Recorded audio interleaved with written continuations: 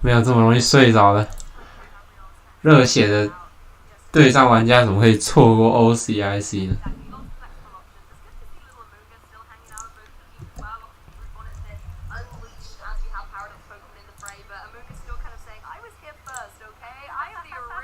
是我镜头等一下开，等我一下。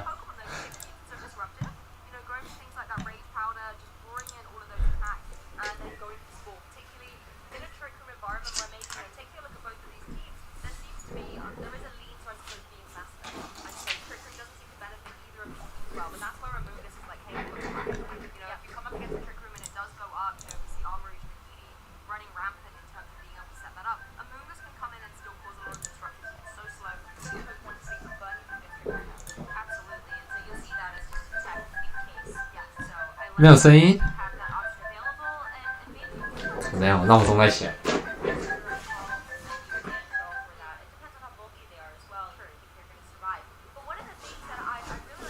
你是后面有 YT 的声音吗？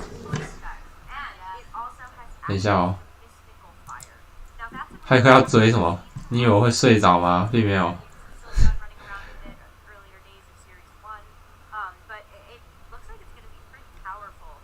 不可能，不可能！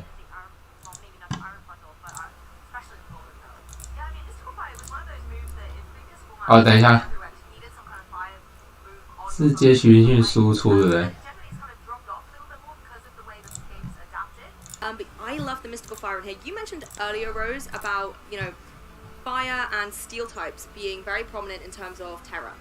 Because steel gives you such good defensive capabilities. So then having a move like Mystical Fire allows you to deal with that when the Pokemon adapts in front of you, because you might look at a Pokemon and, like I said with Fluttermane, you've got moves like Moonblast and Shadow Ball that have really great coverage. But then if they go into a steel type, that Moonblast's not doing anything. No, it's just not going to hit hard. So having Mystical Fire that you can switch into is really, really nice, as long as you're not choiced in, of course, already. Of course. And I do see some really nice defensive type options here from Gabrielle. And we're going to go ahead and get right back into game number 1. We see the leads on the board right now with the Arcanine and the Baxcalibur here for Gabrielle, but we also have the Talonflame and the Golden Go here for Henry. Yeah, absolutely love the speedy start Henry's come out with here. You can easily go for something like the Tailwind here and then, go for some Make It Rain damage that will do a lot to that opposing Baxcalibur, not so much to Arcanine. So you do have to watch out for any kind of fire moves coming your way here. Yeah, I mean, Henry's making a really big call here. We saw the Nasty Plot as a selection, so really trying to get that Golden Ghost set up here. So that is definitely a probability, and Gabrielle's going to go for a switch, so... 我刚刚来不及看到他有没有力量宝石。他要冲的话，应该不是点套金吧 ？Talonflame is going to go for that Tailwind, using its Tailwind's ability to make sure that goes off first as a priority here. As Golden Go does go for that. 哇塞，他不怕火推吗？因为我可以耐。火力很多血，他好像是真的可以耐火推，194血。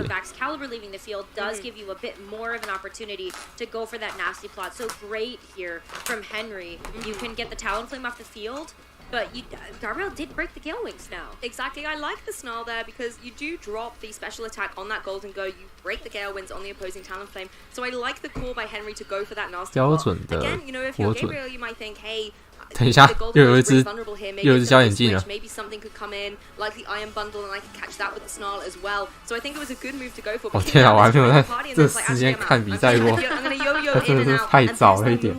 Yeah, I mean, that King Gambit doesn't look particularly safe when you're in the face of a Talonflame with the overheat. So Henry gonna play it a little bit safe here in response as well as the Will-O-Wisp goes through, and then Amoonguss is gonna eat that. 对面4只都出来了。A little bit of chip damage, but obviously the main target was the King Gambit. If you burn it, not only do you get the residual chip, you really lower the attack potential of that King Gambit. Arcanine just clicking Snarl once again, obviously gonna go into the protective Golden Go, but Talonflame's gonna have to take a little bit more damage for its troubles. Yeah, but Talonflame in these Tailwind conditions is going to be able to put so much pressure onto Gabrielle's team. He does have 重点是他现在过不了对面疯狗physical attackers here, but it is a little bit risky to kind of keep going for these fire type attacks, knowing that there is a Baxcalibur waiting in the back 副展是换上来的 to enable its thermal exchange. 原本那边是冰龙。 Attack goes up if it's hit with a fire type move, so you do not want that to be in play, particularly if your Tailwind is going to be expiring at some point. Talonwind going on the offensive here, going for that Brave Bird, really doesn't do too much to that Arcanine, able to take it really well. 他得先杀风速狗，不然玩不了游戏。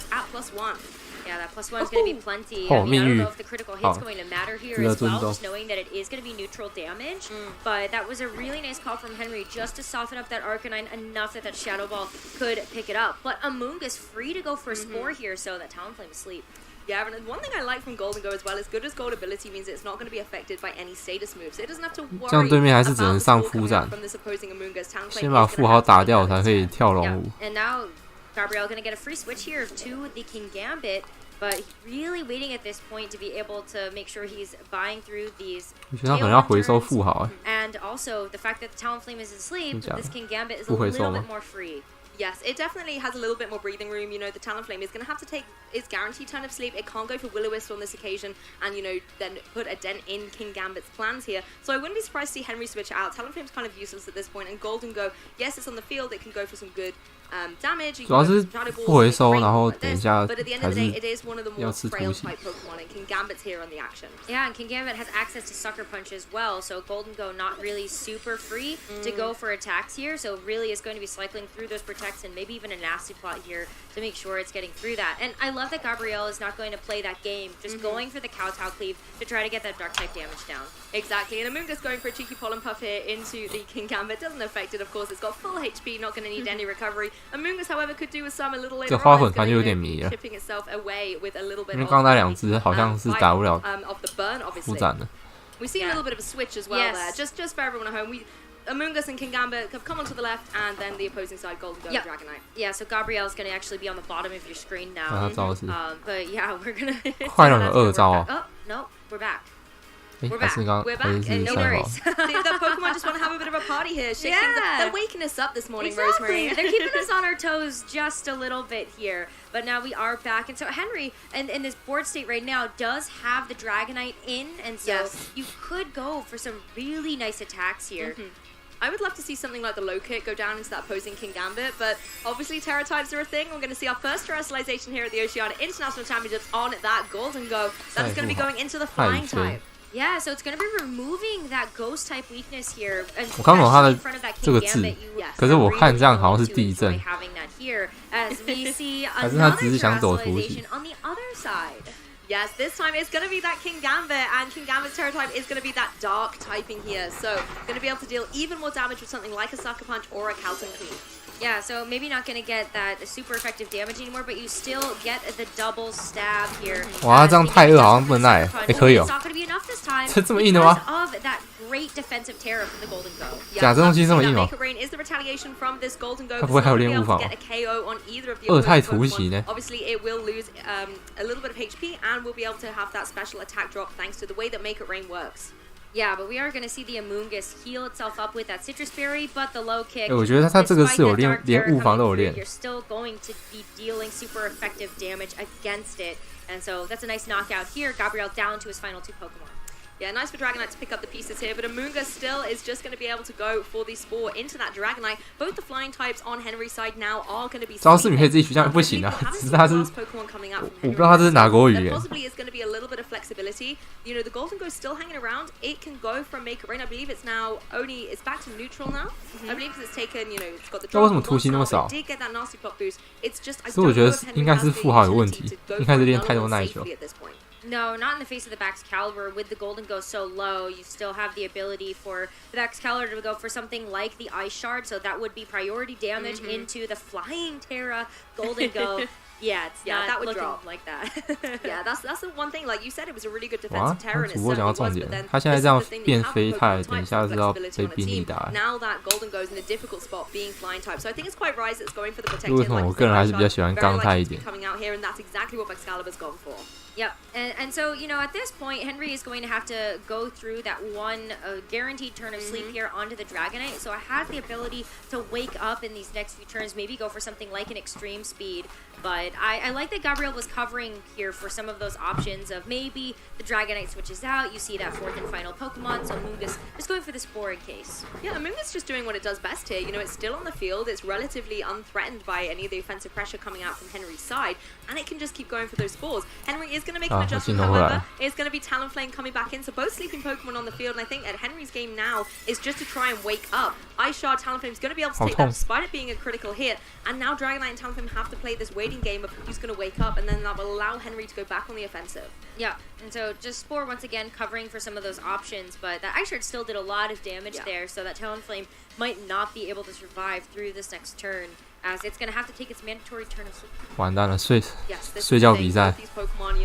Sleep turns, Dragonite wakes up. However, it's able to go for that extreme speed into Amoonguss and get the KO. No more spores coming out. We've done our sleep times.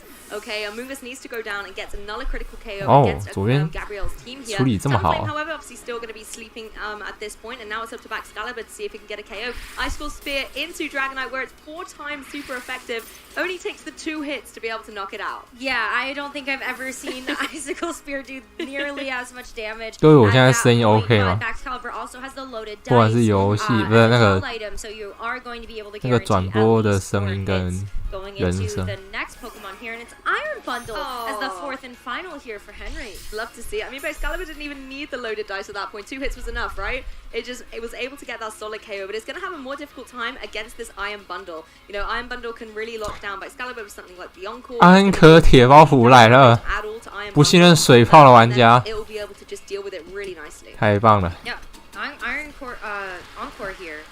你看我闹钟在响。 Yeah, is really what I just. That's a tongue twister there. for sure. Yeah, Talonflame is still gonna stay asleep, and so Gabrielle still has the opportunity here to go for this Icicle Spears and just try to clean up some of these Pokemon. That's the thing; it'll be able to get the KO obviously on this Talonflame, and now you've got Iron Bundle in a position where, you know, again, it's not going to be able to deal so much to the opposing Excalibur, but you can always go for something like that Fleece Dry, still do a significant chunk of damage, and don't forget, Golden Go's here, and Golden Go, yes.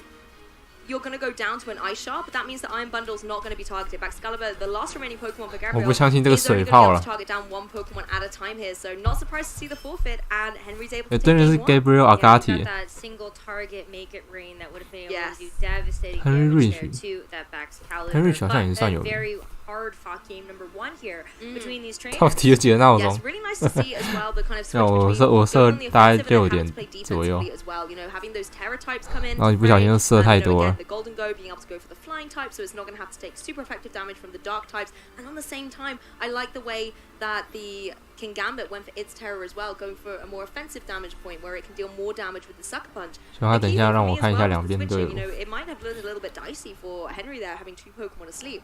But making sure the ball position and the Pokemon were preserved in the right way for that endgame, like we were talking about before, it's not just the turn in front of you, it's the endgame ahead. And you have to be prepared for it. Yeah, I mean, I appreciated that Henry had the foresight to be able to look at that and go, hey, maybe I can sacrifice my Dragonite here in order to make sure that my Iron Bundle is coming in without any damage on it. So really, really heads up play there. But Gabrielle still in the face of such a difficult matchup with the Talonflame putting so much pressure onto his team with the Will-O-Wisp, still did a great job of making sure to keep that Pokemon in check and giving himself a fighting chance. Exactly, and I really like the Arcanine coming in here. You know, it didn't...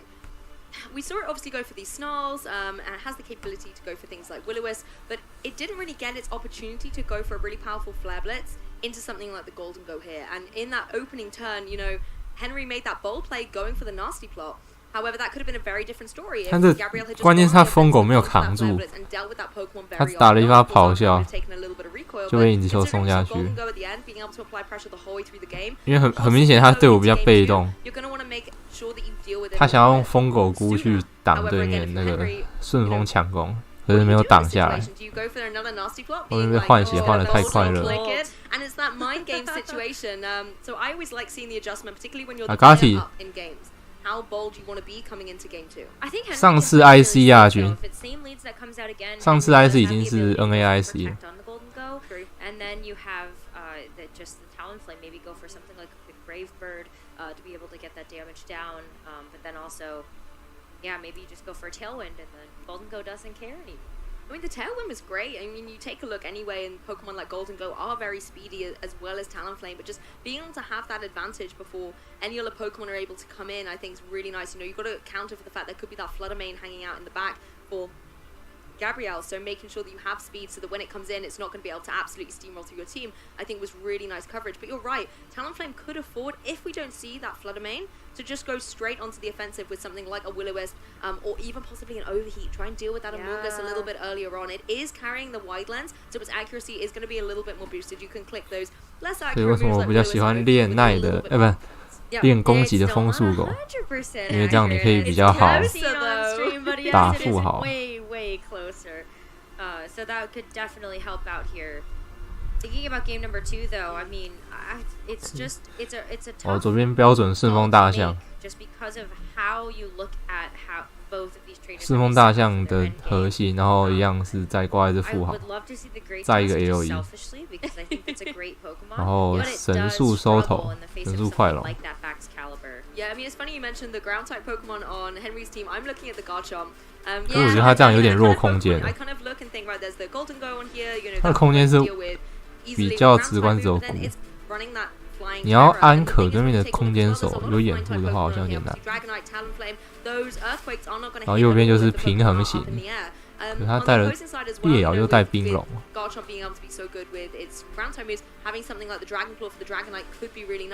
However, the other cool thing with Garchomp is when there's a rock slide, there's a way. There is. And it's running the 我给他提疯狗菇，然后2只600足的龙，然后铺展翼法，看起来比较平衡一点。可是猎咬路杀Yeah, I really like that as a potential option, especially when it's the fire terror type. So yeah, maybe you're a little bit worried there about the iron bundle, just going for something like the hydro pump, but it could definitely be a nice adjustment. And you called it. 因为问题就是在于说，现在看到包袱你就很怕。就算你开菇好了，你还是要吃动风，可是他进行爵士。道具情报倒是不知道。Really nice adjustments here. Very speedy offensive lead here from Henry. You can go for something, like the Icy Wind, just start lowering the speed. Follow up with something like Make It Rain. That will still deal a huge chunk of damage to the Garchomp, but only if it doesn't go for that Terra Flying. Like you said, though, if that's something Henry wants to read into, you can go for that Hydro Pump. In fact, you could go for a Hydro Pump into either one of these Pokemon. It's still going to deal a significant even if it's not in that Terra Fire. Yeah, it does still have the opportunity to miss though. So I'm a little bit worried about that one, but Henry's already going to go ahead and go for the terrestrialization here. So you are looking at the Golden Go going for this defensive Terror type just to be able to bypass the potential ground type move that could be coming through from this Garchomp. But does it go for a Rock Slide here? Does Gabrielle call it? I would go for the Rock Slide personally, just because you know the Flying type is there. 他是有会水泡，所以我刚才看错了吗？他是4攻啊。And Garchomp does go for the Rock Slide. Iron Bundle dodges out the way. As does the Golden Go. 猎咬。 That's unfortunate. Arcanine going to be able to follow up with the Flare Blitz, deal about over a third. 虽然有中还是不会死啊，但是好像少了个伤害。他塞爆果子吗？ 他有中的话，至少可以把果子打出来。Before it got a chance to move, now Gabrielle's gonna be down a Pokemon already. What an unfortunate double Rock Slide miss for this game too. 不好意思，刚刚好像没有看到他有水泡。Rock Slide, however, came into the fray. Excalibur, so double dragons out on the field here for Gabrielle, but that has got to be a steep hill to climb at this point in order to try and get your momentum back in this game. It's going to be very rough here. At least you know that the Garchomp is quite speedy. Yeah. So it does have the ability to knock out this Golden Go, or at least still go for another Rock Slide here if it so chooses before that Golden Go gets a chance to move. The Excalibur as well. This is a great switch in here for Gabrielle because you could go for something like the Ice Shard just to get that priority damage. I mean, Garchomp's going to take a timeout after that disastrous start here in Game 2, and Fluttermane is going to come into the fray. So again, really nice adjustments by our trainers. Iron Bundle just going for a protected. 当你玩的队伍比较偏中速的时候，你就会被铁包袱不断的牵手，非常不舒服。哇！ So it can still retaliate with the Make It Rain. It does so much damage, even though it took the drop from Make It Rain previously. It's able to deal so much to both these opposing Pokemon. Wow, I mean, Golden Go is going to knock itself out here. 哦，我忘记他赛跑秘密怎样。不好意思，刚醒，有些道具没有看清楚。 I mean, at this point, you are looking at a job well done for that Pokemon. And you're not complaining, Rosemary, because Great Tusk is now on the field. And to be honest, I think there's an opportunity for Henry. 大象现在已经超速对面了。 Your special attack, that's not beneficial, so you almost want it off the field. And it gives you then the free switch to bring in the amazing Great Tusk Paradox action here for Henry that will apply a lot of pressure going forward. Yeah, Great Tusk is not one of the most special defensively bulky Pokemon. But it does have pretty okay defense here, 通常这种比较偏慢的队伍，我会习惯是先放个空间上去，不然你这样子一直被动风加一招扫过来，整个中速的那个耐久是不够扛的。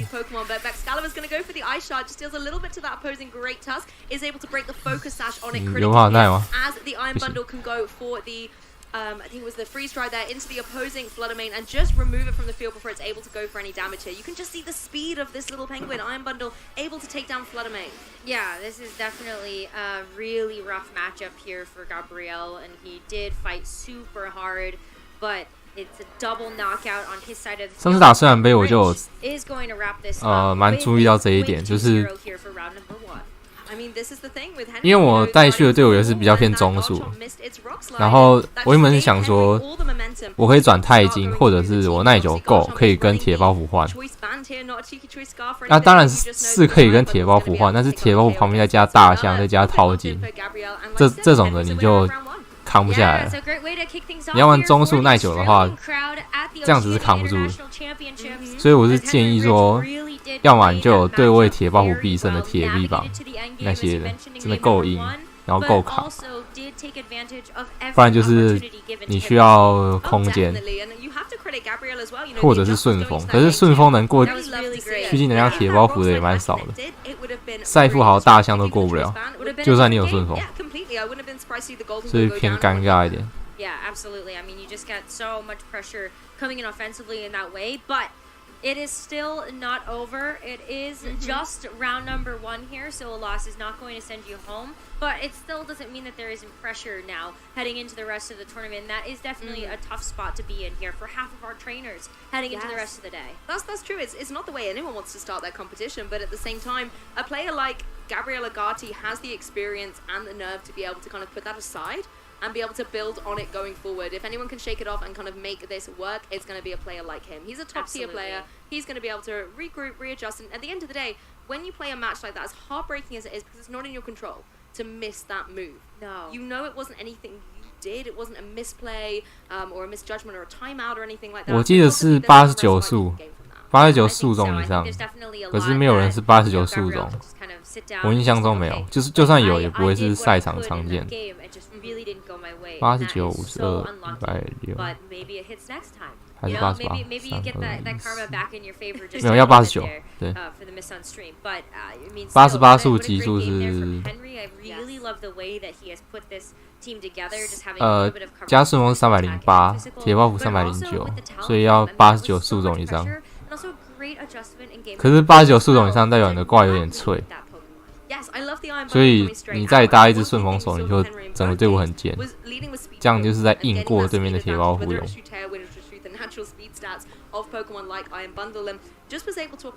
所以其实个人比较推空间。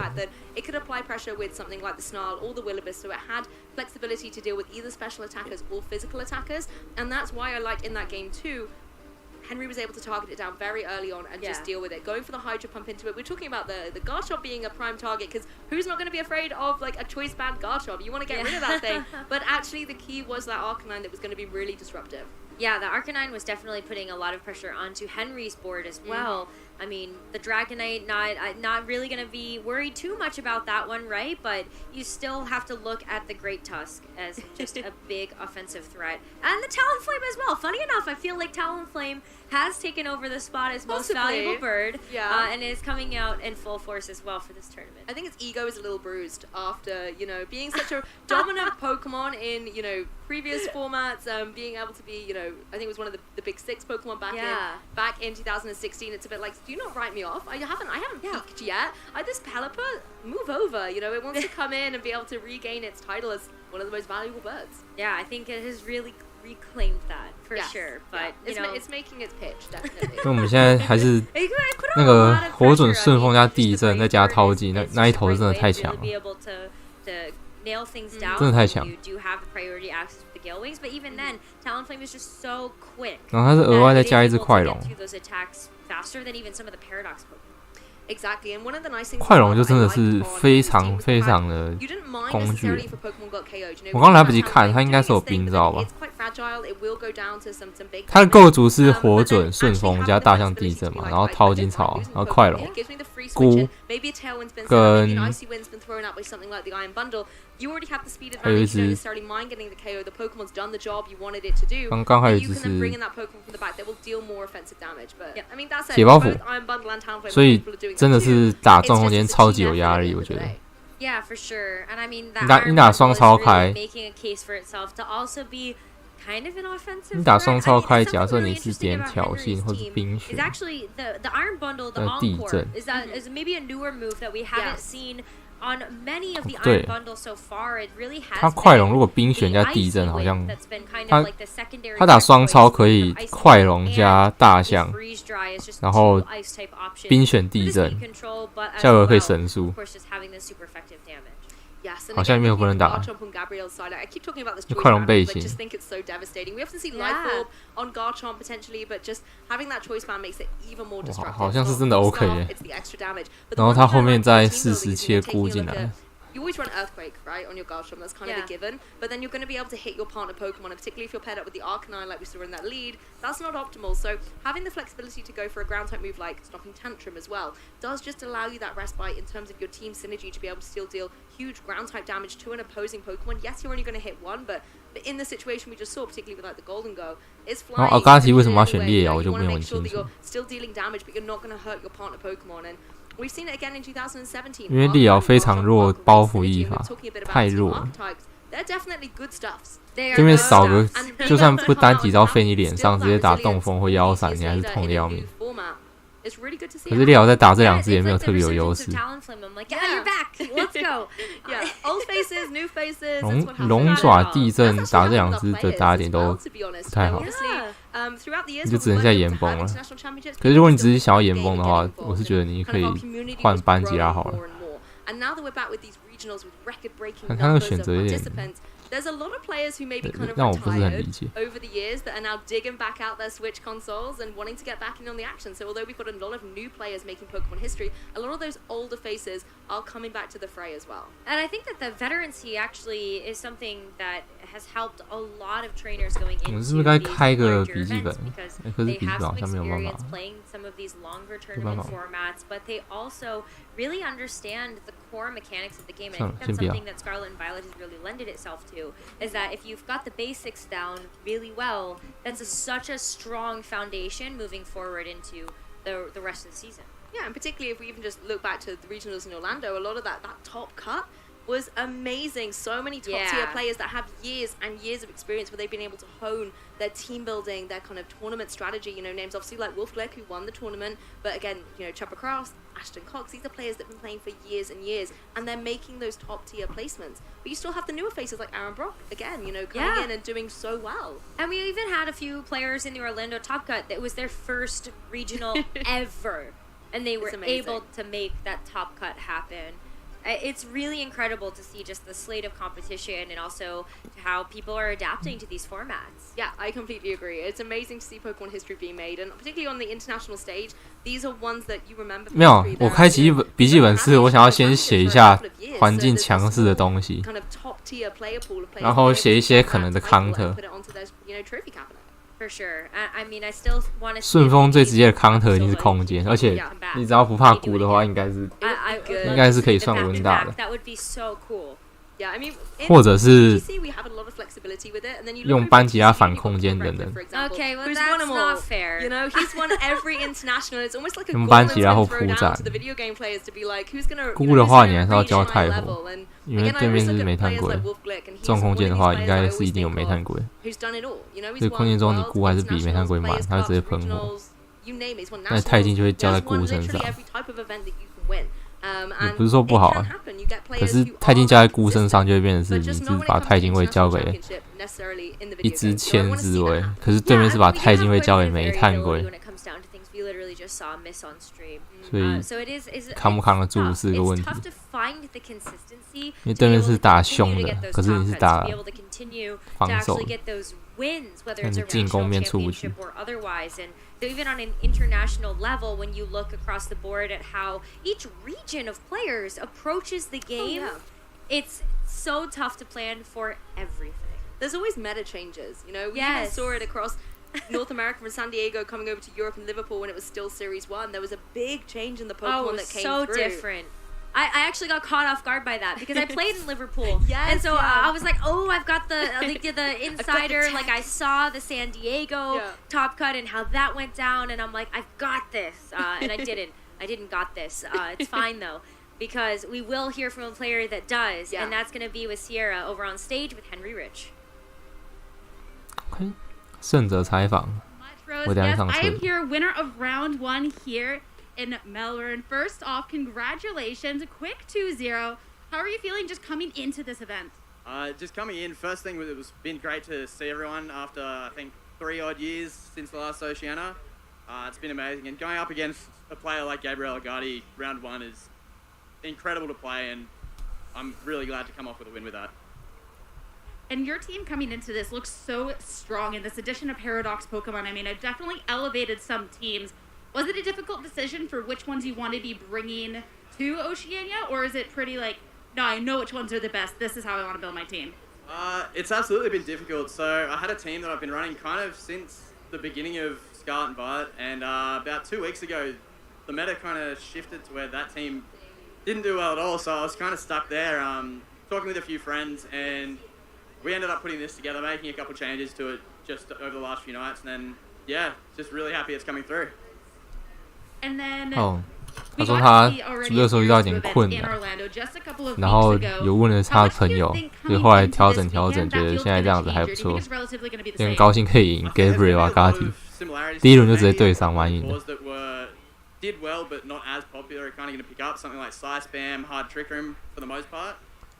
It influenced the meta here a lot because having no events here yet, we definitely kind of follow the trends of whatever's come first. And with so many US and European players here as well who've already played tournaments this year, it's definitely going to be leaning that way. So.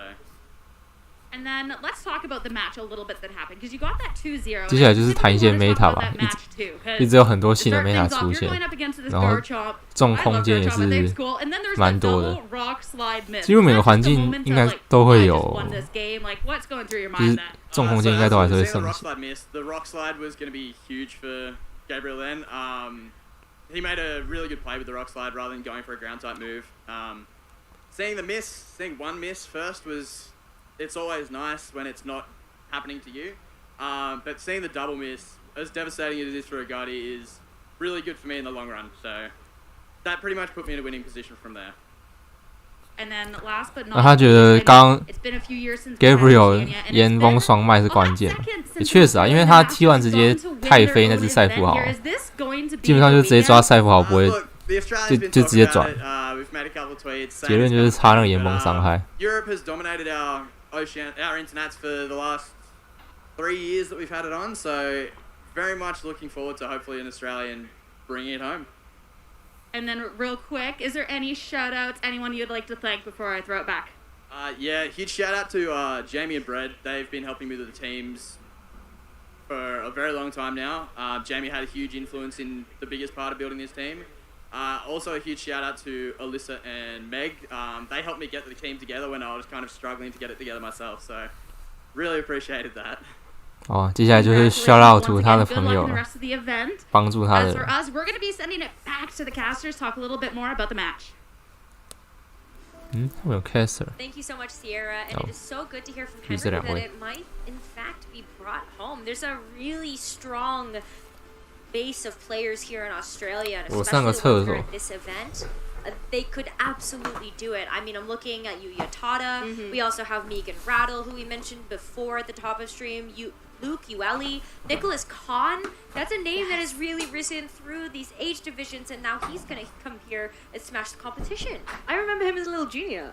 And now he's up, you know, battling it out with the Masters division. He's definitely one to keep an eye on. And I remember him and his big brother as well when he was playing in the juniors, his older brother was playing in Masters and was doing so well. But I think he's gone over to TCG now, isn't quite on the VGC side of things. But I did appreciate from Henry a little shout out about Europe, being able to be so dominant in Oceania. But as you've just said, there are still a lot of players that can do so well for the home advantage. Yeah, I mean, even just a few more. We've got Philip Wynn. We also have Tegan McDonald here, and also Luke Hertel and Sam Pandelis. So just honestly, just across the board, such a strong field of competition. And that's not even everybody that's here that is a local to Australia. So there's still so many other faces that could rise to the top as well. But what a great way to start off the day, and we've so much more action ahead as we still have 8 more rounds of Swiss. But we are going to take a short break. When we come back, Swiss round number 2.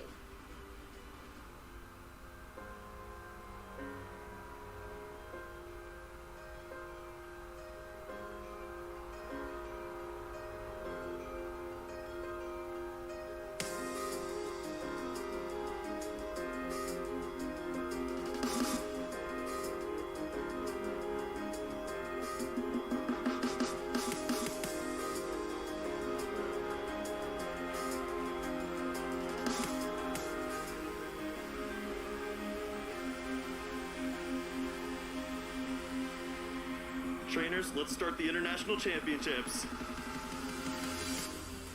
Here comes the Shadow Ball. We can hear the crowds. It looks like we have another GBL Lindos going to top 8 here. Is this enough to KO the Stumpus? And it is. Down what goes game Hilarious 3. Stumpus. This is huge. I mean, this Latin American community, we're always high, and I feel so happy because it's huge for us as a community, it's huge for the game, and it's huge also to receive any new players, so you're always welcome. Ronaldo trying to become a champion here in Sao Paulo. He's dueling attacks away. He goes up for it, and that is it. JW Ronaldo is your first Latin American international champion here for the Pokemon Go Championship Series. The community is awesome, the card game is awesome, and I think everybody have some fun playing. 其实我还来不及买早餐。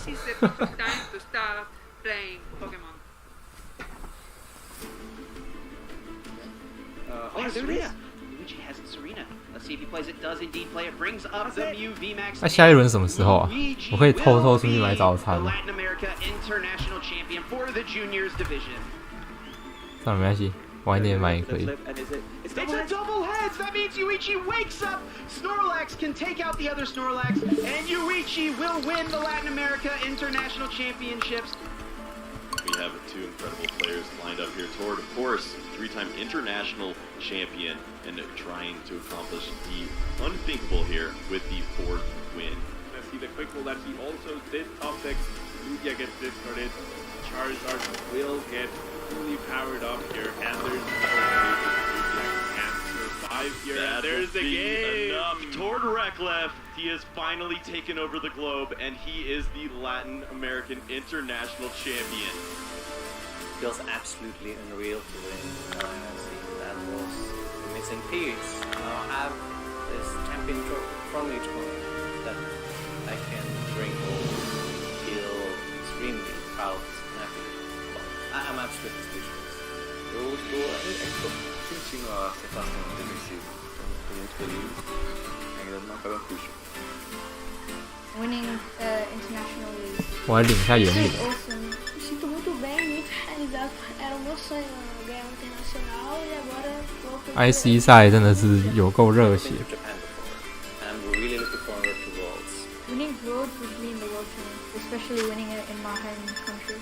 E seria incrível, né?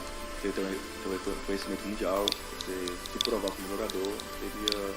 我呀 ，EST 圈 Champ SV OK。G-Sock 的岩石巨灵，好厉害！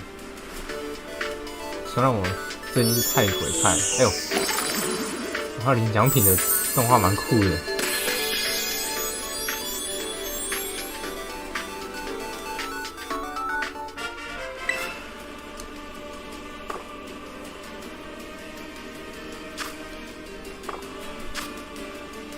哦，下一 round 是5分钟。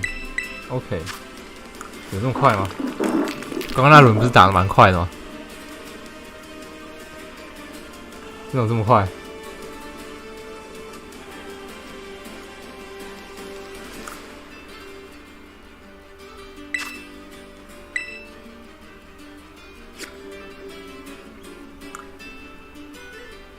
对3大赛。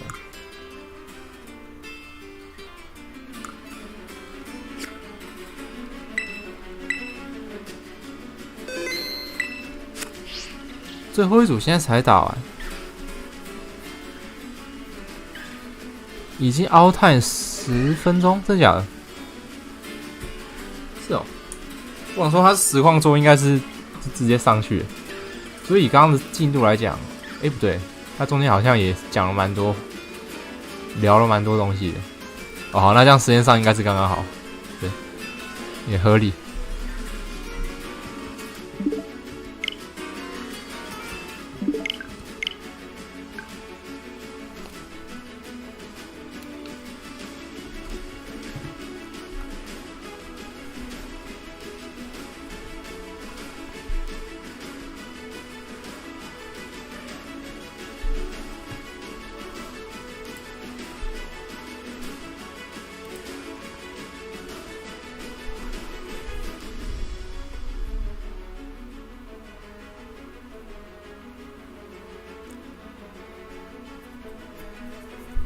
我觉得身为一个年轻人，我应该要学会使用外送 APP。虽然我每次都是自己走出去买，我觉得这样比较健康，晒一点太阳。可是像这种情况，我就会很想要叫外卖了，叫外送。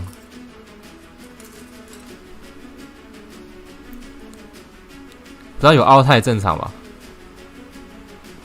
正常吧，反正本来就会有人想用眼领啊。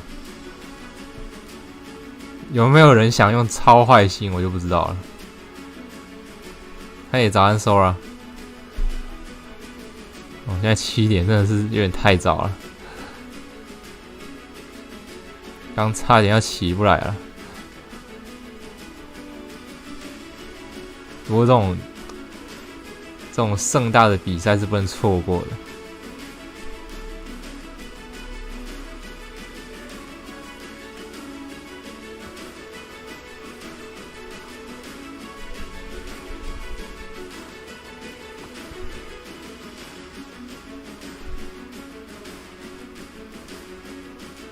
等一下第二轮播完，我先去买个早餐，快速去买早餐。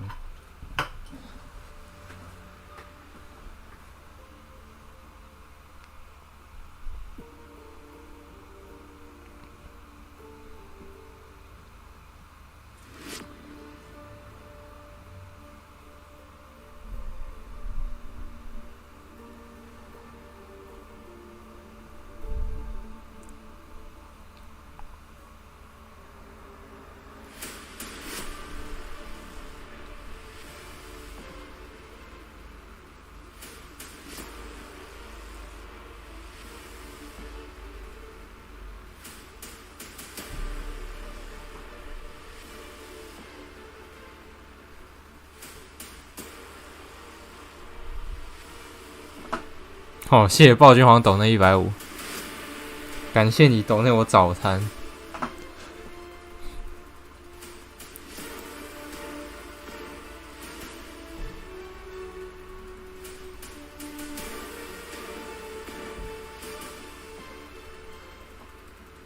要打给路易莎咖啡，请他们先帮我做好，我等下直接过去拿就好了。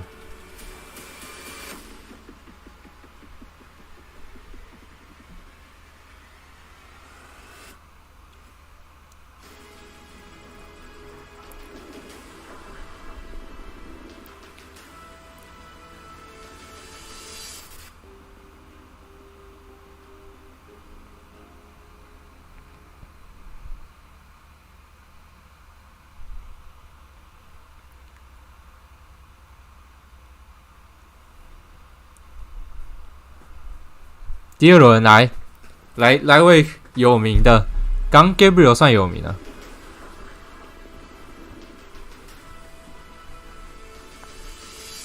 来个有名的 Pokemon trainers to more amazing action James at the Beck, International Championships Wolf in Galib, Louisiana.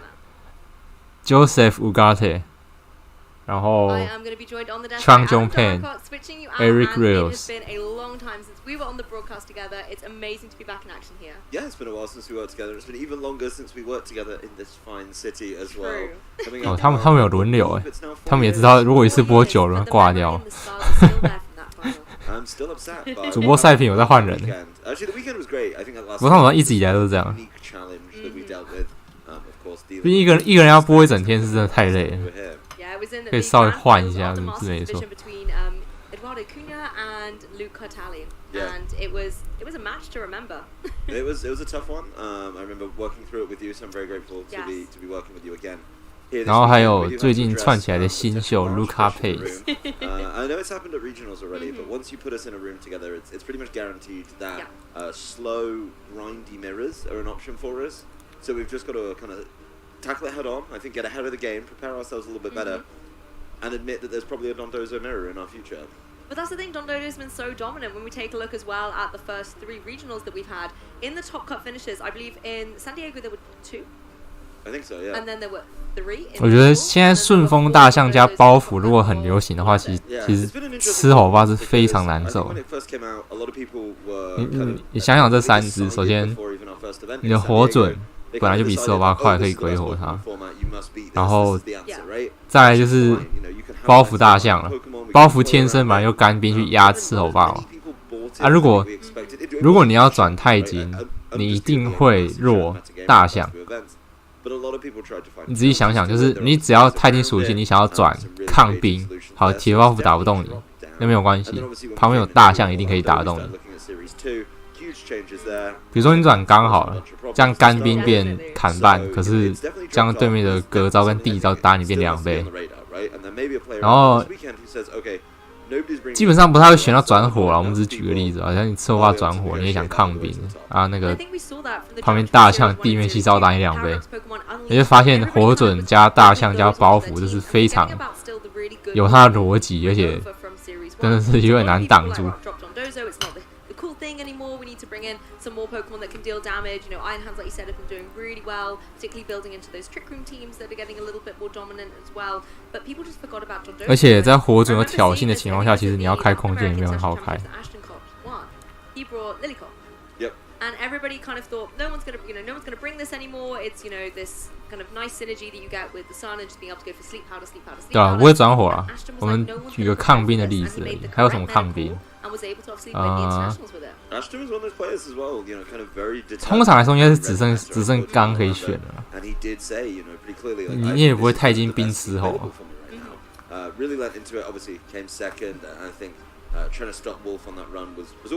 总之，四火现在要挡那2只是蛮难挡的，就是观察后的结果。然后主要是大象如果是命带，你也没办法直接秒杀它。那包袱就不用讲了，包袱的话你大概要上菜个3次。I think somebody being able to really define the metagame or find a niche is going to be the deciding factor here. And I think you're right. 腰太哦，真假？有人走腰太吗？ Effortlessly piloted Perish Trap and think, oh, I can pick this up. You just, you click the button, you do your protect, switch, protect. There's so much more to it, right? There's so much more skill and foresight to be able to go for it. And also, I think the key thing is to know when not to go for it, when it's not going to be the optimal play. And you have the same with Dondozo. Again, people think, put the 2 fish on the field, big fish, little fish. 主要是他们现在刚好主播赛评聊到Dondozo，吃好吧？我们就顺便来聊一下游玩新的。而且你很容易会被做出一个是对面干冰先打死你吃吼，然后旁边一只打死你米粒，你米粒当回合被吐出来，然后直接收掉。波浪虫应该是比较常会有吧。我知道蛮多人在地震啊。I think getting actual maximum value out of Tatsugiri is an interesting one. I don't think we've seen the full depth of it. But to your point, I think being able to bring it in, knock something out really quickly, taunt something, and then when it starts to get in danger, bring in Dondozo, activate Commander, get it safe, get it ready to go, just feels really smart to me. So there's obviously a lot of play and a lot of game plan. But to go back on it, I do have to give the finger wag to anyone who's tried to pick up Perish Trap in the last 2 weeks. I do not think that is enough time to pilot that team correctly. I think 对，还有灭歌问题。 experience cooked into that situation. 要说吃吼真的有很强的话，我觉得真的是有变弱，是真的有变弱蛮多的。比如说正义法加正义法灭歌，然后还有刚刚说的那2只包袱大象的连攻。有太多东西会比你快了，但如果你吃头发想要速度的话，你舍弃的就是那一球。 I believe pairings may well have gone up, and that's what's causing all the hustle and bustle out there on the tournament floor. I mean, you're 1 round in, you've been able to shake off, I suppose, the early nerves. You're into the tournament now, but it's going to be a deep run for a lot of these players. Day 1 has a lot of Swiss rounds ahead, and you need to make sure that you're staying calm, cool, and collected throughout the whole thing. Yeah, it's a challenge, right? 我也觉得现在地上好像比较好一点。 不然我上次打比赛一直在上菜，好像效果没有那么好。主要是在提防这边威吓，我就希望吃头发可以战场站久一点，然后打多点输出。这玩法可能要变一下，因为系列一的话，你想要上菜很多次是办得到，系列2的话是没办法的。你要做的事情，干脆就改成就是地震。 把对面血就是一直消，这样你也不用烦恼要抓哪边守住。然后你后面再看要用什么上来收，你后面可能有异法，后面可能有快龙，对，就是压速去收头。所以可能比起你用吃头发上菜加自己攻击，然后想办法杀到人，或许你用地震把对面的血直接压下去，比较快。 Maybe a little bit, but we deal with that backstage. It's absolutely fine. But of course, we can see all the players getting ready for those pairings to drop and see where they can go. I mean, it's going to be a tough one as well for a number of people, right? If you get that great start, that 1-0, that's the springboard that can really set you off. Particularly players who come in with a few nerves, come in a little bit worried about the day. 黄龙上菜2段过不了铁包袱，可以吧？只是要上菜2段再过他，好像也是有点难。 就是整体来讲，花太多资源会。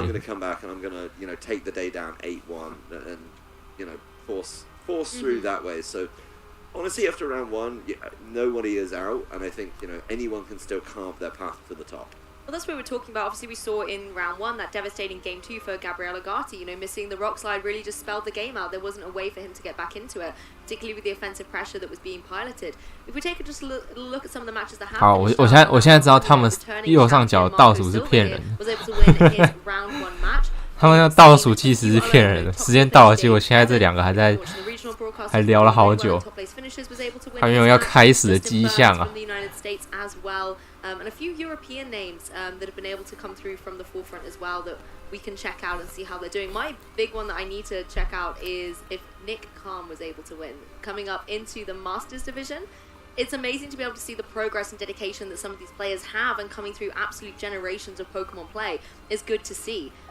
Again, taking a look here, we've got Taron Birdie from the United Kingdom able to win his opening game. I believe Thomas Gravia was able to win as well. So lots of great key names to look out for. Yeah, big names picking up those wins. Players that I recognise from both sides of the Atlantic and now this side of the Pacific as well. So, being able to see a lot of players obviously get off to those good starts is exactly what you want. And I think that's going to kind of set the tone for a number of people's days. But the big question really going forward is it time for Australia to take this one down? I was talking about it with actually Sierra, a little bit ago. It's been since 2017 since an Australian player did take down. Yeah, I do believe you were at that event, weren't you? I was. I made it into day 2. Okay. I then didn't do very well on day 2, but we take those. It was amazing to be here at the International Championships, and again to see Zoe take that victory. Again, she came in here wanting to have a lot of fun and be able to represent Australia, and just went all the way. And I can't remember exactly what she was running. I want to say there was a Drifblim in there, possibly Tapulele maybe. I could be making that up, but I remember there being one there. Yeah, you did better than me that tournament, so I didn't even make the tournament, so you got me beat on day 2. 2017 was actually a really good year for Australia, because that was the year that, thinking of the Khans that you referenced earlier. It was North America, wasn't it? Yeah, so obviously, Australia took down their own IC, essentially in the Masters division. Then they came over to the North America International Championship. Nicholas and Christopher won their respective divisions, which was kind of crazy. Really impressive. It was actually juniors and masters at the time. And then, of course, at Worlds 2017, you had Sam Pandelis, that fantastic run to the finals. Yes. Of course, couldn't take it home. No, 我的 line 怎么挂了？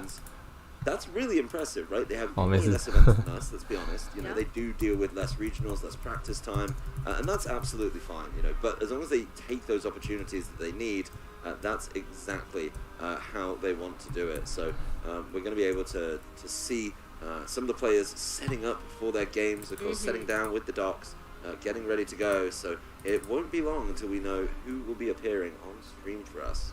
That's the thing, and it's a beautiful morning here in Melbourne as well. It's lovely coming across from Germany, where it was very cold. I think it was -4 degrees when I left, to be in the beautiful Melbourne sunshine. It's just an amazing experience for all of us trainers and players to be able to, you know, make the adventure over here and come to this international setting. 不用冲打铁包斧哦。You know, this is a tournament where you have players from all over the globe that have come together to be able to try and take that champion title home. We talked a little bit about kind of the stakes that you have where you want to. 好像是快一半吧。It's also that thing where you 攻击练多的应该是快一半。 Yeah, it's a 要过半应该是没办法。 Many international champions across either of the games, really. I mean, you know, they've only been around for a few years, so it's still a very coveted title, right? You know, we only have one per region per year. It's not like a regional. You know, we have 15 of those in the US a year. That's absolutely crazy, and I'm not taking anything away from anyone who does win a region. 反正现在至少都搭眼镜艺法加驱能火神，那个不是驱能独耳。其实你只要有办法去扛住对面那种。 就是想要先打爆发那一端，你只要扛下来了，其实对面就不好打了。扛下来的方法，比如说，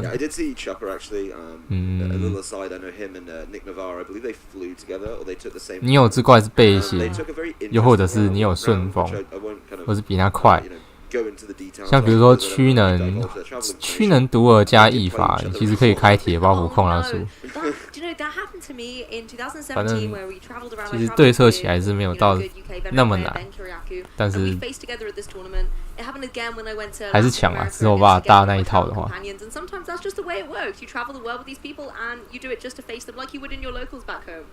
it's very different to play somebody from around the world, and I think that's what a lot of trainers do want to do here, right? Is be able to play somebody different, really challenge themselves against the best in a certain region. So it's not going to be easy for them. You know, I think every region comes with its own challenges. 所以他们倒数真的在倒数假的吗？ And then once you get into that, then you can start really understanding, you know, what you have to make adjustments to in particular. But trainers are getting ready out in the field. Does mean we'll be getting close. 下面那行字还在跑，谁打赢谁？ Looking around the room, there's a lot of faces I recognise. A lot of people I've seen at events before. You know, I've been very fortunate to come down to Australia and the OCIC a couple of times, and seeing some of these faces come back. Obviously, you know, really big Australian players being able to keep turning up, and that's what we love to see. 对啊，他们会场也太暗了吧 to see a lot of this history as well, and the consistency from our players being able to come through. I mean, this is the interesting thing at this point as well. You've got, you know, the one win under your belt. That's a really good start, nice confident start, but there's a lot of momentum that you have to be able to build up, and again, you just don't know which player you're going to be up against. There's such a high caliber of trainers that have been able to 我不确定这个情况打比赛会不会比较有感觉。 have that endurance to go all the way. Having a little closer look at Pokemon, we've talked a lot about the players and the event experience. I was chatting to Rosemary about maybe which Pokemon we were expecting to see. Is there any Pokemon on your radar, Adam, that you're really thinking is going to come in and be very dominant here? 为什么要一直聚焦在那个眼科衣服上？后面有个位置图腾，还有测视力的衣服。 I think Iron Hands is going to go down in usage from the Orlando regionals. I think that was one of those Pokemon that 讨论比赛通常会有多少玩家？100左右吧。 Actually crazy, but the overall standings didn't really shake out with Iron Hands on top. I think there were only two. Yeah, there's only a couple of them up there. So, you know, it was one of those that I love when we get to break down those stats, right? We get to say, okay, this 50% of the room bought it, but then like obviously when we go to this day 2 format, we can see how many make it to day 2. So it's like, what is the Pokemon used by the top trainers? It's a really nice, interesting divide to be able to get to. The one bit of, I guess, fanboying I will put out there, maybe trying to speak in existence, as some people say.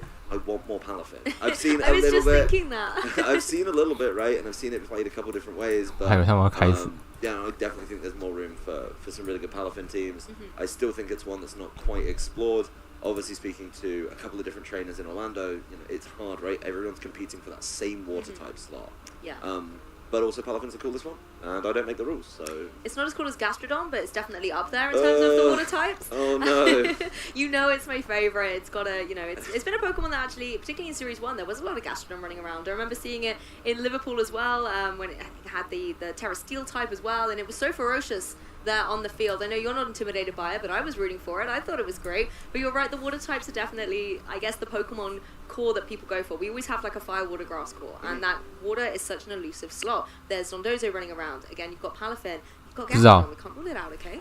And then you also 蛮多人报名，然后但是会没到的。See sometimes that Terra water being brought in for defensive capabilities, but also you can then have that Terra Blast with the water and be able to still deal some good damage. Obviously, Pelipper bringing the rain was really dominant as well. We've seen Dreadnought. Again, there's water types everywhere. But I think you're right, Palafin is one of these Pokemon that needs to be explored a little bit more. It's not as easy as just leading with it, switching it out, or flip turning out. 开着我的直播分析睡觉，代表你很爱我，谢谢你爱我。 It's actually sometimes about making sure you have the right ball position to enable it. 谢谢你爱我。 Well, the real wiggle room to be able to try and cause a problem before it even flip turns out, right? I mean, I think that's something that a lot of players need more time and a little bit more practice to understand is how that works and how that breaks down, because it's so easy to just say, you know what, immediately get it off the field. If I've got the opportunity to flip turn or just manually switch it out, but, you know, on the same side of things, if there's that little bit of wiggle room, right? If you can maybe play around, buy a turn with it, use it in kind of a repositioning sense, then you're going to be in really good standing. So certainly a tough one, but as you can see, we do have some players ready down on the stage. Yes, our round 2 pairings are getting set up currently. We are going to have Kimo Nishimura versus Megan Rattle. And Megan's a player we've spoken about, obviously having the Australian home front representation here. Megan's been able, I think it was back-to-back Worlds, was able to get into those top 8 finishes. You know, a very highly decorated player in the sense that they have that consistency at that top tier level.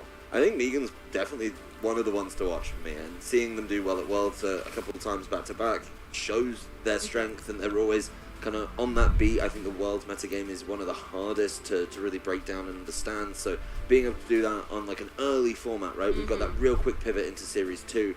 Being able to do that could open up a lot of opportunities for them. Of course, Kimo, a player in his own right, who's been around quite a while, obviously playing in the US, so playing a lot more events, a lot more regionals, getting those understandings, but I think maybe missing some of those top finishes for a little while.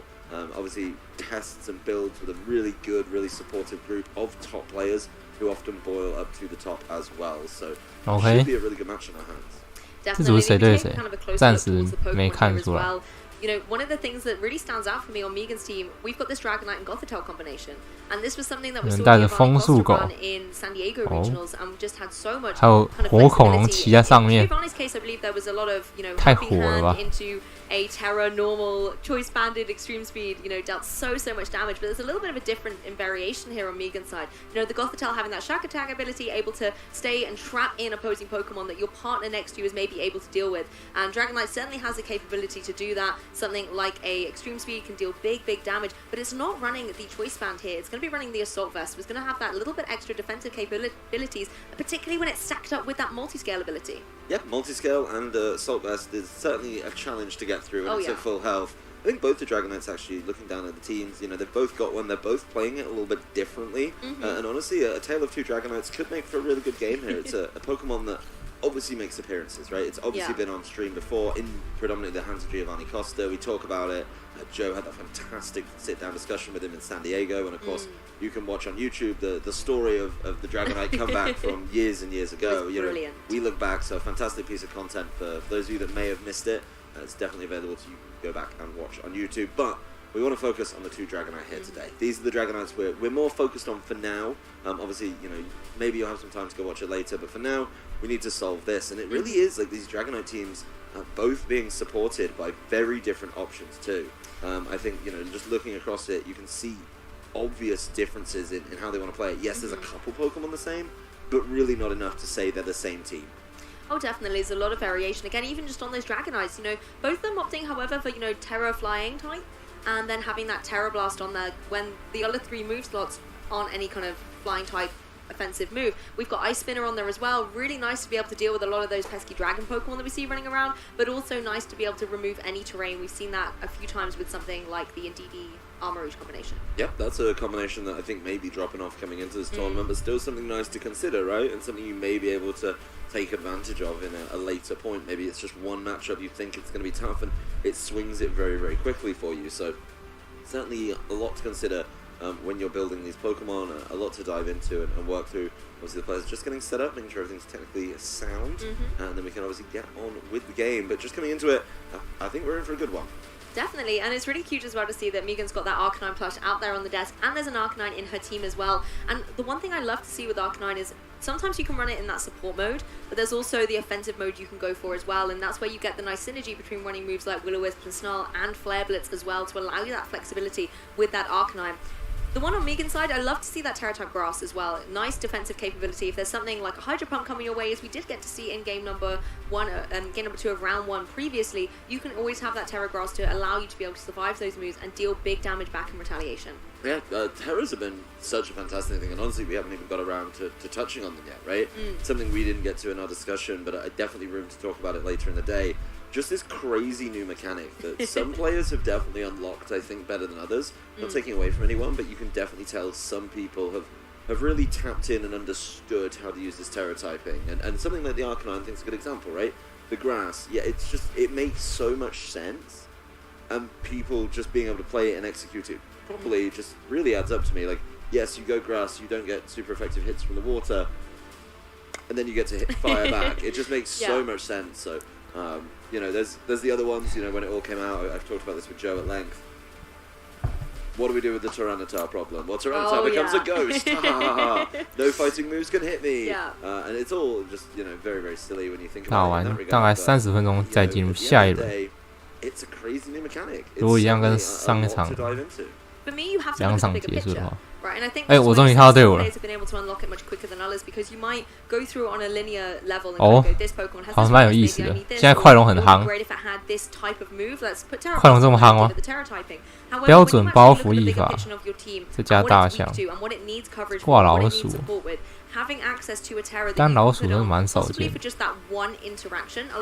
You know, you may never go into this Terra Fire type unless you're in this one exact situation against this one particular core, and then you have that ability to deal with it.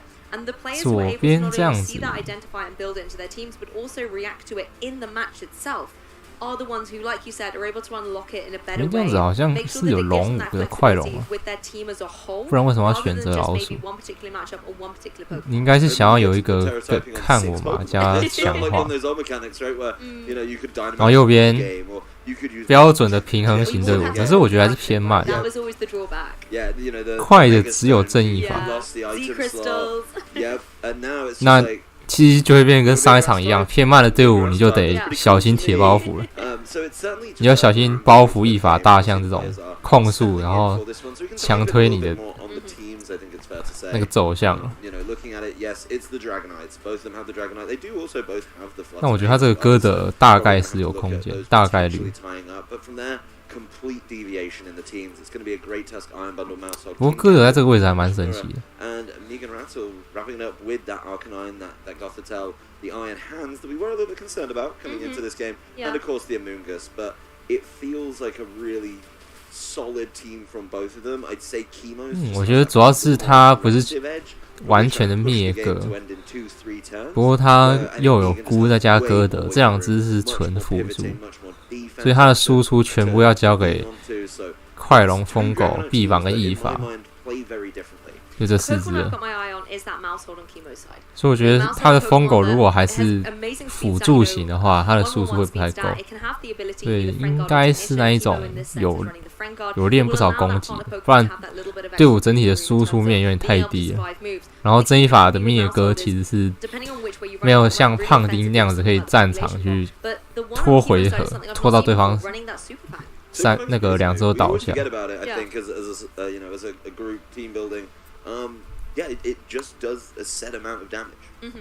然后左边的队伍看起来就是伤害输出非常的高，就看右边要怎么去把它扛下来。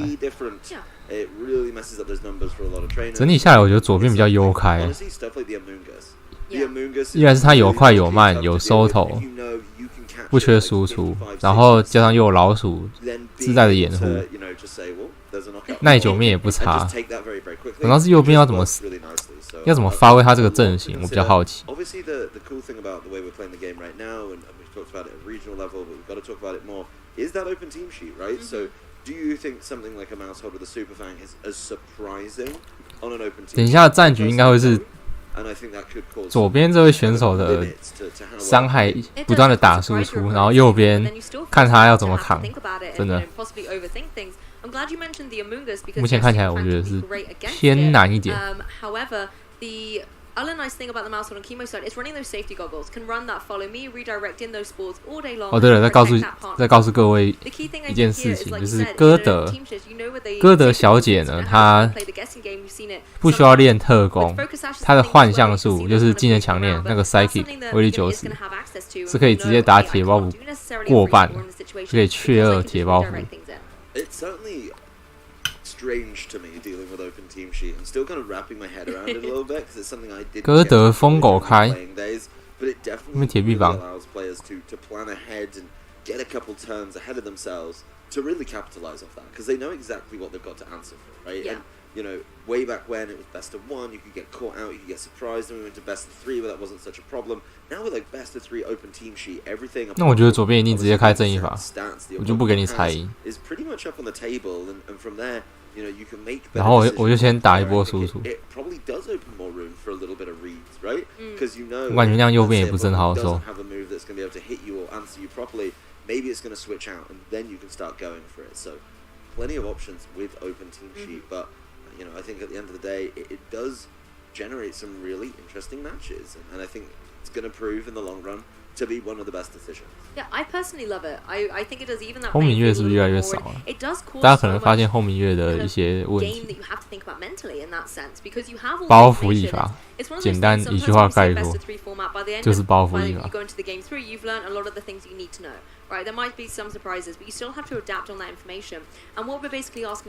再衍生出几乎一定要点钛金的问题。 And it's where you can get really interesting things, particularly going into a game 2. Maybe you lost game 1, so then you're looking at what your opponent has and seeing how you can work around it, or having a little look at what you maybe have to try and adapt to some of the surprises they have. Because that game 2, particularly if you're the player with the 1 win, you can then run the risk to change things up a little bit more, go for that other tech that you have on the team, and as your opponent you have to really read that team sheet and try and identify what your opponent's best strategy is and how you can counter it. I know, for example, a lot of players who maybe really don't want Trick Room to go up, the first thing they do is just look and go, is there Trick Room on the team? Is there Trick Room? What do they have to stop this happening? The same way the Trick Room players will look and go, right, do they have Imprison, for example? Is that going to be disruptive? And having that access does allow you to possibly have different strategies in play that you can just unlock straight away. It's certainly a challenge. The new mini game. 昨天那个怎么回事？我不知道。我也很想知道啊。 It's a new challenge, right? I think a lot of players will be diving into it and getting伺服器搞鬼啊！ You know, it adds different levels to the game. Honestly, it does. And like you say, if you're a Trick Room player, right, you can see every Trick Room counter and answer. 没有，就我跟健仔的 DC 昨天讲话都有电音，别人都听不懂我们在讲什么。可是其他人没问题，就我跟健仔有问题。 It's probably more possible right now because you are both able to see Trick Room's an option, and you both just go for it. You know, particularly if you don't see a taunter or you don't see something that can shut it down, like a spore from the Amoongus. So certainly tough situations to deal with as players. And I think over the course of the next couple of months, we're going to see more top trainers end up on top because of these changes to the format. Exactly, and between events as well, the meta will change. The kind of dynamic of which Pokemon are more dominant are going to change as well. You can see our players swapping their team list. That indicates that we are going to be jumping into team preview very soon for them, and then being able to get the action on the road for round 2 here. Go, read it, go, go. Lock those Pokemon in. Let's go. You know, we want to keep the kind of adrenaline going, we want to keep the momentum going, and this is really where these players are going to be at. This is their first chance to take a look at those team sheets, and like you said, Adam, the mini game of speed reading them, you know, that's what our players are going to be doing here. And it's nice to see as well this tradition of still taking notes throughout the game. Even though you have access to all the information, you want to record how your opponent is playing with the moves that they've got, so that you can try and read the player a little bit as well. You know, are they going for those offensive calls? Are they playing, you know, defensively, hesitantly, and making sure that you have those in record? Should we break down the team sheet reading metagame over the course of the weekend? Who takes the notes? Who? I mean, you saw Megan, right? Laser focus down on that table. Yeah. Just absorb, move on, let's get to game. Chemo, right in with the pen and paper. A classic. But now he's got it. I mean, Megan's already right back up at the screen. Look at that determination. And this is team preview for them, right? They are the vital portion where they're trying to pick those 6 Pokemon. 这样子比赛开始再换队伍表。But being able to progress and get into those games. 然后前面大概给你几分钟时间看一下。Really important for a lot of trainers to find that perfect lead. And now, like I say, now you know more about the 6 than we ever had. Leads can become even more vital. I think another thing you have to add to your strategy guide there on the speed reading team sheets is please don't time out. Make sure that you're looking. You might look at the team sheet and then formulate which 4 you want to bring, but you still have to lock them in on your Switch console and make sure that you're bringing them. Otherwise, you're going to time out, and those first 4 in your roster are going to come to the match instead. So, as tempting as it is to really analyze and study that team sheet, do not forget the game at hand. Yeah, you gotta do both. It's a whole new game out there. Something that has changed over the course of the years, but it is a time to dive on into the game as that mouse hold that you were talking about immediately taking the field for Kimo. 就直接开正一发，因为对面有猜赢嘛，我就直接开可以走的。Yeah, that Amoonguss is going to have to work around that mouse hold. 等一下， that follow me and the safety goggles. So, 正一发 the Fluttermane can kind of breathe a sigh of relief that it's not necessarily going to be put to sleep. The Dragonite on the as well has to watch out. Fluttermane being able to go for something like a Dazzling Gleam or a Moonblast here is going to be able to deal some good damage to that opposing Dragonite. Yeah, this is a really good lead for Kimo, I think. The Fluttermane can, of course, just spread damage around with the Dazzling Gleam. Yes, there is going to be the Assault Vest on that side. Follow me 应该是防城吧，就直接是防城老鼠了。然后对面在冲动什么？哦，我不想被魔闪太痛，所以我先转。OK。Megan's like, I need to do more damage. Boy, do I have a way to do it. Yes, and this also removing that Dragon type means those Moonblasts are going to deal even less damage to this opposing Dragonite. 哦 ，H 没有练满 ，H 练满是167，他157，但还是很多，还是很多。OK。Any damage from this opposing Dragonite, you want to keep your Fluttermane as healthy as can be. It doesn't have a very high defense stat, so it needs to make sure it's not taking any damage from this opposing Dragonite. You can see the multi-scale has been broken here, and it is able to retaliate with a flying Terra Blast. 对面快龙是多重鳞片，哇！好，真的觉得老鼠念爱是真的太硬了耶，他还是蛮狠的，老鼠太金鬼，所以只要撞到哥的，我2只都可以走。哇哦！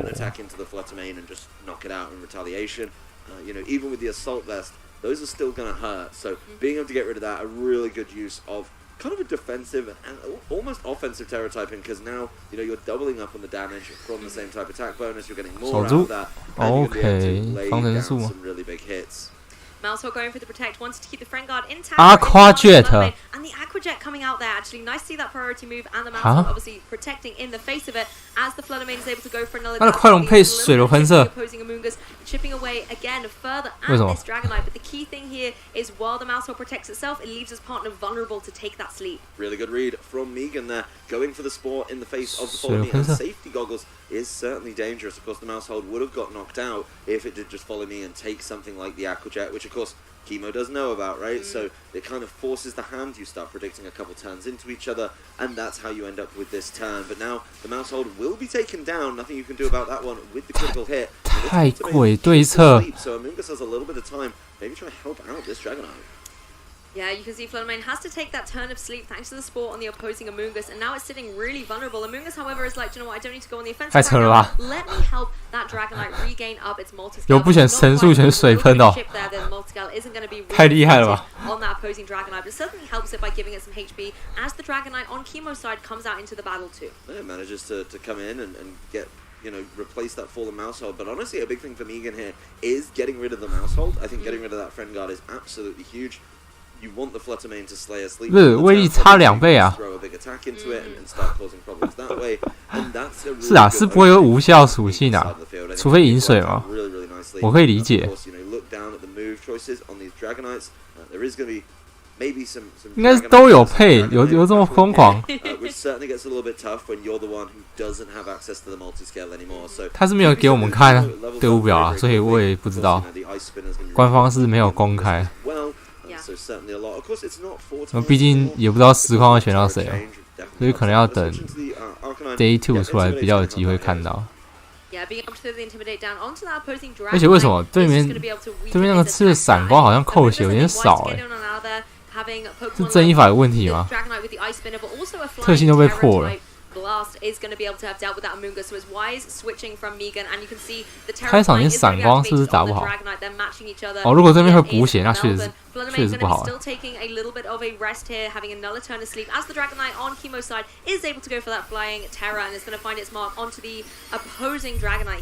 Yeah, that's getting the extra damage down, keeping 等一下 away, of course, from the multi-scale. 为什么对面要打脸我？ Yeah, it's going to be going over 打人 the 有 Ultimate, so 有点 pushing 硬 it 哎。 while it's asleep with an easy knockout right there. This game plan seems to be falling into place from that second turn. KO! Against the side of the field, so What the- being able to, get the Fluttermane taken out before it really did that much 我 work. 台湾什么时候要跟进这个？ Forces Chemo 击倒对面一只，然后大荧幕显示的 KO。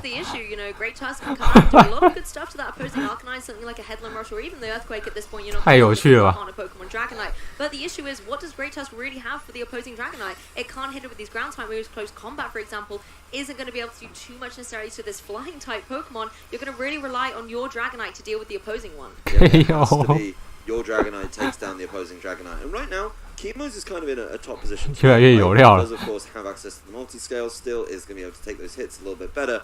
But don't forget, Megan has a full set of 4 Pokemon, right? So yes, you can spend all your time expending it onto this Dragonite, but there's still a little bit of wiggle room to play around with. It is just going to be the 哇塞哇塞， it looks like 是不是屌抓了？ multi-scale is fair and even now.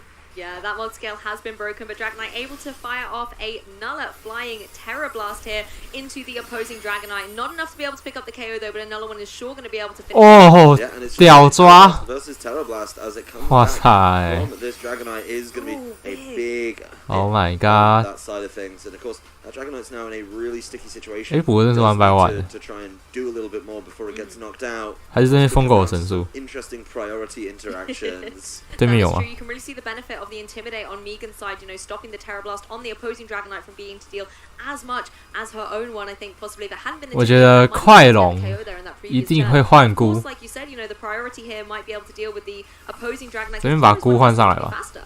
Chemo's is pretty consistently going first, so you got to think about that as you play through the game. But Megan 对 has 啊 this wiggle room. 没道理不换啊。 Get the Amoonguss in. 先不要送了。 Extreme speed much nicer. Of course, that just leaves Arcanine. 哎，等一下，速度超过极速大象的疯狗，我就知道这些人有多疯了。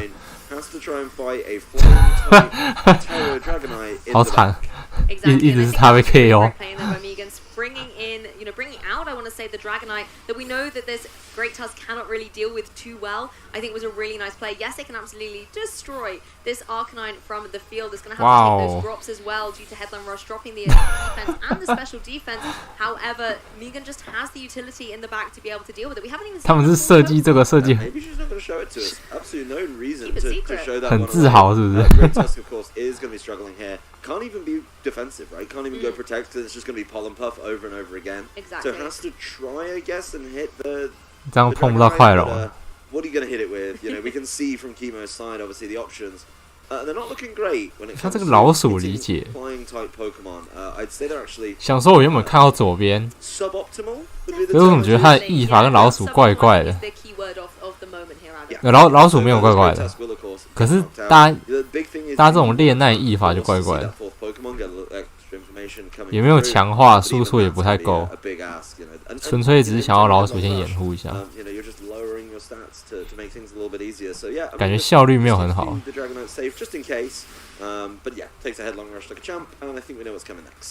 Yeah, that's the thing. Dragonite's going to be able to start cleaning this up a little bit more into this opposing Great Tusk. I mean, this is the thing as well. You can go for, even if you went for the close combat, the Rage Powder on that Amoonguss is just going to draw it in anyway. There's no way to deal with this Dragonite at this point in time. 双龙胸我要是比较多，对啊。可是疯狗通常会练想办法超过你。外国 meta 这是外国 meta， 台湾 meta 比较少。台湾 meta 其实疯狗不会练到那么快。据我的观察啦，然后就是只有大概偏欧美那边才会把疯狗练到那么快，其他像日本还是其他国家的 meta， 在我来看都是，在我来看就是疯狗他们是没有那么快的。啊，问题是在于说你疯狗练那么快，你的坦度跟输出会完全不行。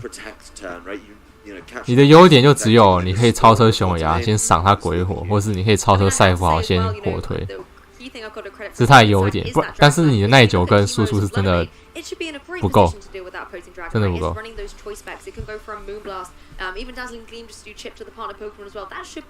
对，老鼠正常，一法怪怪的。But that's why Megan has so much flexibility. You know, you drop that dragon typing, let's just go flying with Terra type, but then also the Assault Vest, the multi-scale. These are special attacks coming out from Floodamane, and Floodamane may have a 135 base special attack stat. That's not going to be enough to be able to deal with the Dragonite here. No, not if the Dragonite's set up with the Assault Vest and the multi-scale in play and able to keep the Dragonite safe. So the real focus for me is how do you deal with the Dragonite, and I think honestly, Kimo had 3 ways essentially on that team to deal with it. The Fluttermane can do a lot of damage to it. The Dragonite can also. 我不知道他看不看得到对面先知招是不是只有水喷啊？因为我们刚刚是没看到神速啊，刚对面没点神速，对不对？我觉得他该开铁包袱哎。That's where I think Kimo has to lean into it, but if he leans all the way in, let's say he brings all 3 of those Pokemon and Mousehold, right? Just throwing it out there. Yeah. You're certainly kind of sharing some issues across that team, and you're relying a lot on the Mousehold again. I'm not gonna lie, I'm surprised Iron Bundle didn't come to that game. I would drop the Mousehold. Yes, it was very useful in the face of that Amoonguss, but in the end of the day, it didn't really work out. Megan was able to deal with the Mousehold very quickly. You then don't have that support. You don't have the Friend Guard support either. I would actually drop it and bring that Iron Bundle in. You can apply a lot of pressure. 我觉得他需要带他的铁器了， even if it wants to Terra. 铁包袱了。我讲气了，应该大家都听得懂。他需要那只气了。The Amoonguss, again, the Ice type moves are going to be able to deal with it. I think to me it's a no-brainer to adapt that in, but hey, I'm this side of the desk. I do think it's a key pick, right? Of the 3, 主播赛品也觉得需要铁包袱。It applies pressure to all 3 in some ways, so it does seem to make a lot of sense. As Kimo 会明显舒服蛮多的吧。Making those selections and making potentially those 老鼠我觉得大可不必。 Tough calls to make, bouncing back from a game 1 loss is always kind of tough. So definitely has to dig deep on the team. And if you're Megan, do you try and read into that? Do you try and twist things up a little bit and get ahead of the game? I think the Iron Hands. I mean, obviously we didn't see the 4th one, so it could have been Iron Hands. Could have been. But that feels like it would be in a pretty safe spot to be able to cause some problems. Of course, yes, has to be cautious of the the Fluttermane, but then it has the Terra and can get around it that way. So. 当我看到铁金杰特防的时候，我就觉得真的是我不知道可以说什么了。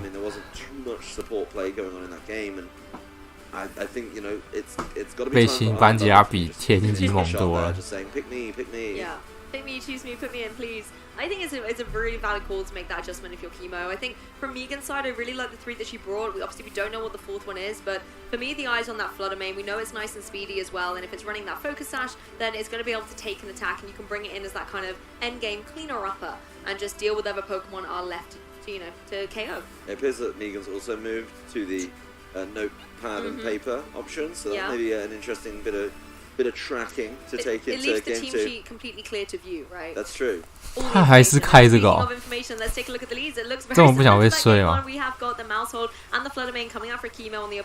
他终于卡削到爆了，可以。哦。有人凶起来了，直接门牙加影子球，所以他是故意要让老鼠比较快吗？一法才那么坦。假的，他是要想要老鼠比较快，对不对了？哇，真的哎。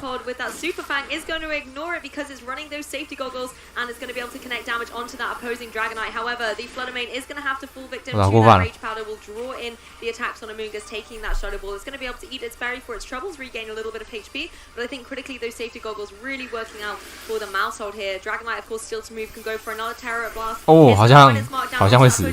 哎，没有。哦，有请防守。 Yeah, but that's the friend guard coming to the fore there. As you saw, Fluttermane got knocked out by it last game.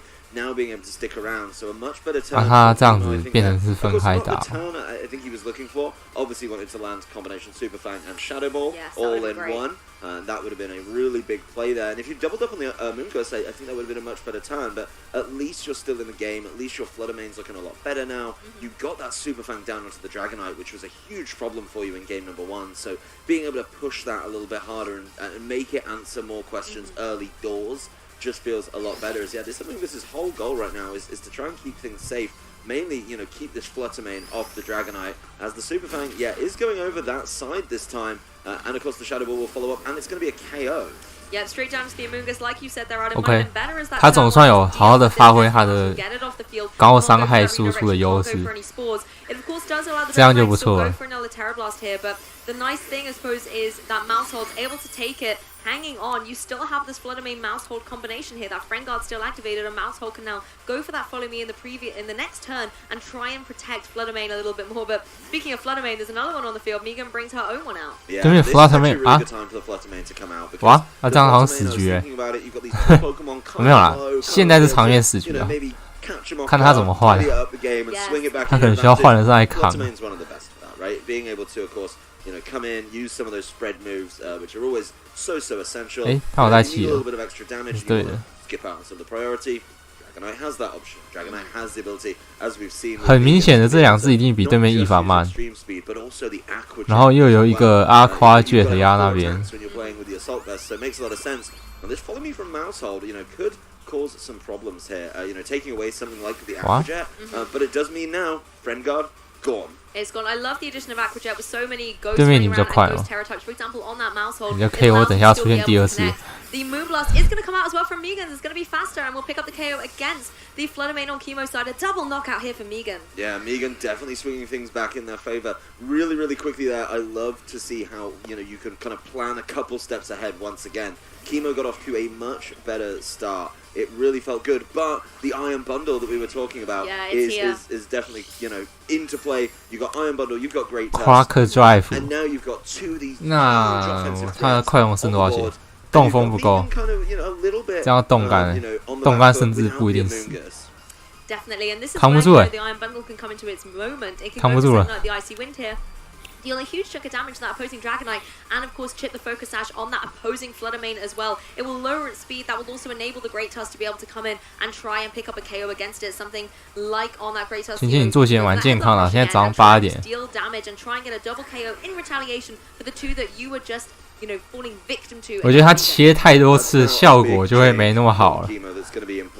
I think Iron Bundle here could start cleaning up to really solve some of those problems. So yeah, Iron Bundle with Icy Wind. Yeah, this is about to take a turn. Icy Wind, 然后杀一法。 Opposing Dragonite though, it does spite a cheeky critical hit on here, but the key thing with that Icy Wind is getting the speed drop on both of these opposing Pokemon as the move has connected. 先杀一法， now enabled to go for that headlong rush and deal with that Flutter Main. 然后快龙这边一直都打不死，可是等一下还是有危险。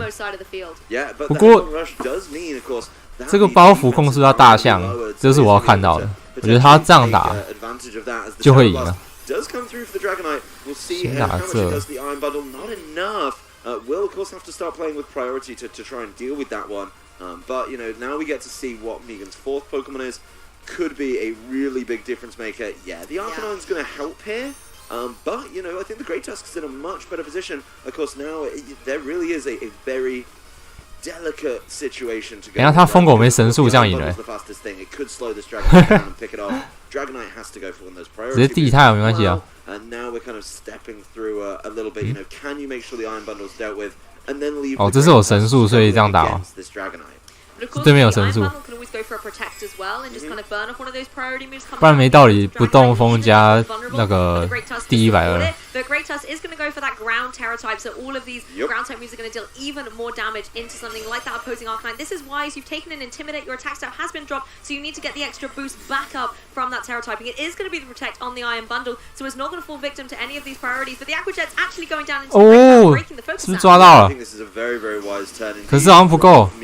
knowing 这是大象啊 that Flare Blitz isn't enough onto the Great Tusk though. Of course, there is going to be a very quick retaliation as close combat goes into Dragonite. That's exactly what Chemo needed. Now has 2v1. 真不愧是大象 Could wrap this one up very quickly. Depends though on what can this Arcanine do. Can it take a potential headlong rush?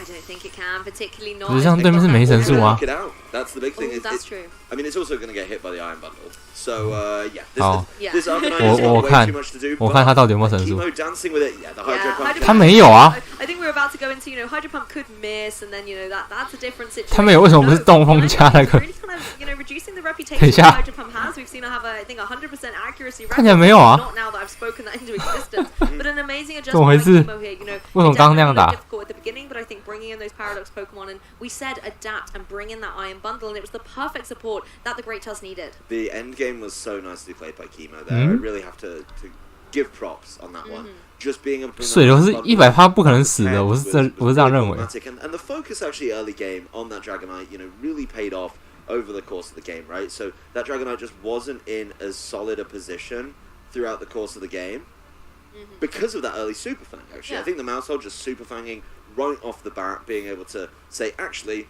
at some point you're going to get knocked. 防一烧水流是不对吧？不对吧？这风险也太高了。你刚刚差点挂了。 He pressured a lot more, so that was a really nice adjustment, and that's that safety goggles coming through, right? I mean, Megan spent a lot of time using that Amoonguss early on to distract and keep the Dragonite safe. It actually went down turn 2, which is a real big loss for the Amoonguss, which in game 1 did so much. It was able to Pollen Puff, it was able to Spore, it was able to cause just problems in mind games. So certainly a tough situation and a great adaptation by Kimo Nishimura. So game on in my book for game number 3. I think both of them are going to be able to put forward a really good idea, a really good bit of kind of team strategy and team planning, and that really leaves us for a fantastic set on our hands here. I mean, I know I was kind of saying, bench the Mousehole, bring in the Iron Bundle, but Chemo proved me wrong, and I think the one nice thing, like you've said, that Mousehole was able to, at the beginning of that game, just cause enough disruption. VR 一直都比较专业 the opposing Dragonite, and also just leaving the Amoonguss null and void, with those safety goggles, it's not going to have to worry about Rage Powders and Spores, and that just enabled it to be able to target down to whoever Chemo wanted to target, and that was really, really nicely played. The one thing I have to credit though as well with Megan at the end, Megan didn't fall for the priority into the Iron Bundle. It still didn't work. However, that just again shows to Chemo's credit how well he positioned that endgame situation, because even though Megan did go for the Aqua Jet into the opposing Great Tusk, it still wasn't enough with the combination to be able to get the KO. And this goes all the way back to turn 1. If you don't land that Super Fang on Dragonite, it's not then later in range to get knocked out by a not very effective close combat. So it really is something you put in early in the game. If it pays off and it comes back around for you, you're going to be in a great position later on. So definitely good game planning and adaptation from Chemo. I think Megan still bought the correct 4. It was nice to see the 4th Pokemon this time, obviously, and understand exactly what it was. It was that Flutter Mane, something quite offensive. Did play that kind of middle turn really well, right? They clean up those other 2 and get the momentum. But then as soon 没有啊，我觉得那看起来就是没有神术啊。 The momentum very quickly comes back. He's got these, fair play. Both of them running at least 哦 2, no OBS Chemo. I've been having this kind of conversation with a number of players, right? It's like, how many Paradox is too many? And they're like, 我觉得没有。 fine. 2 might not be enough, and 1, you're just leaving money. 我觉得他只有水分。 Leaving great options up there. So, both trainers showing off. Of course, Megan really relying on the Flutter Mane on the Iron Hands here. 所以他水分是要打疯狗吗？ With the support Mousehole. 打疯狗。 Something I like the look of. 打一些有的没的。 acknowledge sometimes you might lose. 哦，打正义法。哦，打正义法我会理解。先太飞爆发，然后再那个水流喷射，打正义法。好，我可以理解，我能理解。 Being able to cause some problems, a Pokemon that I don't know if everyone's kind of Assurance. It's something I've seen play. 现在的人都那么凶狠。 Really kind of interesting different ways to go around it, but right off the bat, it's a really offensive lead from Chemo. He's a 再度期啊 love to deal damage, love to cause problems, and now there's no Mousehold mind games to play. How much can the Amoonguss do, or is the Amoonguss just going to get taken out very, very quickly? As yet, an early Terror type makes a lot of sense here for me. Both trainers, want to start putting that pressure down. And once again, say it game 1, we'll say it game 2. get rid of your dragon typing.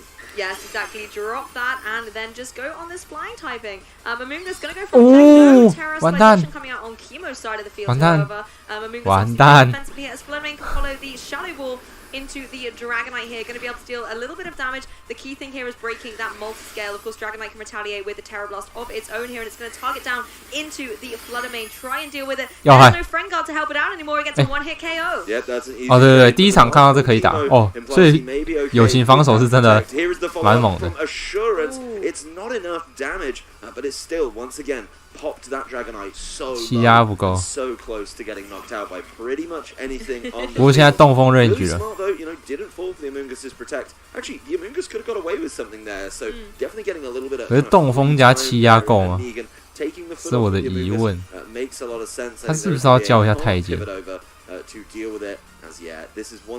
哦，太监教这边太狠了。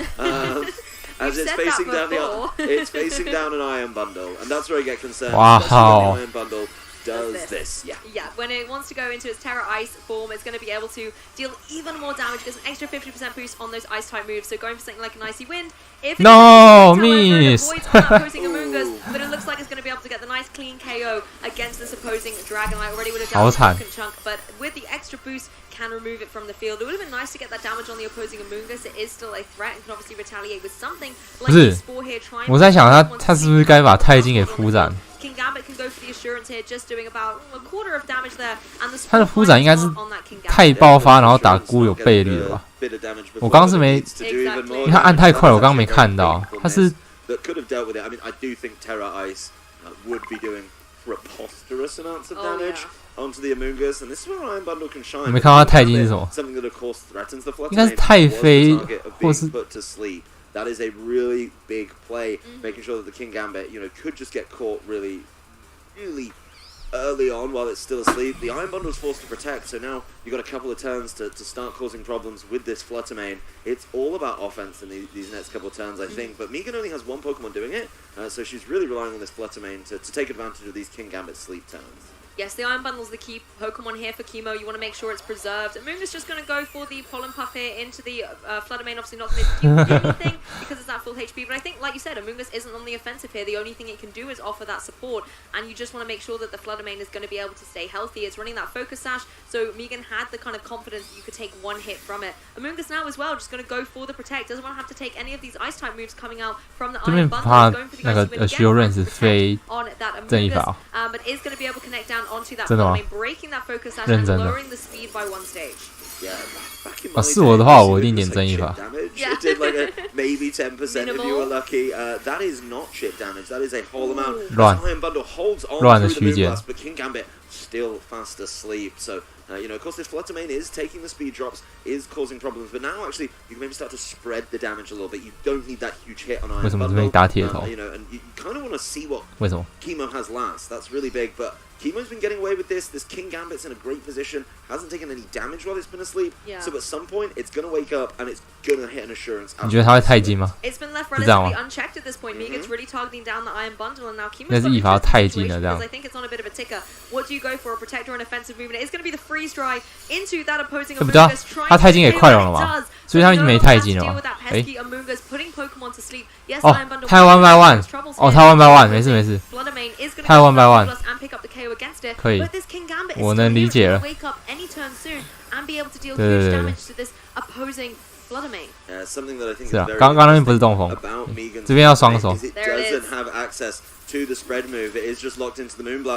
我就知道，我就说左边他进攻给人压力就太大了，很容易打出血量差了，所以对面这样子最后一只疯狗还不敢出来。 It's Arcanine, and the problem is while it may be able to beat King Gambit, it does not slow down the Great Tusk enough. The Great Tusk won't have access to the Ground Terror, of course we saw that go over to the Iron Bundle, but King Gambit now got a Defiant boost and it just woke up.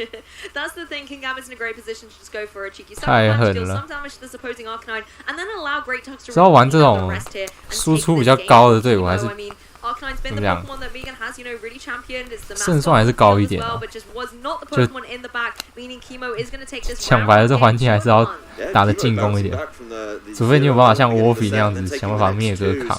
Really making things work and really nice adaptations actually over the course of the set. Something a little bit different in each game, right? Game 1, it really felt like he never got you know, a foothold in, kind of struggled around those early turns, felt a little bit punishing. Game 2 goes over to the change up. 各位，你有没有注意到一点呢？其实我觉得他 G1 虽然输了，他让1追2，对不对？他 G1 虽然输了，但是因为他 G1 点的是闪光，这个重点就是他 G1 他是点闪光，虽然他输了，但是变成是后面那2场，对面快龙完全不敢不转太极。 You know, one of the scariest abilities in the game when used correctly. The perfect execution, the King Gambit. 当然有可能是因为他想打输出就一定要太极飞，也有可能是这样，所以他才不管怎么样就是3场我全部都是教太龙快极，那教快龙太极。那我先买个早餐。 That's a lot more room, right? Because the Iron Bundle is still the fastest thing on the field, dealing huge damage with the Ice Terror. I love that, you know, Chemo kind of drew attention to that and said, give me a couple turns, let this wake up. It really worked out. And then, of course, yeah, it's still on the field when Arcanine turns up. Not much you can do about that one. Well, that's the thing, you know, Megan just didn't have the utility to go for spread moves. So you can only target down one opponent, and then you've got this King Gambit, and you've got the Iron Bundle, and it's like, well, which one do you get rid of? This one's sleeping, so it can't do damage to me. This one can, so I've got to target it down. But then that meant, like you said, King Gambit was around for that Arcanine in the back. It could come in, get the Defiant boost, and I really did like that adjustment. You know, the leads, I was a little worried. But then you think, hey, Megan's been really championing this Arcanine. It's going to come out. If I do it in the lead, maybe she's just it brings it in the lead. I can get that Defiant boost and apply a lot of pressure. I don't think Megan really made adaptations throughout the set either. Of course, game 1 we didn't have to see all 4, but we did see the Arcanine, Amoonguss, and the Dragonite. Yeah. So we can assume, let's just put it out there. I know what it does. Not hypothetical. But let's say it was Fluttermane, right? Then we'll be able to say that it was the same time same team every time. And I don't know if that's the wiggle room you need, particularly when Chemo's making these huge leaps and bounds every time. Yeah, that's very true. Well, Chemo is ready for his interview with Sierra, so let's kick it over and hear what he's got to say. Thank you so much, you two. I am here with the winner of our round 2 match, Chemo Nishimura. First off, congratulations.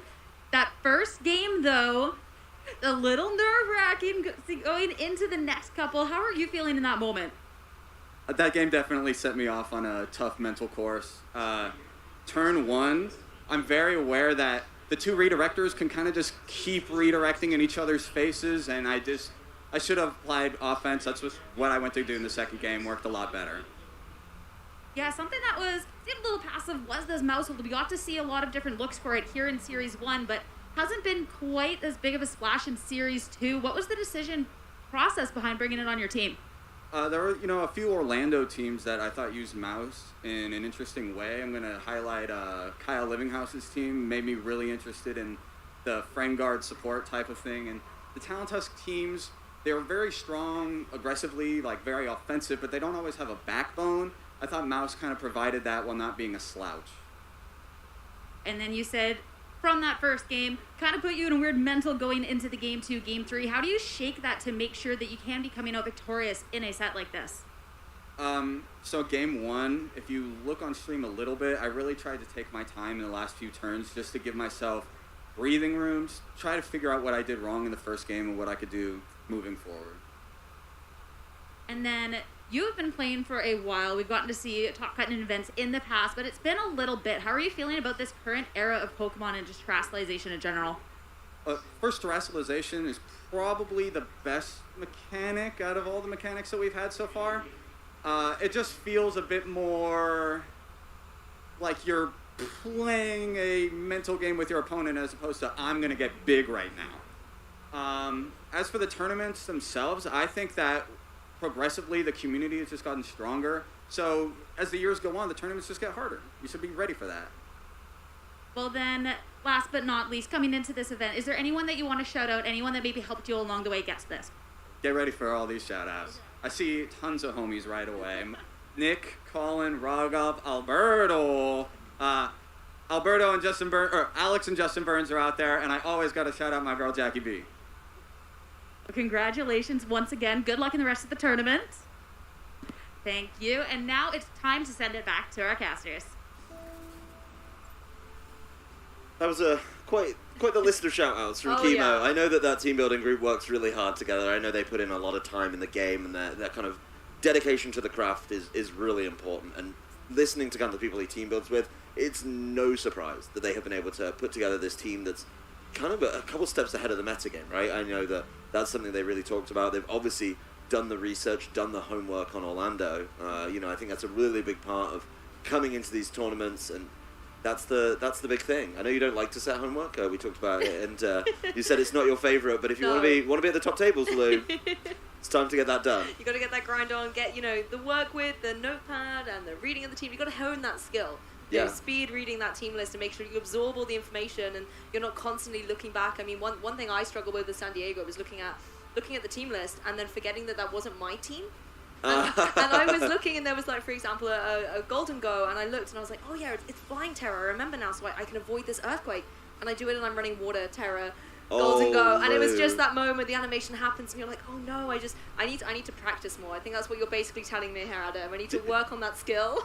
So do you reckon, here's an idea, just a little brain bender. Okay, Do you reckon you have an advantage with Open Team Sheet, right? Because obviously we've got it in all the languages for all of our players. We're an international event. Yeah. Do you think you're an advantage if you can read multiple columns?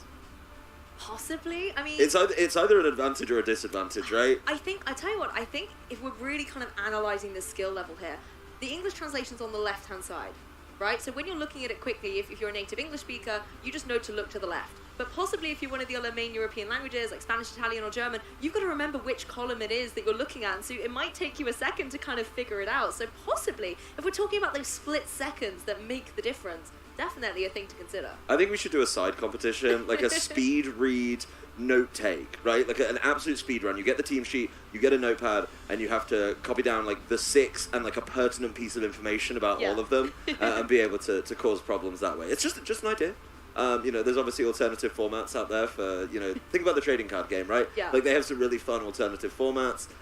Where's ours? Where's our time? So now Where's our side event, we're going to mess around with team sheets. That's where we're at. But of course, the main focus on that game is really, for me, like, there's a lot of really good players here. Oh, and yeah. We were talking about this tournament, we can talk about how they handle a team sheet and how they work through it. But at the end of the day, we got to see some fantastic VGC coming through. It just made a whole lot of sense, and I'm really excited to see, players come back. Chemo's been somebody who's been around for a long time. Seeing him come back makes a lot of sense.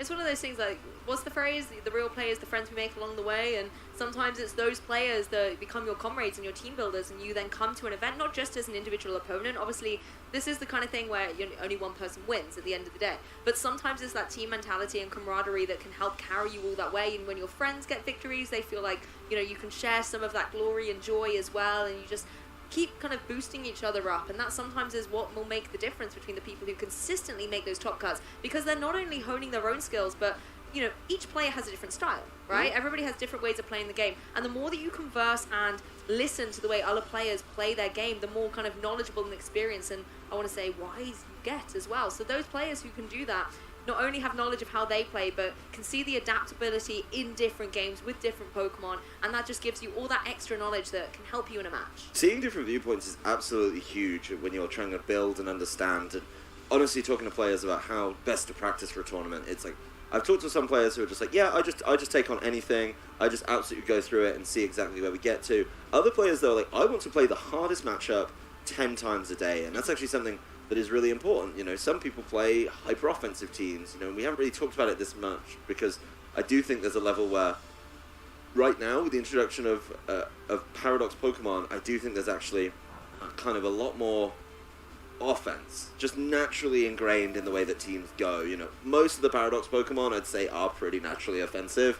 They're really good at doing that, so that feels like it's pulling things a little bit hyper-offensive. I would say hyper, just offensive. It has to settle, right? It definitely has to figure itself out. And one of the best ways we're going to be able to do that, of course, is by looking at more games. So we're going to take a real short break. We're back with round 3 here in Melbourne. Hey trainers, Adam Doricott here. Let's take a quick look at what went down at the Orlando Regional Championships. We jumped right into Series 2 with Paradox Pokemon becoming legal and mixing things up immediately. Fluttermane, Iron Hands, and Iron Bundle all topped the usage charts and made good showings, with Great Tusk, Brute Bonnet, and Screamtail getting involved too. Day 1 cut the field down from over 700 to 32, featuring top trainers throughout. Games came down to the finest of margins. Also, then have the risk of a freeze! And we saw the shape of the new meta. With a quick turn to Day 2, we boiled it down to a final for the books. Ashton Cox brought a refreshed Dondozo team up against Wolf Glick with something he knows really well, Perish Trap. We got to see the depth of these teams in a tense and tantalizing 3-game set. The Perish song prevailed once again though, as Wolf used it beautifully in games 1 and 3, taking out big threats like the Dondozo. Turns out, the Screamtail might have been the Paradox Pokemon to worry about all along. With this win, Wolf added a 7th regional title to his already overflowing trophy cabinet. Wolf Glick taking the series, your Orlando Pokemon Regional Champion. Make sure to check out Pokemon.com/compete for all the information you need to follow or join in on the action.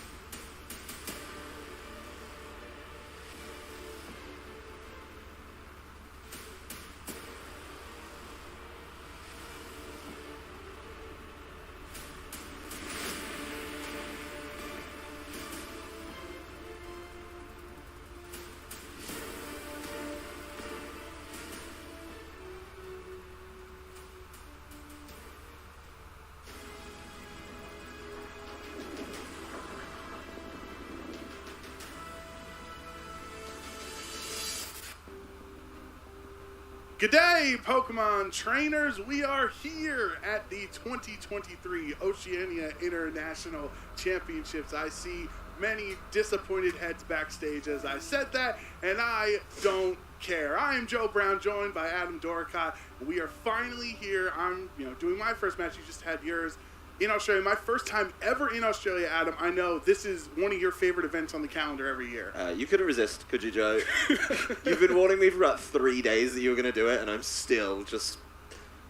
You are fitting in with the locals. I'll give you that. But yes, you are correct. It is one of my favorite events on the calendar. Fantastic city, honestly. Fantastic play every time we come down here, and it's a beautiful time to play some VGC. And honestly, we've been treated so far today. 2 fantastic matches back to back, and I think we've got a third one on the way. Yes, absolutely. They're actually, on stage getting set up now, which is very exciting to that. We know soon off we will be having our third match of the day for VGC, but don't worry, I'm going to break out as much Australian vernacular as I can throughout the weekend, some fun facts as well. Been doing my research. I've been having a grand time here in Australia. But I think, Adam, the first thing that I've really noticed from the first 2 rounds on Swiss, or Swiss rounds of the day, is that it's kind of Iron Bundle's world, and we're all just living in it. Like, both of those sets were very decisively won because of Iron Bundle. Yeah, I think a lot of people kind of looked at Iron Bundle coming into Orlando, of course, the beginning of Series 2 that we were looking at.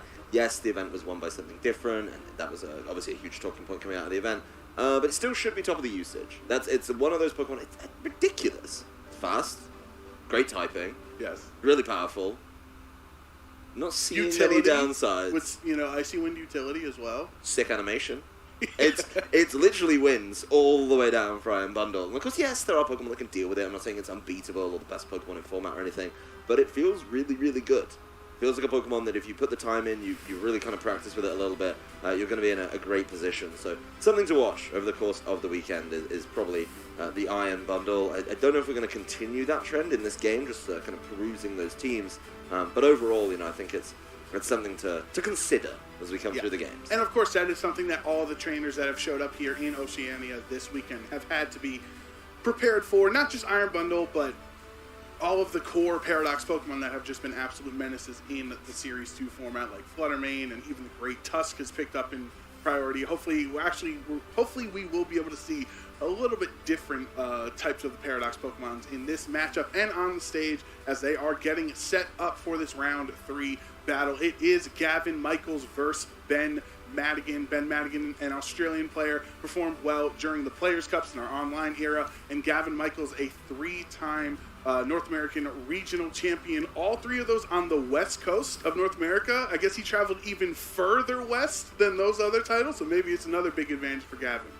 Is that how it works? What happens if you cross the international date line? He technically flew west. He's out in LA, so he's still west. He did go west, but then he went forward in time.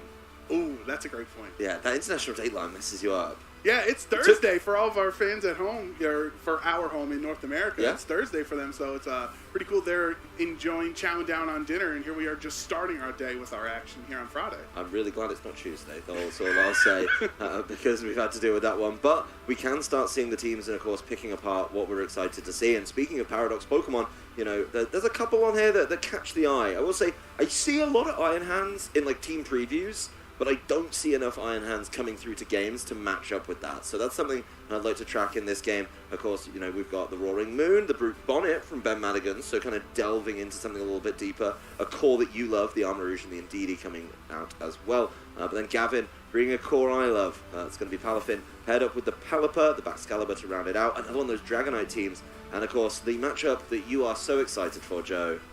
It's Torkoal versus Pelipper. Yes, absolutely. I love Weather Wars. I won my Weather War battle against Rosemary in Orlando by having 1 Pelipper to 0 Torkoal in Top Cut.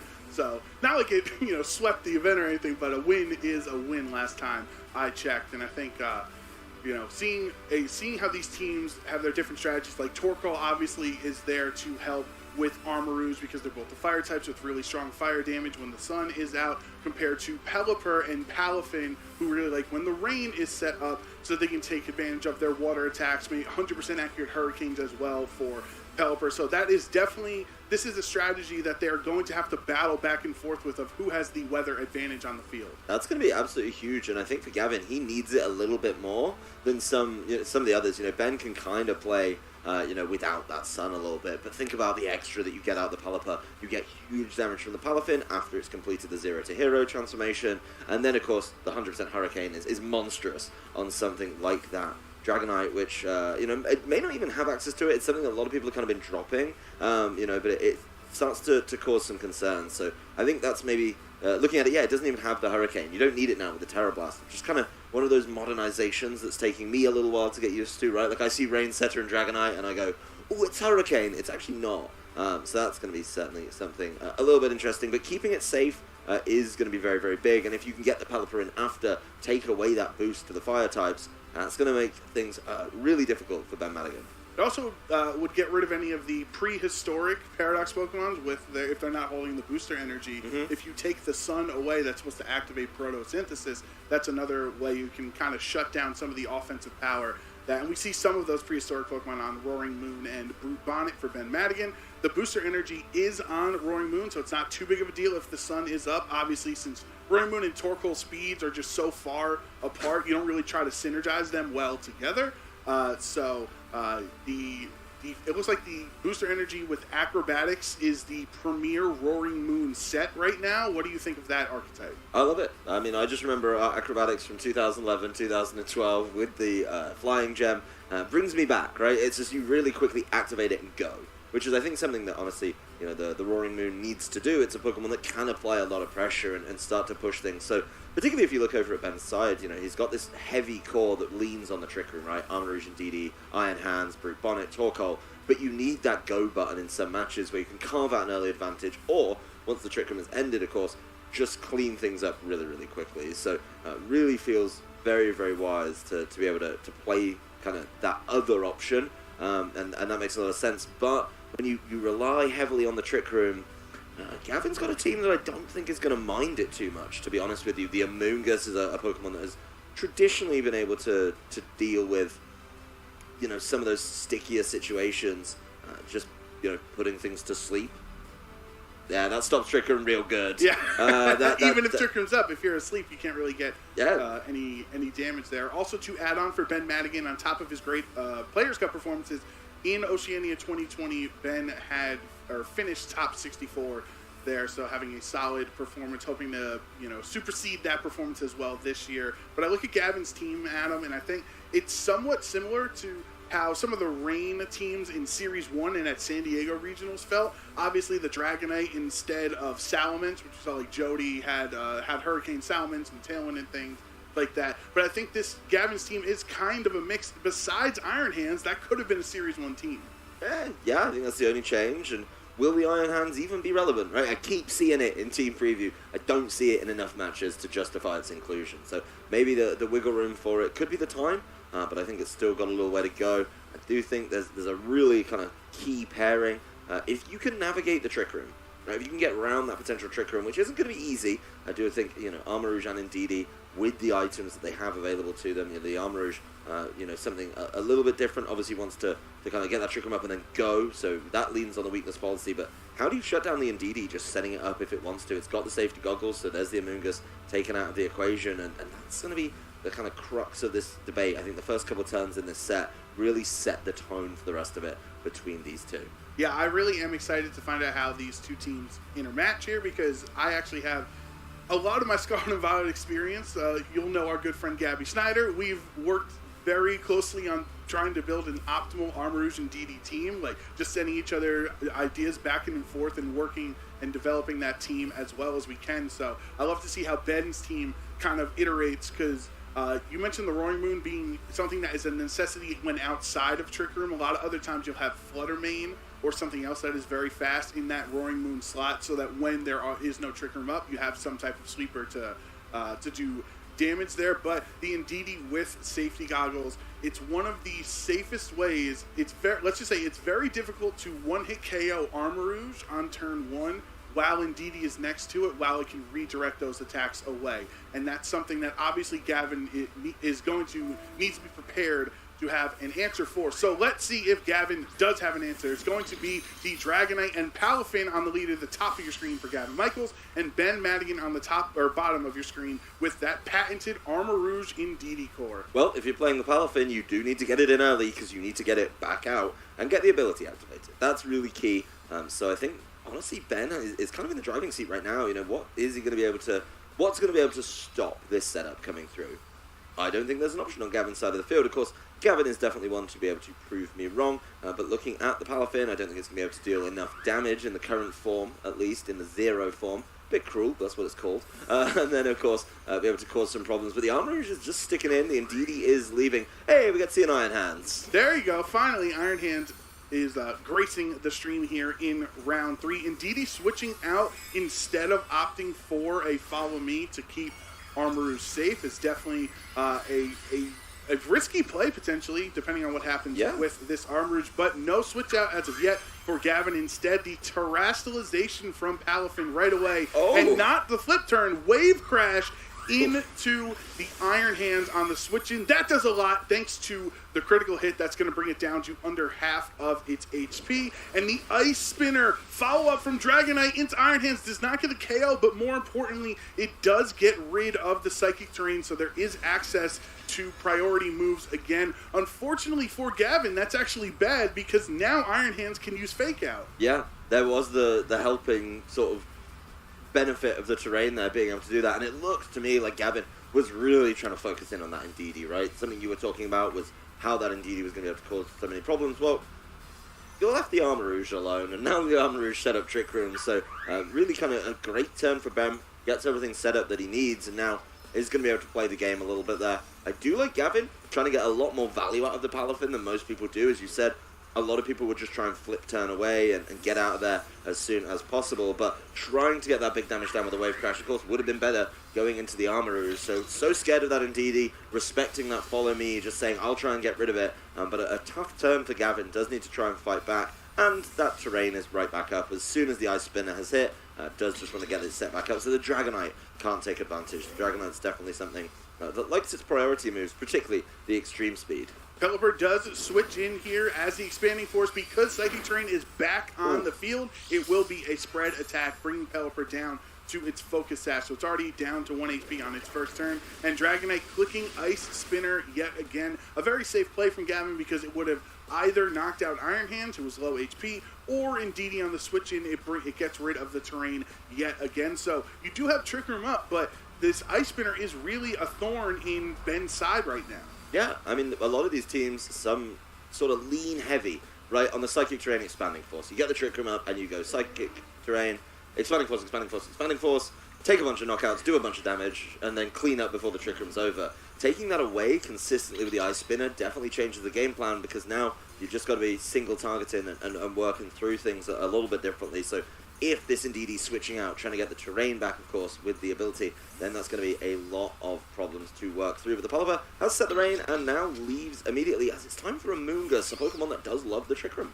Moongus does love Trick Room, but does not like Expanding Force, potentially, into that slot. Expanding Force targets down the Dragonite, though, and because there's no terrain boost, it's not enough for a knockout. But the follow-up of Dazzling Gleam still isn't even enough to take down this bulky Dragonite, and so Moongus gets in essentially for free.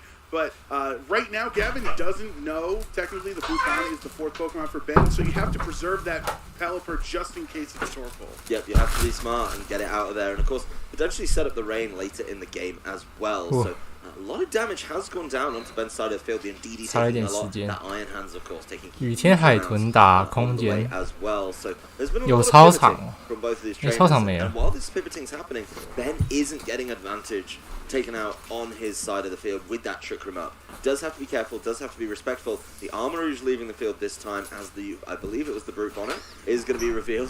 Brute Bonnet the Pompous. What a great name. What a great tag on that one. As it comes to the field and wants to be able to capitalize on this Trick Room, which it could do. Now things are slowing down for Gavin. Yeah, I like this. You can have that meme of like Amoongus, the cooler Amoongus, as Brute Bonnet switches in there. And Didi hanging on with 6 HP, letting it use Reflect, so that is going to mitigate the damage of physical attacks. 哇哦，又有墙壁，等一下，姑为什么血没有超过70后搏命？ use those physical attacks. Yep, they are the big ones. They are the sweepers that this team has access to. A very limited bench of Pokemon that can deal the huge damage here. As Amoongus is probably going to be kind of left alone for a little bit right now. Of course, can't do too much to the Brute Bonnet. Definitely doesn't have the option of looking at Gavin's Amoongus to cause huge problems for it. It's not really the most offensive type, so we'll see how he decides to play this one out. As the Indeedee so low, does probably want to land the Pollen Puff right there. 蛮有趣的， Yeah, and all you have left, essentially, if you are Indeedee, is one turn, and the extreme speed goes into that slot. So Indeedee is finally knocked out. Gavin does not have to worry about that anymore here in this game one. Puff, though, from Amoongus, 暴打自己祖先，花粉团4倍，怕爆怕爆。 super effective. Yeah. Here is the attack, though, from Brute Bonnet. It's going to have to try 4 to hit 下 that 5th time, it looks like, 'cause that's the 3rd. And so it's getting really close. It does absolutely no damage. No! It only gets 4 hits, and Dragonite hangs on as the quick dimensions return to normal. Even with the loaded 骰子不够给力耶，糟。 I mean, at that point, Joe, Oh my it's God. 50-50, isn't it? You know the numbers. You know them better than me. 你看，顾有没有怒 The 粉？ hits are a dozen. 哦，有怒 That 粉。 is a real 有 devastating 怒粉好像还行。 Gavin just clinging on and making it through that initial trick room. Really big here. Of course, the question for me is, can you get another one set back up? And the Armourouge in a great position right now. Does 老千骰子，你不给力啊！ it down like a Palafin. But, can the Amoongus try and stop it? We looked, of course, at the team list a little bit. This is open team sheet, and there's nothing to stop that Armourouge getting put to sleep before it's going to be able to cause those problems. Well, it could if it goes for the Grass Terra, as Ben has not used his Grassization yet, and that is what we're going to see on this turn. So I think Grass Terra Armourouge is one of the best Pokemon in the format. You have 对面不会想要睡开启，他应该也是要继续花粉团。 Grass's biggest weakness in fire, and the Rage Powder. and Rage Powder from Amoongus cannot redirect you, so it's kind of a pseudo safety goggles, and you also cannot be put to sleep with the Spore. So everything that Grass Armourouge is fantastic, but he doesn't care. Gavin just double targets down the Brute Bonnet because he doesn't think that Armourouge is the threat this turn, since it's most likely going to click Trick Room, and that is exactly what Ben goes for. Yeah, it's going to click Trick Room, and it's going to be able to, twist the dimensions around. But smart play, 不行，孤血太多了。 from the Amoongus has just been the correct play every time. It does so much damage to the Brute Bonnet, and of course the Brute. 哇，对面4只跟他轮转到这样。 Certainly a big problem, but I love the Grass Armourouge. I know you get a little bit upset about what the best grass type in the format is, Joe. Do you think it's Armourouge? Maybe it's Gyarados? There's so many options, right? Yeah, and none of them are actually grass types. And even Arcanine has entered the fray as the best grass type. It's a tough one, but I mean the Iron Hands right now. The Iron Hands probably has to shut down the Dragonite. But can the Armourouge capitalize right now? Can the Armourouge cause those problems that it needs to? I mean, Iron Hands has a lot of work to do. But Armor Cannon, Expanding Force isn't going to be the Expanding Force we know and love because of the lack of the terrain. And that Ice Spinner has caused so many problems here. And of course, at some point, Palafin is going to come to the fore. It's also not life orb. 守住躲掉就好了。 That extra 30% damage can actually be really pivotal in certain matchups. 躲掉是马位回合。等一下神速就好。 等一下应该是神速打铁臂膀补自己吧。 Even with Dragonite, obviously just the fake out would be enough to knock it out from how low of HP it's at. But because of no access to the fake out, 花粉团你自己补血，这样就基本上一定赢了。 Or the super effective hit into Amoongus, but that leaves you wide open for an attack from Dragonite. Yeah, I mean the big thing here, right, is you get through the fake out turn. Now you're the only one with priority because the fake out was your priority option. Very smart play there from Gavin to just get through the turn, stall out a turn of Trick Room as well, and it's a classic, right? They've only got a certain number of turns to capitalize on it. Alright, that's fine. Just be able to stall that one out and cause some problems. And, the Iron Hands, does they have the Assault Vest? This is something that Gavin knows. Protect it, Extreme Speed it, get rid of it in the following turn. So there's Iron Hands gone. And Armourouge has a lot of work to do against 4 Pokemon left on Gavin's side. Yeah, this is a 4-on-1 situation.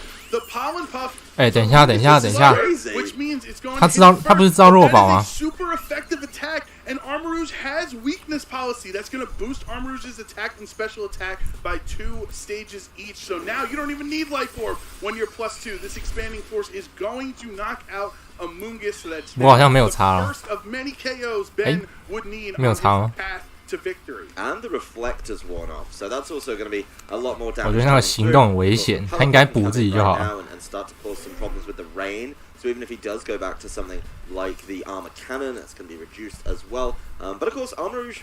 好在是这边剩最后一只，所以没有差。This is really bad news for Armor Rouge because it needs to be picking off Pokemon. It can only take out 1 Pokemon at a time. If it falls foul of a protect, then that's going to be a big problem as well. 因为喷射只要神速压到喷射全 range 就好了。I don't think the Armor Rouge has enough. 是，他觉得无所谓。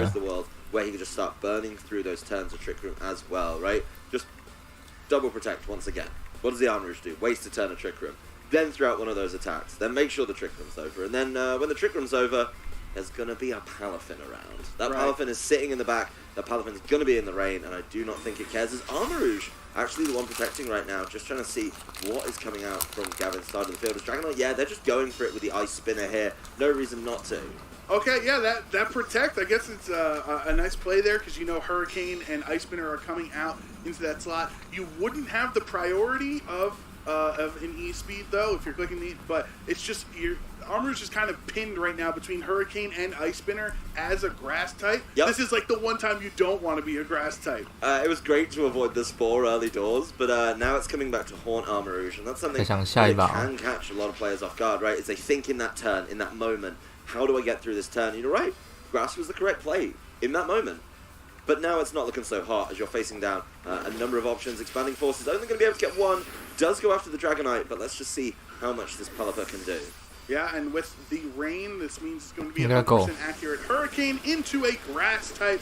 Obviously super effective, and that will take down the Armor Rouge. Ben tried his best to claw this game back from a 4-1 disadvantage, but it was just too much done too early, and the absolute counter in Ice Spinner Dragonite gives Gavin the win here in Game 1. Yeah, I'll be honest, Ben got Trick Room set up twice, and neither time was able to take advantage of it because of the Ice Spinner coming through from the Dragonite. Just shut him down, completely locked him out of the game in both times because it didn't have the access to the psychic terrain. 雨天海豚、铁臂膀 加冰龙 didn't have the bonus, nor did you have the spread.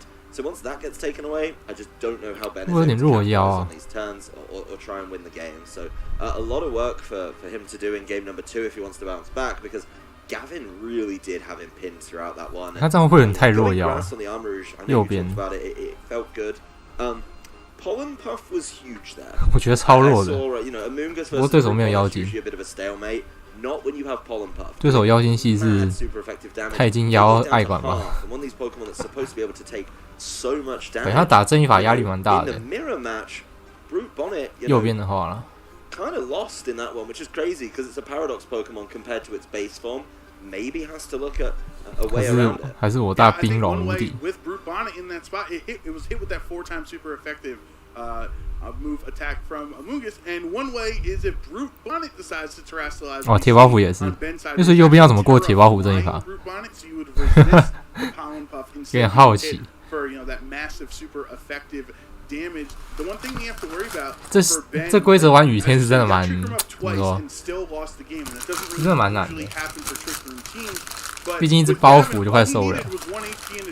On 3 of his Pokemon because he had access to priority. It didn't matter that they had a full HP or just 1 HP remaining, because without the Psychic Terrain, he was able to use those priority attacks. The Psychic Terrain going down is huge for, both sides of things, right? Being able to, of course, take down the blocking of priority and to take away the expanding force. Really nice. But it is going to be change-ups immediately from Ben Madigan. Makes a lot of sense. There's going to be change-ups from Gavin Michaels as well. Indeedy, and Brute Bonnet is the lead for Ben as Gavin Michaels decides to go double dragon like it's black and white and black and white too, with all the dragons running around in Baxcalibur and Dragonite. 不论怎么样，我先冰选，应该是吧。Baxcalibur's like really there into was it. A Dragon Ice type in black and white. Yes, there was. But it wasn't Baxcalibur. We've got Baxcalibur at home. Alright, so first turn, Indeedy obviously going to click the follow me, wants to redirect any of those ice type attacks, as both of these dragons have access to ice attacks. 等一下， Very tough for Brute Bonnet 等一下 to deal with. Ice Spinner is going to get rid of the psychic terrain. Will be enough to knock out Ndidi. The answer is no. It's just going to hang 等一下 around. 他怎么是这招？ So 那他道具是什么？ Brute Bonnet and decides to spore the Baxcalibur slot. 他怎么是冰柱最急？ Already attacked this turn. That means next turn it 太 will 猛 be 了 the 吧 first mandatory turn of sleep. 心脏这么大哦 To worry about any damage output from that slot. Definitely playing a little bit differently, right? Ndidi taking that time to allow the Brute Bonnet to put things to sleep, then maybe fire off the Trick Room and get a lot more value out of it. But Ndidi's taken so much damage in this turn, I don't know if it's going to be able to stick around to set up the Trick Room. May clear the way for Armor Rouge, right? Ndidi just takes his attacks away. Oh, there's no Armor Rouge. It's going to be the Roaring Moon. So definitely a pivot away from the kind of strategy that didn't work for Ben in game number 1. But Gavin gets a lot of damage down there. Gets rid of the Psychic Terrain, and that's actually, like you say, really big because priority's back. Extreme Speed can just deal with this right now as Brute Bonnet, puts Pokemon to sleep and leaves. My work here is done. And now it's up to Iron Hands, the sociable, to come 太贪婪了吧 and wreak havoc next turn with a fake out. Dragonite protecting this turn doesn't want to take any damage, but that's actually really 他想 good 卡 for 回 Ben, 合 so he wasn't targeting it anyway with 他想要卡那只菇 Brute Bonnet. Baxcalibur 可是这边直接被反射臂加换之 And 欸 then the reflect is up for the next 哦 5 turns against these two physical attackers. 那感觉好像 So because Dragonite protected last turn, now you can potentially fake out into that slot if you wanted. 好像出现机会了 Or you just forego the fake out and try to hit, hit 对面 heavy 这 with 个 a fighting attack into Baxcalibur. No, I think fake out Trick Room here. It's a completely free Trick Room, and there's really little that Gavin can do outside of let the Baxcalibur wake up. Of course, the Baxcalibur does have that option, but sometimes you just got to see if you can get it done. Iron Hands is the sociable. Let's be honest, that's gonna be the sickest high 3 of all time. Yeah, Ben is definitely asking if you could be a little courteous this turn, Baxcalibur. Try to take a little bit longer of a nap. Give you a 5-minute timer on 我也觉得应该是 there, 神之外馆 so that Ndidi can successfully use the Trick Room. Amoonguss switches into the the Dragonite slot there, so Gavin has revealed his third 这些人 Pokemon. 的钛金属性都这么 Poison 吵的 Terra on Baxcalibur, so he's 太 kind 吵了吧 of doing an impersonation of G-Sock Lee's Poison Garganacl with this Baxcalibur set. The fake out goes into Amoonguss, which 太 doesn't 吵 do 了吧 anything since it just switched in, not going to matter. And Trick Room is actually able to get set up, but because Amoonguss is here, that's a problem. Yeah, that's actually not a great time to set up Trick Room. As soon as you see that Amoonguss come to the fore, kind of the same thing your Brute Bonnet did earlier, right? You just got some Pokemon to sleep and tried to find some wiggle room. I really believe Gavin's going to be able to do that as well and start causing problems that way. As long as Iron Hands doesn't go immediately to sleep, it can deal 请问 effective 对面 damage 是 to 无 both 极泰纳 Pokemon 吗 on Gavin's side of the field. 毒 So 龙 you've got to imagine that's going to be the focal point. Ben does have the option to take that away with the Follow Me and start causing problems, but we're an open team sheet. He's already seen that play, so I think Gavin's going to have a couple options and a couple things to say about it as he immediately goes for the Pollen Puff. See you later, Ndidi. Amoonguss getting a KO. You don't see that every day, but you do see the KO right there for Gavin. Here is the Wild Charge into Baxcalibur. Doesn't even do half of Baxcalibur's HP there, so that just shows how bulky it is. Oh. Finally waking up, and the Glaive Rush, the coolest animation in the game, goes into Iron Hands, bringing it down to half HP. Now, Ben is going to have to bring in, most likely the Brute Bonnet here, but another Pokemon to try to take advantage of these couple of Trick Room turns that are left. I think it has to be Brute Bonnet, right? You do not want to be playing with the Roaring Moon while this Trick Room is going. As Brute Bonnet, the Pompous takes the field, but honestly, that Baxcalibur waking up is in a really good position. The Iron Hands, if it was attacking into a regular Baxcalibur, would be able to absolutely wail on it for huge damage. But now that Poison Terror is absolutely huge. Baxcalibur deciding to protect, though, on this turn. Doesn't want to go for another attack, obviously, because of 又暴打自己祖先了，好痛好痛 Super effective and a critical hit.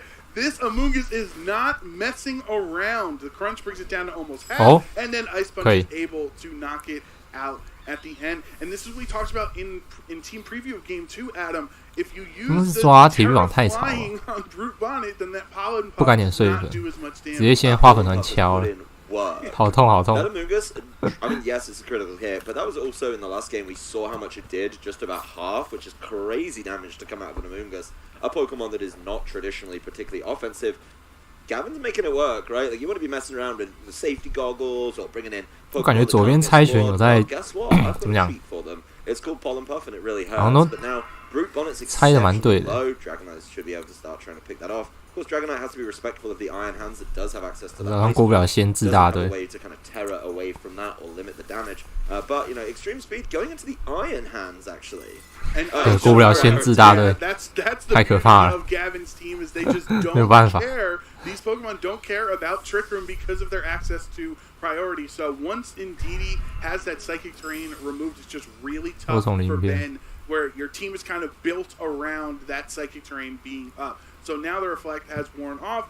Roaring Moon is the last Pokemon. The and I guess this is the reason that you don't Terra on Bonnet is because with Booster Energy and Terra flying on Roaring Moon, it becomes an incredibly strong flying attack. It's all about Roaring Moon right now. I don't know how much work the Iron Hands can really do here. Obviously, it can hit a couple things super effectively, but Baxcalibur's in a really great position. I love this Terra choice on the Baxcalibur. The poison typing, just there to keep you safe from some of the really nasty attacks that would usually be far away. So you put a lot of pressure on stopping that, because otherwise it's going to start hitting your Roaring Moon really hard. Yeah, and then I'm just like, I love seeing this Poison Terra. Like, I mentioned how it's similar to G-Stock's Garganacl. Like, those are two Pokemon that are weak to fighting, that naturally, that when you switch to Poison, you now resist fighting, which is one of your tougher matchups there. So Iron Hands, who you would typically see as a great Pokemon into Baxcalibur, just through the use of that defensive Terra typing, Gavin has made it kind of a non-problem in this matchup. Roaring Moon will protect, though, for Ben on this turn, waiting for Trick Room to expire so it can be the fastest Pokemon on the field. The Ice Punch goes into Roaring Moon's Protect there, so it doesn't really matter. And Glaive Rush into Iron Hands does get the KO, so Ben is down to his last Pokemon.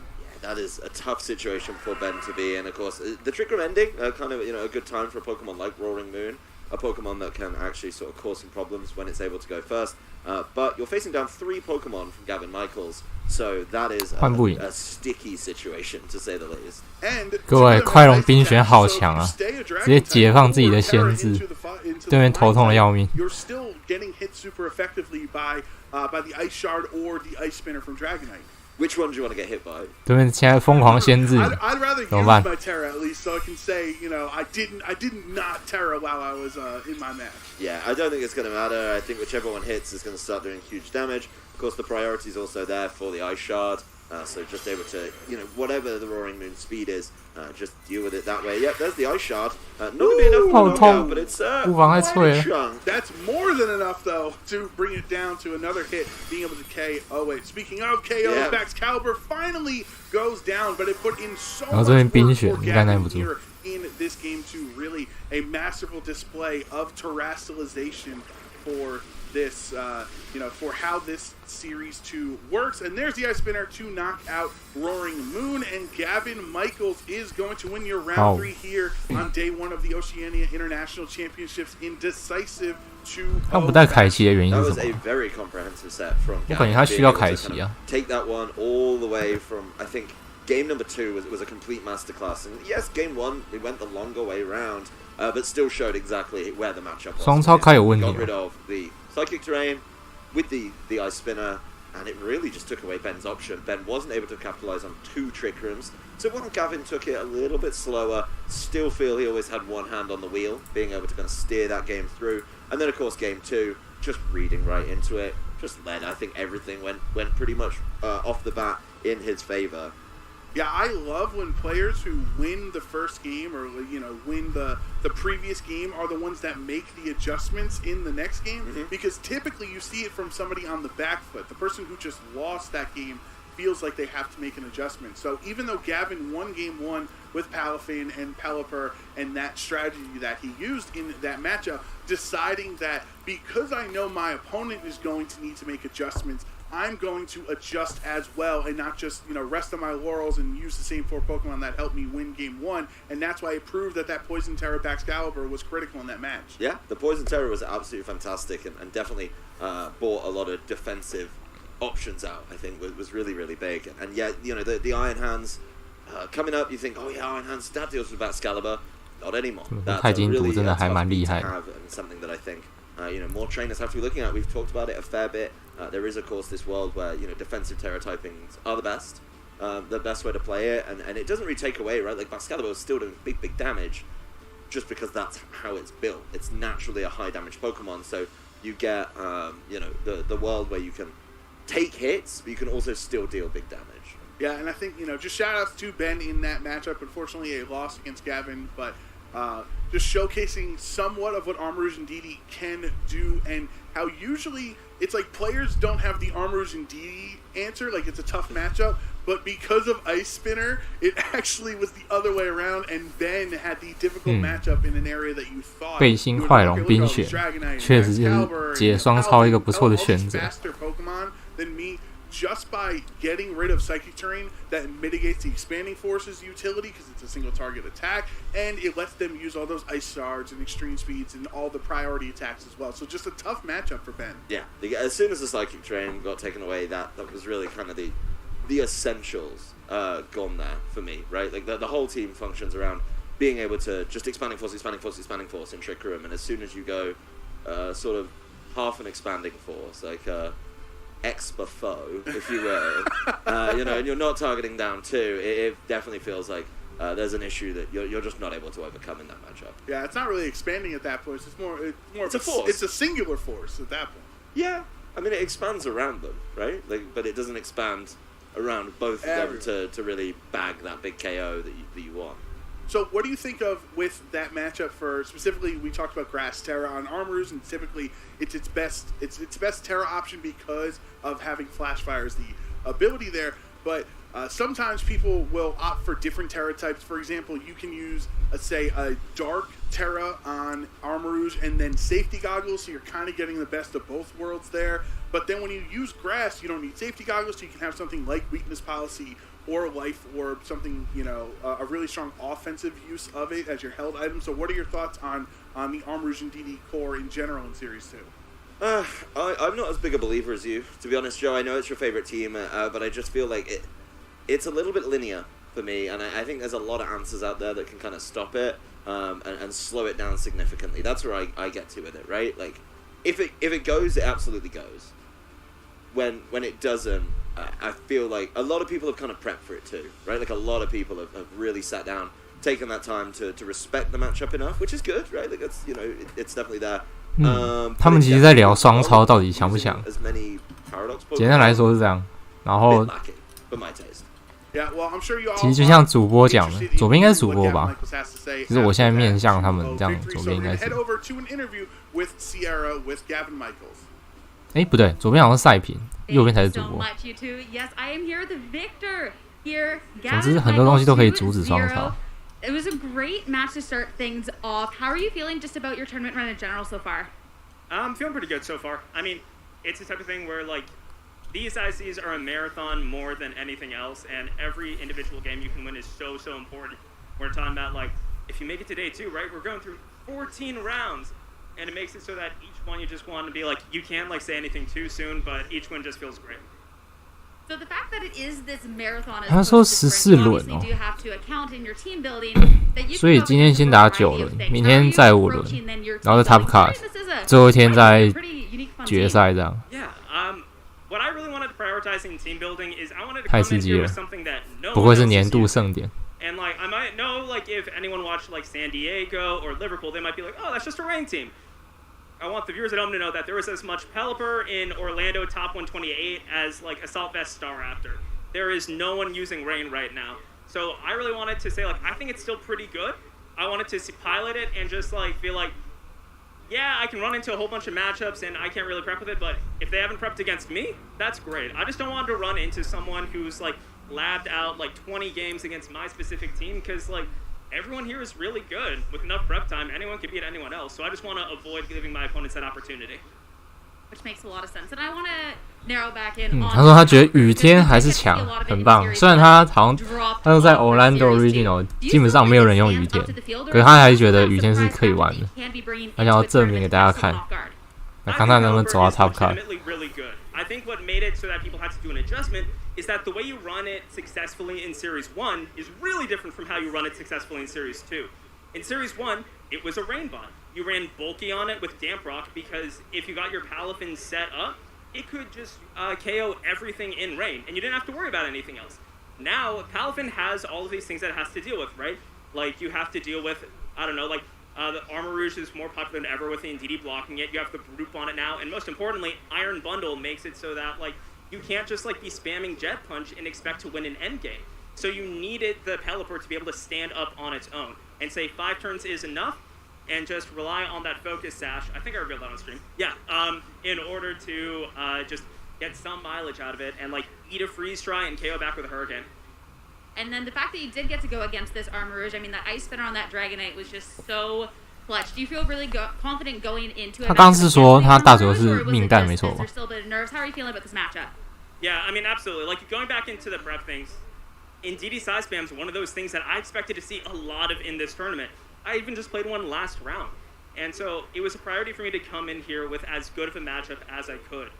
And I felt like really comfortable in this matchup, labbed a whole bunch of games against it, and I felt that if I was able to get rid of Psychic Terrain, game over. And I really just tried to play that. It was definitely a really great matchup. 他说反正现在爱管看起来很多，但是我只要操场把用冰拳把操场弄掉 ，game over 就结束了。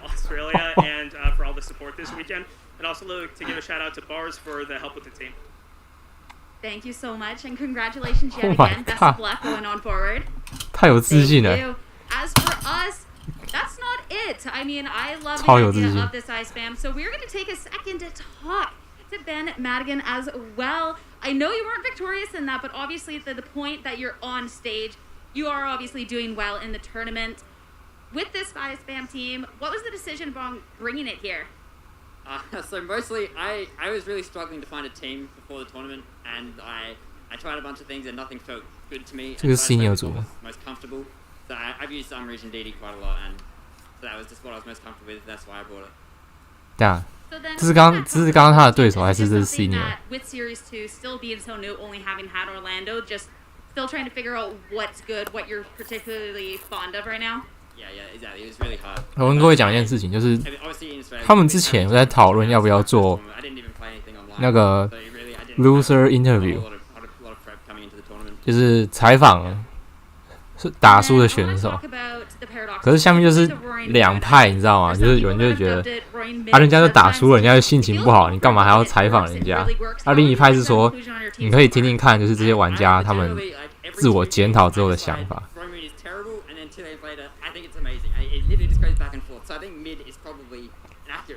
不好意思，我刚只注意那个右边玩家的名字，左边我没特别注意，因为右边是赢的。 So far, it's done nothing, and in that game, it did nothing. I brought it because he didn't bring Baxcalibur in game 1. I thought it would be okay, and then I saw Baxcalibur turn 1. I was like, this is gonna be rough. It was just a really bad matchup. 哦，那应该是他的对手没错。他说 Baxcalibur 让他觉得很难处理。 确实， about that Ice Spinner Dragonite, being able to get rid of that terrain is 对，那是他的对手没错。 really strong counter into your team. Going into the matchup, did you already know that it was just going to be difficult in general, that you might just be on the back foot? Yeah, I realized immediately it was going to be really hard. And game 1, I tried to bring Armor Rouge, and I switched out the Indeedee and got the train back up, but he destroyed it again. Then and he also has like he removed the train with Dragonite. Baxcalibur was really annoying. It's really hard to bring Torkoal against Pelipper, so it's just a really rough matchup. 我觉得这好像是他们的这个初尝试，他们之前没有这样吧 ？OCIC 是第一次这样采访打输的玩家。其实他是有说他觉得应该还是要带开启啊，我也觉得他是该带啊。孤家爱管真的没有很好。 Maybe my friend Caleb's at home watching. I don't know. He might be working. He couldn't come this week because he couldn't get time off work. So he's probably working. So he's probably not watching. But 我们可以再多加一个那个特派检讨员 say 好。然后我们现在好，这场比赛结束了。来，我们现在镜头交给我们检讨员 say 好，然后帮两边检讨。Hey, Pokemon trainers! Welcome to Pokemon Championships History. A series where we showcase important matches. 你看，哦，我们帮 Seha 准备一张沙发，然后就像那个世界赛那样子。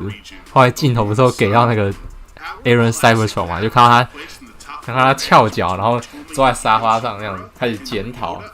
我觉得这边应该要这样子才对啊。experience playing in multiple world championships, and this time around, he made the right call on the metagame.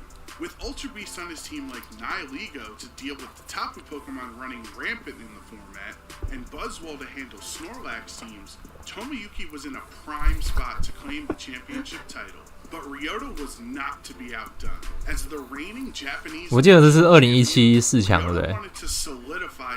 那个 Snow 好像太早放弃了。哦，不是 ，Snow 是被要害，他被那个DZ 要害的样子，是吗？哦，没有，被重磅要害。他的虚无一德可以那里对面铁火重磅，然后被要害了，然后就输了。那时候真是超可惜。Snow 是左边的，右边是世界冠军。In a game that lasted over 30 minutes, Celesteela showed just how unstoppable it can be thanks to Leech Seed recovery. If Tomoyuki wanted to keep 好像就是这场是不是？那重磅撞过来直接倒。关键手，看他会不会播出来。So Tomoyuki would need to be on the offensive. But sometimes the best offense is a good defense, and Assault Vest Salamence was just enough to keep him in the game.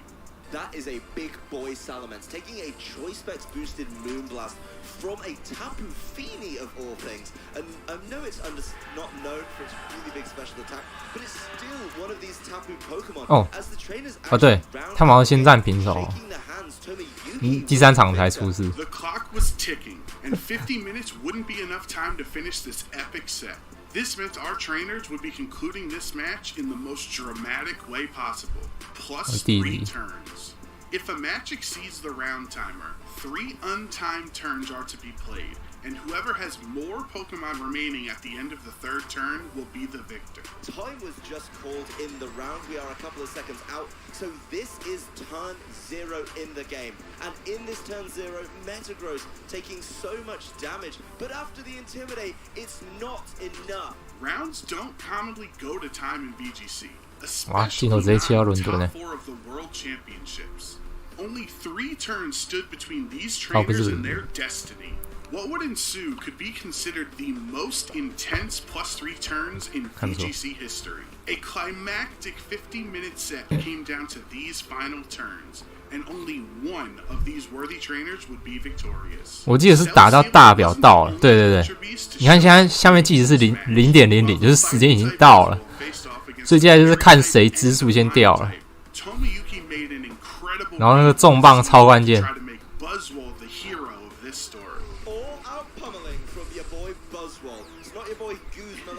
trading card game. In this case, it's a Buzzwole. It's going to be dealing some pretty sizable damage. It would like to get that on Celesteela, I think. A Pokemon that sometimes people try and bust through the defensive of with all of these fists. But instead, the Crocodile is going to Done. be knocked out by this all-out pummeling, leaving Ryota down with just 2 Pokemon on his side of the field as we go into the final turn of this game. With a 3-2 Pokemon advantage for Tomoyuki going into turn 3, Ryota could see his hopes of victory slipping away. This was Celesteela's last chance to launch Ryota into the annals of VGC history. 他是练那一德啦。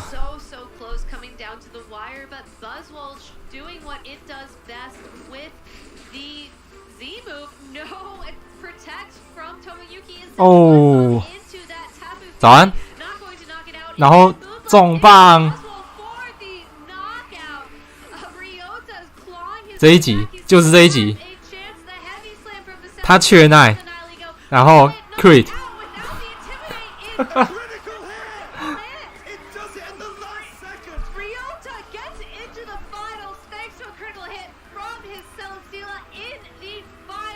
就输这一手，系统不想让 Snow 赢。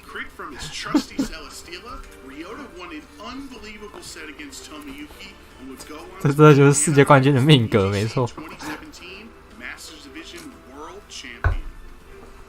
Thank you for watching, and let us know some of your favorite moments in VGC history by using the hashtag #PlayPokemon. Celesteela slash， 看，这就是替我回忆。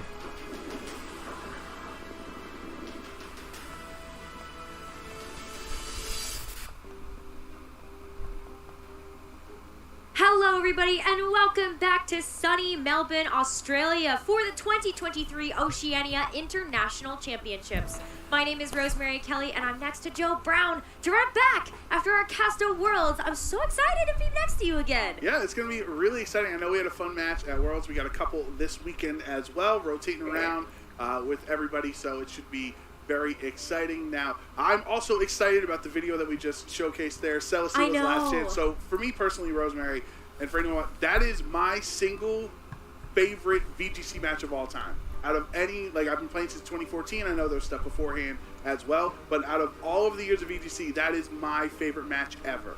I mean, the detail that you put into that video as well, because you've done this one, you did the Dragonite one. It's been awesome to see these snapshots in VGC history really come to life, and that one was definitely one of the most exciting moments. It's the craziest thing ever, because like when I explained it to people who weren't playing in 2017 or just casual Pokemon fans, basically is there a world that Tomoyuki just double protects? 大家可以看17年的比赛，那个节奏真的超级慢，不然4强也不会打到时间到了。虽然有 Z 招式可以打破口。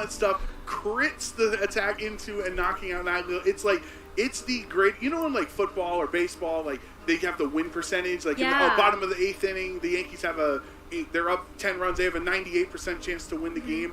That was like the greatest win percentage swing in VGC history, because it was pretty much guaranteed. Or 0 to like 100. Exactly. So like, and then if you look at the butterfly effect of, let's say Tomoyuki is facing Sam Pandelis in the finals at 2017 instead of Ryoma, he doesn't have Brick Break Marowak like Ryoma does to break through the screens from Alolan Ninetales. He doesn't have the Z Nature power. Like, literally 对耶，那个时候他的那个嘎啦嘎啦有配皮瓦去破那个九尾的墙，有点厉害啊。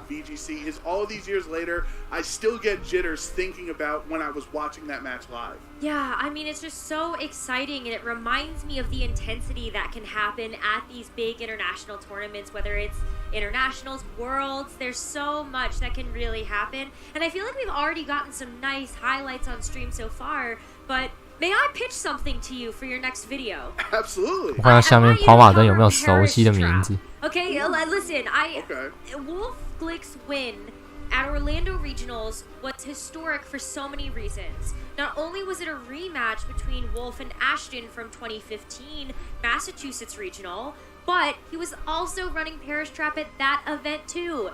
So I feel like there's some nice history you could cover, is like the history of the Parish Trap archetype, right? Like, how has it evolved, and how have trainers really used it? And it's kind of like time is a flat circle, because it just rotates back to what we had already, done before. I think those are really interesting storylines, because Wolf's Parish Trap team in Orlando was truly a team that I think only Wolf could operate to that high of a level. I think if you just gave it to another, solid top tier player, and they're like, oh, why is this Palafin on this Gothitelle team? And, with Screamtail, who we really have not seen too much of Screamtail in Series 2 outside of his Parish Song team. So it is nice how history tends to repeat itself. And I think having, like, one of the big terms we use in VGC when we get into a new generation is legacy skill, right? You hear it in fighting games all the time, and games that iterate, in their first and second and third versions, that players who played those previous games and those previous formats inherently have a better advantage, because Wolf, who is a master at Parish Song in prior generations, is able to use that prior experience. 主要是他们这次 IC 好像原本是有限人数的样子。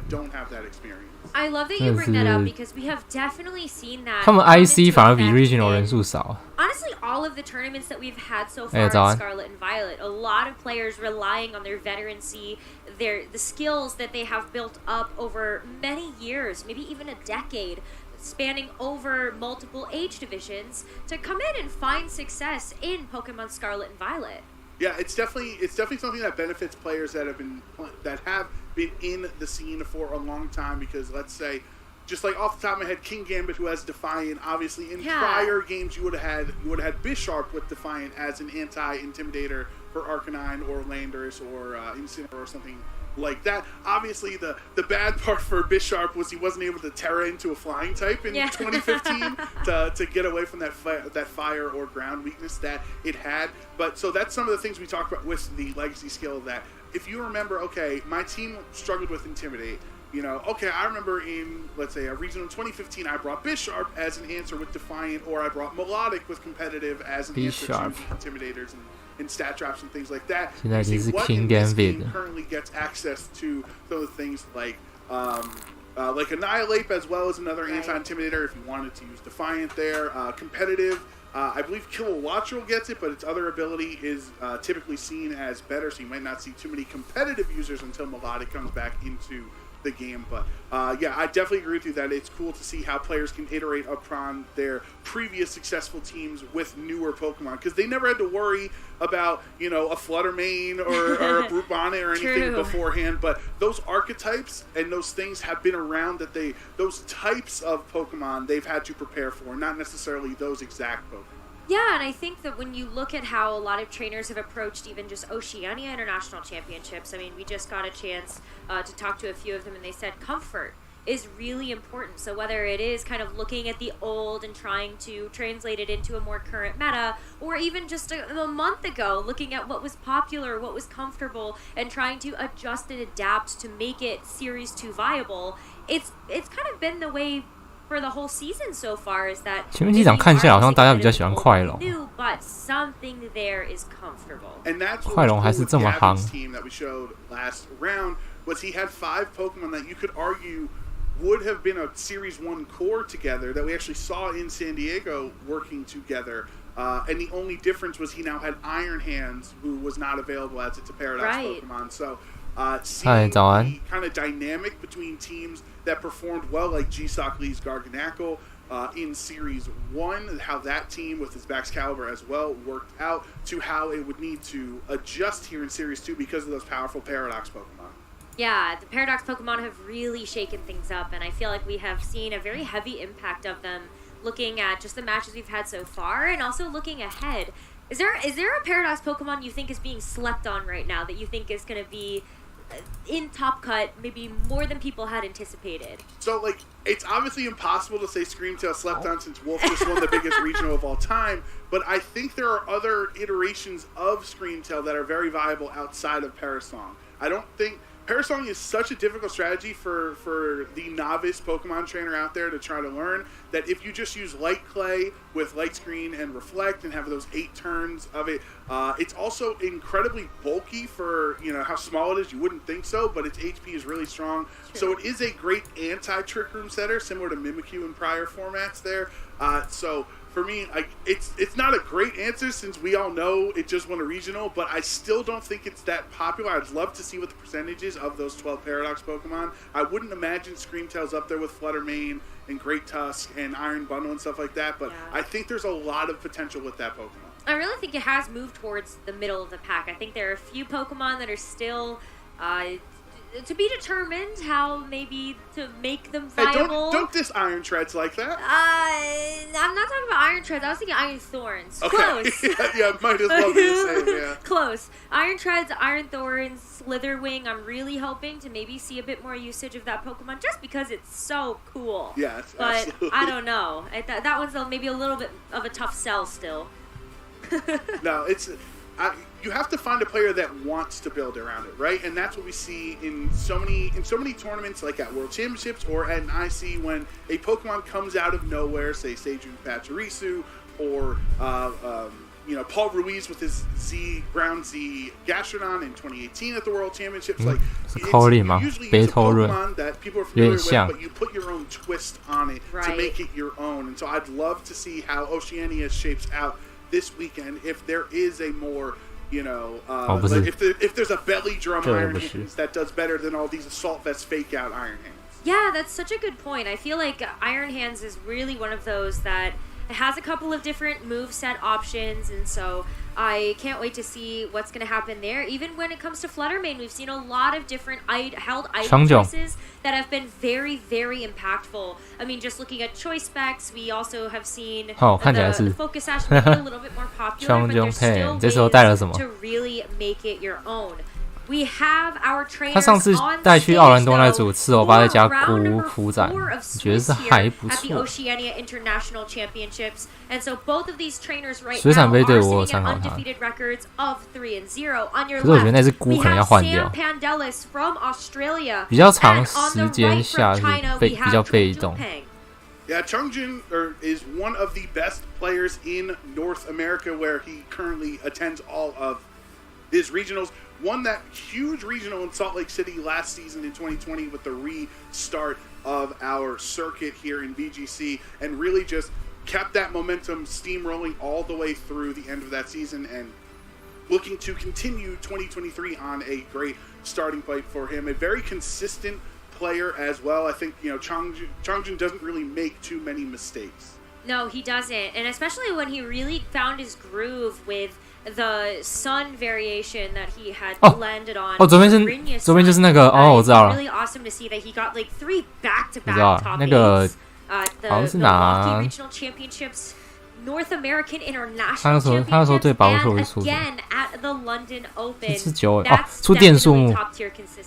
Yes, definitely. People, it would be a very smart 那时候用电树木打到世界亚军。 to come out on top in Oceania this weekend could be Chungjin. 是他吧？ And then 是电树木吧 for Sam Pandelis, if that Celesteela doesn't crit, Sam might be world champion right now, but instead had to settle for the 2017 runner-up in VGC, as well as placing second place at the 2022 Perth Regional Championships. And he's also coming off the back of a win at the 2022 Melbourne Regional Championships. 就墙壁被劈掉，没错，好像是九尾开墙荧光电树木，好看到队伍。Because there's some old and new here, as we've been talking about before. 长久配队伍怎么改变这样子啊？火准顺风加疯狗，然后掏金复活。左边的话是标准的 MQ 炎灵孤臂榜，剩下加2再考虑，然后他选包袱加 荒明月好像 OK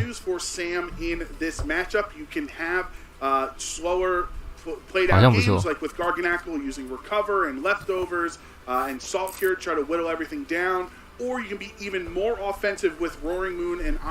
以对我来看，我比较喜欢左边的。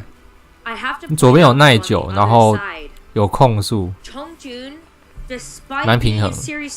右边的话就老样子，就是你只要是 It's a challenge. I like it.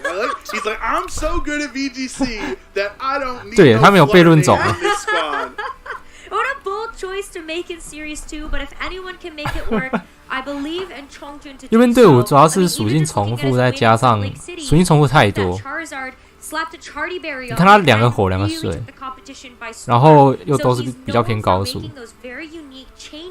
To maybe some more meta staples to really allow them to shine. And the first person I think of when I see 可是老样子啦，四欧霸套组，然后再加那个复活，就还是强，还是猛。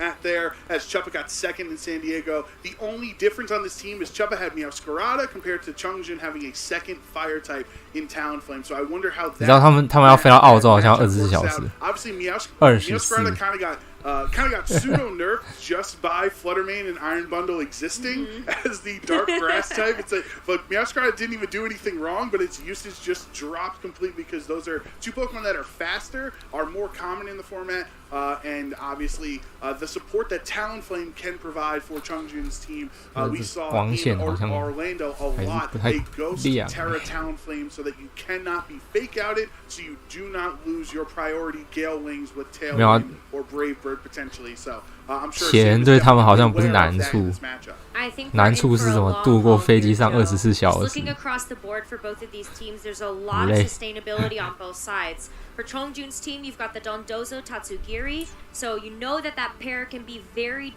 devastating together. But then, of course, the Palmot with the Revival Blessing could end up bringing a Pokemon back after one of them gets knocked out. So maybe the Dondozo comes back at half HP, who knows? But on the other side of things with Sam's team, Changjiang 有什么来历 ？Rinya 上拿到 Regional 冠军。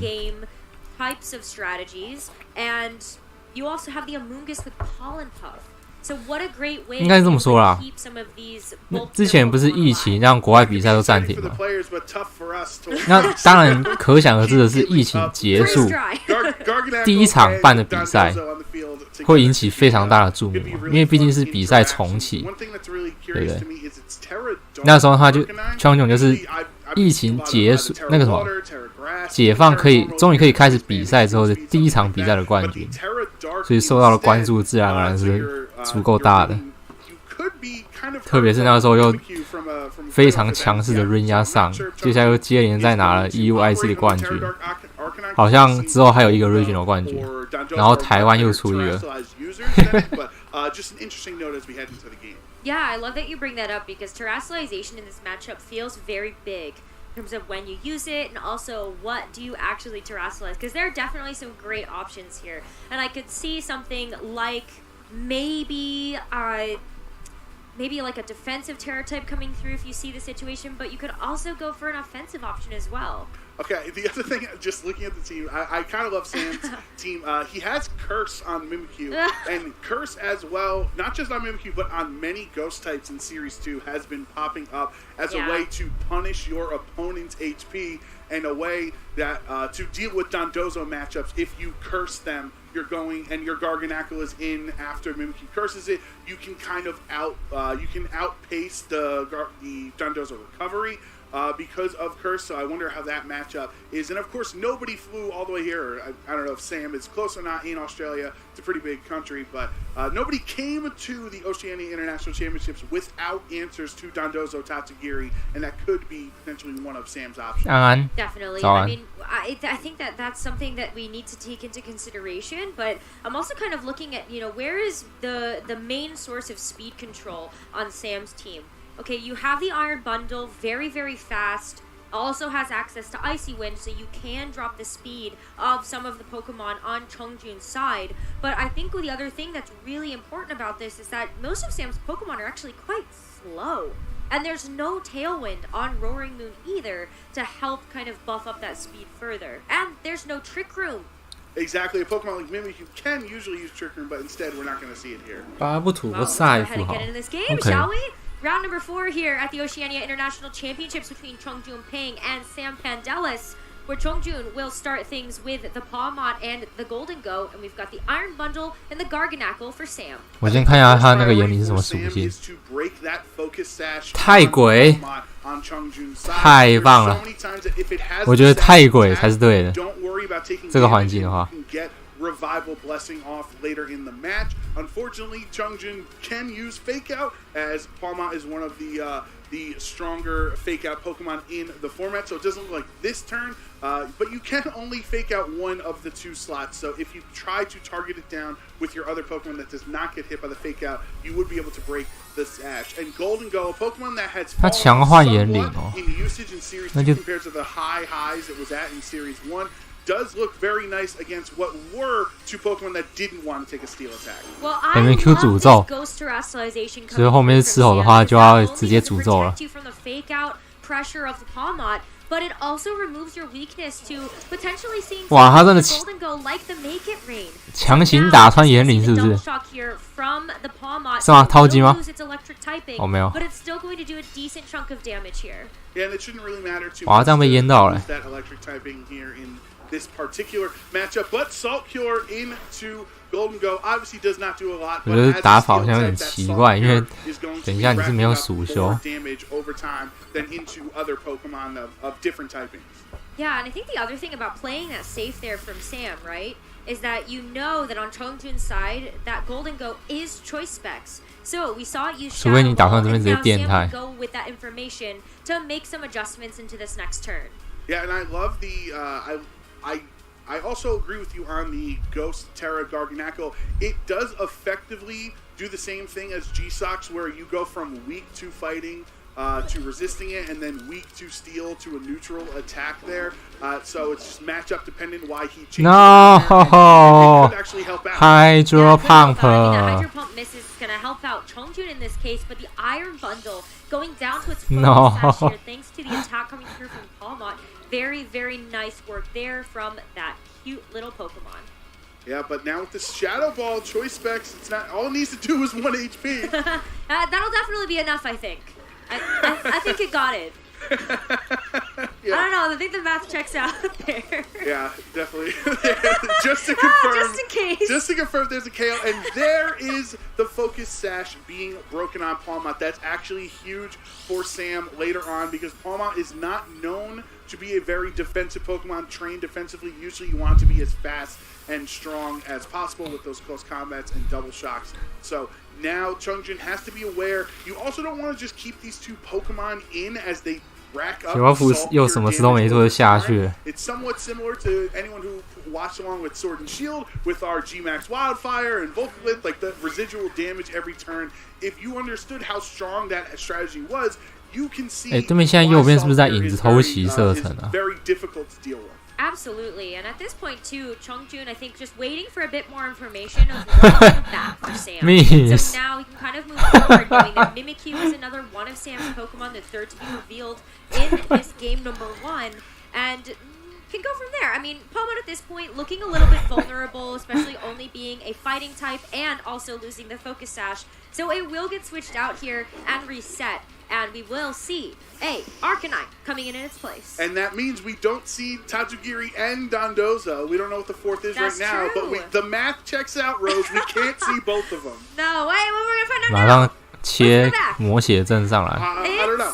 单带米粒 Wow. Oh, Tatsugiri. There you go. Okay, so I think most people would agree that Tatsugiri by itself is more valuable than Dondozo by itself. Yes, right? I do agree with that. So it does have access to. It is a very fast Pokemon as well as has a great timing as well, but it might not stick around for long. No, I don't think so. I mean, at least the Golden Go was not the Pokemon that took that Shadow Claw. But what a nice revolving door of Pokemon we saw there as Iron Hands is also going to be the fourth and final for Sam. So we know all of the Pokemon that have come to this game number 1. It is Choice Scarf Tatsugiri though, so it's going to be the fastest Pokemon on the field. So that is one thing that could help out Chongjun. But the fake out doesn't care. Oh, but he doesn't fake out to the fast Pokemon because he has Shadow Sneak. Yeah, that priority move does not care about any Choice Scarf or the fastest Pokemon on the field. So a knockout going the way of Sam to remove that Tatsugiri. Now, you know, Arcanine here did a little bit of its job. It did get an Intimidate drop onto the Iron Hands, at least when it came in. But we also have the Golden Go coming back here, and that's a pretty fast Pokemon, too. Yeah, and that's the thing. With how slow these Pokemon are on Sam's end, you'd have to be curious with how Golden Go and Mimikyu's speeds are going to interact. Because Mimikyu doesn't have Trick Room, it's probably not minimum speed, and naturally Mimikyu would be faster. But do you not want to risk it and go for maybe an intimidated Shadow Sneak into the Golden Go, which would do less damage than a Shadow Claw? These are these really tough spots because it's open team sheets, but you don't know your opponent's stats. You don't know how they're trained specifically into each of their speed tiers, so that's why it's not necessarily free, especially when he's no longer a Ghost type. Yeah, I mean the fact that this is the perfect time for Chongjun to kind of hit the gas here. So not only with this terrestrialization are you going to remove your super effective defense against the Shadow Claw, but you also get the ability to go for some really powerful Make It Rains here. And that is going to break the disguise though here, so because Arcanine is faster, you don't waste your Make It Rain into the disguise, and that's going to do the full brunt of damage. I love that play here coming in from Chongjun, a kind of nice 1-2 punch. Not going to do too much to the Iron Hand. 等一下，他说这是眼镜。 remove a very important threat there. 眼镜哪这样？ And of course the shadows 太猛了吧，铁胖。 have access to. It is also so as that's a really strong attack. 没事没事，点左边就没问题。 I was going to say it's tough for Chongjun that the only Pokemon that is currently knocked out is the one you don't want to bring back. 可是这边会不会复活一只？Sacrificed his Golden Go. You can try to revival blessing and bring it back. 它会复活复好吧？ You'll have the full choice specs. You won't have that special attack drop anymore. So that could be something that Chongjun wants to go for. 哦，没有，先马威再复活，先马威火推或鬼火吧。 Yeah, so maybe we do get 2.5 there. I'm really curious to see if Chongjun feels safe enough to go for a Revival Blessing play here. You still have the Garganacl on the field, and that really is going to start putting a timer on this game. 先马威，然后 that can come through onto both Pokemon, but Palmon 不 is 先 the 马威， fastest Pokemon on the field, so it will get the Revival 真的吗？ Blessing off at first.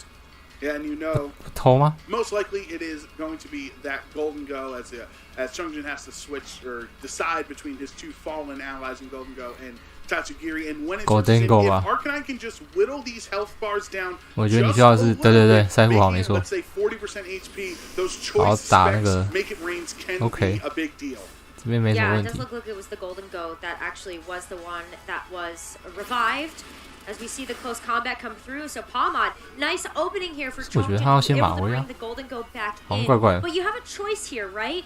Once it comes in, you lock yourself into something. I think it's very, very maybe it's a little bit tempting to go for something like the Shadow Ball, right? Just so you can actually get the knockout onto the Garganacl. But then what do you do against the Iron Hand? So the Garganacl, that actually does make a lot of sense to lock into Shadow Ball, as Garganacl is much stronger defensively than it is with its special 对啊，我觉得他 defense 刚他刚马威火推再复活 it 比较好吧 would be obviously incredibly strong into this ghost 有 type 需要 Garganacl. 进来 It 直接 does 复 have 吗？ protect though, so that's where you run into the risk of if you bait into a protect and then Iron Hands knocks you out in return. The benefit of close combat being used last turn for Chongjin is now those defenses have been dropped on Iron Hands, who is a very bulky Pokemon typically, is also an Assault Vest, but at -1, you are resisting the Make It Rain as an electric type, but that might be somewhat mitigated because you have choice specs and he has -1 special defense. So this is not an easy call for Chongjin. If a protect comes from Sam's Garganacl and you lock into Shadow Ball, that could be devastating. That could be really rough here if your Golden Go does get knocked out. But Arcanine still has the opportunity to try to knock out this Iron Hands here with the Flare Blitz, and that will be enough thanks to that defense drop. And of course, Arcanine getting the same type attack bonus. Great call there, Joe. And that does leave Chongjun able to go for a super effective attack into that Garganacl as he locks into the Shadow Ball. So it was a little freer than I was imagining because 这 Shadow Ball 还是蛮痛的。 defense drop, the Arcanine would not have had enough damage to knock out 应该 Iron 2下 Hand, 可以 but 打死。 after the -1 defense, you kind of essentially gave Arcanine a +1 attack if you want to look at it in a similar situation there. It's not literally exactly that, but kind of works that way. And now with Protect being used on this last turn by Garganacl, not very likely to protect again here, and you can just take a Choice Spec Shadow Ball? I'm not sure. I mean, this is going to be a lot of damage, 哎， but 等一 it's 下 just not enough thanks 有点 to 少 how bulky this Garganacl is. So it's down to 有 whether 点 or 少 not 等一下 Assault here really can come through clutch. But Sam in this endgame can 哇， continue 等一下 to 这样 go 过 for 半对不对？ damage 所以等一下扣25%再手速，这样赢了。 That's right, Rose. The Protect 真不愧是我炎灵大哥。 essentially is going to mean that the Salt Cure, just like 手速赢。 That should be enough next turn. The Salt Cure is what wraps up this game more than anything else, and that's really cool that we saw 4.5 Pokemon on Chongjun's side, and it still was not enough to take down Garganacl. I mean, hey, taking a page out of the book that we saw there written by Chisak Lee and that Poison Terra type Garganacl. But it is very much rough going here when it comes through for the 因为我觉得影子球有点太少了，有点太少了。 That will be game number 它是练速，然后不是加 C 的吗？ Back and forth, and the Pokemon that wins it for Sam was the first Pokemon he brought out on turn 1 with the Garganacl, and I can see the differences as to why you would want Ghost Terra instead of Poison Terra, which was the popular thing that G-Song. 我也觉得真的就差那马威，因为炎灵阉人还好啊，我觉得还好。 going into this because I can't fake out the Ghost type, and I can't bring down Doza because he has Curse on Mimikyu. 就算它特性有鬼减半，但它毕竟是原本伤害，真的是蛮少的。 Pokemon on the opposite side that Chongjun is going to have to work around, and Revival Blessing by itself is not going to be enough to give you the advantage. Yeah, it's definitely a tough call to see how you're going to be able to deal with that. I do want to make a note, though, that Iron Hands doesn't have Protect because it's Assault Vest. So that was actually really easy, I think, for Chongjun to make the decision to go after the Iron Hands. Still, though, wasn't enough in the end, but it is important to kind of keep those things in mind because it is easy to miss some of that stuff when you are looking across the board at all of the information available. I think you're right though that Chongjun's not gonna forget how important that Garganacl is to Sam's YouTube 哦，看起来不行，应该不对，好像可以，听看看啊。可是好像会占满这个版面。应该说我不确定它能不能完全显示出来。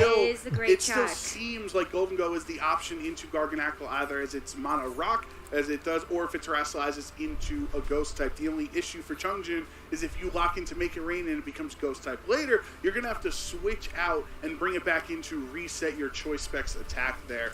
So I just think this could be a case of Sam's team just being really strong into the matchup with Chongjun, especially if Chongjun does not feel comfortable bringing Dondozo, that's obviously a detriment to the team, as many Dondozo teams are somewhat built around the usage of Dondozo. So if you're going to play against one of the best players in the world, one of the best players in Australia in Sam Pandelis, who's a regional champion, second at Worlds, everything like that, a great VGC trainer for many years, and you can't use your most effective strategy, which is Dondozo, that's like kind of a double whammy. Yeah, I think it's just really tricky in this matchup because Dondozo, Tatsugiri, while great together, can also be a detriment to your game plan if you're not careful. When both of them hit the field, you're stuck. That's it. You only have the Dondozo to really work with there. But maybe the attack boost would be enough. We didn't actually end up seeing the Iron Bundle come to this game number 1, so maybe Chongjun would feel a little bit safer bringing the Dondozo, knowing that that wasn't actually a present Pokemon. But into game number 2 here between Chongjun and Sam. Chongjun going to stick to the Palmot and the Golden Go, but this time around, it's double paradoxes here for Sam.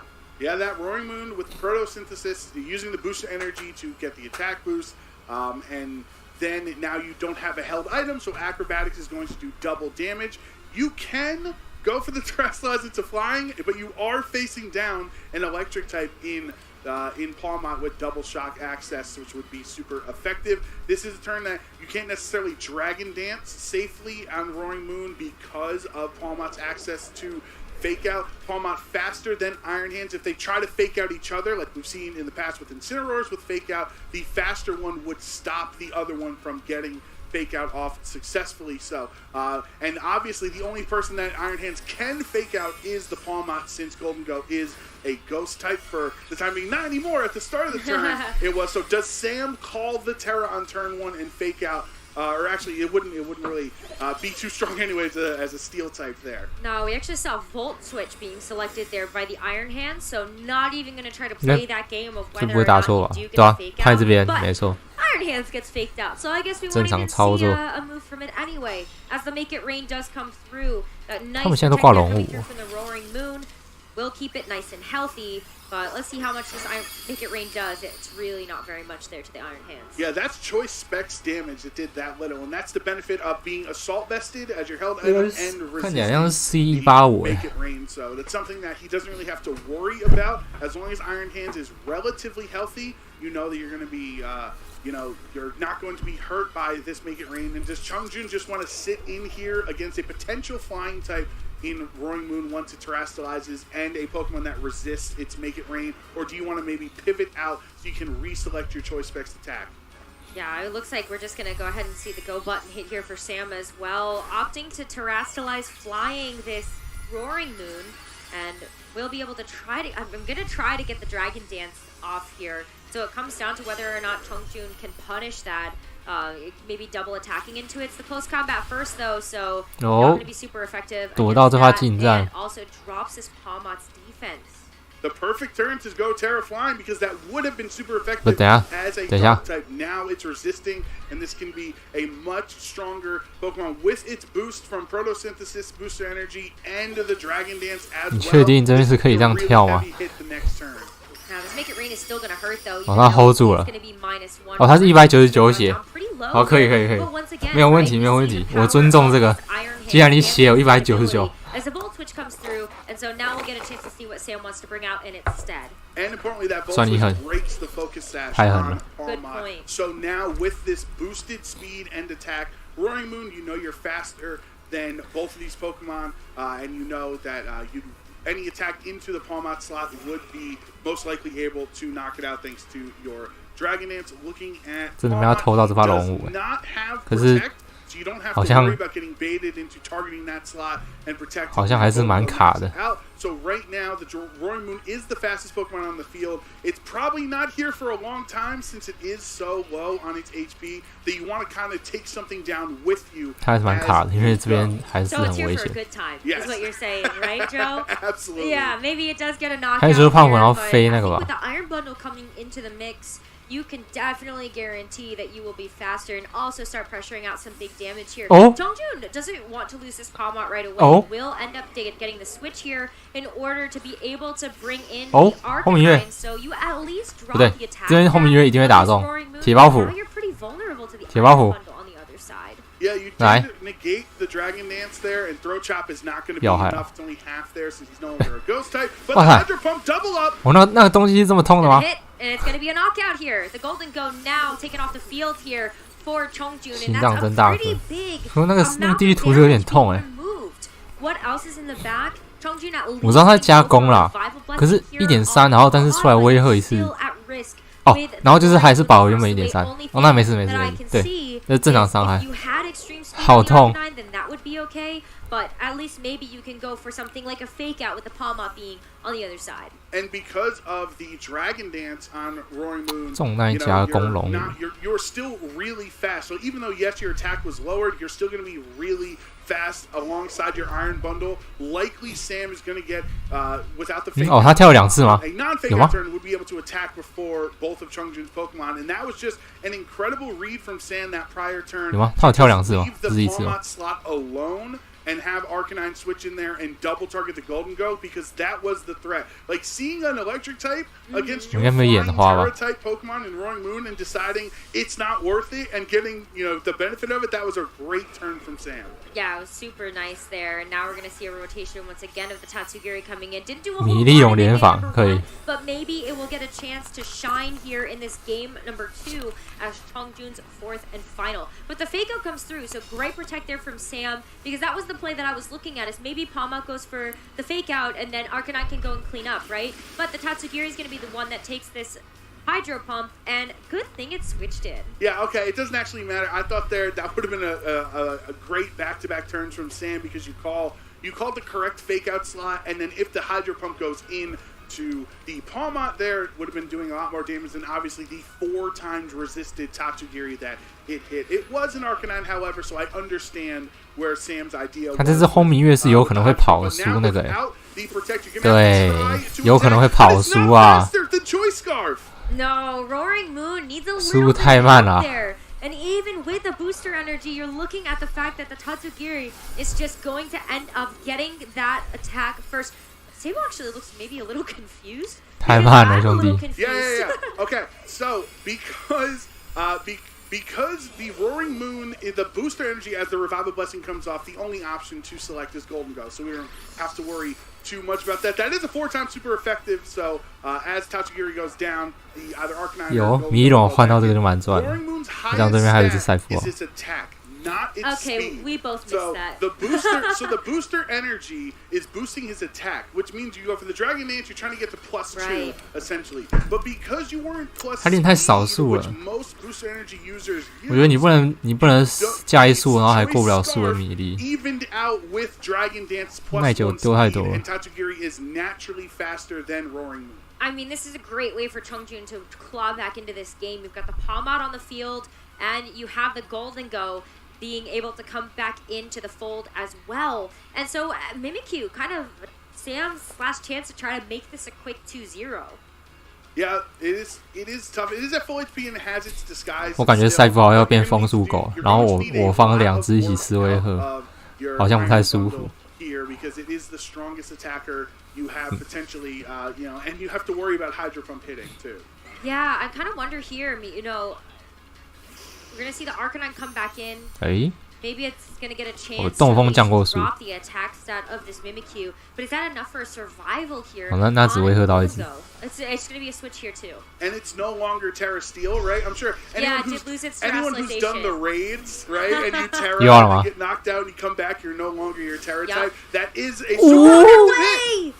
It brings it down to 1 HP even with the 有差这个 not enough. This is a perfectly trained Golden Go to live just barely from the life orb Shadow Claw. Oh my gosh, that Intimidate drop is so big here.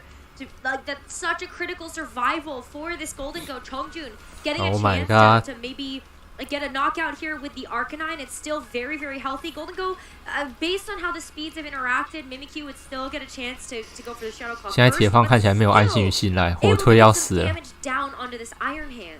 And because Iron Hands just 它是不是加速的啊？ you have access to Mimikyu 不会是加速啊？ Arcanine slot just so it doesn't attack any. 我觉得眼镜富豪没有办法耐到哪去。 Golden Go slot, you know Golden Go 我感觉是 MQ 有偷东西。 可是我是觉得 MQ 要固执啊。 At least you still have the Palmot in the back, so maybe you could be able to switch that in. But no switches here.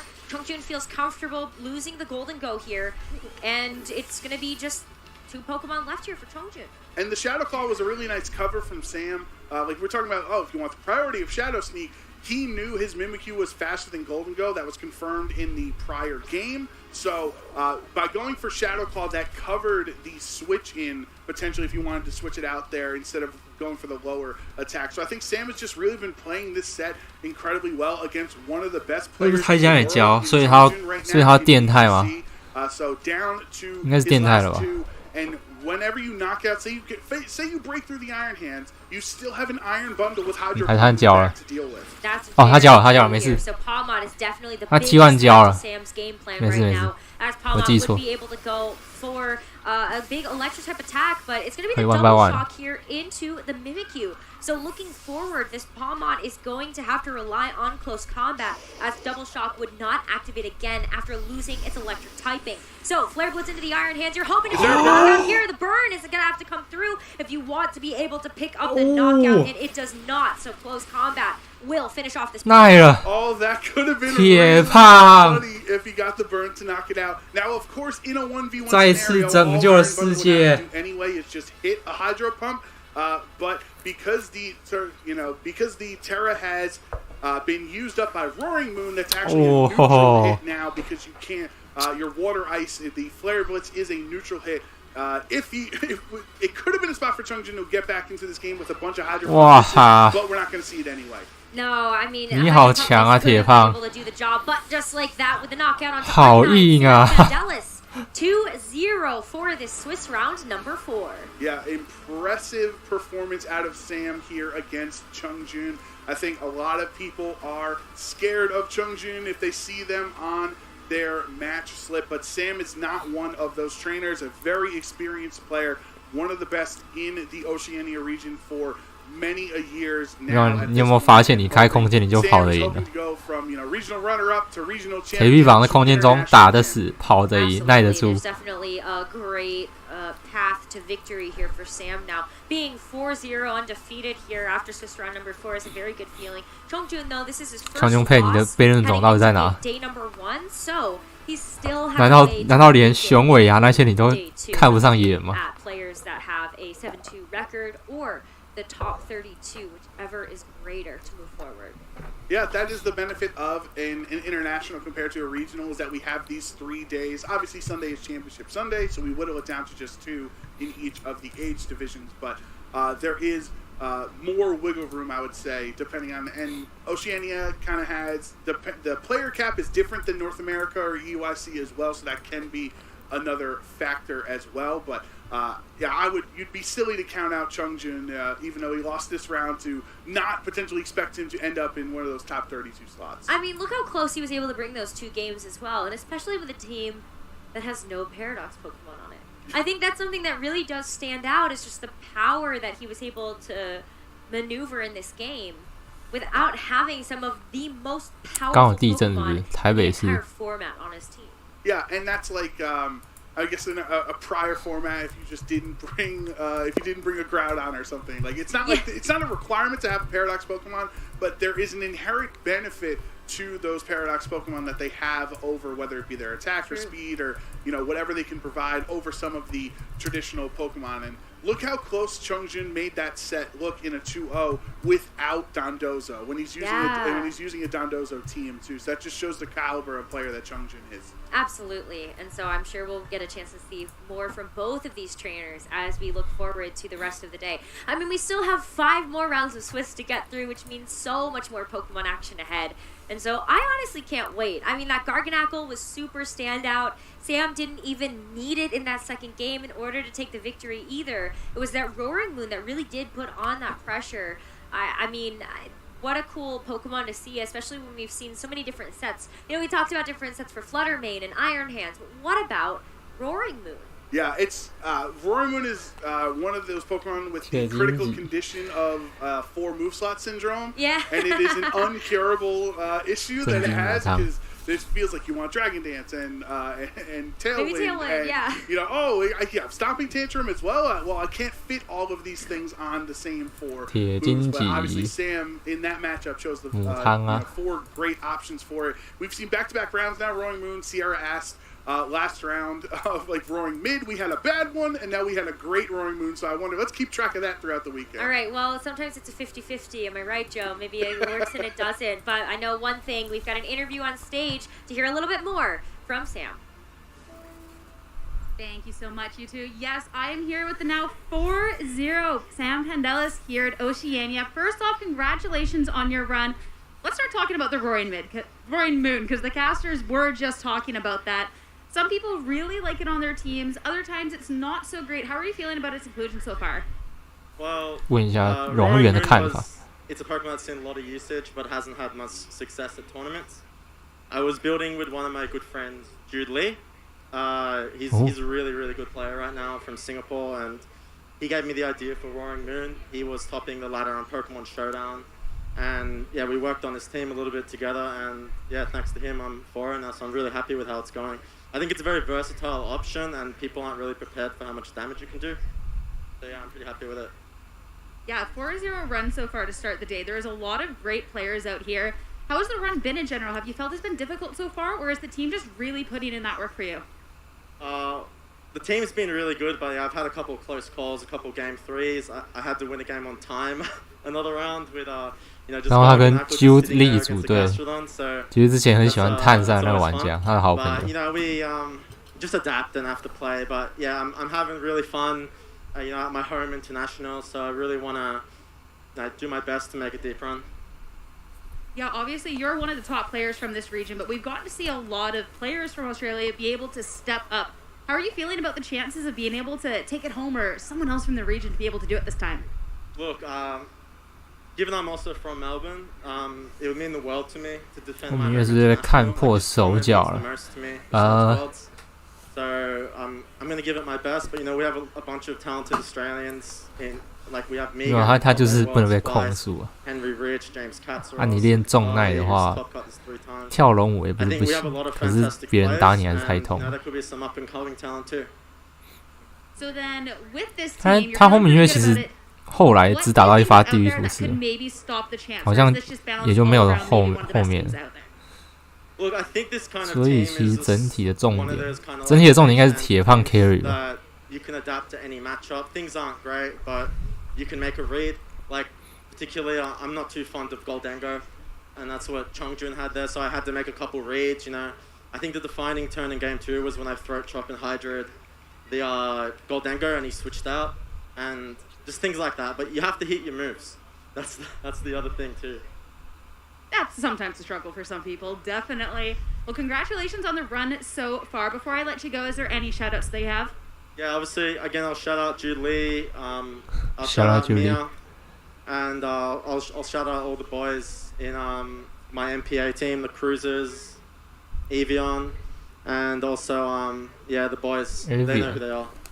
Avian 是那个加拿大的选手，然后他还感谢他 NPA 队友，就有点像就是外国的 VTL 啦，例行赛哦。Hey Pokemon trainers, welcome to Pokemon Championship History, a series where we showcase important matches throughout the history of competitive Pokemon. Let's flash back to the 2017 North American International Championships. This was the final event before Worlds, so it was the last chance for trainers to earn an invite. We turn our focus to round 3 of Day 1. Giovanni Costa is a West Coast VGC trainer that had one simple phrase, believe in Eevee.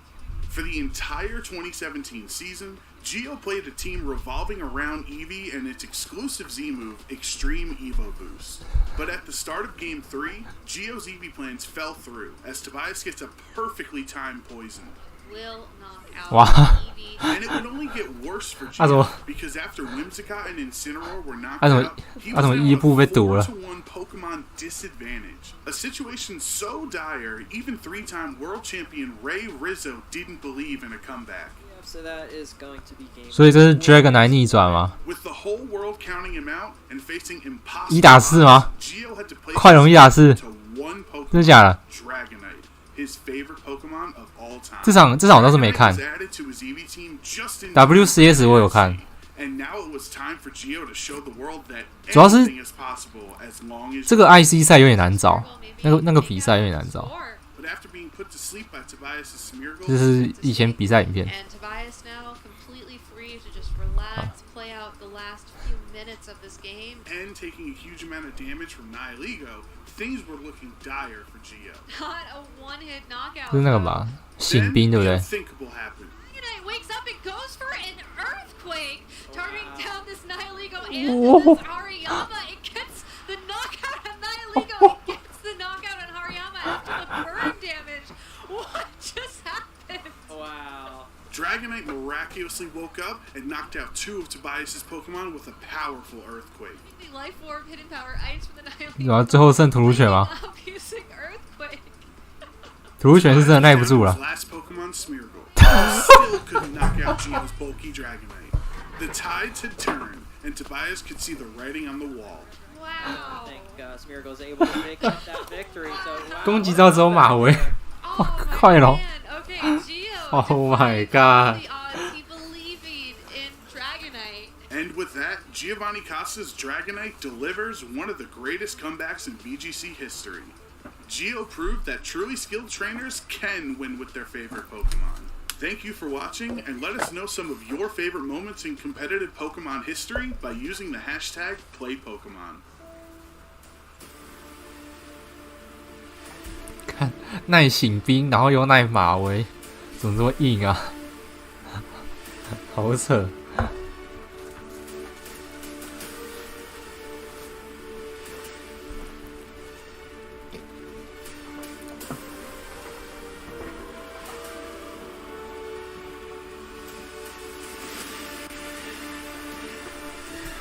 这就是 Dragonite comeback， 有料有料。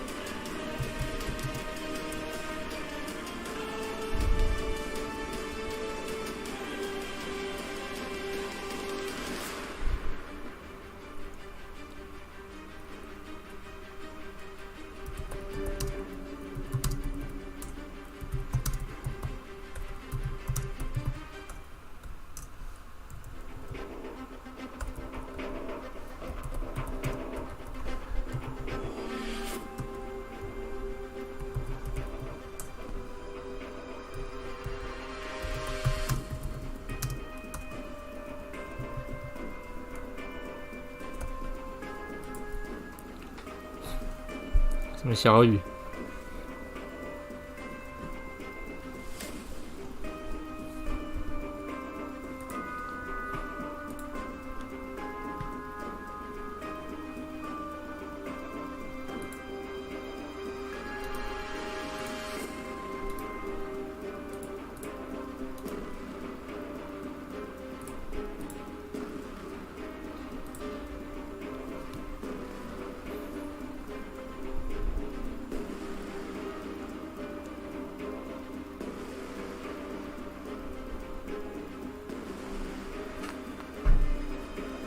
是不是可以趁他们在聊的时候练个队伍啊？不过我可以等他们 IC 打完，我再看要怎么练好了。来，我想要看一些其他知名的玩家上实况，特别是那种喜欢做效果的。有些很强的人上实况喜欢做效果，虽然好像也不是他们自愿，就是很多有些有名的玩家玩个卡比是不是？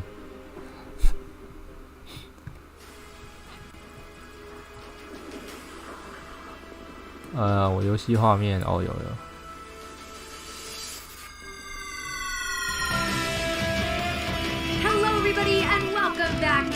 等一下，看，你们将会听到卡比的声音。回来了。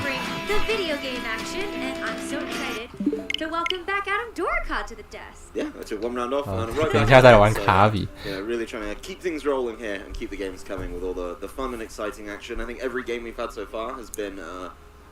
I'm going to loosely use the term banger. I'm not allowed to certify bangers anymore. That's been taken away from me. I didn't update my certification this year. So, I have to earn that back from Joe Brown, apparently. Oh, do you? Okay, well, you might want to get on that. Yeah, we I'll need do it the for tomorrow. certification. Okay, good. Yeah. Overnight. 有蛮多人喜欢做效果，那个 Super excited though because you're 对啊 right. Like every 健仔在 single 牛 match 棚 has 热 been 身 so 什么东东 hyped so far. 没有 And we've also 我不知道 seen 我不知道这 some 是 of 什 the 么意思 highest caliber play. 你是说你要接下来要实况野球 Yeah, 啊 I think it's been awesome. I also really like we've seen a lot of Australian players. Yeah. I know we talked about it a little bit earlier, that this event's not actually been won, in the Masters Division at least, by an Australian player for quite some time, going all the way back to 2017, which I believe is the first year of the International Championships anyway, so certainly a 上实况做效果，那个 James Beck 上实况都要先搓一把，然后后面再把他打回来。他 James Beck 会先打出一个很猛的战绩，什么5-0、6-0，要不然就是打到大概32强和16强，然后在实况上做效果，把自己戳下去。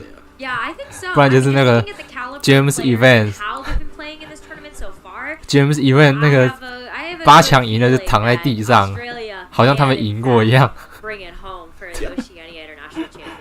他已经拿过青少年组世界冠军，也拿过 NAIC 冠军。然后一个 Regional 8强赢了就躺在地上，好像已经赢，好像自己赢了整个 Regional 一样。都不知道这些人在想什么。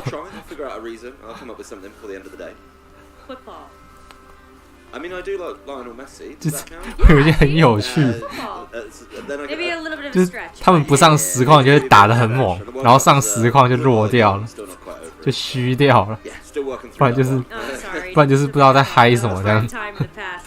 We'll move forward then, because we have a lot of different matches to kind of look ahead to as well. We're just waiting for the final matches of Swiss round number 4 to conclude, and then we'll take a look ahead to how we're going to get through round number 5. I mean, the competition at this point has started to whittle down in terms of who is left undefeated, but we still have 5 more Swiss rounds to bring you. So yeah, that's going to be exciting, and honestly, the players we're looking at now are probably 可不可以让我看看 Joseph Ugarte for a little bit, be able to kind of try and continue moving forward in that regard and try and keep those players undefeated. Obviously, Joseph Ugarte 也是蛮厉害的。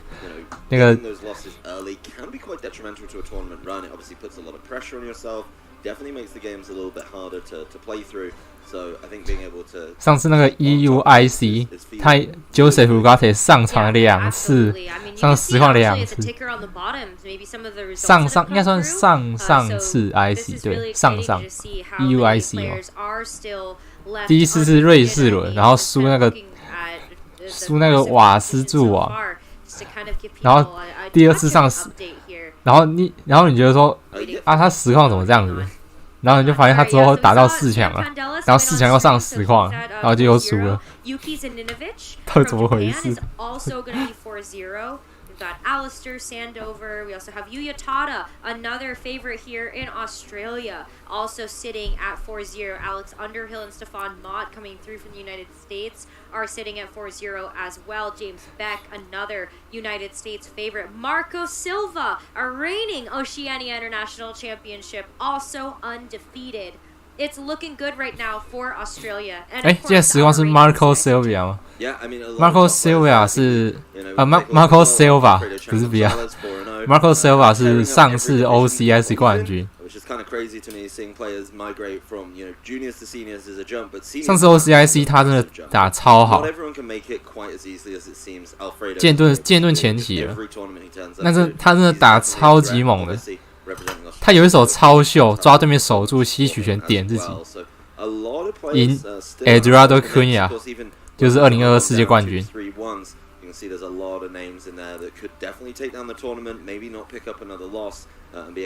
好像他目前没输而已，好吧？他没有说要上实况。Yeah, I still see a lot of Australian tags here coming through on this list, so definitely looking good there, probability-wise, for an Australian taking it home. But just looking forward to the top 12 Pokemon that we have here at day number 1 of OCIC, would love to take a look at some of those statistics because as we saw coming through from Orlando, right, Dawes? 等一下，东兜手怎么变那么多？上次这个列表里面没有东兜手啊。We're seeing a few new contenders on this page. Yeah, I talked about it earlier with Lou that Iron Hands was actually up at about 50% in Orlando, which I thought was a little bit much. 前6之一对 ，OK. For my taste, and I didn't see enough value out of it for it to be dominating 50%. So I think 34 and a bit. That's sort of where I'm more comfortable with it at. And I will say that the players that we've seen just on stream so far, obviously I've not. 或是前6只把一只换火准， They seem to be getting a little more value. 也差不多了。 It seems to be. It took a little time to refine it and be able to work around it. Fluttermane and Iron Bundle at the top are really no surprises. They're both fast. 把疯狗换火准 and they're both able to put down large amounts of damage, which 前6只就可以一对了。 Are really good at that. They are kind of skewing us into this more forward, more offensive format, which I like. That's the kind of the way I like to play it a little bit. But being able to see the Fluttermane now over 50% is kind of mind-blowing. Obviously, Fluttermane got a lot of love with Wolf's team in Orlando, kind of set the tone for Series 2. But I think a lot of people are still playing it with that classic double fairy move, then a ghost move, Shadow Ball, Moonblast, and of course the Dazzling Gleam. Makes a lot of sense. The one that's jumped up and caught my eye a lot though is the Great Tusk, and I said I wasn't convinced. I said in Orlando I wasn't convinced. 可是我觉得之后打不赢那个包袱加大象强攻啊，打不赢啊。然后火准又可以鬼火你。然后现在又有流行一法灭歌哦。That's absolutely true, and I mean, Great Tusk, especially paired next to the Talonflame, is a duo that we've seen a lot of usage in this tournament so far, and I think we're going to still see a lot of it going into our future streamed matches and going into Top Cut. It's the combination of the Tailwind plus a Terra Ground Earthquake. 主要是火准能达到的干扰效果，现在其实比黑暗鸦还厉害了。 Ignore the Earthquake. That feels pretty good to have as a synergy for that pair. Yeah, I'd like to say as well, kind of shout outs to Roaring Moon, making this a big climb up. I know a number of people have a number of opinions on Roaring Moon, but it seems that now players have figured it out a little bit more. They've maybe seen it in action coming through from some of the regionals as well, maybe some of those online tournaments that people love to practice. 还有一个点是黑暗鸦是弱一法包袱的，火准只弱水炮，正一法2招都还好，然后冰招也还好，就怕水炮而已。 Is definitely Golden Go. I think a lot of people kind of threw Golden Go out of the team builder after we looked at Series 1 to Series 2. it was definitely that Series 1 staple. 那水炮就不稳嘛，所以这样火准就上来了。简单的逻辑。Makes a lot of sense, and it seems to be one of those things that you have to have an answer for on every team. Yeah, Golden Go and King Gambit are two Pokemon that did see a bit of a drop off in usage going from Series 1 to Series 2, but they are back up there. I mean, King Gambit's one of those Pokemon as well that, you know, despite like Arcanine being around in the meta, you know, you're still seeing some usage from the Defiant ability, but the fact that it gets kept in check by a lot of the ground type Pokemon, and of course the fire type Pokemon that are here too. And fighting! We can't even forget fighting here for the King Gambit. Well, the one thing that King Gambit has really kind of capitalized on, I think, is the growth and the understanding from the player base of how Terra types can be useful. And we, you know, talked about it a little bit with Joe, talked about it a little bit with Lou. The way that Terra types are being understood now, and even some of the interviews we talked to the players, right? They think it's a great mechanic, and I think they're right, because King Gambit, with a smart defensive Terra, still puts down pretty nuts damage, right? Like it's still 正义法越来越弹。有人可以教我正义法要怎么练弹吗？我其实没什么概念。我知道可以练弹，可是我不知道怎么练，因为他那物防实在是太低了。有人可以告诉我一下吗？不是，重点是你要耐的是什么东西？你练弹一定是练物防嘛？可是物防你知道耐什么？ understanding a little bit more of the format, and that's great to see because the longer we play, 这是我的好奇的地方。 understanding the players will get of them, and then they'll be. 因为假设对面是硬要塞你什么铁头之类的，基本上你是别想耐。 That I feel like actually suffers a little bit from terrestrialization is Dondozo, and it suffers in terms of choice.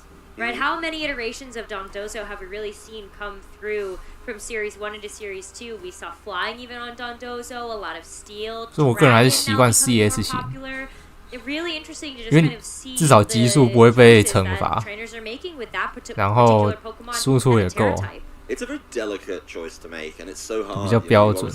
Giving that information over to your opponent in the open team sheet format, but getting that Terra type right and using it correctly is, of course, very, very important. One thing I'd like to point out on this graphic, just for clarity for those of you at home, please bear in mind it's not like 3% of Dondozo that are missing a Tatsugiri. We do break it down by the Tatsugiri form, so I imagine the other 3% 耐子弹拳应该不可能吧？ one of the other forms. 再怎么样不会耐子弹拳了吧？ Far and above there, with 15.6% of the teams taking it. So we'll match up. 物理的2倍应该是不用想了。子弹拳是2倍，所以应该是不行。 Curly has definitely been one of the more prominent forms, but we've seen a lot of stretchy. 而且子弹拳没有多到需要你去调那个吧？巨钳没有那么多。 Which was so funny, but only because 马上眼前映入眼，马上就是巨钳螳螂，映入眼帘。讲话打舌头打结。 You gotta be so smart, so heads up about how you navigate some of these matchups that it makes sense to me to pick a form for the Tatsugiri that helps you out and shores up something that could cause you difficulty. Yeah, absolutely. I think that going for speed or attack, we even saw this with some of the paradox choices. You know, what is the stat that you do end up increasing, and do you attach booster energy on top to make sure that you are getting that increase? 哦，突袭好像可以哦。 Is how do you prioritize attack, damage, special attack? Maybe you go for a little bit of bulk there. Speed has been really the more prominent choice for training for these paradoxes. 有关子弹拳这个再说。路卡利欧跟巨钳是真的没那么多啊。 And when you're playing these fast defensive formats, it's absolutely huge. That's why Talonflame sits there so highly on the usage stats, because it's got one of the easiest to set up tailwinds in the game. Makes a whole lot of sense to be able to set that up and be able to play through that one as effectively as possible. So it's really, really important. I think the Paradox Pokemon added an even greater focus on being able to go first if you're going in mirror. 没有，我跟你讲，假设我预设会有子弹拳的话，我的正义法就是钛金跟火加魔法火焰了。我们来决斗啊！我们来决斗啊！你应该是耐不住我的魔法火的。 It just makes a lot of sense to focus on the speed. So something that a lot of trainers, maybe if you've only played in the last couple of years, aren't quite as familiar with. Like obviously we've gone through a couple iterations of speed, but I really like to see players finding that edge, the tailwind, maybe matching a tailwind and then weaving in an icy wind, just being able to open it up. That's actually, I love that you bring that up. 外馆是一直没有在前十二吧 how trainers were taking Iron Bundle, right? Because you saw Iron Bundle come through with the IC win when it was first introduced into Series 2, but you also had some Iron Bundle that were carrying the Covert Cloak, just so that they wouldn't get their speed dropped. And we saw so many of those really cool interactions happen at the Orlando Regional Championships, and so seeing that speed was really neat as well. Oh, Marco. Top 16 standings as it stands for 4 rounds of Swiss. James Beck 来实况请选他，我看他能不能突破实况诅咒，好不好 ？Good variety actually of regions represented here, and funnily enough, our defending champion Marco Silva right back on top in the number 1 spot again. So 你有没有看到 James Beck？ 只要不上实况就是这种鬼神战绩。Years gone by, we'll put it that way, without aging myself. Like Yuki, Alexander Hill, Sam Padelis, obviously, fantastic performances. Just saw him on stream as well. James Beck, a fantastic US regional competitor, and honestly, seeing these Australian representatives up here, a lot of them scattered through. They got to be feeling good about representing that region. Absolutely. I mean, again, this is just like it's the home for them, right? And so there's definitely a little bit of national pride that comes through, whether you can take home your home international championship. And so definitely putting on a great performance so far. But we still, I mean, the competition is fierce. Even looking at the names, you mentioned some of the veterancy, the longevity that a lot of these players have had. That makes the competition even tougher, it feels like.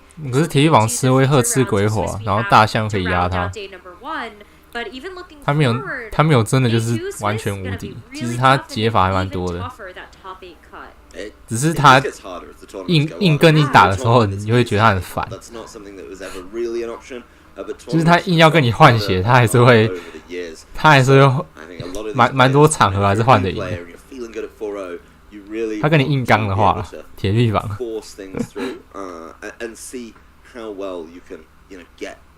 Get there when it comes to the top tables. I mean, 4-0, you're kind of in the driving seat. You're definitely in control of your own destiny at this point. And then you've got a little bit of wiggle room. Yes, you could take a loss. But then you end up in the X1 bracket. I'm going to be honest, that X1 bracket looks absolutely treacherous.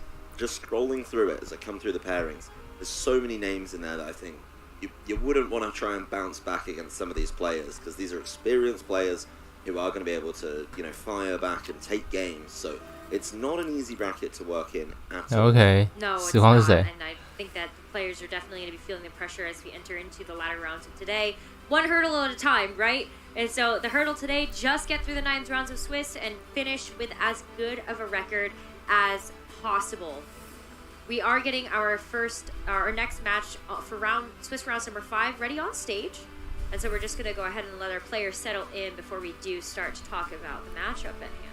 Yep, everyone's getting ready. Got to get that team sheet out, ready to exchange. I brought it up with both the guys earlier, but what's your tactic for the team sheet? Are you a note taker, or are you just a read and remember kind of person? I'm a note taker. Okay. Yeah, I think it's really important for especially in an open team sheet format. I like to approach it with let me look at the team sheet and at least figure out some of the biggest threats that are available, or some of the more pertinent information, and then I write them down because I work with muscle memory, so that's kind of the way that I like to approach it. And then if there's anything that pops up or I'm unsure about in the game, then I'll refer to the team sheet. Yeah, that makes a lot of sense. So obviously, you've got to find that balance in this open team sheet format. It's one of the craziest things I've seen in a while. But those of you at home may recognize, for those of you who watch the Oceania International Championships on the regular, whenever it comes up, you're going to recognize at least one of our players here today. Oh, yeah. I mean, honestly, this is a big international matchup in terms of just being in the internationals, and the caliber of player that we have here. But the fact that it's Marca Samantha Caldura Silva, the reigning champion, that is going to be a behemoth of a matchup here for Aurelia Sola. Yeah, it's a tough one, but it's an all-European matchup, right? Italy versus France. That's definitely something that's kind of stepping away from looking at some of the Australian talent that we've had on display so far, but being able to see kind of Europe stepping it up and bringing some of their best to the Oceania International Championships is certainly nice to see, and I'm glad that we are in a world 马威加劲舞应该是空间型的吧，就不会是正数换血吧？正数换血应该是会换数啊，我是这样想的。But now we get 5v. 应该是空间的那一种才是剑舞吧，不然就是一大堆掩护。可能你队伍同时有爱管，又有菇，又有老鼠之类的，然后你就铁臂膀一直打全部。不过那个好像有点困难。Okay, these are two very historied regions in VGC. Even just looking back to how EUIC played out last year, right? We had Italy and France bringing two pretty incredibly different types of teams. France really well known for the French train that they ended up popularizing with the Shedinja, with the Kyogre and Zacian. Really fantastic to be able to see that team archetype. And then Italy as well, just known for some strong players in the European region. So I can't wait to see what's going to happen there. I mean, even just looking at like Liverpool, there were a few Italian names that I wasn't super familiar with, but they were so strong. Even if it was their first regional attendance, they completely blew it out of the water. Well, I do think going through kind of history of European VGC, a lot of countries have had this time where that main team building group really dominated, right? Like there was an era where the Spanish players were always on top. There was an era where the German players were on top. There was a definite era where, of course, the Italian players were on top. And I do think France is one of those regions that sort of has always been on the fringes of it. They've always come up with these very inventive teams. Yes, the French Reign was big last year and obviously saw a lot of play and a lot of focus around that.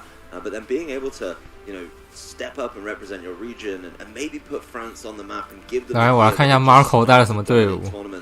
Marco 的风格，我是觉得不错的那一种，就是很着重平衡。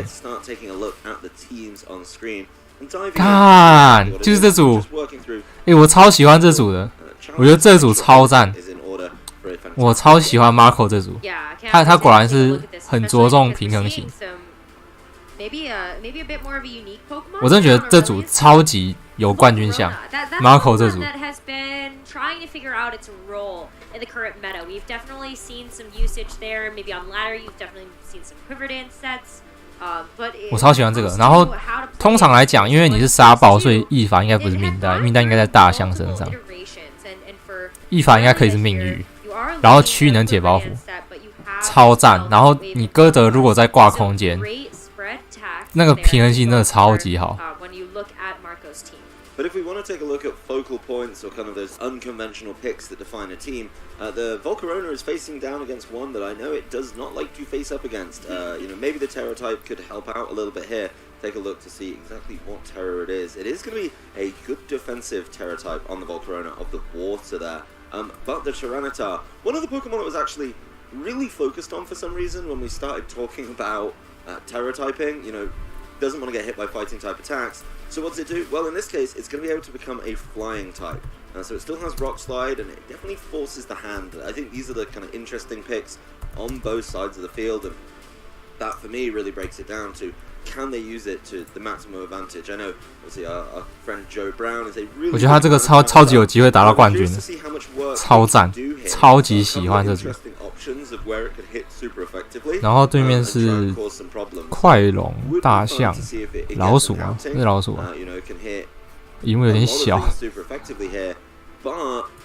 Does have to be conscious of potential defensive Terror types and getting hit back as well, which is going to be a problem. So a lot to think about. The rest of the team from Marco Silva's side, pretty much with the exception of the Gothitelle, this core that we've been seeing of just fast offensive Pokemon. You got Talonflame, the Great Tusk. Yep, we know about that combo. You already touched on it as we've been sitting down for this one with the Fluttermane and Iron Bundle to wrap it out. And then there's another Iron Bundle over on Aurelia's side.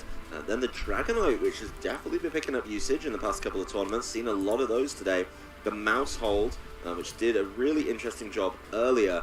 We saw it on Chemo's team. And it is going to be a very similar build. So it is going to be that friend card, it's going to have the safety goggles, and then it's going to have the Super Fang, the Follow Me, and be able to cause problems that way.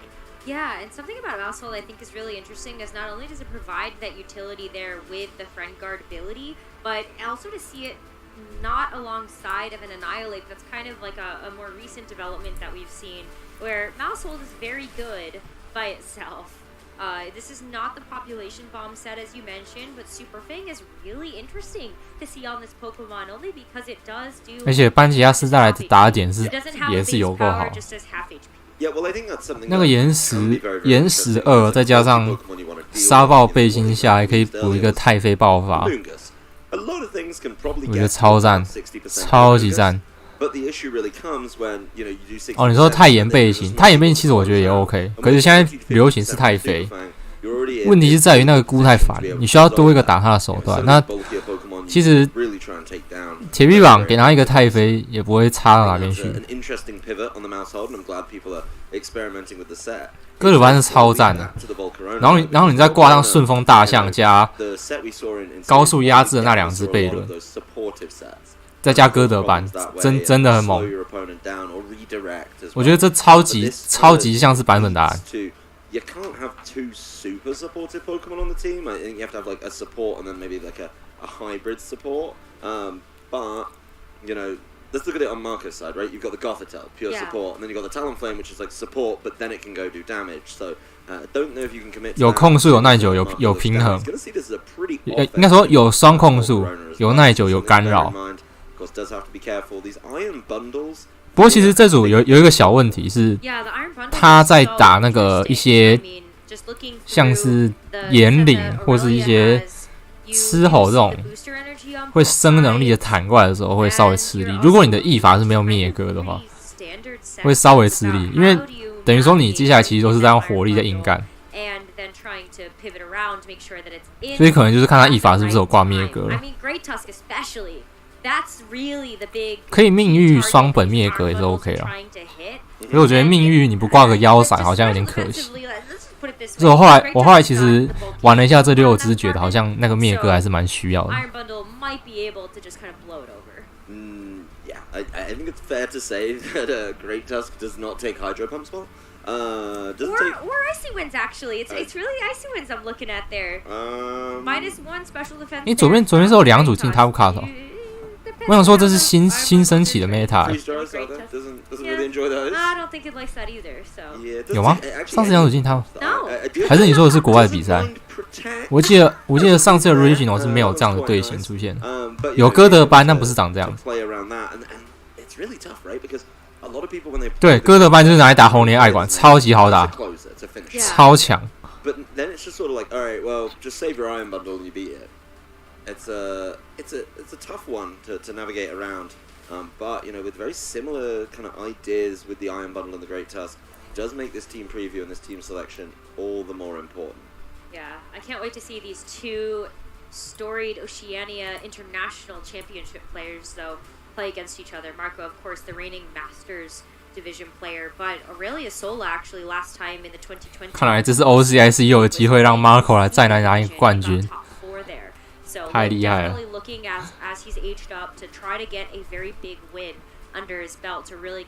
而且班也不是只能打2只，他在对上包袱役法的时候也不会太弱，这就是他的强力之处。役法命带没有，我杀到直接刮掉你。你想打我倍率，我长得太肥。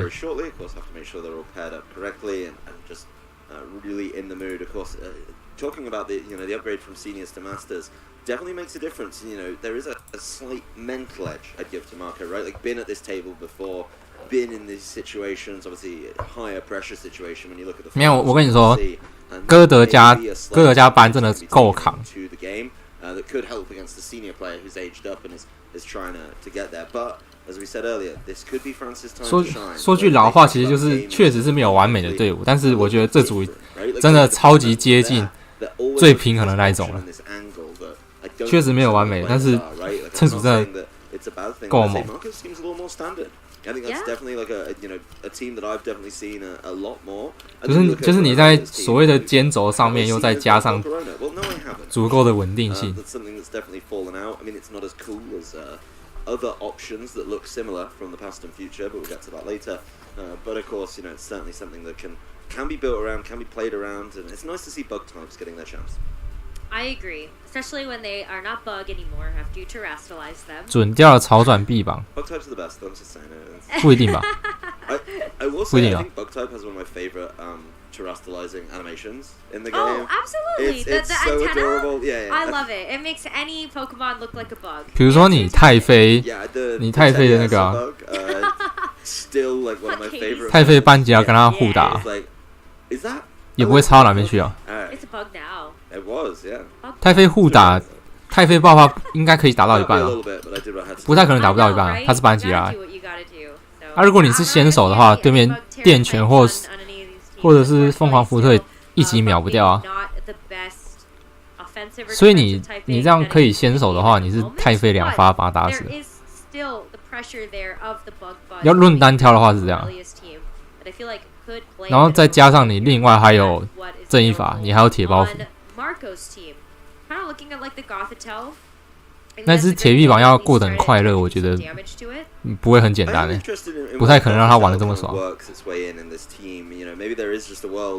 Once you've got the tailwind set up and they bring in something to maybe answer that, then you just throw in the Gothitelle, lock down a pair, and use the tailwind to sweep through 2 Pokemon that are struggling, right? And just not able to really make that work. So it's definitely a different option. 好奇有没有比太妃更好的选项？ Exchange of the team sheets.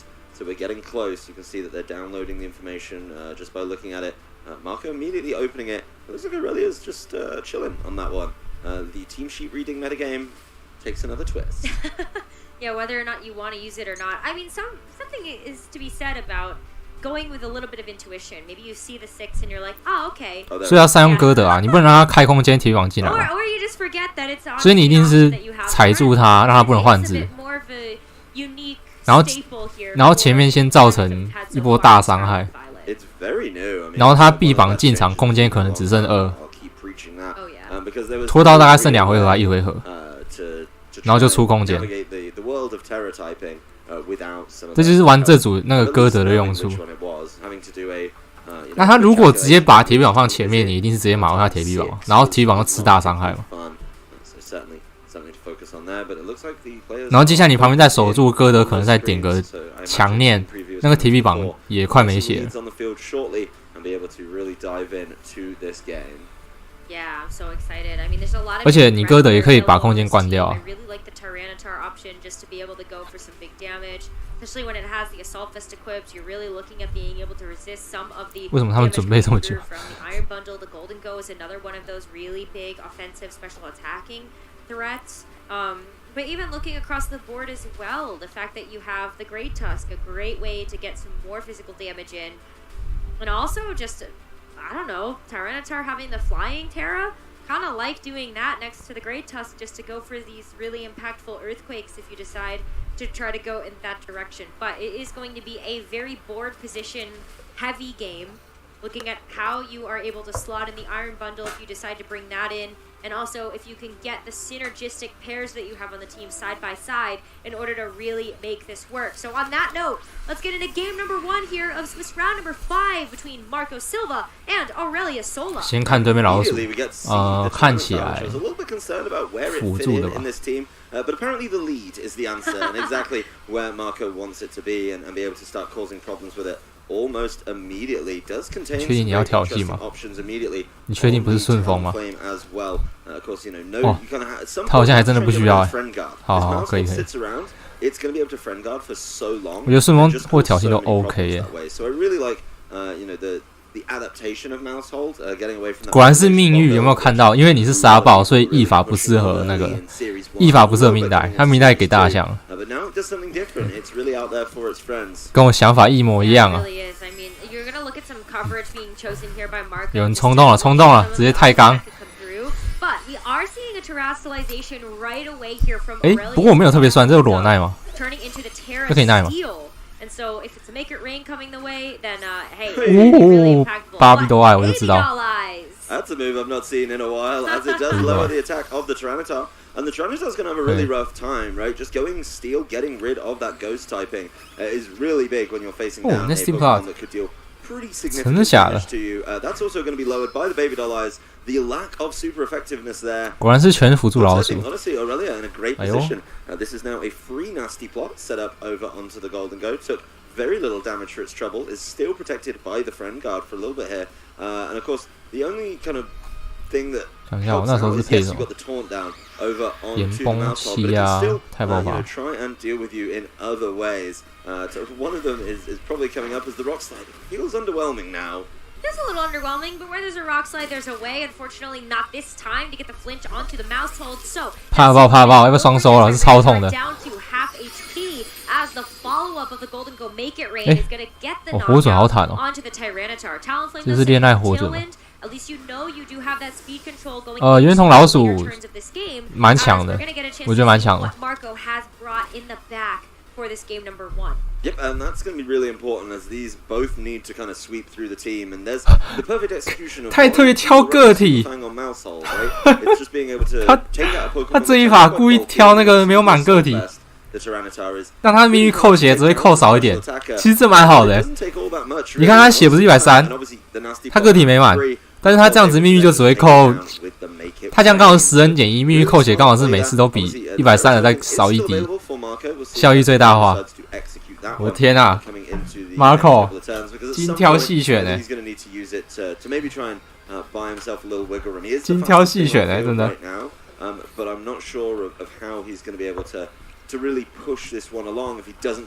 太用心了吧！ Being protected by friend guard. Yeah, I mean at this point you're trying to go for the Brave Bird here to just chip down some damage on. 我之前也有在想这个，可是我觉得超麻烦，所以我没有特别去弄。但他这个想法真的是哇，有厉害到。 Just get knocked out here, and the Super Fang into the protect of the Fluttermane. Yeah, he's going to be able to at least stay alive here for now. I actually don't think that's a bad turn for Marco at all, though. What he actually wants is to get to the next couple turns of Tailwind. With both of his sweeping paradox Pokemon. 告诉我你想怎么解这个？不对，等一下，他这场没带大象，所以对面才过这么爽。是他没带大象的问题。他可能是抓其他开场没抓这个，他下一场就会开大象了。可是对面就可以反抓他，如果对面很厉害的话，对面可以反抓他开大象。反正我觉得下一场 Marco 应该是得出大象了。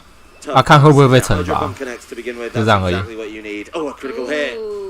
Well, that's going to help out a little bit at least to try to get the knockout here with the Shadow Ball follow up. And 是不是有人点围攻啊？还是叔叔啊？应该不是围攻。哦，是门牙的。哦，门牙，对对对。 That's going to be half HP gone from the Iron Ball. 我在想说他如果围攻，好像这一把会死。Both Pokemon on Marco's side, of course, the safety goggles on the mouse hold, not a big concern. But, you know, this is getting to one of those situations where Aurelia's just working through those Tailwind turns and maybe save something in the back to just try and close out this game really, really quickly. I think that's probably why you've got Marco holding onto that Terra typing, right? Wants to find a window where a vital Terra at the end could seal it up and make this 3-2 advantage really not seem like as advantageous as it is. The Iron Bundle is, of course, also going to activate Quartz. 抽速时间到了，动风闪光。他有闪光吗？我刚来不及看。替身。 Let's see if Marco's able to get away with the move he just locked in. I think he's going to absolutely put himself in the driving seat. 有想法哎。我原本是想说是灭哥腰闪在选，他选替身哎。哎呦，有点料哎。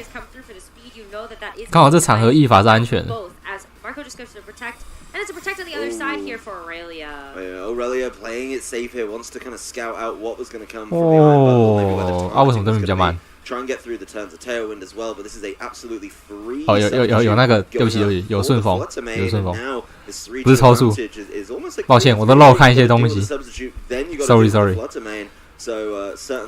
刚刚有顺风。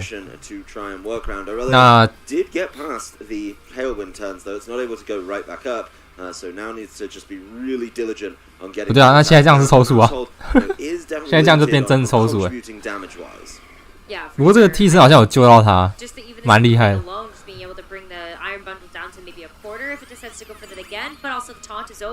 So the mouse hold can also just go for follow me to keep this Iron Bundle. 啊，抽出 freeze dry.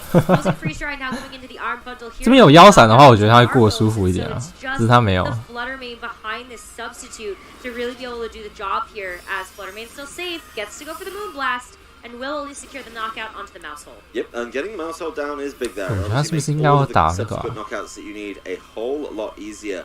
The big thing for me is will this Fluttermane be able to clutch it out? Obviously, needs to deal with a couple of attacks, but weaving in big attacks in retaliation could be huge. 对啊，你看他如果有那个他如果有腰闪这边就很舒服。The Iron Bundle could go for a Protect here from Aurelia, so at least 其实大象看起来是命带。But you have to find a way to break the substitute before the Flutter main breaks you. And it looks like 好啦，我觉得这场是 Marco 他没有带大象的问题，因为你可以看到说那个老鼠加富豪，那就是被地震。他是带错怪啦，不是速攻的问题，他是带错了。所以我觉得他没什么道理不走大象，他怕撞到包袱开嘛。Really cause problems that way. So definitely a tough one to navigate around. Did try and set this up, and the Flutter main, having that photosynthesis ability, it looks like it's levitating, but it's not. At some point, you're going to get caught with the headlong rush, which is just going to take you out. I think you look at it, Iron Bundle deals with a substitute. Great Tusk cleans up, and that kind of writing on the wall there was really big. So another great showing for the Mousehold here today. 反正下一场，各位，我现在就直接讲，下一场他会开火准大象，我就在这边跟各位讲，好不好？ So yeah, at some point, I think you just kind of have to play the rock paper scissors game, and it does go in favor of Aurelia for this game number 1. But game number 2, I think Marco still played game 1 very well, could still go for that type of strategy, but it didn't really feel like the tailwind was as impactful as you might have wanted it to be. 就是火准大象。 Talent Flame still necessary, that you shut off a lot of the utility of the Mousehold. Well, one thing I noticed from Marco's side as well is he didn't use his terrestrialization. Never felt there was a position where he needed it or it was going to give him any significant advantage. So, just being able to cause problems that way may have given him a little bit more wiggle room and something to look at into game number 2 and potentially 3 as well. So holding back on a key mechanic clearly felt like he was a little bit off the pace, and that wasn't actually. 对面改开火了哦，不会啊，火准大象开火不会爆啊，你有炸鸟哎。 Bounce back from that one because that's kind of straightforward. Just set up tailwind and sweep with 2 of the best sweepers in the game. 怎么会爆？不会啊。 The Flutter main and the Iron Bundle. Just never felt like it was there, and this is something I find interesting about the Flutter main builds that we keep. 你有没有看到我讲什么？火准大象就没有在骗的哦。是这样啦，那个老鼠因为全耐，所以跑不赢大象。不过接下来他会点哦，所以他先守住不给圆筒。 I think with the follow me, obviously it's very tempting, and you're like, 他第一场就该开这个，我不知道为什么他没开。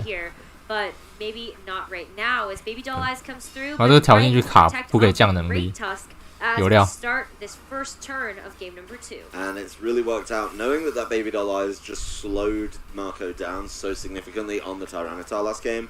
Certainly feels like a smart idea. No nasty plot this time though from the Golden Go. Just kind of wants to push on early doors. Just land a make it rain. Obviously not very effective. Still doing a good chunk of damage. With the special attack going down now, may force an earlier kind of choice. The one thing I love about this Great Tusk coming in is you can 哇塞，他这么狠哦！ blocking his moves in. 他要一次杀2只哎。 The Golden Go right now. There's no real way to get around it. Even if you go for your 好狠哦！ you're still going to be very, very weak to it, and this is the Terror type. 太狠了，太狠了，连门牙都不给咬。 Which does mean it's going to be the focal point. I mean, Mousehold can try and super. 可是我觉得你好像冲动，哥，你好像冲动了。To pull away. 为什么你知道吗？ Yeah, you're really hoping that Super Fang is still gonna keep. 等一下，老鼠怎么比较快啊 ？Alive here as the Earthquake comes through faster than the Golden Go. You will be able to get that super effective damage down onto it, and is it going to be enough to get the double knockout here, and at least get the knockout on the Mousehold with the friend guard? 我觉得他就是不该这样打。你知道问题在哪吗 ？Friend guard being absolutely clutch once again as another rain lands. It's bringing both the Pokemon low, but it's not enough for a knockout. And now this Great Tusk is exceptionally low, but it doesn't need much wiggle room. I think. 不是问题在哪，你知道吗？你刚刚不开顺风，你现在开不了了。 we're going to be going with a. 你现在这样被压杀了。Tough situation. I like the Iron Bundle coming in. 所以为什么我觉得他刚应该是要地太黑的 Long Rush 去打这边赛富豪就好了。他不应该那么脑冲，因为现在这样出事。有手术不是背心，所以他中特耐。Really？对，他要守住，对啊，然后被压杀，完蛋。Very close knocking out the Talonflame, I think if it goes for any serious attack, something like the Brave Bird, it should just be knocking. 他刚刚只能顺风，他没有别的选择。What it decides to do to wrap up this turn, it does get the tailwind, but you know didn't get to go before. 一定看得出来。Probably needed to protect the Great Tusk. 那我觉得是对面打错了。For the next couple of turns, is the tailwind set up, but Talonflame, you're going to pay for that one. Yep, that's going to be a. 他密探斗篷没被降速，哦，那没事，那没事，那没事。对，我忘记那个动风不会降速了，对面也不敢点水炮。可是是我的话，我就觉得那个要看你是要干兵还是什么的，因为你不能被他开顺风，开顺风就没了。哎呦，这波活准活下来开这顺风，那对面要爆了，这样子是对面要爆了。对面以为动风会死，那是他判上有问题吧？动风怎么看一定不会死，那个血一定不会死。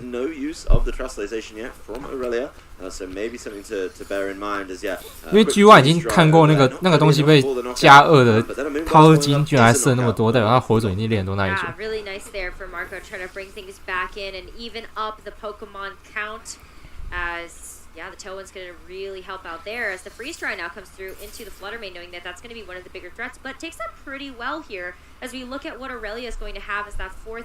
那现在就变换这边爽杀。Yep, we're seeing 2 Great Tusks in the same game. 因为我觉得他命运要腰闪，你看他这边没有，他这边有腰闪就爽，就双双打，但他没有。2 more turns of that to try and wrap the game up with. So all he needs to do is make sure. 就是玩这种顺风型的，我是比较希望他是有更多的 AOE， 就不是只有大象的地震，你还可以再补个腰闪，这样才把顺风效益最大化，把这边压得死死。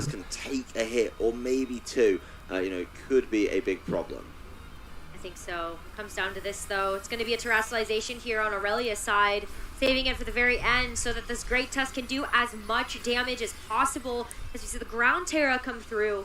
A lot of really nice options here on that Great Tusk to really make use of that double same type attack bonus here. As we just see another safe play here coming through from the Iron Bundle. So that's not going to be a viable target this time around. Well, it's going to land Icy Wind. It's going to go into the protecting of the Iron Bundle. This is nice. Try and break that Focus Sash and then try and tidy it up. That is a ridiculous amount of damage with the critical hit. You know, the Sash is gone now. Just one more hit, and this one should be leveling it up. Yep, the Moonblast goes the right way. Yep, there we go. So it's going to be that double into the Great Tusk, and that's why it's 对，好像也可以不要月爆哈。That was a lot of 然后可以舍月爆，要那个。pretty sure to get the knockout with the double up with both of these special attackers. So it's just the Iron Bundle left that you have to clean up here. And so Aurelia, 因为我觉得正义法替身还是微妙。Pokemon, and we've got a series on our hands, Dawes. Taking the foot off the gas there really hurts. That Iron Bundle on Aurelia's side just being so cautious. 那个火准活下来顺风。那对面应该不会再开那个了吧？老鼠掏金，应该要换一个吧。So I'm just not dealing with it. The Icy Wind being the first hit, obviously it's huge damage as well. But after that point, I mean, even if the Icy Wind wasn't a critical hit, right? Then the Focus Sash is still the concern. You know, you need to be able to deal with it over on that side and make sure that 他好像是 AD 耶 to hit it twice in a turn, and you know Marco did just that. And I think AD 雄伟啊，好像是。If the Iron Bundle on Aurelia's side goes for it in that turn, gets a knockout. Could then fish and try and kind of play just a straight up 1v1. 不然那个掏金不可能那么少，太奇怪了。That opportunity. So a little bit of course correction needed. I do think the change of lead was much preferred from Marco. I think the Tyranitar being 就算你再怎么，你富豪 C 再怎么低也不会低到自打那样吧。Quick earthquake and deal some big damage, even though you're going into the friend guard. Yeah, I'm actually a little surprised why Aurelia 对吧？ didn't go. 所以是 AD 雄伟啊。Could have gone for a protect with the Great Tusk and the Iron Bundle. I think what Aurelia's relying on there is, you know, the Marco spreads the damage, right, and just tries to take, you know, 1-on-1, and then of course gets to fire back with the Great Tusk. 我跟你讲，这边就是要赌一波大的，你知道吗？ Was the Great Tusk just going for a massive earthquake? 直接歌德加班吉拉开。And be in a good position, but I think maybe overthinking that. 赌对面不会出赛富好。Marco not to double up. 我好像有点赌太大，好像不要比较好。He understands that Great Tusk cannot get. 可是我预感哥德班应该不会错，预感。我们看看。So just target it twice. Obviously, there's a bit of wiggle room. 我们先看看。And you can maybe get through the end of that turn, but as soon as it does, 先来看一下。You're able to definitely get a knockout with the following hit.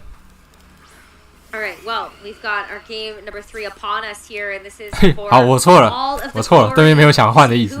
OK。 Defeated in day number 1 of the OCIC 2023 competition, and we've got our Talonflame and our Great Tusk here from Marco. On the other side, it's a run back here as well as we have the Golden Goat. 所以恋爱火准让他可以先打战鸟，不需要先顺风吗？ Really? In the first game, we saw a lot more out of the Golden Goat, terastallizing immediately into the Steel type, working in that nasty block. The problem is you're facing down something like this Great Tusk, which is once again terastallizing, and that is going to do a lot more damage. So maybe not worth. 这确实就是顺风强攻的正确玩法。我就是直接地态。 You know, this Talonflame is staring down this Mousehold. It has gone for the Tailwind, though, because the Mousehold probably respects that the Taunt potentially is coming through the next turn. Just once again, though, lands. 哦，这边被降这个就有问题了，就出问题了。Because it does still do a lot of damage. Yes, it does. I mean, you've got the Earthquake coming through here. The Golden Goat was not able to. Yeah, I mean, it was able to survive last time. But even with the attack drop as well as the front guard, that is a very safe Golden Goat there. And you're going to take that one pretty well, too, if you're the Great Tusk. Yeah, that's a lot of damage going down there. That's, not going to be able to... Unless you land another Baby Doll Eyes, right? If you can get another Baby Doll Eyes down, maybe. But I'm just not sure if that's going to be able to come through. Because as soon as... 等下，他战鸟是飞符好。 Things are going to get a little 你 bit... 真的这么凶哦？ That's really the big concern here. Because, it's been pretty easy right now for this Great Tusk to just land these Earthquakes. It's not like it's a move that can miss. It's not like it's something like a Precipice Blades. And that could be a very quick double knockout if Aurelia is not careful. Has to do something about that. Yep, just going to go ahead and remove the Golden Goat. Also resets the special drop coming through from the Make It Rain. And it's going to be a Dragonite. That's a little bit of a switch up here from our games 1 and 2 to see that Pokemon come into the mix, and it is a flying type, so it will be able to stay away from the Earthquake. Yeah, it's not going to get caught by the Earthquake, but it is going to get caught by the Brave Bird on the way in, so the multi-scale already removed. I don't know if that would be a factor right now. Obviously, it could be a little bit later with some of the choices on Marco's team, but it's an interesting combination. I mean, 那这样子神速飞过来，然后我再打个圆筒，是不是要走了？不过老鼠应该会死。There's some crazy Terra typing going on, but a lot of them do stick with that Terra flying, and then really struggles once again with the fighting move of close combat. So kind of walls the Great Tusk here. Doesn't really mind the Talonflame too much either, but can it do enough to wiggle things back in? This Mousehold, for the first time, hasn't been taunted, and is getting a lot of value out of this.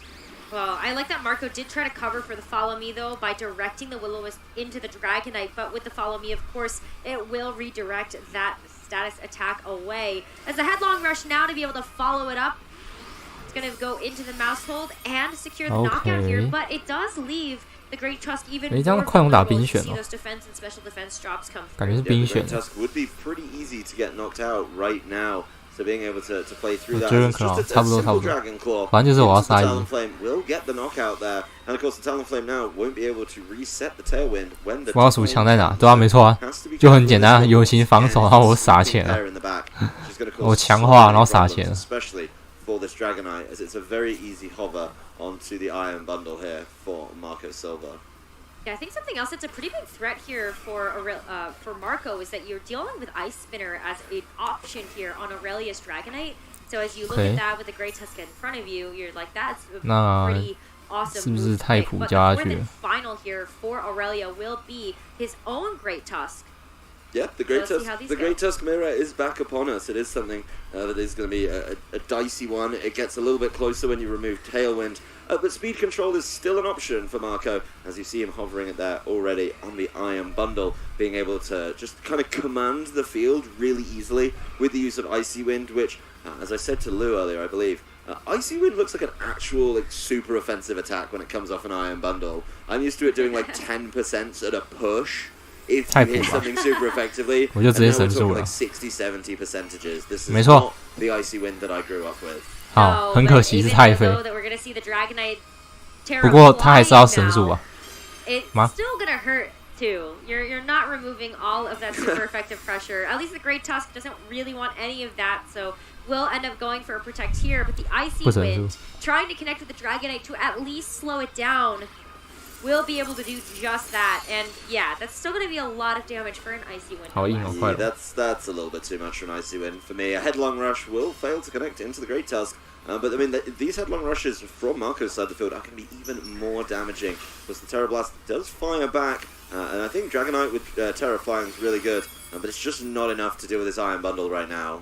No, but the Tailwind is expired, so Aurelia has bought himself enough time now to see whether or not the Dragonite and the Great Tusk will be enough to go through these next few turns. Yeah, well, it's not going to be the Icy Wind yet. Probably wants to save that for the final two when they get there. And of course, get around this extreme speed for a turn. That is going to be a big concern for the Iron Bundle. No Icy Wind can stop that one. It is going to be a Headlong Rush coming out from Aurelia's side first, and it takes down the Terra Great Tusk as well. So big momentum swings. You know, it's kind of boxed in for Marco. You know, he has to play once again with this last two, with no Tailwind, up against the 3 Pokemon remaining of Aurelia Sula.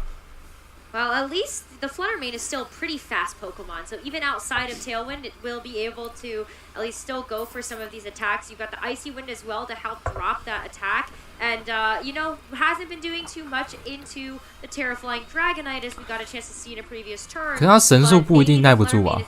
好像可以耶。 Can't leave that Great Tusk alone for too long, but maybe that special defense drop coming in from the Headlong Rush would be enough. Yeah, this is a really tough decision for Marco. Was trying to see if the protect was there, but he didn't even try it. As the Iron Bundle is felt, this is the pressure that Extreme Speed puts down from this Dragonite. It is going to be the Moonblast over onto the Great Tusk, but of course, it's got the Focus Sash. It's able to hold on. Special defense doesn't matter when you just get to take 2 hits. And of course, a little bit of HP gone there. The Headlong Rush in retaliation takes it down.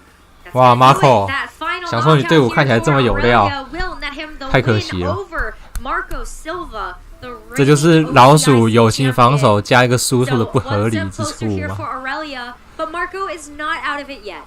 Who needs speed control when you can just extreme speed to your heart's content? I guess it's a form of speed control, but really, I think that adaptation over to the Dragonite at the end there, really understanding that, yeah, you were losing the speed a lot of the time. The Tailwinds were going up, or the Iron Bundles just weren't, you know, getting that move first. And being able to, at some point, just say, you know what, I can put so much pressure on you with the extreme speed. It's one of those things, you know, talked about the Great Tusks not being particularly bulky, especially on the special side, but, yeah, Iron Bundle, not the bulkiest thing. Pretty easy to pick off with an extreme speed at any point in that one. So really nicely done by Aurelia. I think one of the really good back and forth sets where each player learned and downloaded and grew over the course of the set. You know, Marco took that loss in the first game with the Tyranitar. Wasn't impressive, left it at home.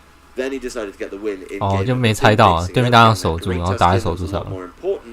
But then Aurelia learns from that, right, and goes, okay, well, I'm not 确实他 going to your Great Tusk, that's silly. I'm going to bring this Dragonite, which you really would struggle to deal with outside of, like, the Iron Bundle, but I'm going to make sure that your Iron Bundle gets hurt first, and then I'm actually going to beat it with the Dragonite. I'm going to take it down. 他可能没有预料到后面有 Dragonite. Flying type, really, really helpful. 他应该是没想到。 That Dragon typing means the Moonblasts aren't as impactful, and just takes the pressure off. So really nicely played set, actually, from both trainers. But, you know, it's kind of like, they took it in turns, right? They you know, Aurelia takes game 1, so Marco learns, but Marco takes game 2, so then Aurelia learns, and then you only need 2 games. So, you know, I wonder if that would happen. Let's say they play like a 5-game set, right? Is it like 3-2 to Aurelia? Like, are they just back and forthing every time?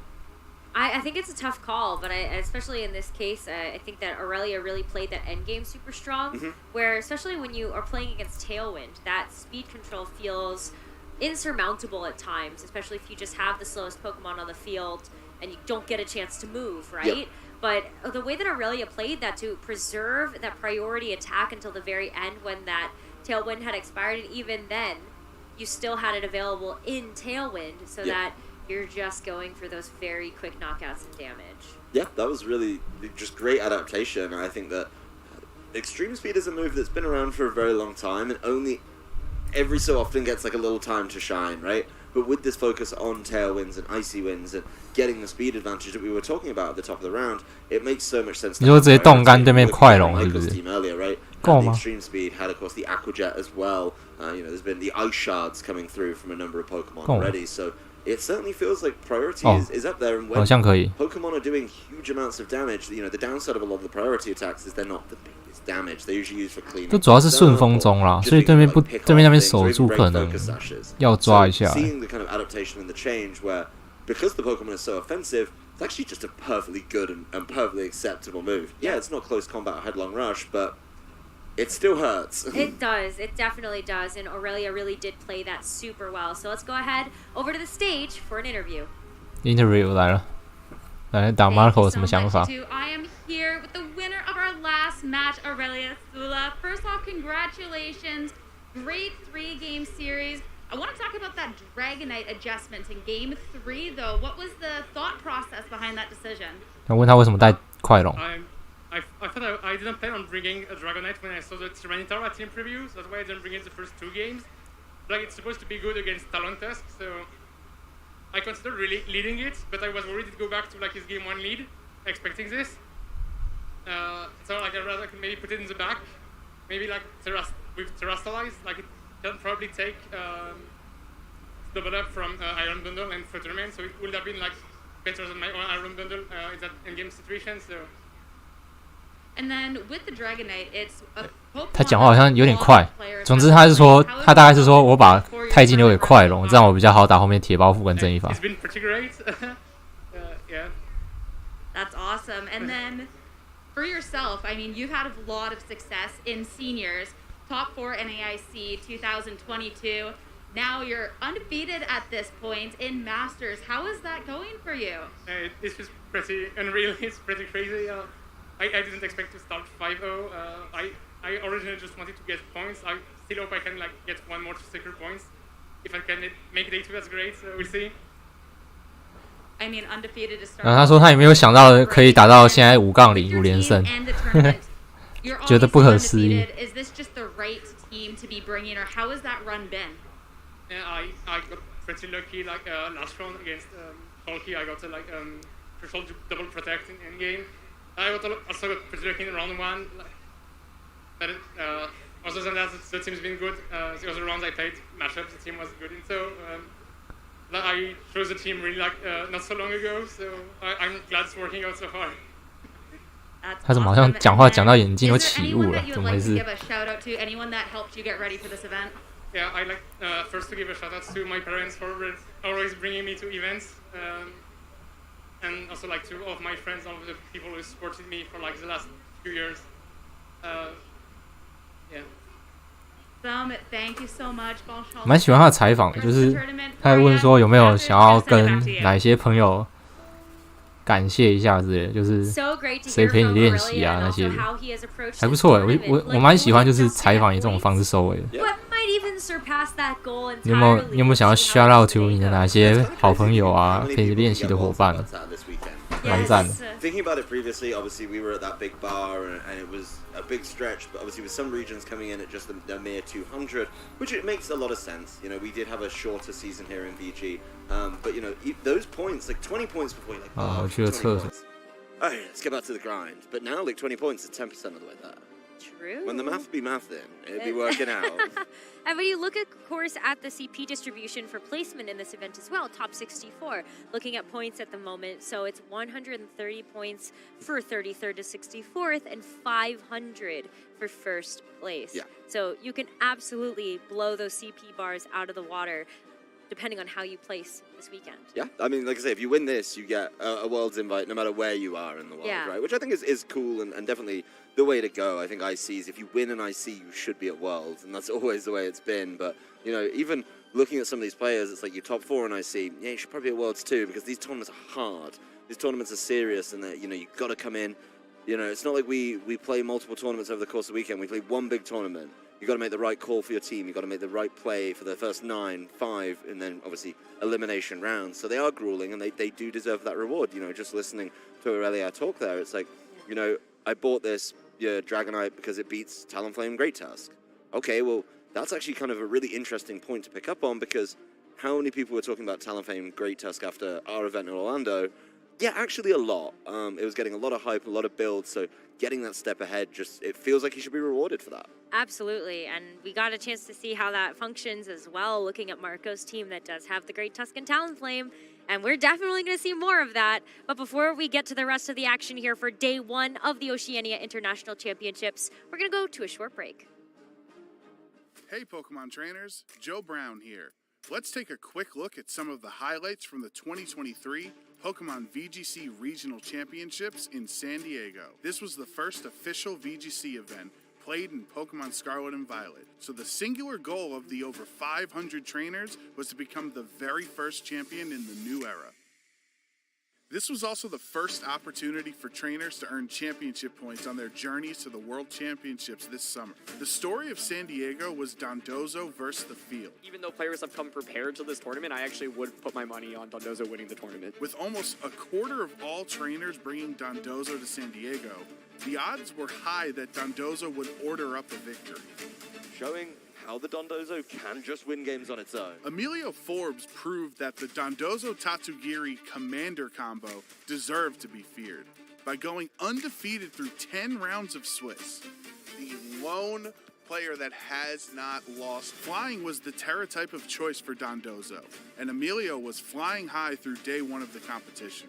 With a top cut of 32 trainers, some traveling from as close as LA to some as far away as Korea, San Diego was an exciting debut for Scarlet and Violet on a global scale. Wolf Glick started day 2 where we left off, with a dominant victory in top 32 over international champion James Beck. Then, in top 16, 2 New York friends faced off in Angel Miranda and Chuppa crossed the 4th. Chuppa continued the Dondozo domination with a special twist of his own, Pawmon. The hands-on Pokemon has access to Revival Blessing, which can bring a fainted teammate back into the fray, and led Chuppa to victory. Dondozo wasn't the only water type surfing it up in San Diego, because Rain Team showed up in a huge way. San Diego was Aaron Brock's first regional tournament, with Pelipper setting up the rain and giving Dreadnought double speed. Would you believe it? Dreadnought. Okay, I can't believe it, Aaron. We actually get to see the Dreadnought in action. Aaron used that duo to swiftly defeat the competition. He then faced Dragonite enthusiast Giovanni Costa in top 8 and waited until Game 3 to finally let his opponent know it was time to bite back. Now comes out and sweeps this endgame, gets the liquidation off into Toros, and Aaron's going to move on to top 4 here in San Diego. Aaron's rainy day would come to an end when he faced off against G-Sock Lee in top 4. This is where the story takes a turn, with unexpected heroes Baxcalibur and Paldean Tauros. Trainers weren't prepared for that duo, so G-Sock was perfectly positioned for this tournament. And if those two weren't enough, Terra Poison Garganackle was the rock that held the team together. In the finals, Chuppa and his Dondozo tried to prove that the most popular strategy would prevail, while G-Sock wanted to show that variety in team building was crucial. Baxcalibur reigned supreme in San Diego, and Paldean Tauros was the right metacall for G-Sock Lee to bring home the title. And that final knockout crowns G-Sock Lee your 2023 San Diego Regional Champion. How will San Diego's results impact future events in VGC? Will Dondozo be back for vengeance, or will a completely new strategy steal the show? Make sure to check out Pokemon.com/compete for all the information you need to follow or join in on the action.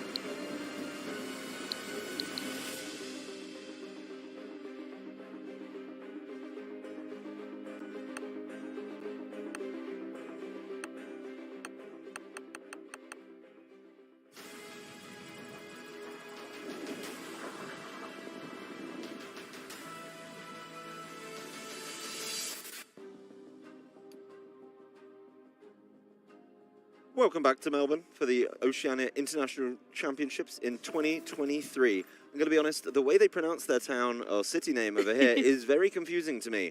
I used to live in a town called Bourne. There's a very distinct Bourne sound. And then for some reason, I got here, I said Melbourne, and everyone made fun of me. So we will not be doing that in future. But of course, we're not here to talk about pronunciations. We're here to talk about video game championship action. And we have been spoiled so far all morning. Pretty sure that's going to continue. I mean, try living in Wales for 5 years with those town names. Those are definitely. 我发现我没有开麦，笑死。But of course, the Pokemon action will carry on here. We've made it through, I think, the halfway point now in the competition, and this is where things start to really heat up. We've only got 我发现我刚刚没开麦。 players with undefeated records at this point, and this is where they're really trying to, mark their claim to go through. 好了，我再讲一次，就是你说我被采访的时候要感谢观众啊，当然会啊，然后还要感谢平常陪我练 BO3 的伙伴，平常陪我练习的伙伴，还有给队伍建议的伙伴。 都会有的，不过要看采访我的人有没有问，还有我有机会上采访，因为要看有没有上实况桌啦，也要看有没有赢。But you do not have the same wiggle room to try and advance into the top 8, so a lot to think about for a lot of these players. Yeah, definitely. It's a bit of a labyrinth. You have to navigate through all of these different Swiss rounds as well in order to get to that point. But that's what makes these players the best. And there's, of course, a lot of players here who come along, not just for the title, but also to have an amazing experience here at the International Championships. And it's beautiful weather in Melbourne at the moment. I mean, I say that. I'm very glad I'm indoors. I think it's hitting nearly 39 degrees Celsius outside. It's pretty toasty in here, I'm not going to lie, but at least I'm not getting, the UV sun on me right now. Yeah, for those of you in the US, it's weird that I have to do this conversion. Oh, here we go. But cleanly over 100. I believe knocking at about 100. 如果他们等一下中场休息，我就小玩一下卡比。我觉得卡比真的好好玩。Definitely. 我以为我走到结局了，结果我还没走到结局。Regardless what's happening, like 还有另一个 we're 世界。 covered up, we're doing well because the heat is through. It's not just the stage lights; it's the atmosphere out there as well. Yeah, there's a lot of players desperate to, of course, keep going in this. And we can take a little look at where some of those players are. We took a look earlier. Let's see if those names are still at the top. Of course, one is definitely changing. Marco Silva dropping down to 4-0. It does leave us a clean 9 players undefeated so far. It's going to be a big mix right there. A lot of players we've actually already seen today as well. A number of representatives. 输一场名次直接掉到第13呢，好狠哦！ But all the way down 真是蛮狠的。 undefeated. Of course, every round that goes by, that number's going to slip. We've got 4 more rounds to go, which I believe leaves us at the perfect 1 remaining.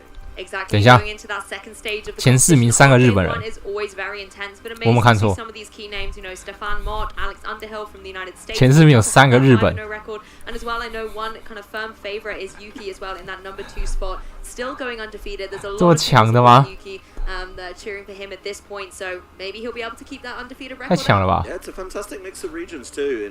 We're looking at the I think it's in the top 9. There's going to be 3 from the US. It's going to be 1, 2, 3. Well, 3 from Japan, and then 2 from Europe, 1 from Australia. Works out quite nicely. Yeah, and there's a lot of. It's nice to have the Australian representation here as well. Really coming through. 没有，他们应该还有算小分，应该有算小分，所以排名是这样啊。可是你图还要把小分秀出来，那样太杂乱了，所以他是直接这样排下来。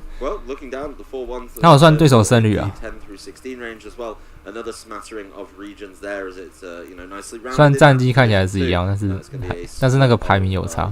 3 Australia, 2 US, and 2 Europe as well. So another kind of fine split there, as all these players are vying for the crown still. And these are the players, I think, the top 16 that we see right here, in the better position to do it right now. Of course, if you're sitting at 3 and 2, you're not quite out. But you've got a long old day to go. Definitely, and I have to have a little chuckle to myself there. We've been talking about the niche skill that is taken to speed read team sheets, but it looks like you there with the maths as well had to speed read the Swiss rankings there, Adam. GB. That's true. That is true. GB 该不会是古巴吧？ I've probably got it wrong at some point. Somebody's going to correct me. But that's by the by. It's been a long day. It's just looking at it, it's a very nice split. 啊，我现在不适合移动我的网页。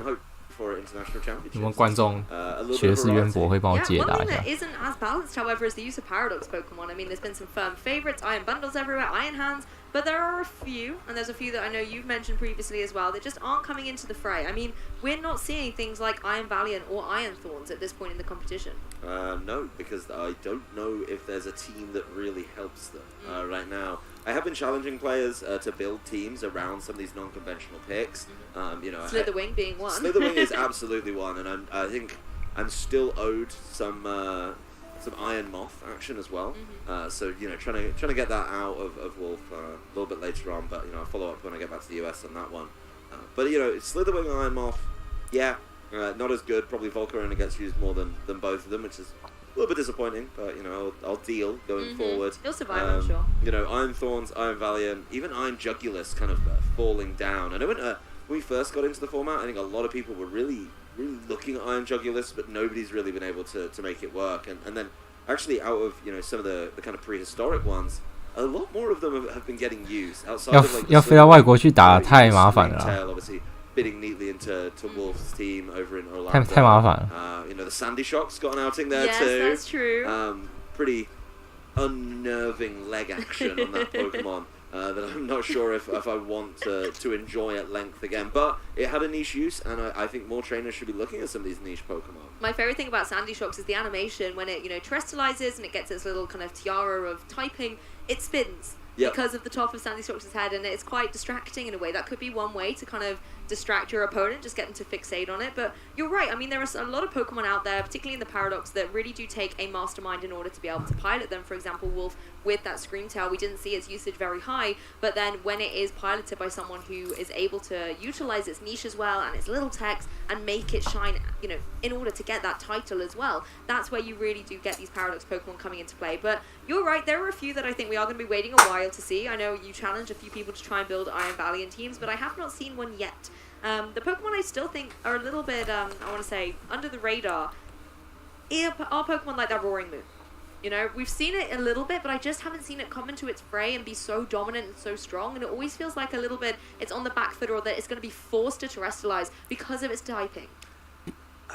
Yeah, the Roaring Moon is something that people either love or hate as well. I think when they're building a team, talking to a number of players about it, for them it never works, for their opponent it always does. They run it, it doesn't work out. It's certainly a sticky one to try and navigate around, so it's one of those I think has probably a little more time. 其实我觉得主要是看心情don't rush it. Sometimes things have got to be done.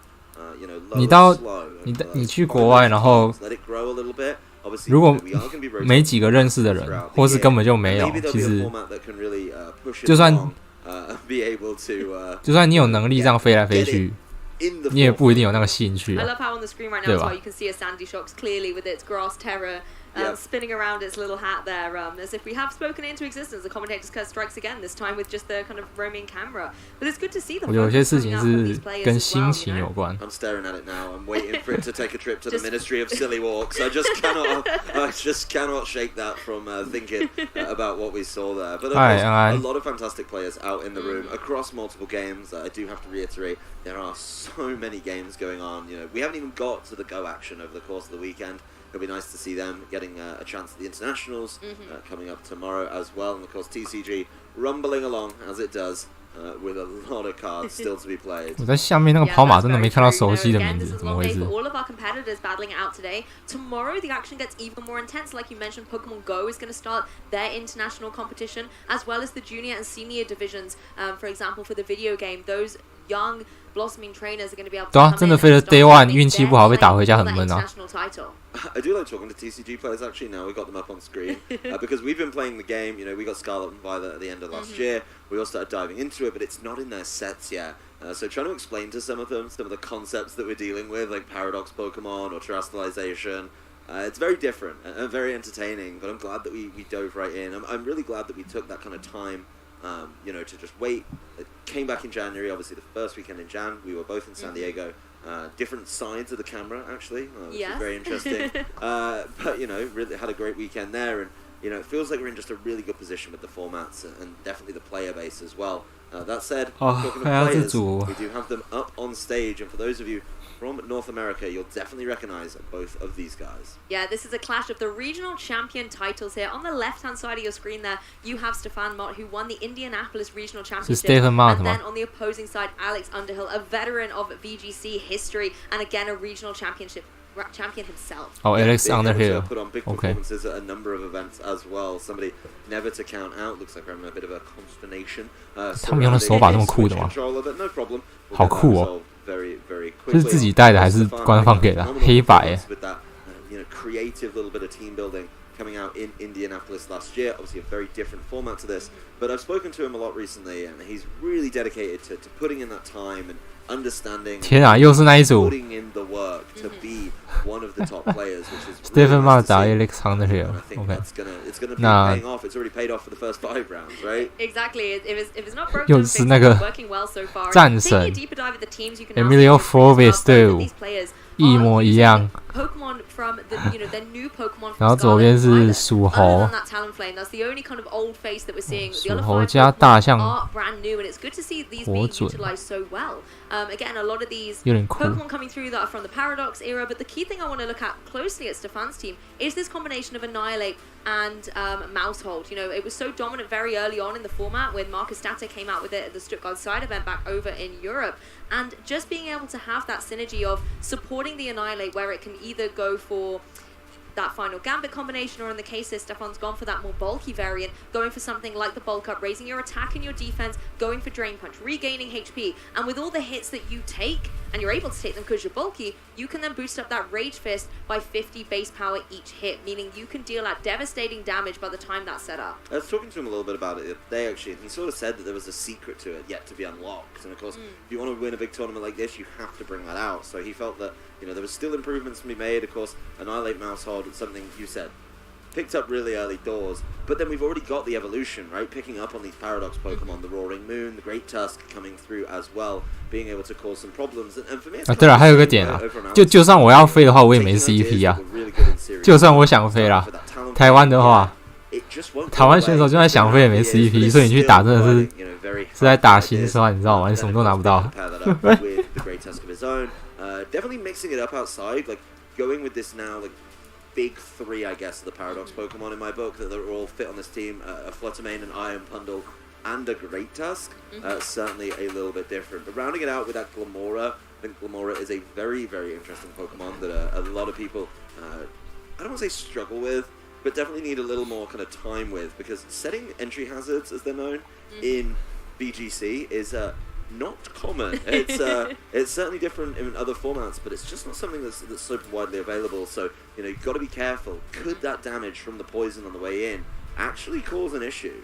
Well, I think the benefit that Glamora brings is you don't need to use a move in order to set up those hazards, right? It's activated through an ability, through its Toxic Debris ability, and that therefore gives it that flexibility that it can still go for really big damaging moves. I mean, you rock it with the choice specs, it's definitely going to pack a punch, but then you don't have to worry about setting up any of those toxic spikes or anything like that. It naturally happens upon impact, and that gives it the flexibility to still be a heavy hitter, but also disruptive. And we don't have necessarily a huge amount of, you know, poison type Pokemon. Yes, you've got Amoonguss running around, but generally speaking, a lot of those Pokemon that are going to switch in, and the best games are ones where you pivot and change up your ball position, are going to be caught off by Glamora. Yeah, it definitely doesn't allow these switch heavy teams that we've seen in the past, and I think it's something that has got a little bit better, you know, in this format. The Paradox Pokemon really do 像对面是不是开定火准大象了？ gameplay, mainly because, you know, switching into something like a Moonblast from Fluttermane or a Hydro Pump from Iron Bundle, not what I would consider easy or enjoyable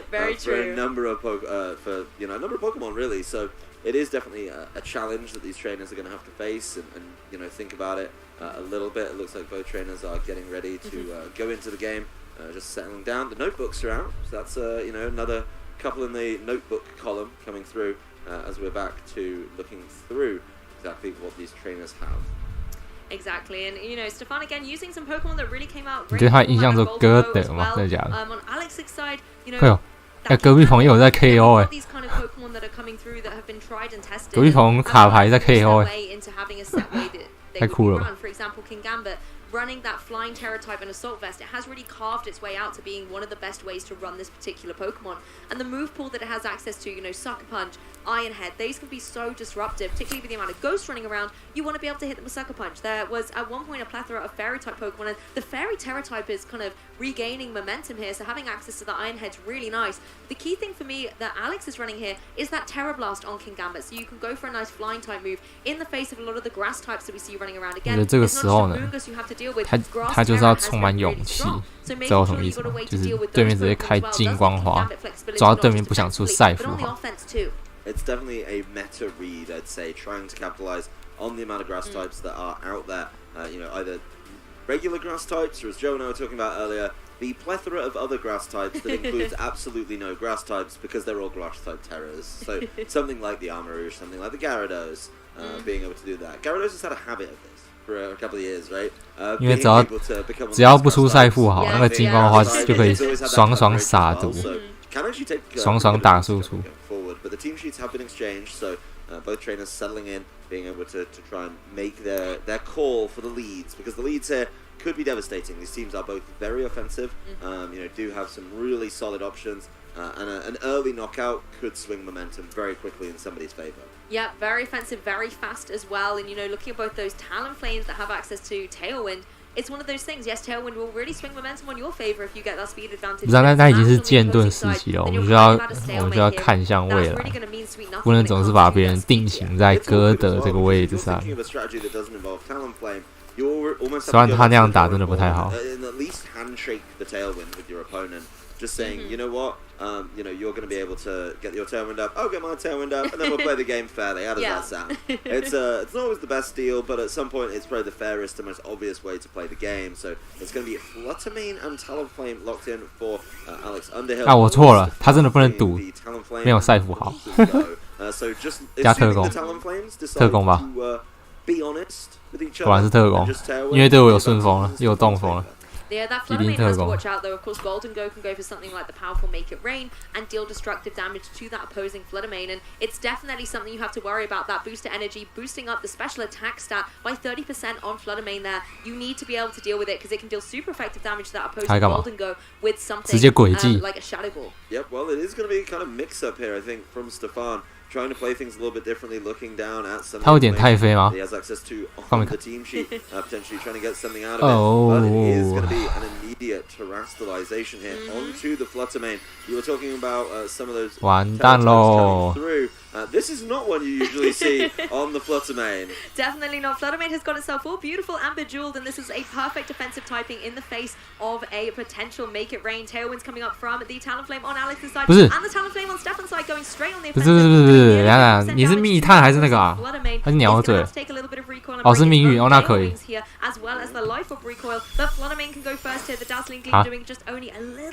然后这边轨迹还真的被跳到，什么东东啊？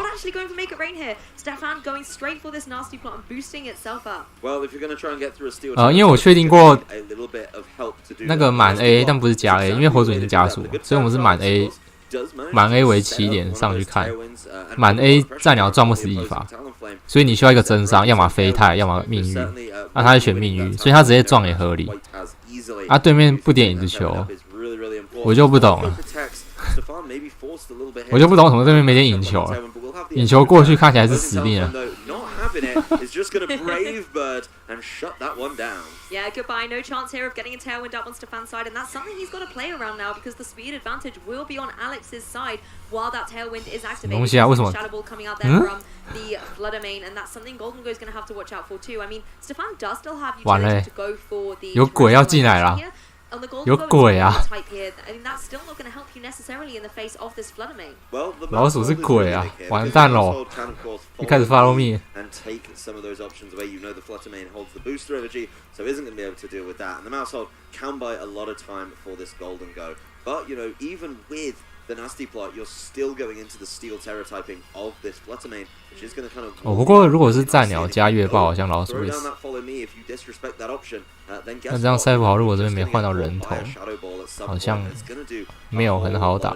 So Alex feels like he's in the driving seat. Obviously, has to be careful with some of these tailwind turns ticking away. He's already used one of them, so he's got 2 more to go.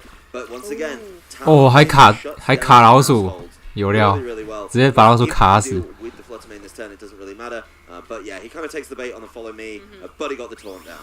Yeah, you kind of have to play it that way. The Make It Rain is going to come out. 哦，果然打不穿， either of the opposing Pokemon. 非常的有道理。 You go for the taunt that shuts down the mouse hold. You can't follow me now, so that Shadow Ball is going to be able to connect onto that Golden Go. If that's who Alex wants to target down to, yes, you kind of waste that one turn, but it's worth the trade-off in case Mouse Hold. 守住围攻，这只有3下哦，应该够了，应该够。 With that in mind, maybe trying to target that down and see exactly what he does. This Golden Go, even after the nasty plot, just hasn't had enough kind of purchase or grip in the game. And I think not having that early tailwind, not taking that handshake, has set it behind. Of course, Stefan is just trying to set up for his last 2 Pokemon to try and sweep the game when the tailwind's done. But you can't lose too many resources before that time. So Talonflame 哦，好聪明，这边鬼火这里合理，然后影子球，或月爆，血肉包 ，OK。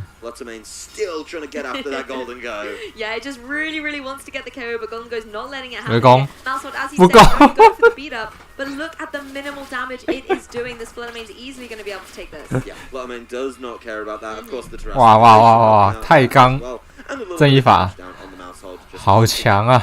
Kind of on a timer. I will say that protect does get you through the final turn. 那怎么办？那这边对面再顺风一次。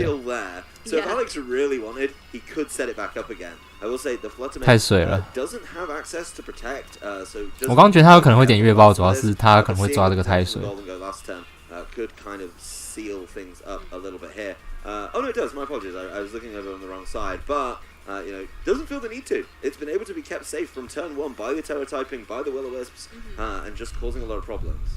I mean, you don't have to worry about a flare, but it's coming out from the opposing Talonflame. It hasn't got it. 没烧伤不确定哎，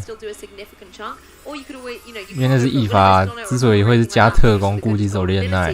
But we are going to see a terrestrialization on Stefan's Golden Go here. It is going to be the water type, just trying to maybe give it that little bit of extra defensive capabilities in the face of the Shadow Ball coming out from the Fluttermane. Yeah, taking away the weakness of Shadow Ball is absolutely huge here. 哇，这个然后加月炮吗？还是影子球？ 我看看。哦，这样，对，那个战鸟的话是加影球。 Feels like he's in a driving seat anyway. That terrestrialization has absolutely saved this Golden Go for this turn, but has got a lot of work to do. 老鼠在卡场。 It does still have the +1 boost from the nasty plot, so could level things up very quickly. Has to make it rain. 好，这样2打2看看，3打2看看。 And that terrestrialization, another fantastic choice from these players. Has kind of swung things in Stefan's favor right now. 可是看起来好像有大象。 The taunt option's gone and the Fluttermane is finally gone. So it is 3v2. 他不点顺风，估计后面是快的。可能包袱大象吧。我觉得后面好像包袱大象。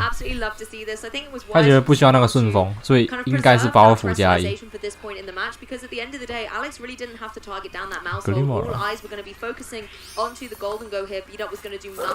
The one thing it does give Alex utility to do now, however, is bring in those last 2 remains. 包袱大象或包袱加这个，反正一定有包袱。 And that Iron Bundle as well. Iron Bundle nice and fast. Might be able to get a KO against this opposing Golden Go here. Yeah, I'm not sure how I feel about the water typing right now. With Freeze Dry as an option for the Iron Bundle, it's looking a little bit dicey. I mean, it's not like it needs to do much damage, but it's just a guaranteed bit of information to take into the last game. Of course, you know, we are looking at the beat up option once again, but you know, that's not going to do much damage, right? It's going to do very little. It's going to do even less if this Golden Go gets dealt with as well. So the Gomora will be able to just throw out some big attacks. Gomora has a crazy attack stat. I think 干冰赛富豪。 毒弹那个，不对，你不能卡毒弹。他选择最危险的。他选最危险的，然后他选对了。 Once it's terrestrialized, that's not something you see every day, but it's able to get the knockout with Stefan now only having this mouse hold on the field that can go for this pitiful beat up into the opposing Iron Bundle. 配，既然配了就要用， blink and you'll miss it, Adam. 毫不畏惧。主要是剑花眼镜啊，所以我是在想他是不是应该卡别招，可能卡能量球。 I'd say a turn. 没有他可能要注意一下后台是不是那是大象，而且很高几率是大象，所以或许他刚刚卡能量球比较好一点。Iron Bundle here could be in a great position. Depends on the Iron Bundle's moveset and what it wants to commit to. I think if it goes wide, that could definitely change things up here because, as we've talked about on the broadcast already, Great Tusk's special defense is... It's a special defense. How useful it is a very, very different conversation. And of course, you're against a Glamora, and you might be like, you know, the 应该是把包袱打死之后再打进光花。And as you mentioned, the pitiful special defense, 看起来 OK。 that's still going to be able to deal a significant chunk, and that'll be more than enough with the synergy with Iron Bundle to be able to deal with it. Of course, the taunts come off this mouse sword. It can redirect with that follow me once again, draw in this freeze dry. 怎么有种好像快赢的感觉啊 ？And get the KO, leaving this. Great Tusk on its own here on the field. Yeah, but Alex is taking the pressure off because this now means that Great Tusk is 好像快赢了 able to attack for free. Iron Bundle is going to go down. And the big thing here is, yeah, Iron Bundle 然后他会跑得比金光花快。哇！大象逆转结束了。我就说你不能卡子弹吧？哎，好痛哦！这是没差啦，因为对面眼镜嘛。And it's going to be able to get the knockout. Well, this is the thing. We know the Glamora can't protect its choice specs, and we saw that the Great Tusk was moving first. So if it's going to be able to connect this, wow. it does, of course. It's going to be able to get 逆转大象，极速大象，极速命带大象强，太强啦！他刚刚是不是应该要动风？ He was really up against it, and Alex, you know, I think he just took the foot off a little bit. 他是不是输没打动风啊 ？Follow me, which is an odd one. Yeah. Because yes, I know IC win can miss. I know it's terrible when it misses. But not 好像是 follow me is a little bit awkward to see. 动风下去，然后把他老鼠打掉，然后接下来你先手。哎，他输没动风，没点动风。哇，怎么会这样？ onto that opposing Great Tusk, but just with the speed being in Stefan's favor there, 是纯粹的差那一手。 was able to clean him up the game. Yeah, and that's that's definitely something to think about, right? Is you know, it is an ask the mouse hold. Obviously, the friend guard is coming through there and helping out. Would of course lower the damage, but breaking that focus sash seems so important to me. And then you know, mouse hold was low. Do I think it would have got knocked out by the icy win? Potentially. Like Iron Bundle does a lot of damage, so it was definitely going to be close. But not giving himself that option at all just allowed the Great Tusk to tidy up the game. I mean, you never want to get poisoned either and kind of set that lavender haze around you, but it really didn't matter in this particular point in the match. It was just a little bit too late at that point, and Stefan just was able to get that critical KO. I like the way Alex played this, though. You know, going for the Talonflame very early on and getting the Tailwind up and setting that momentum was really nice. But Stefan did something really clever and preserved that golden go and played it really well. You know, not being afraid to click that protect button and make sure that the Flood on the opposing side wasn't able to get the KO, and then going for that amazing Terra Water at the critical point in order to survive that Shadow Ball double up combination. 动风弄不死老鼠，但是你可以用金光花把它打死啊。然后你破大象命带啊，下一发毒弹把它干掉啊。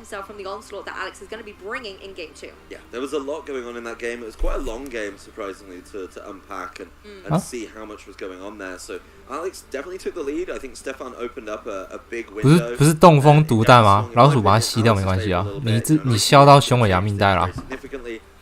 然后他要近战那只那个、啊，他一定要近战铁包袱嘛。然后等一下你就比他快啊，等一下你金光花比他快，然后给他一个毒弹你啊，不是这样吗？ Not against an Iron Bundle, put it that way. But you know, definitely some considerations for how to close out the game. And Stefan just had a game plan, bring in Great Tusk. Let's go.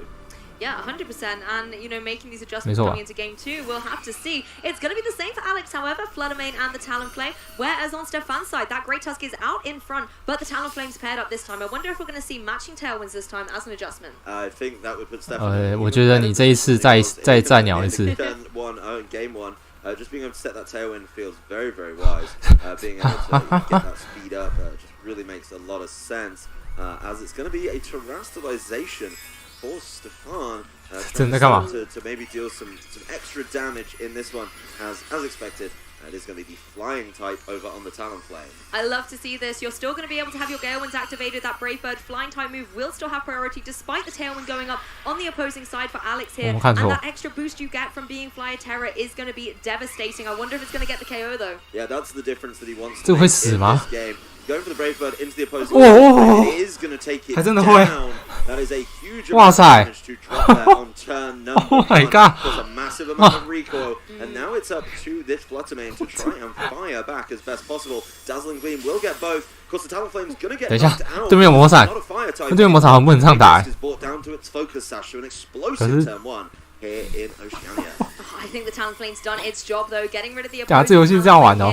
Will now go back to his Pokeball, but the key thing is that Focus Sash has preserved the Great Tusk. It can go for the Headlong Rush into this opposing Fluttermane, but it's not enough to get the KO. 我就知道恋爱争议法， not enough to close out 加特攻一定有恋爱。 And that is going to be a really tough one. This is Alex's time. He has access to the Tailwind.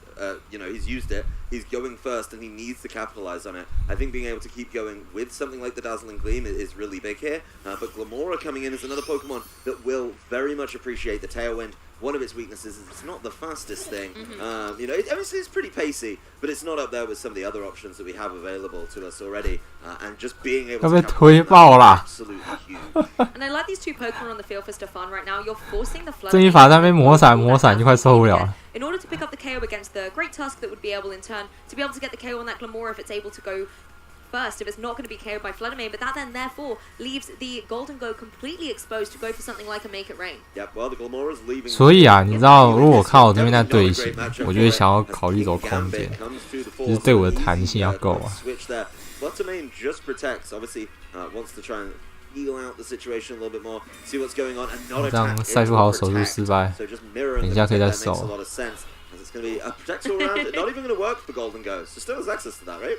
Yeah, that's the thing. All of them here going quite defensively. We've got a switch, and King Gambit 快上快下 saved at this point. But I think the critical thing is things haven't changed so much. The only difference is you can now Sucker Punch with King Gambit into that Great Tusk. Yeah, the King Gambit with the Sucker Punch definitely helps out here. Can also kind of, you know, try and apply a little bit extra pressure to the Golden Go, right?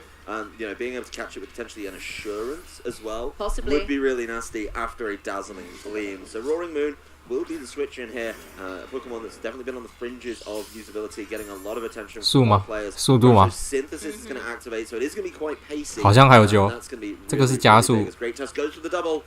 Not going to get it. Double, does not get it. Fails to get the protect here. As the Fluttermane can go for the Dazzling Gleam, he's going to be able to get the double knockout onto Roaring Moon. It does so much. 太惨了吧 Dragon and die 4 times effective here, and of course that 1 HP more than enough against that Great Tusk. Yeah, that was a dangerous switch in when you knew Dazzling Gleam was a potential play, and the King Gambit going for the Assurance. 好惨哦 No matter what was stuck on the field there, I think it was probably just going down. King Gambit, of course, appreciating that Tailwind, being able to move before something like this Golden Go.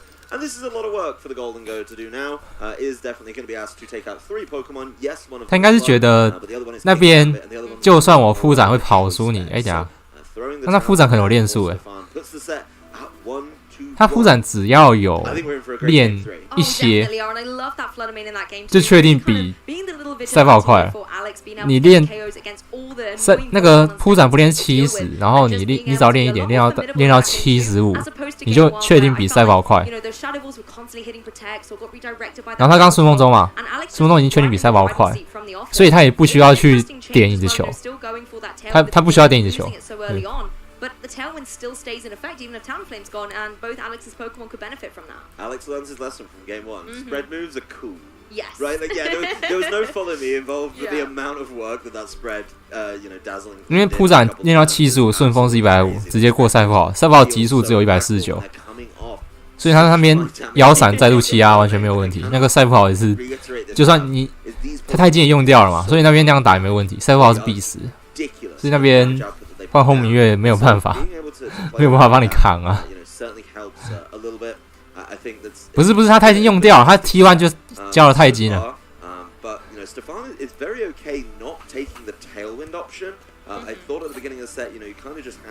所以那边魔闪加再度起压是我方是完全没有任何出手机会，完全是0，完全是0，对，什么都打不出来。The stab on Dazzling Gleam, put down that ridiculous amount of damage. And Stefan, you know, the team change I'm not sure that leaving the Mousehold behind was the way to go. The Mousehold was so impactful. I mean, Mousehold kind of balances the playing field, right? Like, spread moves obviously have that reduced damage. They're coming off high damage Pokemon. But you add Friend Guard in, it's definitely in your favor. That's the thing, the Friend Guard's really, really helpful, particularly when it's paired up with something like that Golden Go that needs the extra bit of support in order to take attacks. But speaking of partners for the Mousehold, it's 有人知道不要听数了，我好感动哦。Yeah, Annihilate is 他是太帅还是太火 a big concern in this matchup, something that players have been looking at for a little while already. But this Annihilate is different. As you called it at the beginning of the set, it's definitely a bulkier one. Definitely one that, you know, I've seen it with Choice Scarves, I've seen it with all kinds of items, but you know, I don't think that really got the time that it needs so far. So definitely a little bit of work to do, and let's see how Stefan plays it. Has a dedicated lead. If you play it right, though, the Annihilate is so difficult to deal with, particularly if you've got the Mousehold obviously helping it with Friend Guard, then it can provide some redirection. It can obviously go for that beat up straight away. It'll be able to connect 4 times onto the Annihilate and get that Rage Fist boosted up by an extra 50. 没有啦，这不是搏命，这是强化型，没有那么冲动。It's going to be able to deal out big destructive damage, and in the face of something like that Flutter Mane, it's not going to appreciate it. So I like the adjustment here, going for the Terra. 这边也怕愤怒拳直接打死，所以太紧。 Yeah, but then now you're 蛮冷静的。 Which is kind of a downside of this whole situation. Mousehold does lock in the follow me, so let's see how this one is going to be played out. I think the Mousehold was so good. It's a straight up taunt this time, so just shutting down that Mousehold. Turn 1 instead of turn 2 like it was in previous games. And once again, the Annihilate is going to take a significant chunk of damage against it here, but it's going to be able to go for that bulk up. Now, of course, getting the defense boost is only going to really help it in the face of Talonflame, but critically, it's going to get that attack boost as well. And like you said, Adam, you know, you can always start going for those Drain Punches, regaining a little bit of HP. You can still also go for your Fire Terror on Annihilate that we've seen being such a fantastic defensive terror, particularly in the face of all these Fairy types. Yeah, you're kind of forcing Mousehold's hand a little bit here as well with the taunt. You're saying 挑衅好强，挑衅废掉老鼠。 好猛挑衅！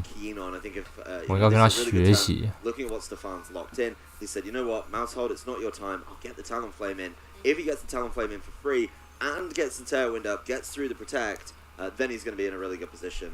So this is kind of a big turn. If this switch and Protect mode does give him that wiggle room, I think if Alex tries to punish him a little bit here, you know, target down that Mousehold slot, say, yeah, your Annihilate's going to protect, catch something on the way in, things could look very, very different. So we'll see how he decides to play this turn. This is just a straight-up offensive pair from Alex.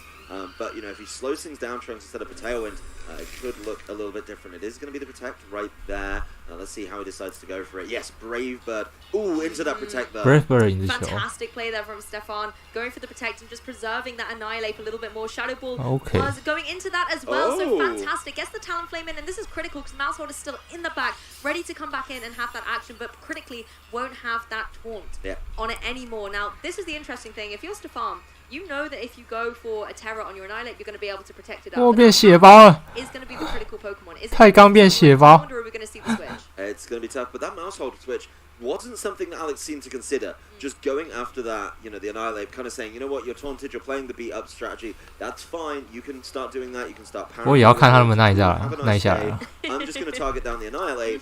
Well. 好像可以，他好像能耐战鸟家那个。对啊，还没有铲哦，还没有铲。 And you know, in between those turns, the Annihilate is just healing things up. The Annihilate will be going with a Terra Fire as well, which is a really useful type. It's certainly a little bit different, not something people were expecting, but it takes away a lot of the weaknesses that he's staring down from Alex's side of the field. Exactly, and if you can use those leftovers and Drain Punch to get that HP back, then this terrifying Annihilate is going to be hard to deal with. Tailwind comes up from the opposing Talonflame here, as Flutter Mane does go for the Shadow Ball. It's going to be able to Shadow Ball 好像 the opposing 有点草率啊。 so well thanks to the defensive typing change and the Drain Punch on the opposing side. Flutter Mane cannot take that at all. Annihilate going to be able to reap up all this juicy HP as Flutter Mane goes down. Yeah, I mean, Flutter Mane, it's when your Terror type comes back to hurt you, right? Like, you looked at it, yes, it feels good to drop the Ghost typing, but you're Steel typing, and now you're going to run into problems. You can't hit the Annihilate. 太狠了，还不开顺风，等一下还有满血火准出来顺风，太无情了。后面有没有大象？ The one thing I will say about the Fire typing is if Iron Bundle's in the back, that would be able to hit it quite nicely with a Hydro Pump, but that's going to get redirected for a while. You've got to deal with this Mouse. 我就知道不能太刚，很危险。You know, but at the same time, you know, unless Iron Bundle, you know, can get away from it. Yeah, those drain punches are going to hurt too, though. Exactly, they definitely are. And this is the thing, if you underestimate this Annihilate Mousehole combination, then Karma's going to come back. And it's just 那个正义法是不是没守住？应该是有啦。只是他刚刚可能觉得没必要点。But you're going to see a protect here from the Mousehole, so not going to go for any redirection here, and actually a defensive play coming out from the Annihilate as well. Stefan maybe just trying to see what this Iron Bundle wants to get up for, and also burn through a turn of that Tailwind on Alex's side. Burn through Tailwind. Attacks are coming your way. Makes a lot of sense. Yeah, Brave Bird, Hydro Pump. Okay. And I don't know with Friend Guard if there's any way to just easily tear through this. Also, get a little leftover recovery. Never hurt nobody. You're not getting back up to full, but you know you're getting close to this point. Another drain punch into. 可是那个老鼠只要乖乖跟我来，应该就没事了。Probably be really helpful there. It really does depend, you know, what Alex's last Pokemon is. That you know it's gonna be tough, but you know Stefan's. 这边是不是只剩战鸟要害？对。哇！完蛋！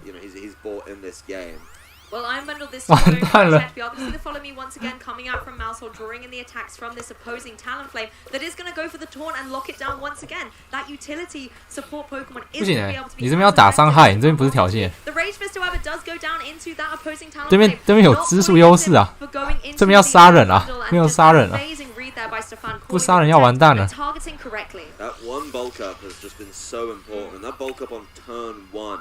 Has been great. I think the way Stefan switched the board around in this game, I mean, bringing a different strategy to begin with, but also the pressure applied by the Mousehole. You know, you're kind of, I don't want to say wasting, but turns are getting used to deal with the Mousehole, right? And just the 又守住换人吗？ The fact it has the follow me, this supportive 先破命带也合理。 Mousehole has drawn so much attention over to its side of the field. It is now Alex Underhill down to his last 2 Pokemon, a still full 4 for Stefan Mott, and you know this Annihilate seems pretty unstoppable right now. I don't know if there's a clean answer, as Iron Bundle does Icy Wind, but that's not really the move you want to throw into a Fire type. Icy Wind. Yeah, and also into a Defiant Pokemon like the Annihilate. Definitely risky. Yes, you're going to get the speed drop and a little bit of chip on the opposing Mousehole, but really as the Annihilate, you need to find a way around. Power Gem was going down into that slot, so a nice protect, and I have to really credit the way that Stefan's been able to play this, you know.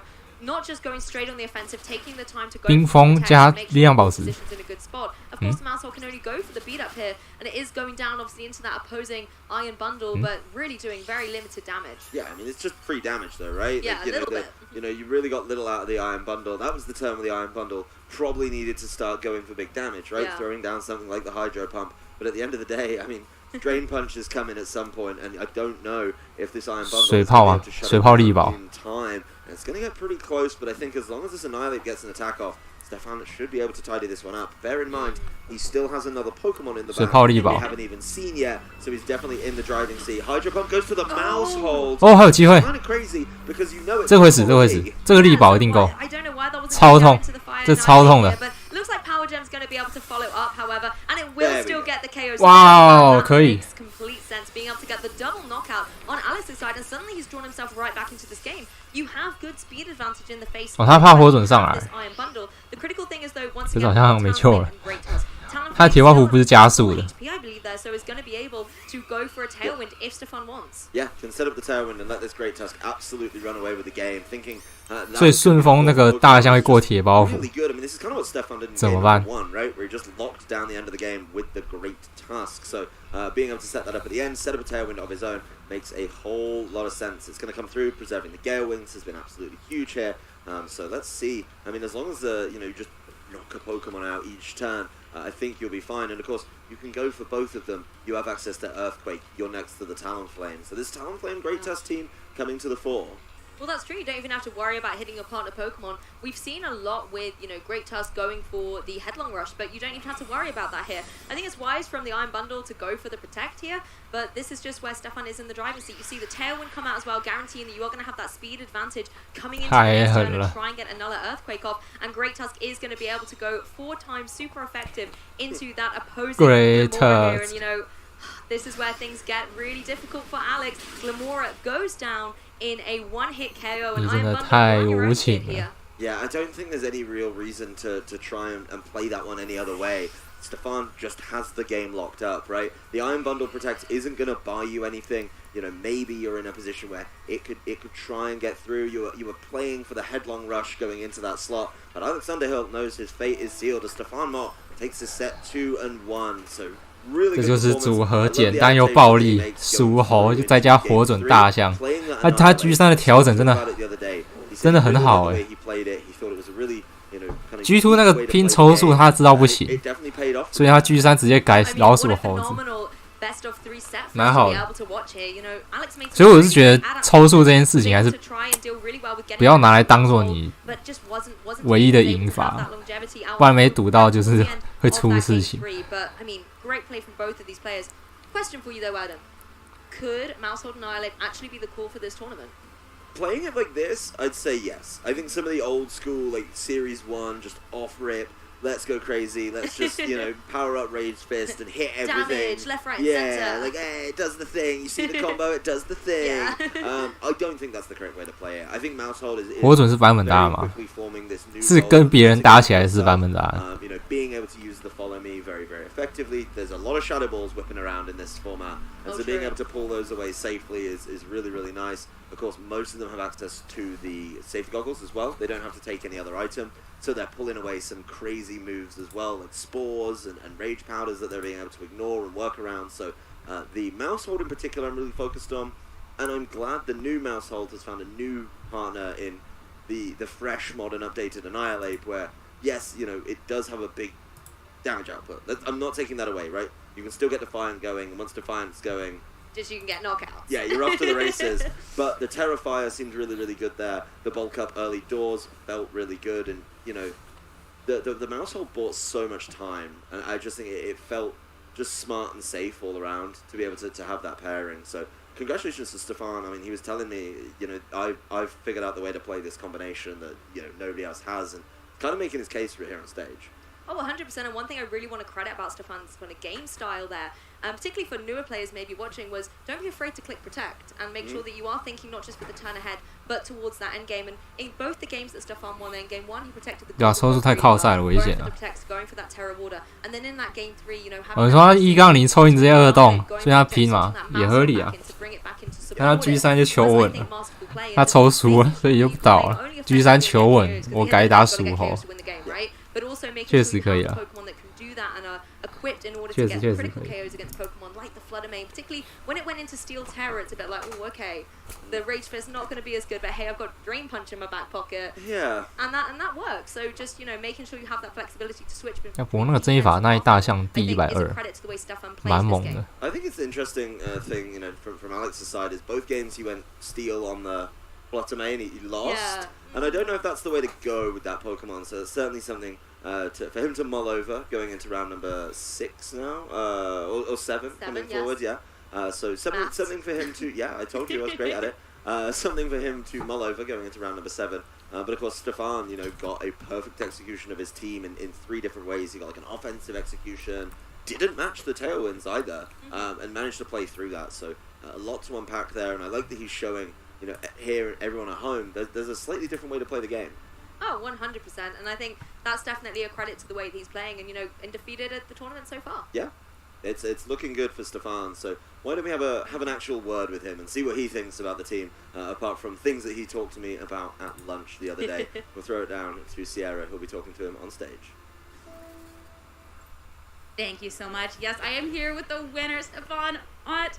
That was fantastic. Hello, how's it going? Good. How are you doing, Sierra? Yeah, I'm doing fine. Thank you. You seem to be doing having a fantastic time. You're 6-0. Yeah. Yeah. How are you feeling? How's the day been for you? Pretty good. The day, like, I felt a little iffy coming into today. Like, not like very iffy, but like, you know, like 8 out of 10 on prep. But it's gone pretty okay so far. I started off with like some of the lesser known opponents, so I was kind of like unsure how well I was playing until I got to like the last couple rounds, but yeah, I'm pretty good. All right, and I want to talk about the Mousehold Annihilate, because we've seen a couple Mouseholds today. 对啊，他为什么好像故意把自己声音弄得很高？ I kind of thought was more so left in Series 1. I was a little worried seeing it on stream about its viability, but it's obviously holding up today. What was the decision process behind bringing this core? I think Annihilate Mousehold's like really broken, like Dondozo levels of broken, and I don't understand why more people aren't running it.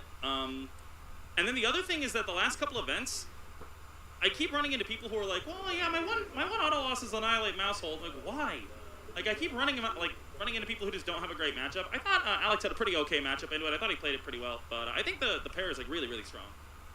Well, you have a couple of different strong modes on your team. 他说他觉得东兜手也蛮强的，然后老鼠也蛮强的，不过他最后是选老鼠，然后跟刚刚那个对手 Alex 打起来的感觉也蛮 OK 的。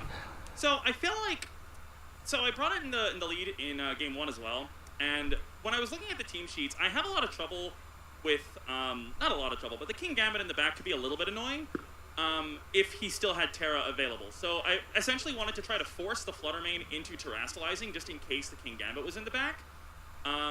But yeah, I mean, game 1, it's like, went kind of okay, but I noticed when he terastallized that I wasn't going to pick up the 1 KO, so that basically clued me in that he was really bulky. I still didn't think he was going to live the Headlong Rush game 2, but yeah, I think Great Tusk really pulled his weight in that set.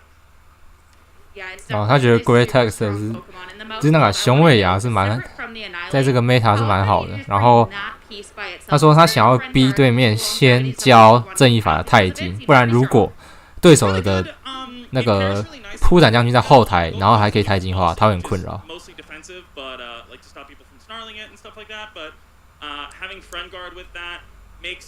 So that the opponent is usually very, very scared to click super effective moves into the golden goal, even more so than just seeing the weakness policy. So I like bringing it with that. I think it's a bit weird as a piece on its own because it doesn't really synergize amazing with like the Great Tusk mode. So it's more so for the Annihilate and the golden go stuff. All right, and then last but not least, you told me that you've never lost an official match on stream. Yeah, that's a fun little statistic. Yeah, are you worried about jinxing that one at all, especially since you're so close to making it into this day 2 here in Oceania? Well, I don't think they're going to put me on stream again today, so... no, but tomorrow. Maybe tomorrow, but if I'm playing tomorrow, that's already okay, right? So if the jinx happens and I lose on stream, that means that I've made it to day 2, so maybe I'm reverse jinxing it, Sierra. The big brain players, all right? Lastly, any shout-outs, anyone you want to thank? Yeah, huge shout-outs. I practice with a lot of people, but the people who gave me the most time in the run-up to this tournament, obviously my building partner and my buddy Chalky, who is out there running the same team. Chalky. And big shout-outs also to Zach Emerzian and to Total Web, who gave me multiple hours of their time to help me run a lot of different matchups. And everybody else who practiced with me, even a little bit, thank you to you too. Well, best of luck with the next couple of matches. Hopefully see you in day 2. For now, we're going to send it back to our casters to chat a little bit more about the match. Fantastic insight from a fantastic player who's feeling pretty good, I imagine, coming from 6-0 into the last couple rounds of the day. I mean, you just got to find one win in there, and with the performance that we saw in game 3 of that set, I think there's a win waiting for him in the future. So I can imagine he's got to be feeling pretty good. But, you know, we've seen a lot of teams today. We've seen a lot of Flutter main, and we've seen a lot of Iron Bundle. And at the end of the day, you know, a combination that we kind of left behind in Series 1. Go, you just had to build it different. Yeah, just, you know, adjust it for what's currently happening in the meta and, you know, go away from that Choice Scar Final Gambit variant that we saw so early on. Now make it bulky, make it hang out on that field. It doesn't need to go down in one hit to itself. It can 我们等下一轮开始好吧？还是如果有人想要听主持人讲什么的，因为他们其实大部分是稍微讨论一下这个 meta， 不过 meta 其实大家都差不多认识了，我是这样想。我顺便小休息一下。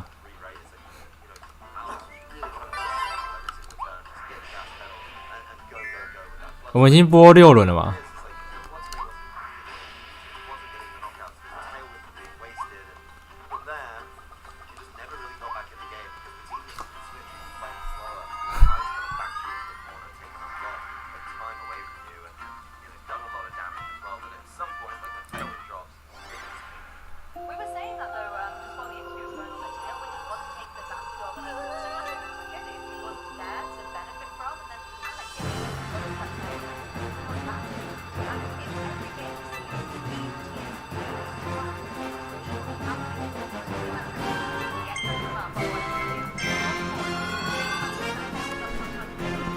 让我小玩一下。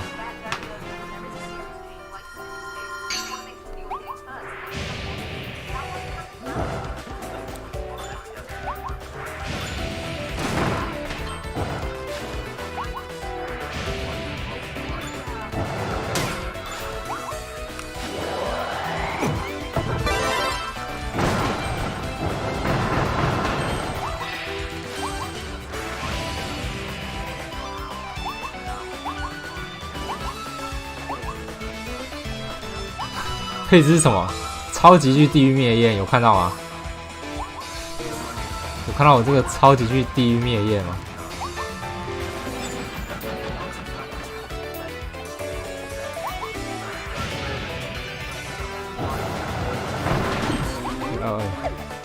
好毒好毒！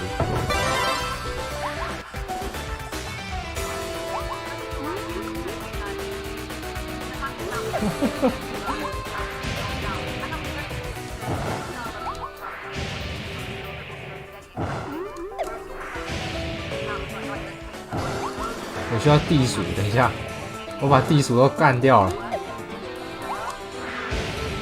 哇，重来！我需要地鼠，不然那个宝藏挖不出来，笑死！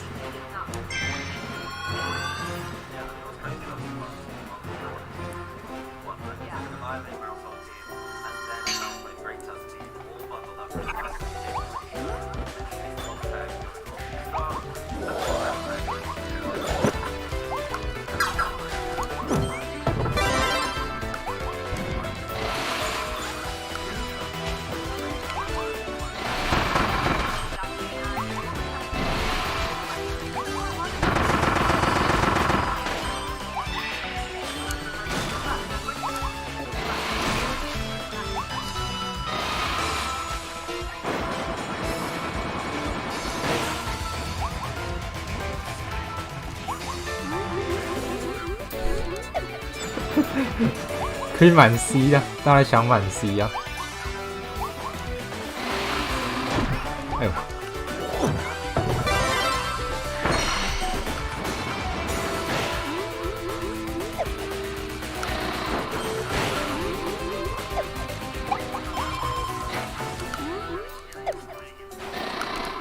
等一下，等一下，等一下。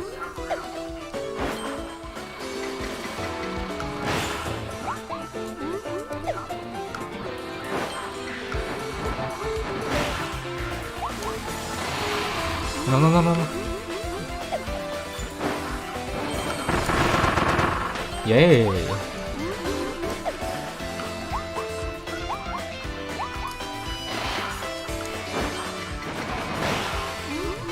OK， 我现在这样是地钛金吧？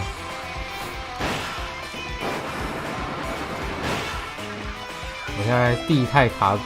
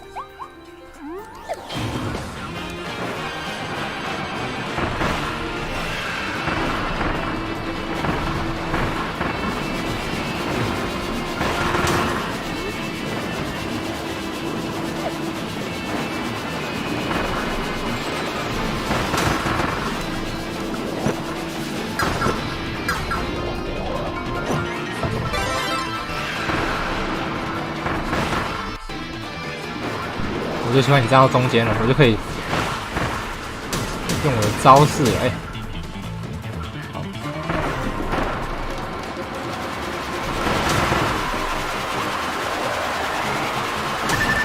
等一下，等一下，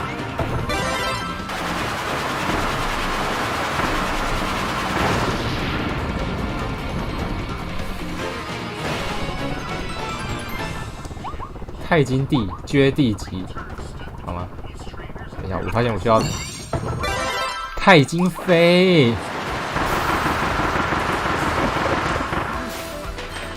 OK。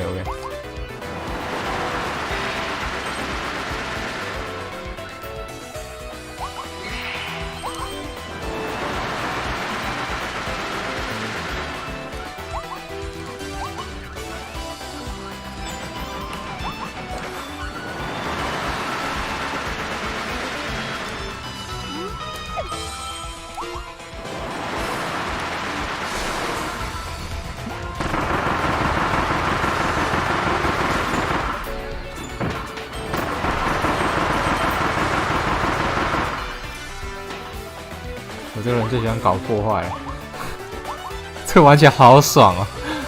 不是，这玩起来是最爽，你有没有看到？就是这样无脑往前就好了。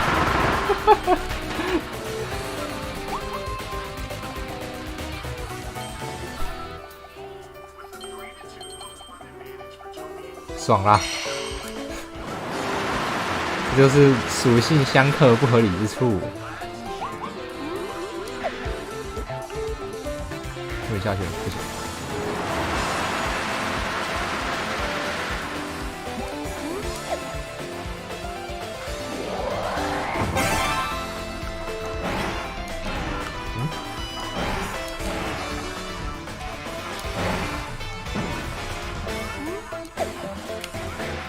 东东，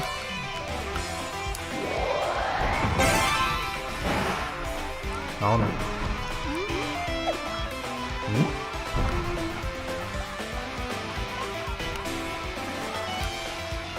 有什么意义吗？这个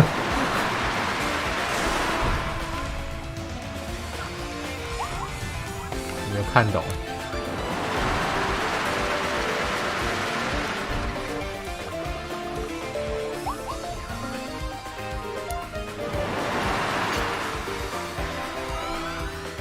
有重力，没错。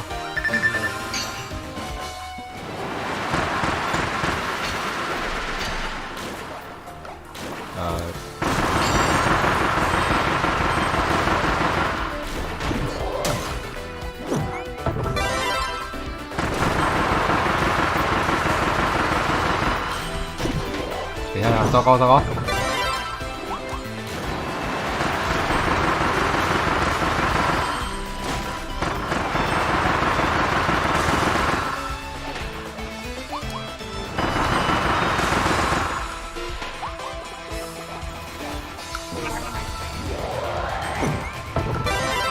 需要这个，笑死！我再来一次，再来一次，刷回。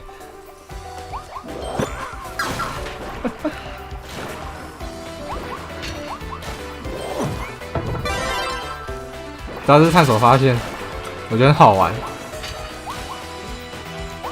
而且我现在在破的是我以为的结局之后的另一个世界，我觉得超酷的。等一下你。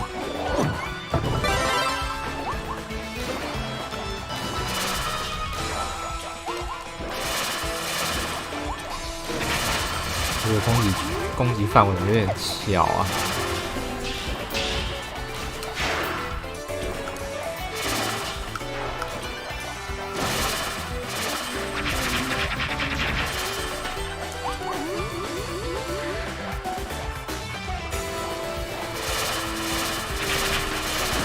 它会有一些怪是被灵魂附身，你知道吗？被那个邪恶灵魂附身，会显示黑色的脸。这边暂时还没有。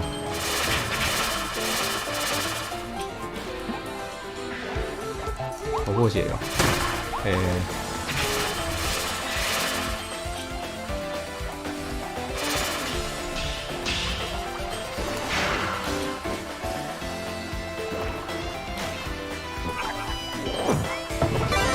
小心！我现在蒙面锤子，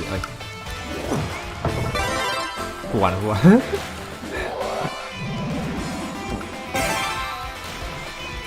我来帮你治病喽，小毒蛙！吃饭喽！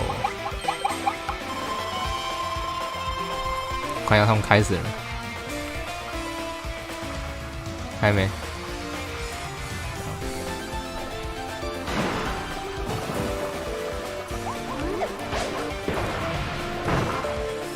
大锤，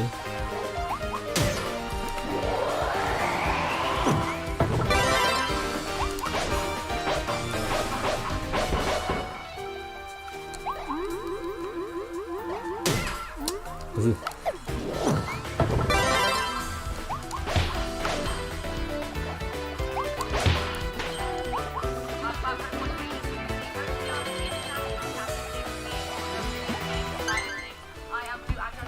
好。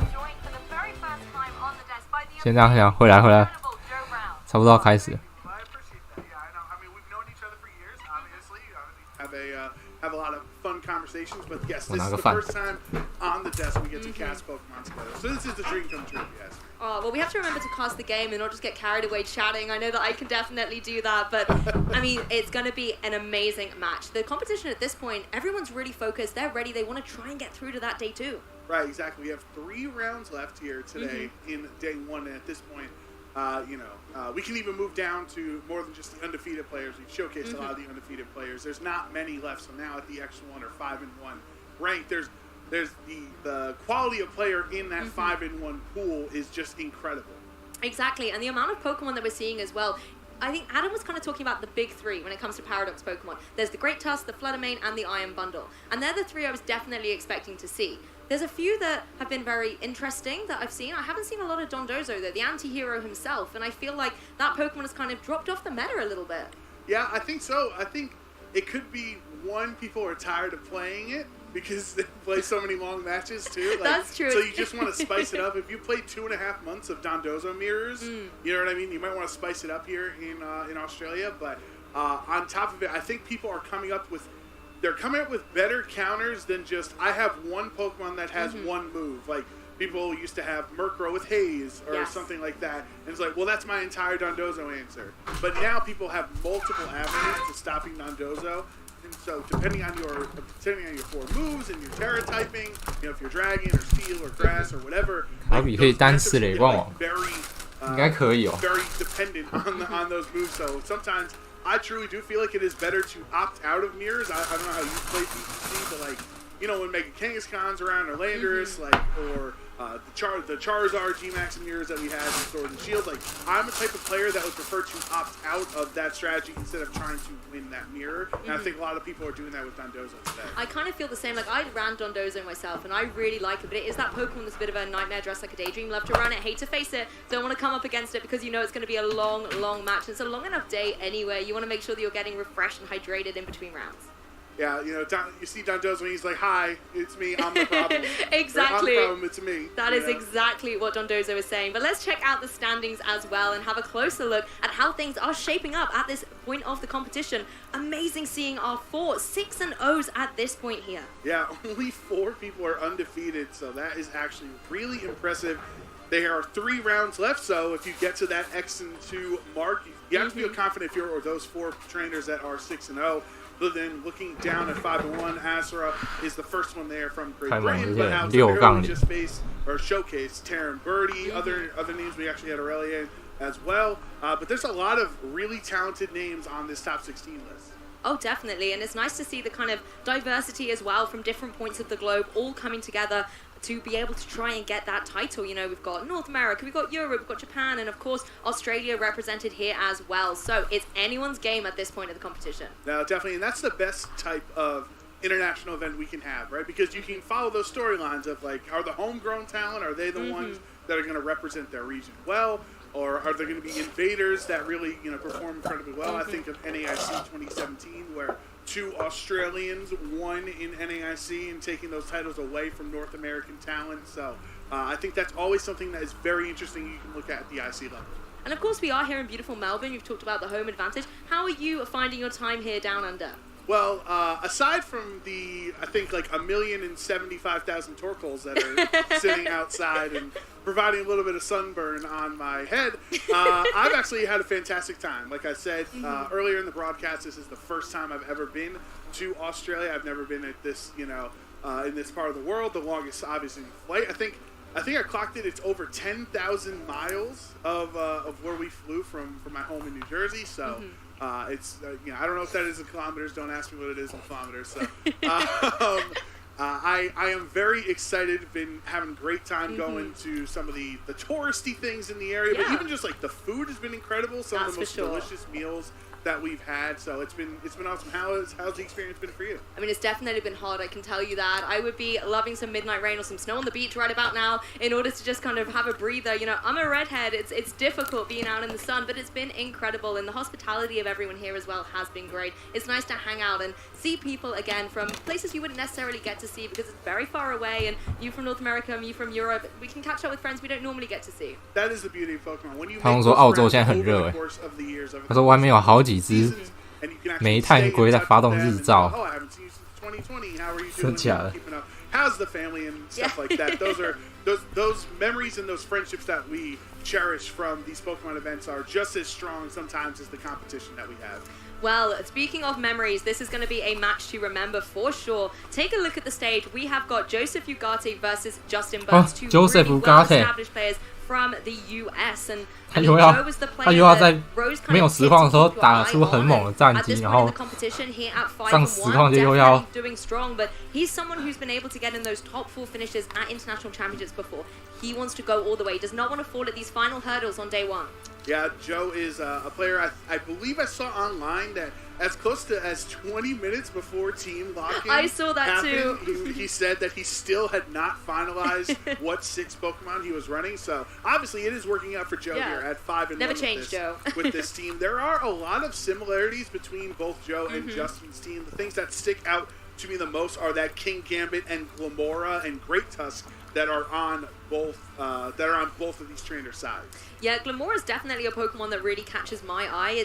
It seems to have, you know, really risen in popularity when we've taken a look back at regional finishes. You know, it was there in San Diego, Liverpool, and in Orlando as well, getting in those top cut finishes. And I think the key one that stands out for me was Emilio Forbes's one that he ran both in San Diego and Liverpool back-to-back in order to get into that top cut finish. Yeah, I mean, Emilio is just an incredible player as well. But 有可能。 Many of the, I think, 过去全部都是在撒钱。 Series 2 at least that is, it's kind of showing up on the top trainers teams, but not overall in the matchup. Emilio 对我好受欢迎。 It's similar to how Peldean Water Tauros, the water fighting version of it in San Diego was not a high usage rate over the course of the hundreds of players in San Diego.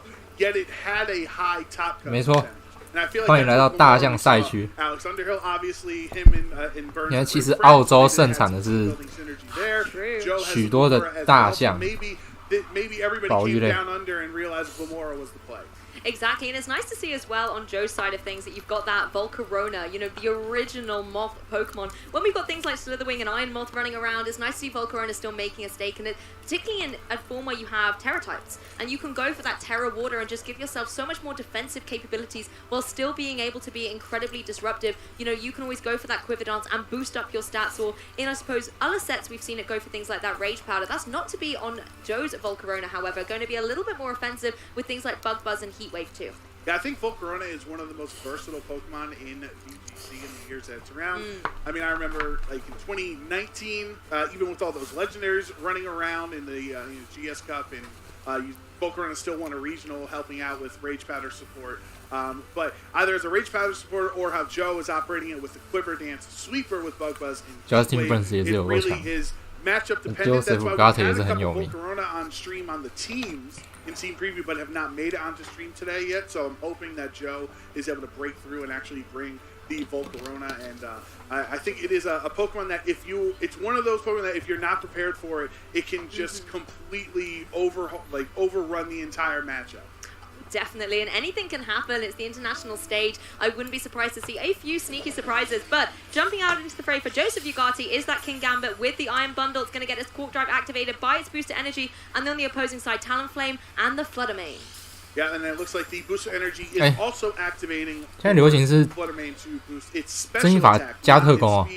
Note there. So obviously, right now, Iron Bundle is faster. However, because of Justin Burns having access to the Gale Wings, 那个什么 ，Justin Burns 跟上一轮的 Alex Underhill 他们是好朋友，所以他们两队应该是长一样，他们一起讨论的。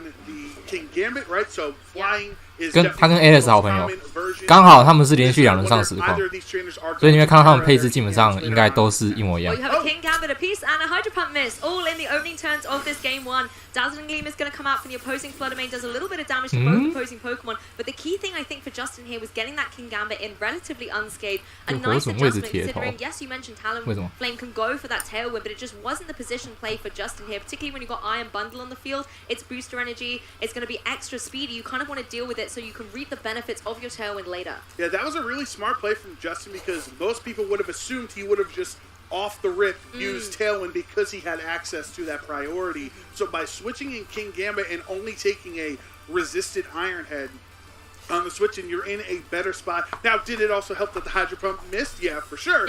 But I just thought that was like a really nice switch. Yes, and you know, even if you do connect that Hydro Pump, it's rocking the Assault Vest on there, so it's going to be able to take that much better. We are going to see, however, again, another Dazzling Gleam just chipping away at the opposing King Gambit here, followed up by the Assurance as well, but it's able to hang on. King Gambit being able to fire off that Iron Head and get a KO, where it's able to take all these hits and then dish them out to boot.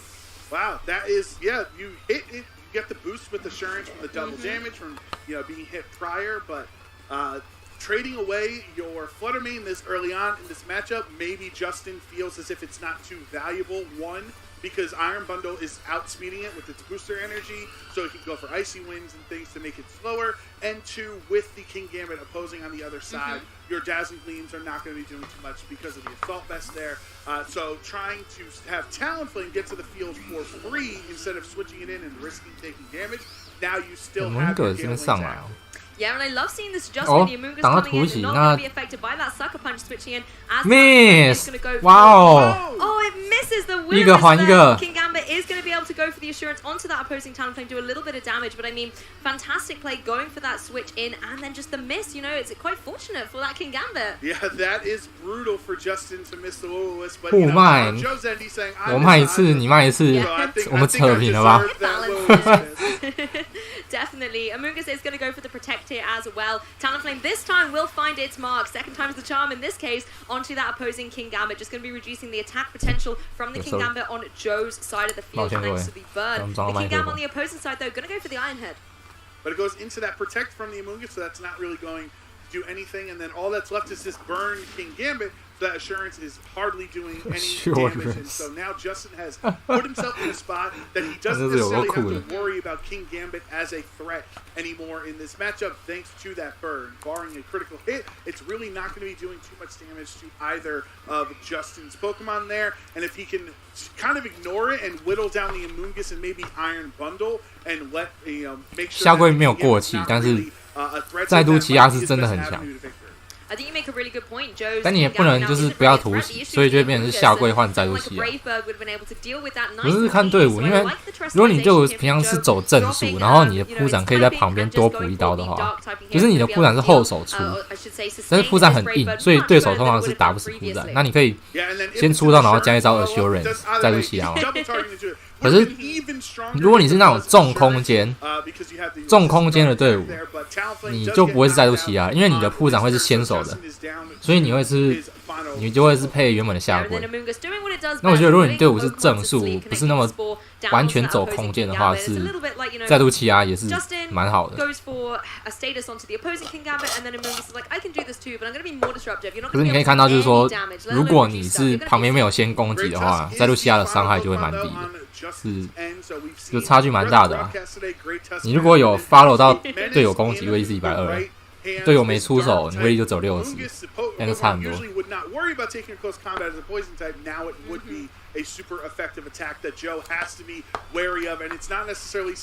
To switch it out because you have an Iron Bundle in the back who is an Ice type who would also be weak to that fighting attack.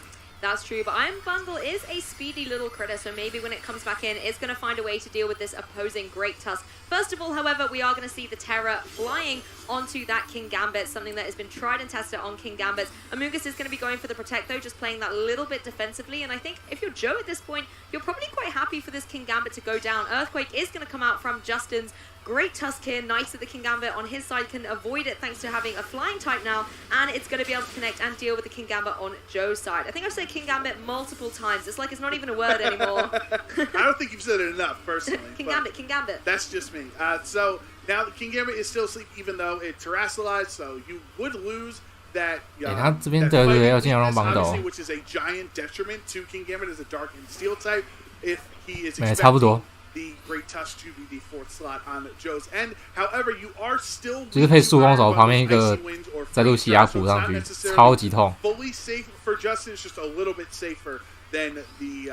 你确定你要打这个吗？ With these 2 Pokemon left, it really did make the most sense to 不要吧 terrestrialize King Gambit in this slot because you don't really need to with the Great Tusk. Yeah, I completely agree. The one issue you've got to face with the Great Tusk as well is they're running those focus sashes. So you need to find a way to be able to chip that away so you can pick up the KO later. But the risk, like you've said, is Great Tusk is going to be able to deal out big damage of its own as well. There may not be the potential for Joe to be able to get the critical KO. He does go for the freeze dries, Joe, and I mean, that's one way to break a focus sash. Yeah, for sure. Brings him down to 1 HP. So any other damage, if it's an EQ or any attack. Oh, and the freeze too! Justin cannot believe it. His last name is Burns, but his Frozen Solid. Oh. On that opposing Great Tusk, it wasn't expecting that either. King Gambit's going to follow up here with a Terra Blast, try and get a little bit of retribution for its frozen comrade into the opposing Great Tusk, but there's going to be no potential for a status infliction here. I mean, we've seen a burn, we've seen sleep, all we're missing is a para. Yeah, that is. Yeah, we might need Porygon too to help us out there. Yeah, to try and attack, maybe. But that is a disastrous freeze there. God. It is only a 10% chance, but just like we saw with Toller Web in Orlando Regionals, yes. That freeze drive feels like it freezes a lot more than 10% because that really helped out Joe. It would have been another attack for Great Tusk, even if it doesn't knock out the opposing Great Tusk. But Iron Bundle is not too bulky to begin with, so that might have been enough to knock it out, and you don't have to waste this attack onto Iron Bundle this turn. That could have been another attack to Great Tusk. Yeah, and speaking of, lack of bulk, it's able to go down straight away to that Sucker Punch, and Great Tusk goes down as well to the opposing Great Tusk. So KO 在他在冰冻中让他死去。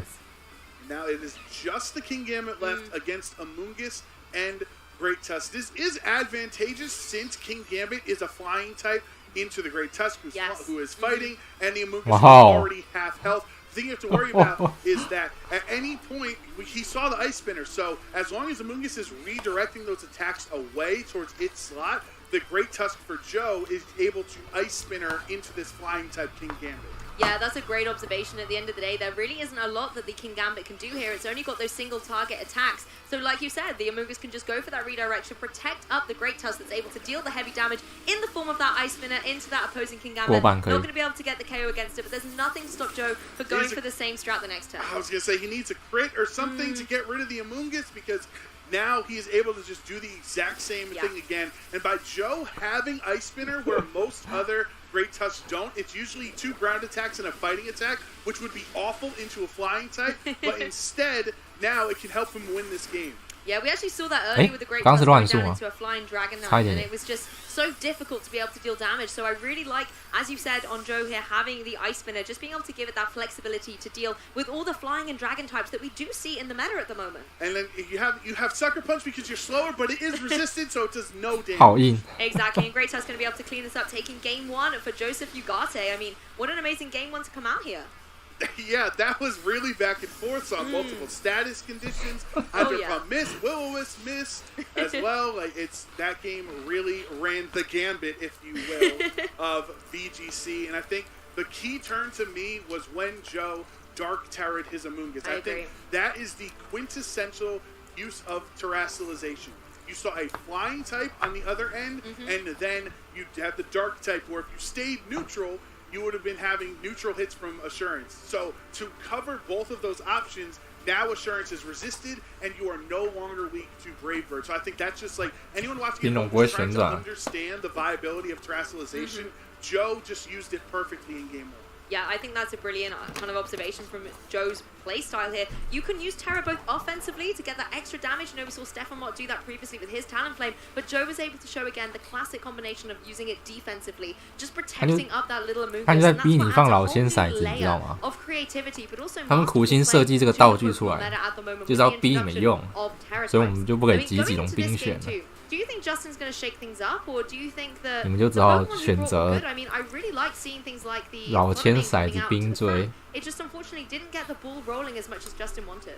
It is difficult as this is somewhat of a pseudo mirror match, right? You have very similar Pokemon, Glamora and Iron Bundle, Great Tusk as well, and the King Gambit really. So it's tough to make adjustments because it's like the Pokemon kind of accomplish the same thing on each side. I think Justin did do a great job in that match of clawing it back in after that great terrestrialization from Joe. However, the freeze was really gigantic there because you never know what would have happened. Maybe the Great Tusk is down to 10 HP if he doesn't get frozen, and then Sucker Punch is enough to clean it out. 对，做冰雪，然后他掉落物，真奇怪，这就奇怪了。So I don't think the Pokemon were the wrong choice. It's just the unfortunate nature of freeze dry.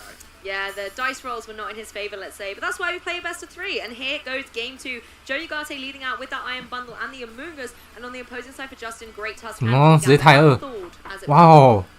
It looks like immediately Joe understands his strategy. He might have a lot of experience in this type of matchup because that Dark Terra Amoonguss was so pivotal for him in game 1. When you're facing down against a type King Gambit with Terra Blast, it has access to it to hit you super effectively as a grass type.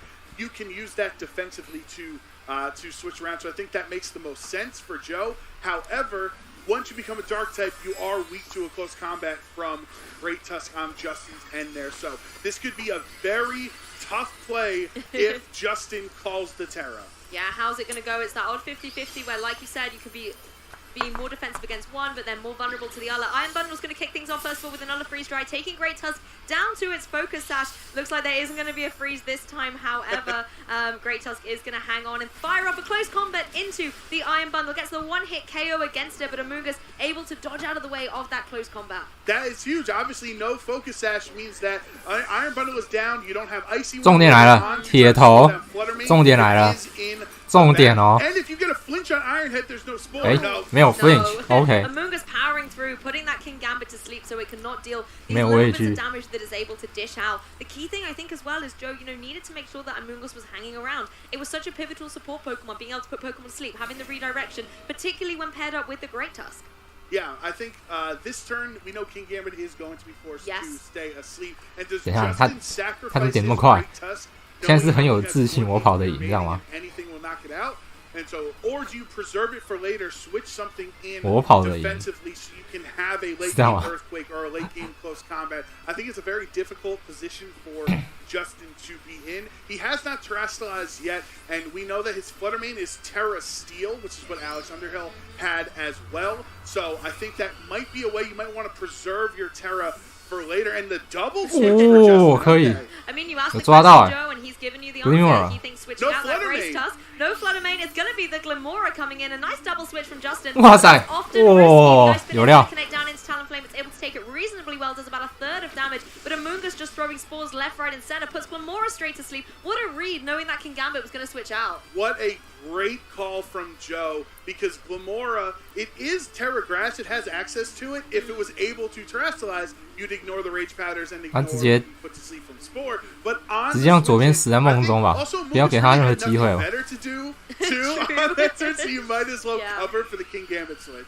Yeah, might as well. And speaking of King Gambit, now Joe is going to unleash his own one here as Talonflame goes for the Will-O-Wisp. It's going to connect down onto the opposing Great Tusk here. Going to be able to deal a little bit of damage and critically break that Focus Sash, as well as weakening the attack stat on Great Tusk. I mean, Headlong Rush, even on a burn, is still going to get the one-hit KO on Glamora. 4 times super effective. Goodbye. Yeah, that is very unfortunate timing for Justin on the switch. And he does get the Toxic Debris, and Amoonguss is no longer a poison type when it switches back in as Mono Dark now, thanks to its Terra. So that will poison it on the switch, and that could be another status we didn't actually see in the first one. Oh yeah, that's true, that's true. It was poison, so that would be nice to see there. But 全体睡着，这边突袭压着， that Glamora, and now with Great 太 Tusk 厉害了吧 HP as well, King Gambit can sucker punch it at any point to try to knock it out. Is there a turn where Justin maybe protect Great Tusk, Will-O-Wisp the King Gambit so the sucker punch fails? That could be an option, but it's just delaying the inevitable, because even if you're -6 and burned and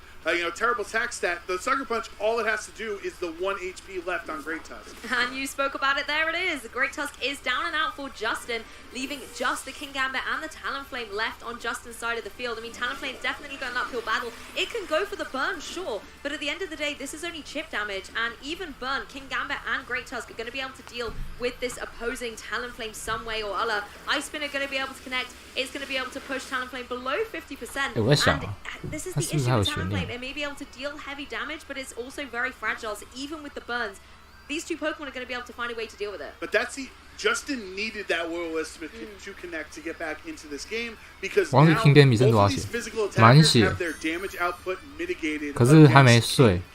It does have to sleep. He did switch it out beforehand before going to using that first turn sleep, so you know King Gambit is not a threat right now. 哇，不断用会回血的怪去耗对面战鸟。 The Terra flying into Great Tusk as well as 活火人这样碎碎人。 这边再多加一个毒人。如何？异常状态大战。But hey, it's going to have to get used to it when there are Glamoras running around and we're in a Terra format. King Gambit's going to go for Terra flying here as well, trying to apply a little bit more pressure onto the opposing side of the field, maybe with something like that Terra Blast. As Talonflame says, hey, I got flying type moves too, I'm going to Brave Bird into that Amoonguss, which does very little damage though. Yeah, that was definitely targeted for the Great Tusk, but the Dark type on the switch means that it's not doing too much damage. The Assurance actually does a lot there. Through the burn, I know King Gambit is strong and Talonflame's kind of 全体异常状态，赞啦！好玩游戏。又烧伤又毒又碎了，太有趣了。Yeah, that's the thing, King Gambit. It's the wrong time to take a nap. Come on, you need to wake up, start dealing some damage. But again, you've got this amazing position from Joe's perspective where you can just Rage Powder away all the single target moves that King Gambit's got. Yes, it's good. Waking up, that's good. Goes for the Iron Head, doesn't get a KO. And now Joe can just really go through and chip away at the opposing King Gambit. Yes, his King Gambit doesn't have a lot to deal with it right now. But, you know, there's time. Okay, so that if he got the crit, that would have been huge because he would have knocked it out right away. Amoonguss gets knocked out next turn from poison if it doesn't switch. He's willing to sacrifice it in case the Terra Blast that slot because you don't want Great Tusk to take all that damage. And that is, there it is. There we go. Terra Blast coming out from Justin Burns is going to connect down onto the Amoonguss. Like you said, just to preserve Great Tusk in the back for the end game. 不能换大象，都往还有太爆发。 Bring it back here. King Gambit versus the world. It's now a 2-on-1 against a Great Tusk and Joe's King Gambit. But remember, they are burned. 等一下会有120的，好像换不赢的。等一下 Assurance 120哦。 Because even if it's burned, you are still getting the double damage from Assurance. But on that damage output is really not strong. However, if Great Tusk wants to go for the attack, it's burned. 他想先守住。哇！ Joe has to call that the Terra Blast goes into this slot. Let's see, Great Tusk is going for the Protect. King Gambit goes for the Terra Blast into the Protect on the Great Tusk here. So King Gambit偷get血， a 偷 little 起 bit 来。 damage onto the opposing foe. 够了，够了，够了。这个 crit 应该就没悬念了。等一下是120。Yeah, definitely. Crit through with the brave through the burn there. Now you are in a spot Joe can really safely double protect. I mean, you have the 30% chance, but this does. 烧香将军不是废人啊！你一定要看这个伤害啊！你一定要看这个 Assurance 啊，很痛的啊。 Well, Terra Blast is going to come out from the King Gambit. This time it's going to be able to find its mark on that Great Tusk, but it's not enough to be able to get the KO, and this is where Joe can just jump onto the offensive here. It's a slither of HP that opposing King Gambit is on. The Great Tusk and the King Gambit have the potential to deal with Justin's one. Yeah, and then because of the Assault Vest, you don't have Protect. Yes. He obviously doesn't know that the burn wouldn't knock out, but it is low enough that you kind of wonder, can I just let it burn? And there is the cancellation. Justin. Wow. Yeah, that's sometimes the way the cookie crumbles, and the writing's on the wall with this one, and Joe's going to be able to take this game 2-0. That's so heartbreaking for Justin because he played incredibly well that set. It's just the freeze dry in game 1 kind of messed up his strategy there, and Joe was one step ahead every turn. He Terra Darked on Amoonguss on the beginning turn of the game, which forced Justin's King Gambit to go to sleep and try to switch it later. He called the switch on turn 1 of sleep too, which not most players would do. They would kind of just sit there and try to waste that turn so they had a chance of waking up later. So I think that was more of a showcase of just Joe playing really well to his outs, and give all the credit to Justin, as he's an incredible trainer. Just didn't work out in this matchup.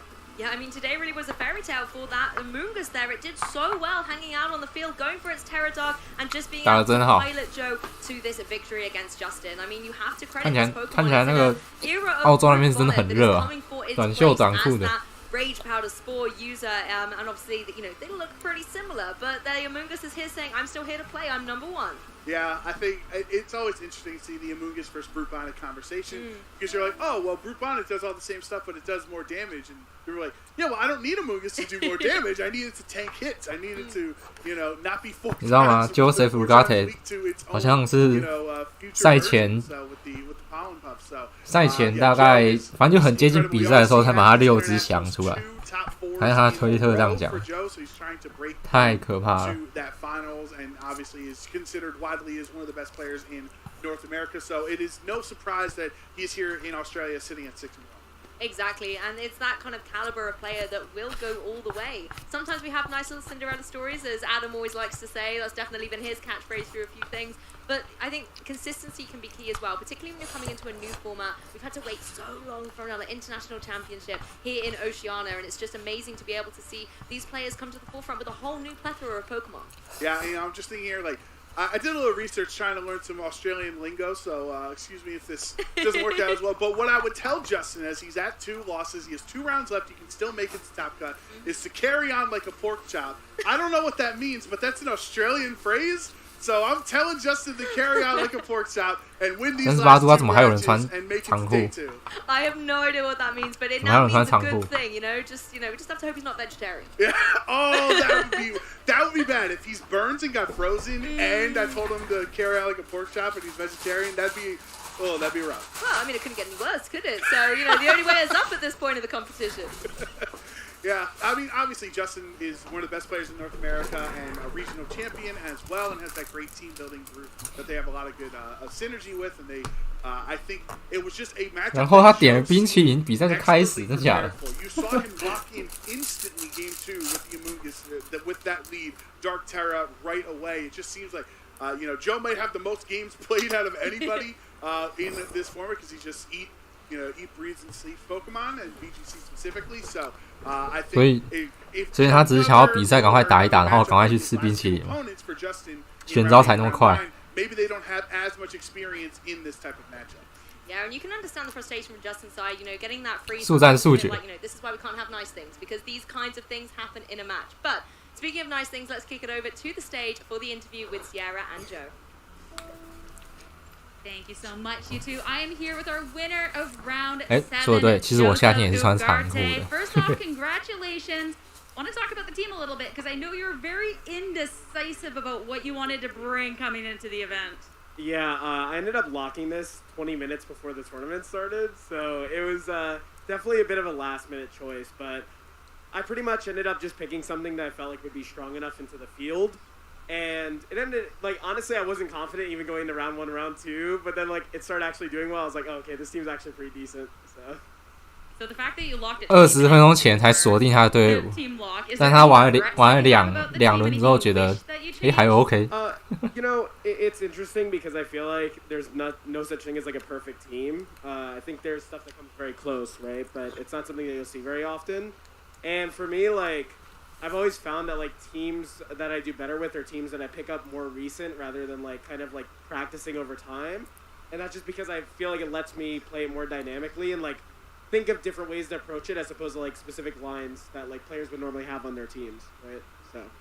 Something definitely really interesting about the team was this ice spinner on the Great Tusk. What did you specifically bring it for? Was it for these Terra fly-ins, or was it just a happy coincidence that it was able to put in work there? Yeah, so you might have noticed that my opponent had a very similar core of the Iron Bundle, Great Tusk, King Gambit. Ice Spinner was specifically to help with that because a lot of the Terra flying King Gambit and Tyranitar running around, it helps a lot in that matchup, and also Ice Spinner is good for clearing Psychic terrain.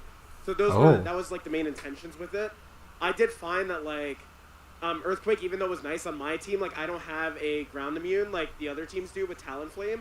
So obviously that changes how the team plays, and that's why I have Ice Spinner. So it helps in the mirror too. All right, and now. 大象可以逼铺展交飞太，然后我又有冰旋可以再扁它。如果你没钛金，我就用近战；你钛金飞，我就用冰旋，就这逻辑。Well, I never take it as guaranteed because this Pokemon, so anything can happen. But like, I definitely think that as a player, you meet a lot of challenges, and like you'll have streaks of tournaments where you're like very disappointed in how you're playing or like how you're doing. And I found that like the past 3 tournaments, especially in this new series, right? Like they were an actual challenge for me because it wasn't something I was very familiar with, and like I think that as time has progressed, I've felt like better and better about how I'm playing, and I definitely feel pretty good about how I've been playing today. So I'm just looking forward to playing more Pokemon. I'm gonna see where it goes, and I'm just happy that I'm even here at 6-1. So I'm really happy about it. Congratulations on that. And before I let you go, any shout-outs, anyone you want to thank? Well, shout-outs to Mom and Dad. I don't know if you're watching. I kind of forgot to tell you that I was on stream, so that's my bad if you guys didn't see. At least you told them you were at the event. Right. Shout-outs to you, of course. And, and also shout-outs to all my friends who helped out. Pado, Yotam, a bunch of other guys as well. Sempro was helping me run games. Like, thank you guys so much for just, like, helping me practice with the team as much as I could. Like, at 20 minutes after I locked, I literally just ran, like, a couple of games on Showdown just to, like, get a feel of the team. And, like, it was just good. Like, getting practice on ranked battles was, like, really helpful. So, I'm definitely very, like, happy and blessed that I have, like, people around me that support me and, like, help me out. And, honestly, like, that's the biggest gift of Pokemon, I think, is that people will help you improve and, like, sorry, I know I'm ranting about this a lot, but, like, there was one thing that was said to me at, like, the last tournament, Orlando, where I kind of performed a little bit, like, more poorly, and it was that you can only be, like, as good of a player as, like, individually you can be, but, like, unless you have people around you to help elevate you and help you be a better player, like, you won't reach that, like, next level. And I really took that to heart, and that's something that really, like, impacted how I prepped for this tournament. Well, hopefully that's something that can help you get into the day 2. 你看别人的感谢名单大概几行？ For us, it's going to be our next 他的感谢名单大概一整排。Don't go too far.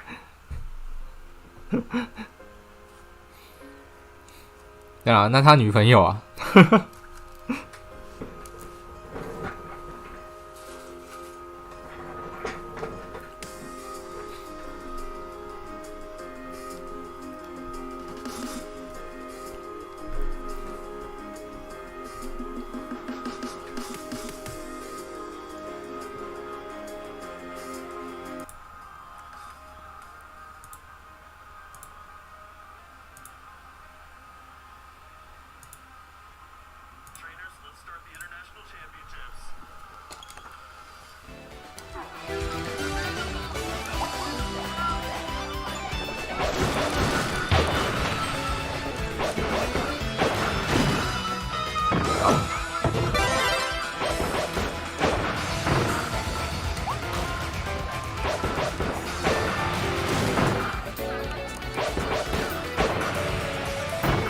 有锤子可以锤出龙卷风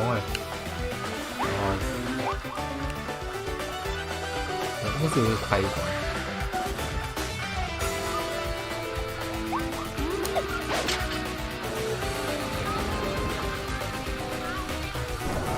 不要太超，千万不要太超。你不会想要内战输的。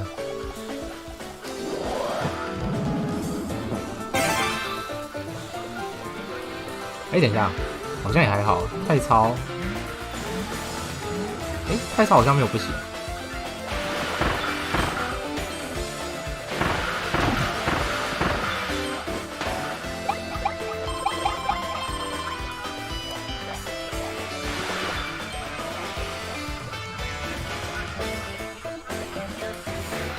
对，居然这样没错。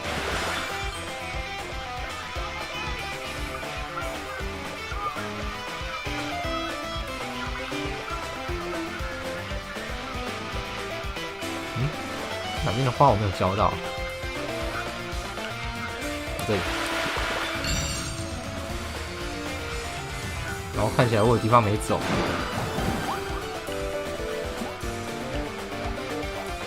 哦，不是。这个是下来，好。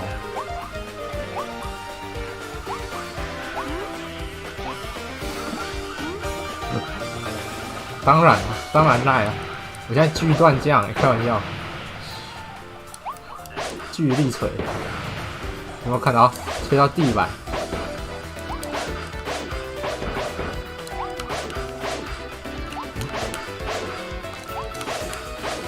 那个锤地板，为什么会弄不出来？哦，是长按 B。哦，长按 B 就会有。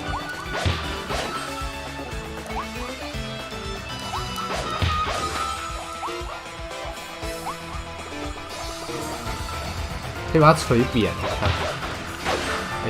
好，这边在水上。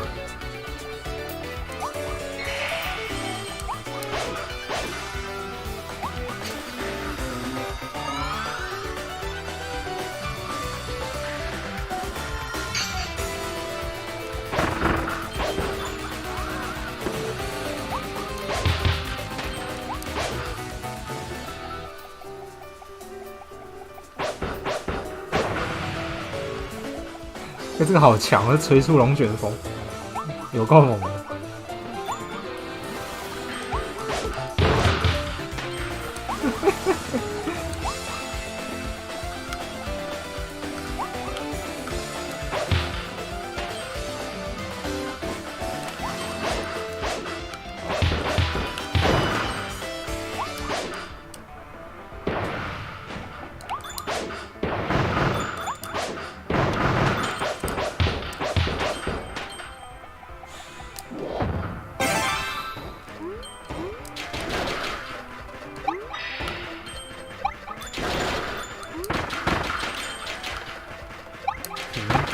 灌射击，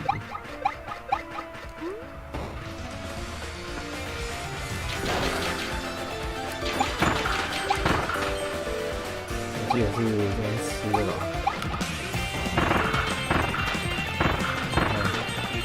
无敌星星魔之。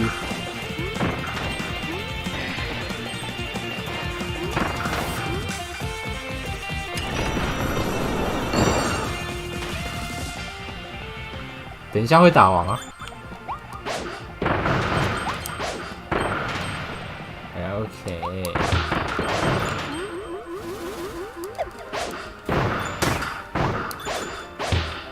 有点厚啊。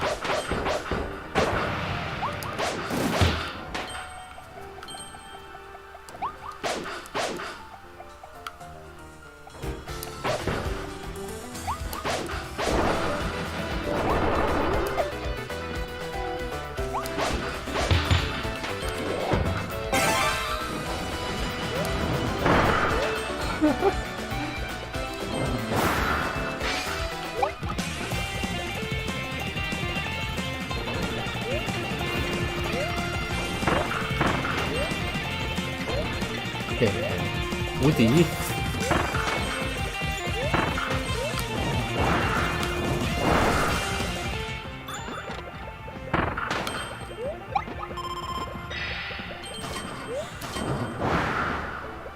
哎，等一下，圆圈好像是有个地方要，是吧？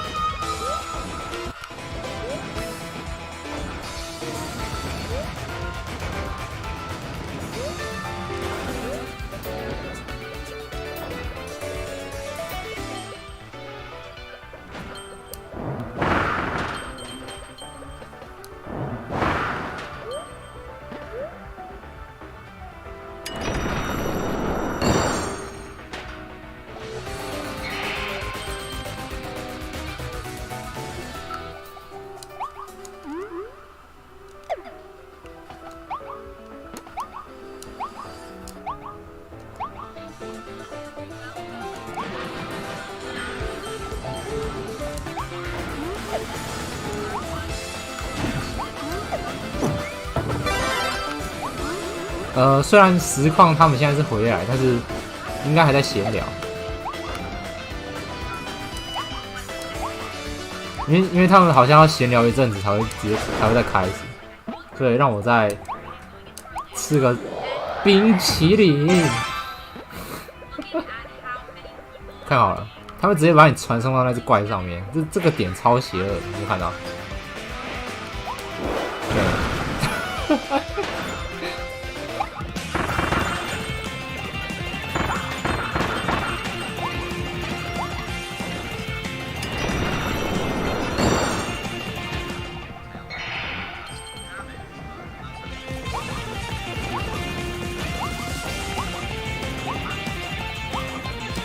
巨端将形态不得不说，真的是我觉得很强的一个形态。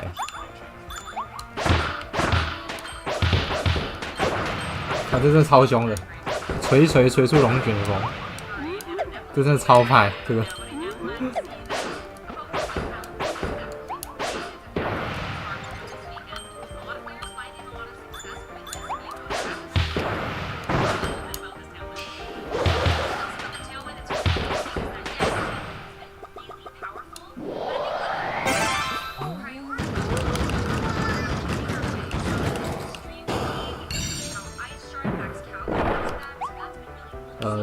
那只睡觉是补血，可是我的血是满的，所以我就不浪费时间。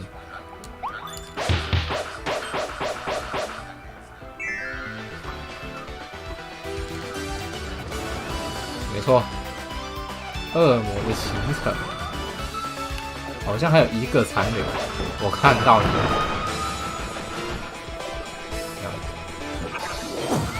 托哥的妈了！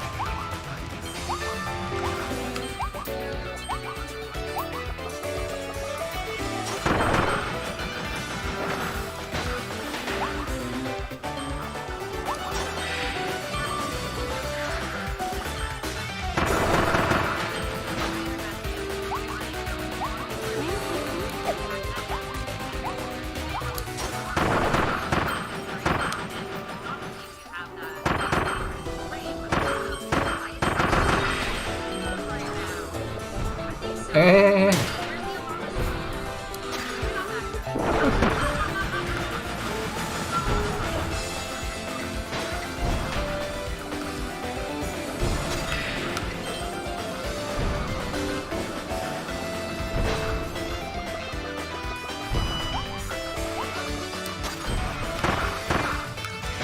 对，刺猬，我035，好像也是。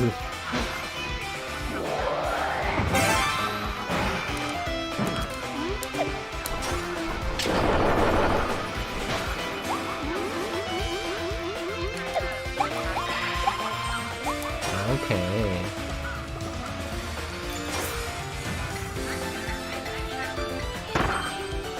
嫩了。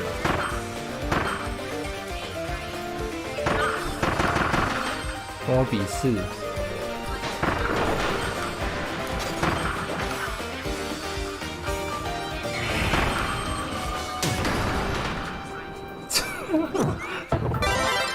被压扁了。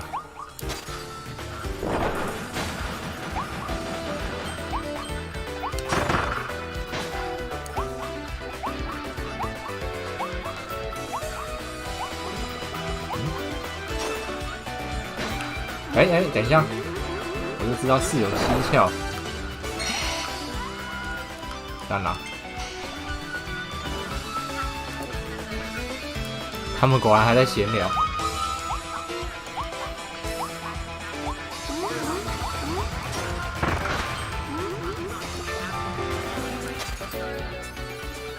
是有蹊跷，我看到炸弹。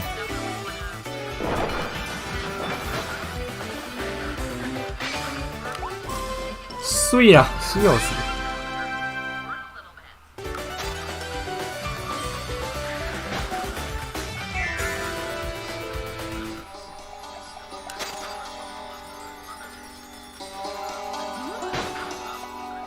各位，点火时间到了。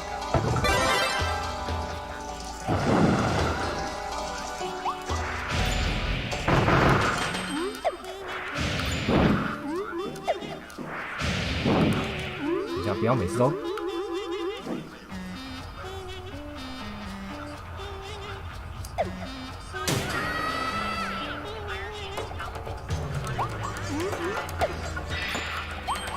都飞过头了。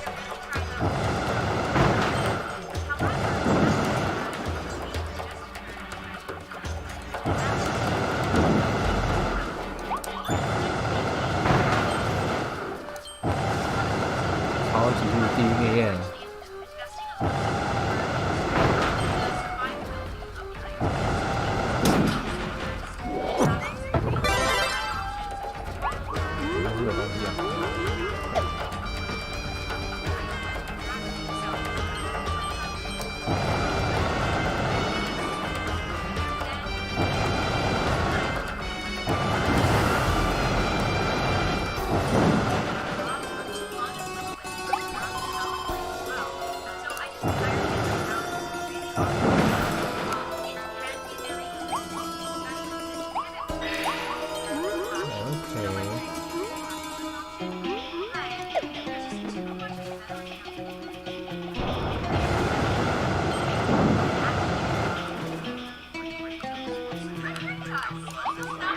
等不及啦，慢慢飞嘞。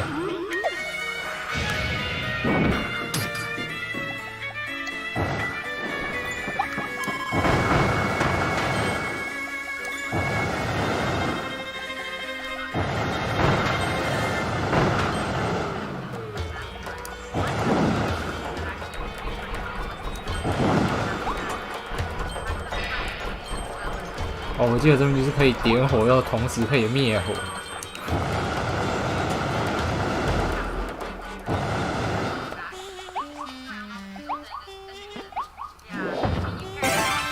我现在就同时可以点火，又可以灭火了，赞了！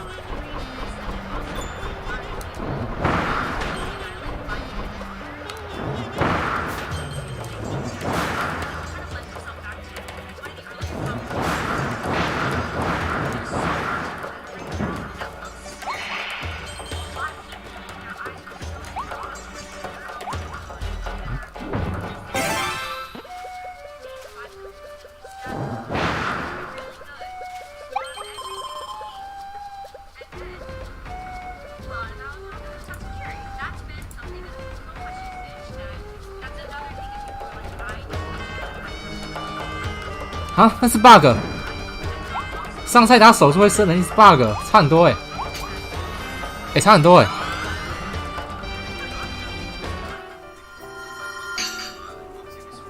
差很多超多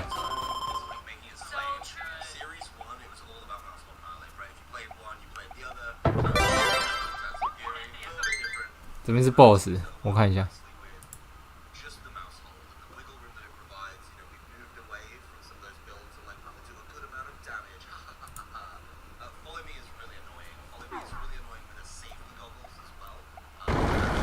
看来他们在中场休息。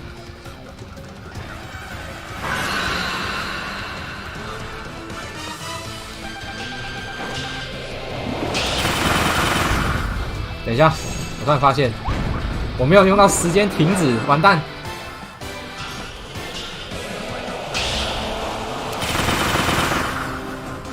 我原本应该是时间停止的枪啊，完蛋了！我这个连射性能比较好。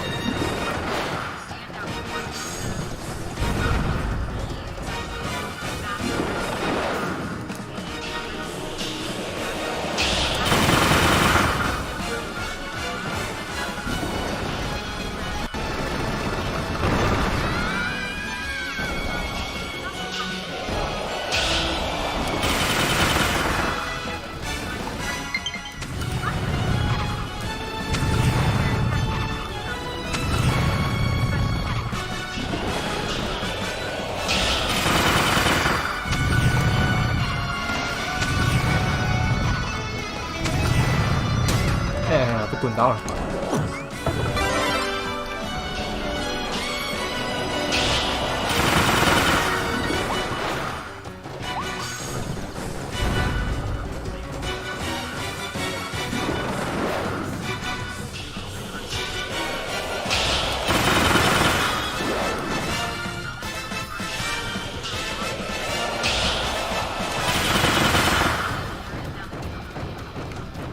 不要抓我！不要抓我！不要抓我！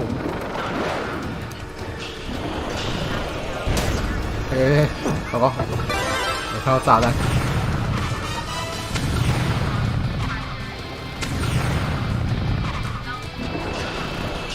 等，冷静冷静。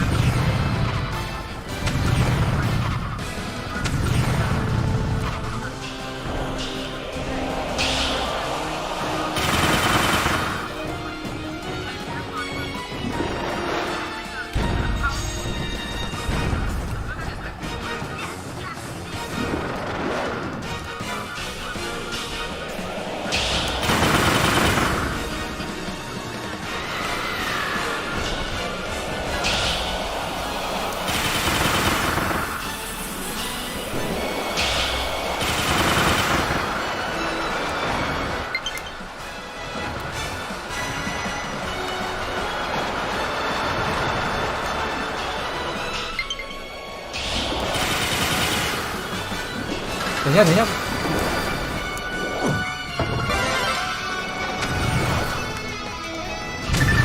不是。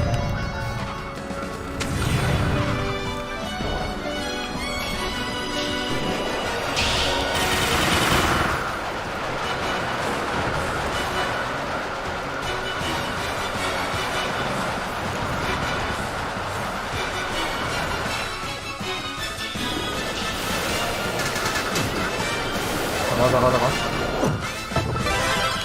要空档啊！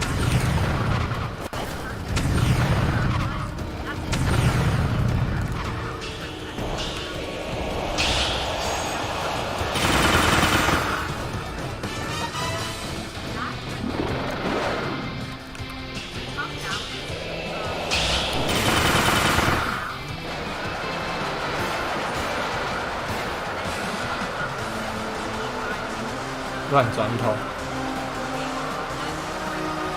没有看懂。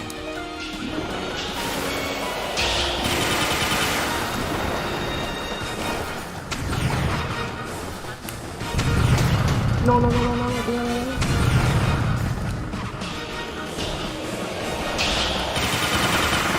So close， 最后一集，衰啦！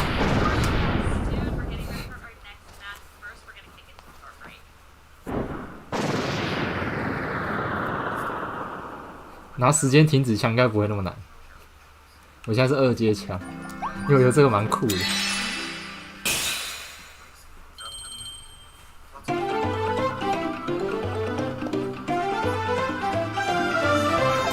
啊，是哦，慢动作攻可以闪避哦。我不知道哎。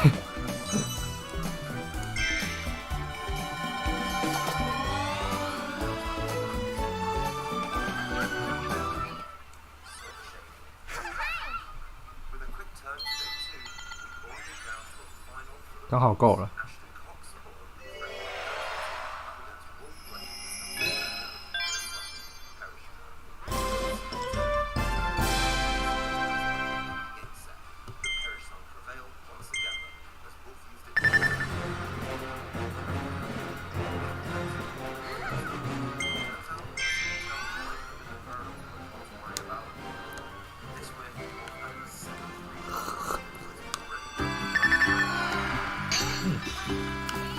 OK，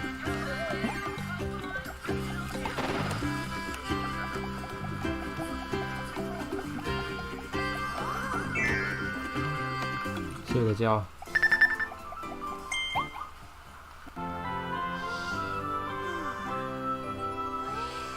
这次有盖被子，之前都盖不住。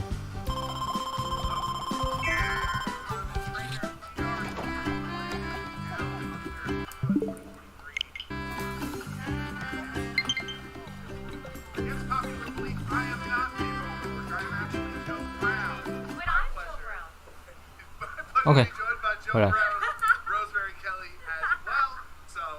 Rose, we have our round 8 match. It's already chosen. It's going to be exciting one. Apparently, in Australian terms, it's going to be Bonza, which is what Google told me, which is like an exciting match. I'm getting head shakes over there, so I think I'm onto something. I'm pretty sure. So, like, it's going to be like an exciting thing. I don't know. Whatever. Regardless, it should be a good time. I think so. I mean, looking at the field of competition that we've had so far, and now looking ahead to the final 2 Swiss rounds of today. Oh my goodness. We only have 2 players that are left undefeated at this point. That's going to be Gavin Michaels as well as Masayoshi Kuru. And we also have a ton of trainers at 6-1 heading into the final 2 rounds of today. Yeah, there's definitely some names that people will recognize that we haven't had on stream yet in the 6-1 point, like Yuki and Nick Navarre. Tamag Gravui had an incredible performance at NAIC. Ragav actually started 0-1 and has won 6 in a row. Saw that online, wow. So that's a really interesting storyline. If you can go 0-1 to 7-1, we'd be really proud of him. Yuya Tada 6-1 as well, and then Chuppa, who's been on a tear ever since Scarlet of Violet started. Chuppa has been one of the most consistent players outside of Emilio Forbes. Looking at Scarlet, Eric Rios, Chuppa has been so close to that championship title, but just just shy of making it. So maybe this is a good event for him to be able to finally grab that title. Yeah, hopefully. I mean, that would be great. I mean, obviously, he's got a whole bunch of championship points already on the season with those great performances, but maybe he can get that CP and be the leader in North America for winning this event. But on this stage, we have Colin Hire and Eric Rios, and this is Eric the Rios. Titans right here. It really is. I am so excited to see both of these trainers. Eric Rios, of course, needs very little introduction. I think Eric Rios performance over the last couple of years, but just in case you missed it, Eric Rios is the current European International Champion, won last year with Rinya's son, and just consistently put on top performances. Won Liverpool as well, so it was just back-to-back wins for Eric in the final year of Sword and Shield. But for Colin, a United States player, he also is a player with such a rich history, multiple World Championship appearances, and of course, just a veteran to this game.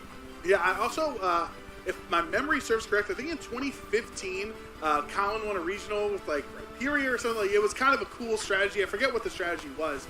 So obviously Colin has been playing VGC for a very long time and is widely regarded as a very respected North American VGC trainer. So, but when you are Colin and you know you're confident in yourself, you're going up against Eric Rios, who might not be just one of the best players in his own region, but one of the best players in the world. 包袱一法，然后 Eric last 是老鼠 season really solidified 包袱一法 that 老 for 鼠 himself. So this really is a battle 忽 of 展大 two 象 Titan players, and they have some really strong Pokemon 我记得 to 今天好 back 像 that 看过 up 类 as 似的 well. Let's talk about Eric's team first, 然后 right? Eric Rios So, 这 you know, this 边 might be a pretty hefty hitting 一 matchup. 法不 I'm 要 also looking at some pretty heavy hitting Pokemon 我们 here, 拿来 so 跟 Marco that great test Silva 的那个比 Pokemon that really stick out to me here, 因为 as well Marco as Silva 我觉得很标准，他是包袱一法 顺风大象就火准大象，然后歌德班嘛，那他是保留其中4只，歌德换菇，然后一法幽灵卫改赛富豪，感觉也 OK。顺风之后的掏金，他喜欢的是顺风之后的掏金，然后觉得不需要那个彩影，改一只菇，让我队伍牵制力更够一点，各有好坏了。Absolutely. I mean, we're just going to go ahead and take a look at the leads here. We didn't get too much time to talk about Colin's team as well. But you can see some of the other pieces that I kind of have my eyes on here. That Dragonite just being so successful in this tournament so far, having access to moves like the Extreme Speed as well as the Ice Spinner to really help out the team in some of these matchups. And I think Extreme Speed is something that could definitely play a role here in this particular matchup, just knowing that there is no terrain available on Eric's side to really try to shut that down. And also, you're just chipping away at some of these more important Pokemon. 对面没有下踢吗 The Will-O-Wisp on Talonflame can't go into Dragonite because he's holding the Lumberry. So instead, that Will-O-Wisp will go towards King Gambit, actually connecting there, and that will burn King Gambit. Dragonite going to use the Tailwind here to double the team speed. 顺风踢倒，这边打不死。那对面有没有踢倒？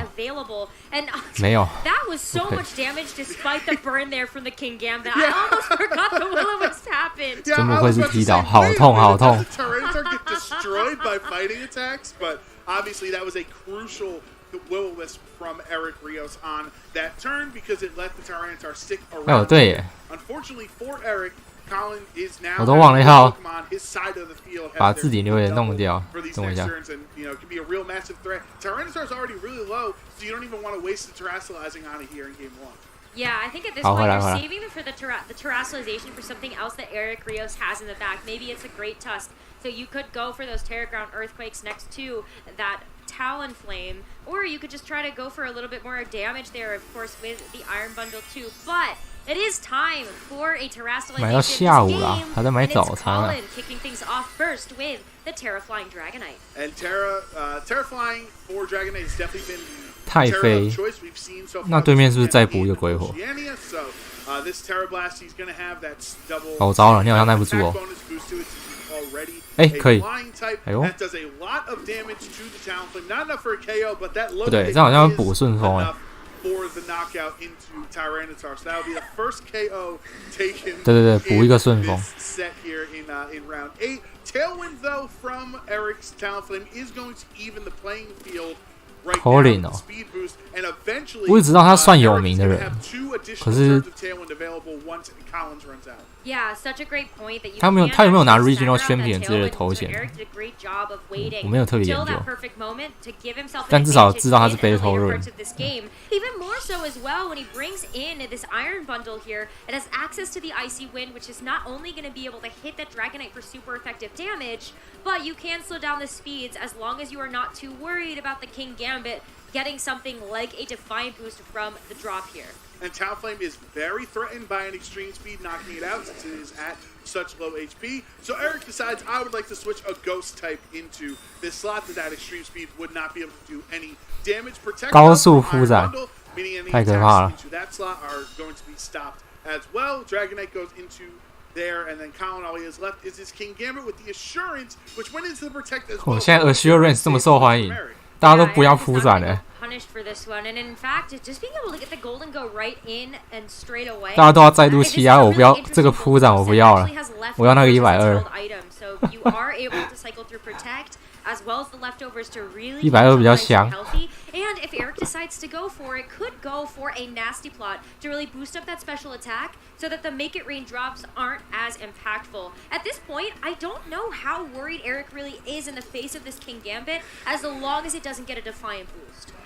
Right, as long as you don't boost it up there, so that means the Ice Wind is not really an option right now. You would have to try to attack into the Dragonite, who is the flying type. Because if you accidentally click Icy Wind and give a boost to 2 stages towards King Gambit, that would be very difficult. But you know, 我觉得你还是好好打右边吧。 the Terrestrialization has not been used yet on Eric's side, so there is the factor there, but nothing on this turn. Instead, Extreme Speed will do a little bit of damage, and Freeze Dry should be enough to take down that Dragonite. And it is. So we're going to see the Dragonite get knocked out here, and we are going to end up seeing the final 2 Pokemon in the back here for Colin. The Nasty Plot, though, for 3. Eric is going to be absolutely beaming from that. But also, this Assurance is going to go into the Iron Bundle, not into the Golden Ghost slot. Now he wouldn't have done too much since he is burned, but obviously it would have been nice to get a little bit of damage there, considering that Iron Bundle wasn't even knocked out on KO. So the Tailwind does peter out for him. Also want to note, like, Colin was kind of jamming along to the music as that turn was going out. So I am too. Yeah, Rose is jamming too. It's a happening song. Yeah, this is a great bop, that's for sure. But I'm really excited to see how. 等一下，那只赛富豪现在有点猛啊。 Still has Tailwind up and active. So, theoretically, his Iron Bundle should be faster. But we do see that as well, the booster energy coming through here. So, we'll have to really see how that's going to play a role since we have booster energy on both sides. It really should be Eric's, but just playing it safe. Protect from Eric's Iron Bundle, trying to avoid a potential sucker 问题来了，队友没有攻击的时候，你的 Assurance 就威力很低啊！哇，在轨迹上 ！Oh my god！ 2 nasty plots in this game, and because of the burn, this Assurance does literally nothing essentially. That's 2 free nasty plots. Even with the Assurance going second as well, right? It's still not able to do nearly enough to knock out this Golden Go, and that's exactly right. You know, Eric's not really threatened by the King Gambit or the Iron Bundle at this point, and Golden Go is just going to be able to do super effective damage. Tailwind 然后你吃拉面不久啊，太夸张了吧 in a regular speed situation yet again, so that's something that we need to obviously be aware of in the future matches if the stagger Tailwind turns actually matter more than they necessarily did here in this matchup. 对面要太刚了 But it is time for a 可怕的来了 And I have a sneaking suspicion. 加4套金 Oh my god It's gonna be a Terra Water here. 太水 Different from the Terra Steel, but we have seen the Terra Water before on stream, and it's just a really nice way to be able to keep yourself a little bit safe, especially from the Sucker Punch that came through from the King Gambit. Wow, that did no damage at all, but the Hydro Pump 他点冻干好像有机会 Water Terra is resisted. That's huge.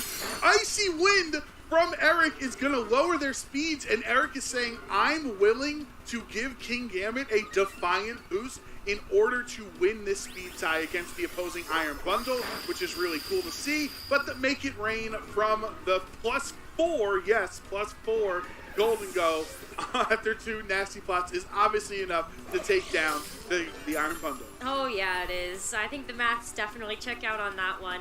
But that does bring Colin down to his 2 final Pokemon. And at this point as well, Eric has Protect on the Golden Go. 我觉得现在这样有点难讲，他是不是太自信了一点？这个动风，真的假的？ just go for these double protects and wait out the King Gambit, knocking itself out. So you're not too worried about the Defiant Boost at that point. 这个动风是不是有点致命啊？ But you know that you do have 快要完爆了， Talonflame in the back if you 那攻击加回来了。 So Gale Wings wouldn't be active, but it's still an additional amount of damage here as long as you are able to see what this Flutter Mane is going to lock into. That's why the double protect here could be really important. Yep, Choice Specs is the item of choice for Colin. Flutter Mane. What? So actually, Sucker Punch is able to get down the Iron Bundle and KO it there. So now Eric is down to his final 2 Pokemon once that Talonflame switches back in. Go obviously protecting, so he's not going to take any damage there, but he's no longer a steel type, so it's not like he would be resisting. 有奶这一口应该是耐得住。 So a lot of those attacks should be neutral, but that King Gambit is on its final turn. 反正再怎么样战两应该可以出去。 As we will see the Talonflame come back out onto the field. So it's really low. 当我没说。 At this point, I feel as though you could go for a protect. Maybe you go for a double protect on the Golden Go, but you have to get some amount of damage down. 等一下，那个动风真的 Fluttermane being full HP 有点拼欸，为什么？ Usually you don't really see Fluttermane waiting this long to come out into a match, but that Sucker Punch brings Golden Go down into the red. Talonflame is 我看到有人偷速被惩罚了，再偷啊！ 你为什么要偷？你为什么要偷？为什么你要偷？ Nods his head there, and Eric Rios wins game 1. Yeah, so really great play there from Eric in the end game, allowing the Golden Go to restore a little bit of its HP every turn with the leftovers healing, especially when he was able to cycle through with the protects, and that knockout range of a Sucker Punch coming through from Colin's burned King Gambit. The other thing about having the Talonflame for later, yeah, it wasn't at full HP to go for a priority Tailwind, but it was still one of the fastest Pokemon on the field. So it was able to get that off, and with the dynamic speed, that Golden Go, Omega powerhouse. Yeah, dynamic speed, one of those things that we don't think about it as much, obviously, as the Dynamax days, since the Max Airstream directly led to those speed boosts that we would think about, but obviously is still an ever-present threat on the field there. For Colin, I think one way you can adjust back, like he brought it back right. 为什么你要偷速？你对我的正速控速只有动风，自信过头了吧？刚刚你没有顺风哦，你快龙有顺风，所以没有差吗？是这个意思吗？感觉还是不太对。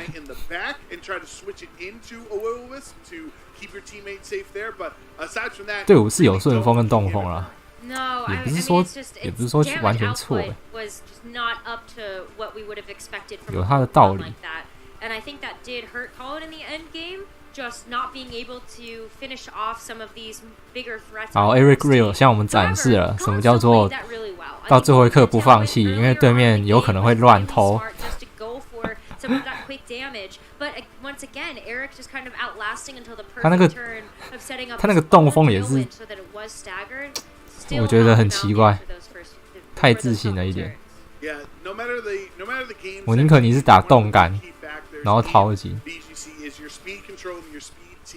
And typically throughout VGC history, really, if you can stagger tailwinds so that your speed is better once your opponent has run out. 重点是他是后手顺风，他是快龙顺风。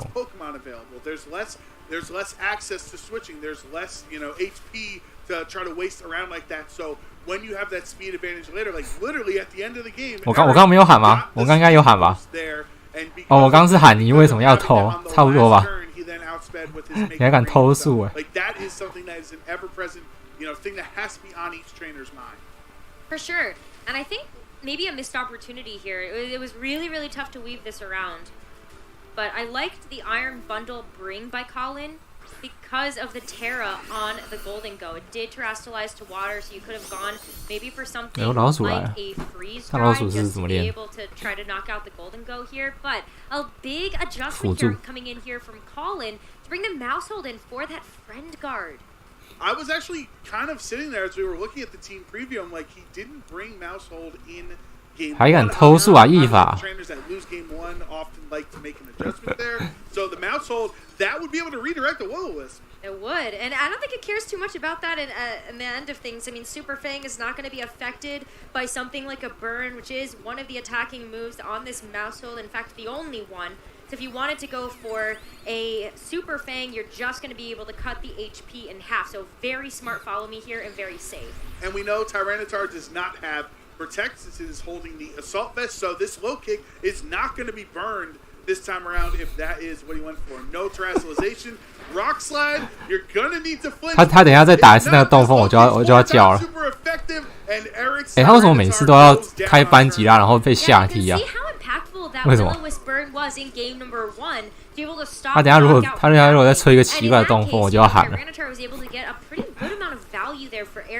But losing it so early is not what you want to see, especially if you were just going to be able to get some Rock Slide chip. Where there's a Rock Slide, maybe there is a way, but not this time around. And we're going to see the Golden Go hit the field.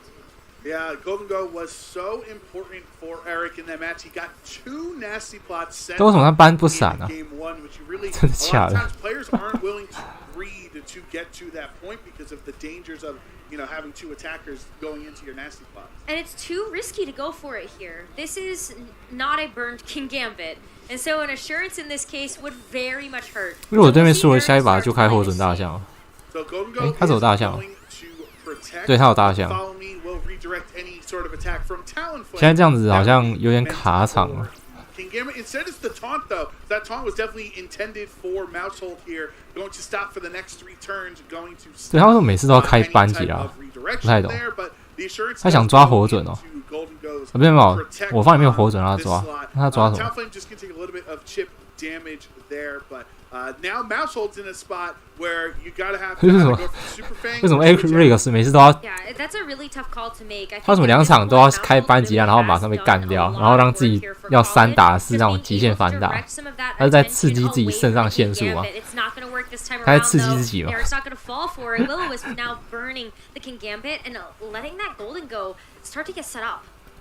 Yeah, that was what was able to help Eric out in the previous game there, was using these nasty plots. So that is the first to see. Let's know if, or let's see, I should say, if Eric is going to go for and because of that burn, he is not knocked out. Tyranitar actually knocks out his own teammate thanks to 等一下，老鼠铺展怎么快把对面打爆了？快要把对面打穿了，怎么回事？ If you were able to kind of look at that and in the end game of just being able to set up the Tailwind again, but you do have the Iron Bundle still, so you're kind of looking at maybe hopefully getting a nice knockout there onto the 还敢开班啊 ，Eric， 真的啊，还敢开啊，还敢开班啊，不要再开啦，下一把换一下。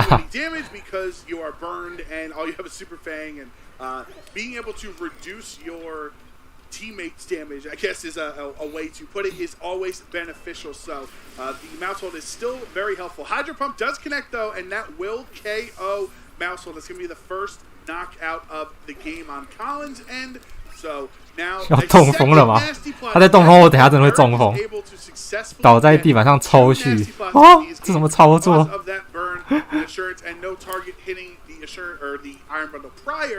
没有啦，他应该他这时候不会打动风啊。他刚刚只是想要一个 AOE， 然后再加一个 AOE， 过于自信，你知道吗？好，如果他这边吹，我就要叫了，不可能吧？ effective dark type attacks. Iron Bundle has come into the mix though, so it could pressure down this Golden Go into not terrestrializing, given that it does have access to freeze dry. But the terrestrialization is still good if Eric's going to call it once again. That 有吧？还有下一把吧？ might be use 这个铺展看起来 here. 很难打死That's a really difficult position because you're already on the back foot, right? As Colin, because you have lost game 1, you've set up 2 nasty plots on Eric's end, and you're burned King Gambit. You have such a difficult spot because if you make the wrong call, does he Terra, does he not? Do I Hydro? Do I Freeze Dry? It could really end your set against Eric. So let's see. The Freeze Dry is the answer, and Eric does not terrestrialize. So Eric makes the proper play there. King Gambit avoids Hydro Pump on Colin's end, so that's actually helpful for him. But this Make It Rain is obviously going to be a 1-hit KO. Crit does not matter into the Iron Bundle and brings it down. 好痛 King Gambit is going to take a little bit of damage there, but the Assurance follow-up into the damage that the Gold has already taken. That is a nice knockout there. Critical hit. 可是 that's a good bit just in case for Assurance there on Insurance on the Assurance. The Insurance from King Gambit keeps Colin alive. That critical hit was gigantic there. That's one way to break through a burn, is you can do all of that damage, and now Eric is down just to his Iron Bundle, who's going to protect this turn. Still have the full health HP. 他刚刚水炮有中，好像也没差了。He was saving in the back, just like Colin did in game 1. 哎，不对，水炮有中有差，有差。吗？哦，有。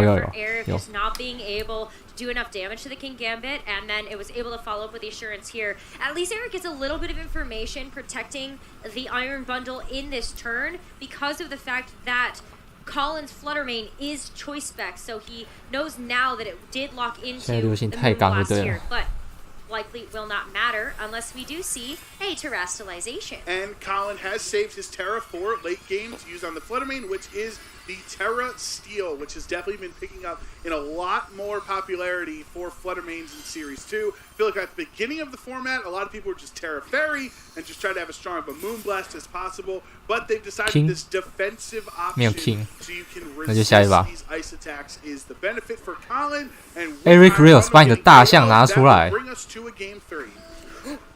You did promise excitement for this game, Joe. A Bonza? That's what I promise. I think we're that's like getting that. We have like a banger, right? In America. That's 哦，有机会能喊了是不是？我已经准备好，我已经准备好要喊了。他再给我开班级啊，我就。Okay, yeah, okay. But you still took away his. I'm sorry. 没有啦，他应该会开大象啦。 He's right over there. He's actually. 请开你的大象，谢谢。不要太闹了。 Focus up again here because we have a serious situation.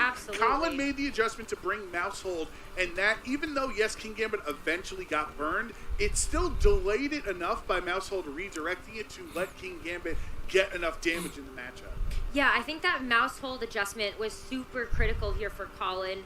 Despite the Hydro Pump miss, I think Colin still set himself up for success in the end game. 他搬配招 saving terrestrialization as well as the Fluttermane to just really make sure that that defensive Terra type would be helpful. 应该就标准岩崩，看有没有再度西亚，再度西亚会咬碎了，然后他已经爆发。我忘记最后一招是什么了。奇怪，通常最后一招是什么东西？踢倒。哦，重磅或踢倒，最后一招。 重磅是打正义法，因为正义法他命带的话，你沙包把它刮掉，然后你重磅直接把它打死，然后踢倒是打这边铺展用。对啊。 As if he needs to bring Great Tusk, as long as King Gambit is able to handle the Tyranitar. But yes, it would be nice into the opposing Iron Bundle, so you have a close combat for it. Eric also has not brought the Amoongus, right, to either of these first 2 matches, so that could be. That it seems like Amoongus is not great in. 我觉得以 Battle Run calling 的程度，应该会去抓大象了。 So I wonder, if these trainers are just going to opt for their similar strategies, and we're going to see in Game 3. 哦，为什么你还要开这个班级啦？我都破音了，我快中风了。你到底要干嘛？请问你这招太飞了吗？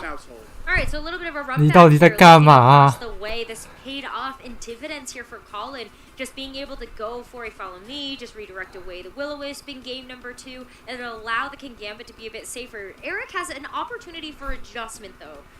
instead of losing the Tyranitar in turn number 1, does Eric decide to make an adjustment as well to pivot something else in and keep that Tyranitar safe for later? You could pivot Golden Go in as a ghost type. Obviously, it is immune to the fighting attack in low kick that the Tyranitar is 4 times weak. 然后换赛富好像被屌抓，我都看到了。The Tyranitar slot. The Will-O-Wisp, though, no redirection. Colin nodding his head saying, yeah, I probably should have redirected that one away. 不行不行，把你要手放。到底怎样 Lesson. Super Fang goes into Talonflame, bringing it down to half of HP. And Assurance brings Talonflame down really, really low. And thanks to the sand, it is not enough. Tyranitar doesn't knock out his own teammate on turn 1. No, it does not. I mean, Talonflame, at least at this point, does get a chance to go for maybe a Tailwind, maybe a little bit of damage if it wants to. Kind of safe to do that. But it looks like Colin's just going to try to buff up this attack here from the King Gambit with the helping 比铺展痛， Tailwind, 好像完蛋了。 Talonflame, Eric knows that it is on its last legs here. It's going to be knocked out at the end of the turn. 兄弟，这个比铺展痛哦。哎，等一下，他烧伤，那没事没事，他烧伤没事，还是很痛。Actually, kind of was very nice. Obviously, he can't Super Fang the Golden Ghost since it is a ghost type. So the best that Mousehold can do in the moment is helping him. Eric Real 是强化魔人吗？ Still over half HP, going to recover a little more thanks to the leftovers again. But now, 虽然这边打的强化是对的。 his Talonflame is down, but he does have Tailwind up. Yeah, that was a really safe play for Eric to go for because honestly, you're not really looking at Super Fang as a big threat there from the Mousehold. 好啦，他要钛金那只班的啦，他这样打的话要是钛金了。 And if you're gonna go for Tailwind, the King Gambit can't sucker punch you. So very safe to get the speed up. And now Tyranitar gets to come back in for free, and all of a sudden you're not so worried about the King Gambit anymore because you know you survived that hit. Right, we saw that in game 1 that a burned low kick from King Gambit does not one-hit KO the Tyranitar, so Eric is definitely feeling a little more confident in this match. No, 你知道有什么虐待自己？你的大象呢？ On this turn doesn't want to make it rain potentially. Eric is not going to go for it though, as that is his 6th nasty plot of the set against Colin. Unbelievable that his Golden Go has been in such a position to consistently click nasty plot. That rock slide doesn't get the flinch. Fist pump from Colin, and that brings Tyranitar down low. Yeah, it does. I mean, this is such a... feels like deja vu at this point that we're seeing Eric with just multiple nasty plots. 还是因为铺展是太飞，所以我不出大象，是这样吗？ He's just in such a safe position to do so, right? He can't get super fanged in that slot. Also, the assurance hasn't been enough, and even if Colin wanted to go for the sucker punch, well, you're nasty plotting. So you wouldn't be hit by any of that damage anyway. But Colin is going to select the sucker punch this time, and with the helping hand to boot, maybe this could pick up the Golden Go, or at least bring it really close. That's super effective, but it is not enough for the KO. Golden Go is just going to barely hang on and get the Make It Rain off, knocking out the Mousehold, and obviously not doing much to the King Gambit as he is assault vested and resist there. So there's the KO for Eric. He is 1 KO closer. Make that 2 closer to moving on to day 2 tomorrow. But I think this double knockout might not necessarily be the worst thing in the world for Colin, depending on the 2 Pokemon he has in the back. The Golden Go is low enough now, and he has Iron Bundle. 你们这样互踹， like they can try to take 你为什么不早点踹过去？ Yeah, I do think that they would be able to do maybe a little bit more with the 那为什么不要早点踹呢？ lessened HP there on Eric's side, but something to be said about a Golden Go and a Dream, especially when it's at +3. Yeah, and also Tailwind is still up right at this moment, so that's right. Colin is going to need to try and wait for the Tailwind to end at this point, so he can then have those faster Pokemon like Fluttermane and Iron Bundle. He does have his Terra still available to him, which Terra Steel on Fluttermane would not care about Make It Rain. Yeah, that's absolutely true. At this point, though, it's a little bit risky because we did just see the Tyranitar on Eric's side go for a low kick. as well into the King 应该是 Gambit. 稳稳的用 So 太晶 that 冰 is 冻来 something 去 that 拿 could 下 be 那个 a 赛佛人 problem 头， if 应该 Flutterman 够了。 decides to terrestrialize 1 here by 1 instead of just go for some of these moves, but it's going to be the Iron Bundle instead. Yeah, Iron Bundle is going to terrestrialize as an ice type if you Terra. 不是，这有没有身后都没有差，这边铁包袱想怎么样就怎么样。 So it's going to be doing even more. It's like kind of similar to adaptability. If anyone's familiar with that ability there, it's going to be doing even more damage. Golden Go protects though, expecting to get hit by the Iron Bundle this turn. So that freeze dry is going to go directly into that protect. Now it's up to, because of the Tailwind, Tyranitar is faster, so you have the Rock Slide, brings Iron Bundle down really low, and Fluttermane flinches! He's not able to knock them out!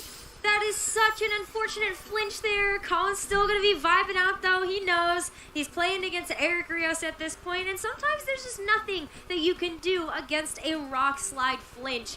Fluttermane, though, would have been able to get a knockout onto that Tyranitar if it had been able to go for that fairy-type attack. However, this is it. This is Colin's final 2 Pokemon, and they're on their final legs. 138速，in all 3 games, and it finally pays off 练到104 game 3 with that pivotal rock slide flinch onto the Fluttermane. Also by not Terra Steel on there, he takes 翻也太快了吧 of that damage, which would have been, you know, a resistant attack there. But now Eric decides to terrestrialize the Tyranitar, and if anyone's been playing since Gold and Silver, seeing a flying Tyranitar is definitely a culture shock. That's for sure. Ooh, the protect on the Golden Go.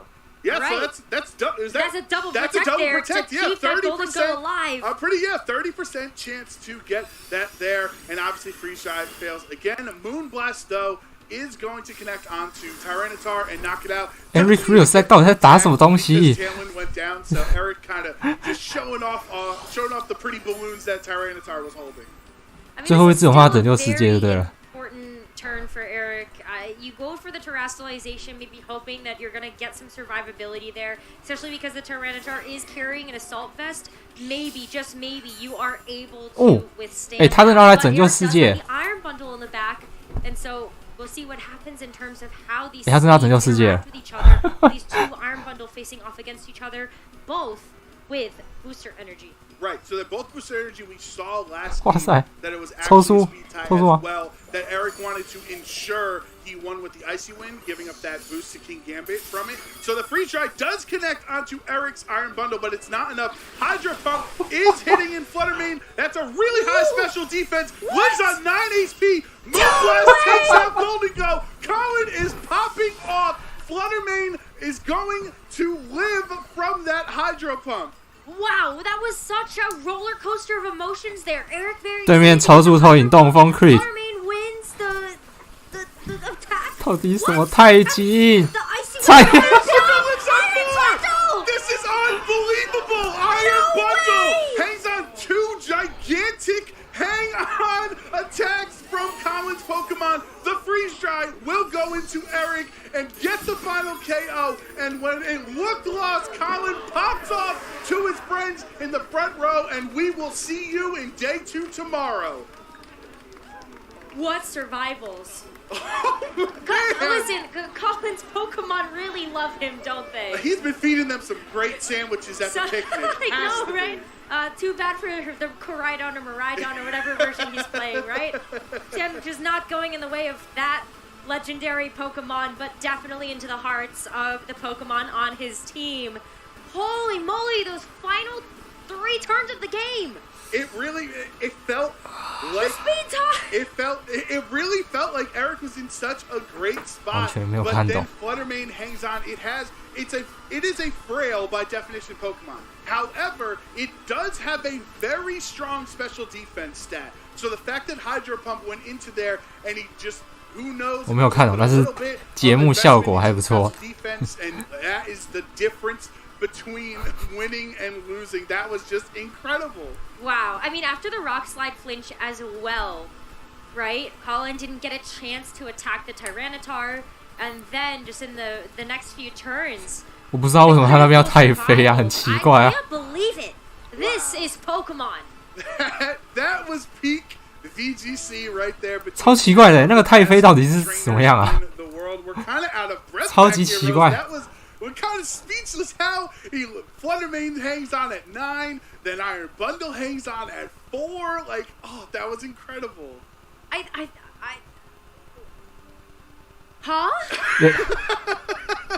你看，连主播赛评都快中风了。 Obviously, we'll get an interview soon with Colin to get his thoughts on it, but you just saw the pure happiness on his face. He knew the moment Iron Bundle hung on at 4, it was over. He had secured his spot into day 2 there. It was just, the pure excitement that Pokemon can bring. It really is, and that's something really special about the international championships that we have. So not only are we seeing 那是不可能的，他都偷输了，你耐不住了。 But we're also seeing so many matches that are world's level. And it's at the highest stakes, right? Yeah. You're seeing the best trainers This was a at win-win. the highest, performing their best at 是东风淘金哦， 赛富豪过不了东风也是正义法吧？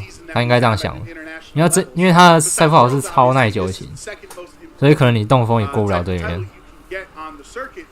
For Colin to pull that back, he lost game 1 pretty convincingly with the burn right away, and then even 不太可能，我觉得太不切实际。他的班吉拉那么快，还是没有班吉拉没有很快。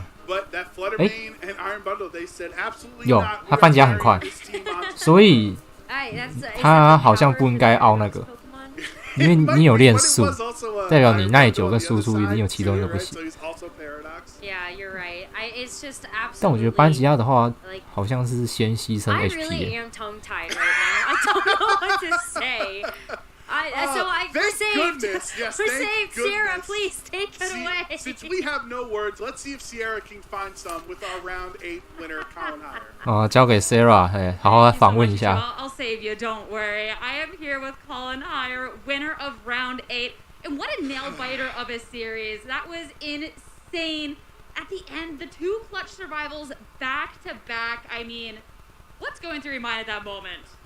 I gotta thank my boy Toller for those spreads because there's no way they were just so clutch, and that was the only reason I was able to take it back was the beautiful way I trained my Pokemon, and they just clutched it for me.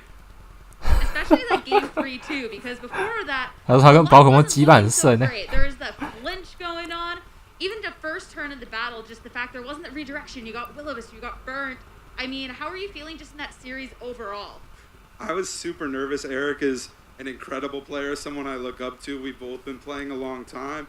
But before the set, my boy Aragov was like, listen, you're better. You can win this. Do it. And I just never had any doubts, even though I lost game 1. I was like, I know me and the boys can do it. Like, my team is my favorite team I've used, like, in the format, and I'm happy I found something I'm so comfortable with in Series 2. Do you think coming into this event that it is like one of the best teams out there? Oh, 100%. I think Talon Tusk is broken. 反正他朋友说没有啊，虽然 Eric 很强，但是我相信你比他更强。对，带着这股意志，就算 G1 输了，后面2场还是可以扳回来。Not once, but twice per battle. Was that any sign of concern at that point? Honestly, not really. Just because I knew I had the speed, and as long as like it didn't matter how much damage he could do if he can't do damage. So it was just making sure that I kept it as low as possible, and King Gambit was something he couldn't just deal with. It was just sitting there the whole battle. He never got an opportunity to low kick it, and King Gambit just carried me. And now we got to see 他觉得 King Gambit carry 他，可是我觉得重点在于对面一直带班级，他让你烧伤之后还可以踢很痛。I've been working so hard this year. I want to make it my last dance. I want to do as well as I possibly can. I don't know how long I'll play, and so a win like this to get day 2 of this huge tournament is a huge deal for me. So hopefully, there's more of these to come, but I'm just working extremely hard, and I'm proud my work paid off, and I'm in day 2. And to end off, I know there's definitely some people out there you want to thank. I got to give a shout out to my boy Raghav and Chemo. They're always there for me. They're helping me out. Same with Toller. He's been such a huge instrument in how I've learned this archetype and how I've mastered it. And I got to give a shout out to my mom, of course, as well. She's watching at home, so, and she's the reason I'm still playing. So that's awesome. Congratulations once again. Best of luck going forward into day 2. As for us, it is time to send it back to our casters. Wow! Shoutouts to everyone that's ever met Colin before. They've all helped him get to this point, to that moment. 是啊，他应该要感谢对面的班级啦，我觉得。That unbelievable conclusion we just saw. Absolutely, and I also God. love Colin shouting out his mom. That's so sweet. Yeah. So I hope you're proud of him watching at home. That was really cool. Very, very nice display of skill. And for Colin, this is one step closer to a result that he's always wanted. Just being able to make it to day 2 is just going over that first hurdle. And then, of course, from there, trying to claim the title. I can't wait to see what happens for him tomorrow. And you heard him shout out Raghav in the crowd. Yeah. And he did, I was just looking it up, he did complete the 0-1 to 7-1, so Raghav is also going to be making it to day 2 tomorrow. Congratulations to them. That's an incredible accomplishment. I know he also made day 2 of Worlds this year, or last year I should say, in 2022, so that's a player that's definitely should be on everybody's radar when they go into day 2. 帮我打火准，对，没错。Just trying to recap where we were. It was Eric Rios. 整场在5打3 ，Cody 这边5只宝可梦，怎么输？ It just feels like he gets to +4 on Golden Go. Maybe that was finally the time it got too greedy to go to +4 instead of staying at +2. I think it's always a tough call, right? Like if you don't get the flinch, you know, the miss, there's a lot of what ifs and butterfly effects that we can really look at for a game, and sometimes that's just how it works out. Maybe you do go for a bit more damage there, but maybe if you don't have the +4, you don't do enough. Yeah, that's true. That's always the wiggle back and forth that we have here with VGC. But as we continue to catch our breath and get ready for the last round of Swiss here on day 1 at the Oceania International Championships, we're going to take a quick break, so don't go anywhere. Hey Pokemon trainers, welcome to Pokemon Championship History, a series where we showcase important matches throughout the history of competitive Pokemon. Let's flash back to the 20s. 他怎么还在重播这个？怎么还在重播这个 Dragon 来 Comeback 啊？这不是播过了吗？他前面播过了呢，那么再播一次。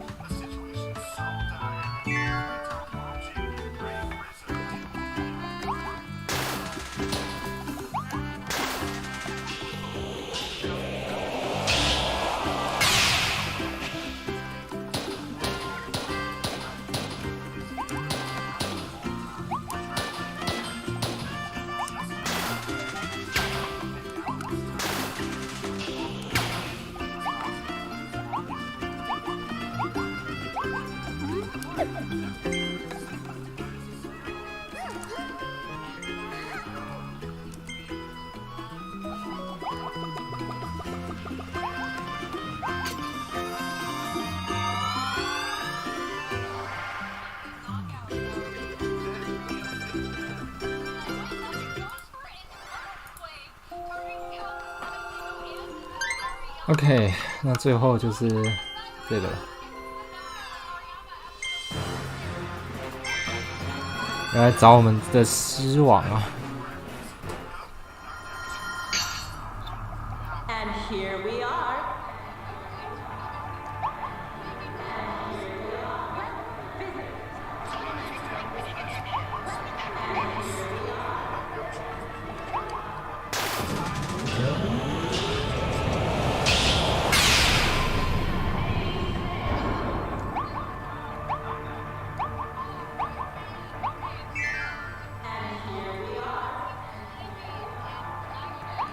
狮王，你怎么了？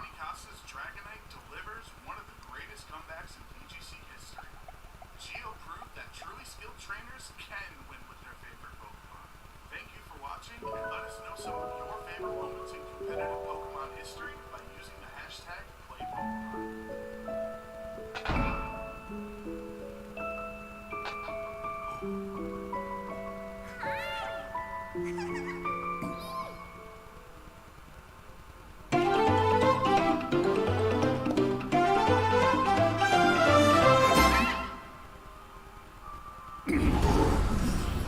想说怎么可能一进来就结局，笑死。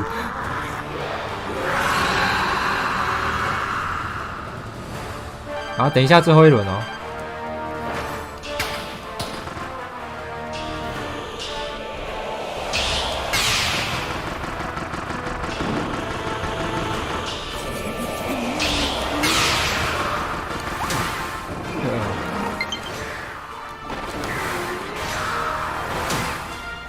好痛，好痛！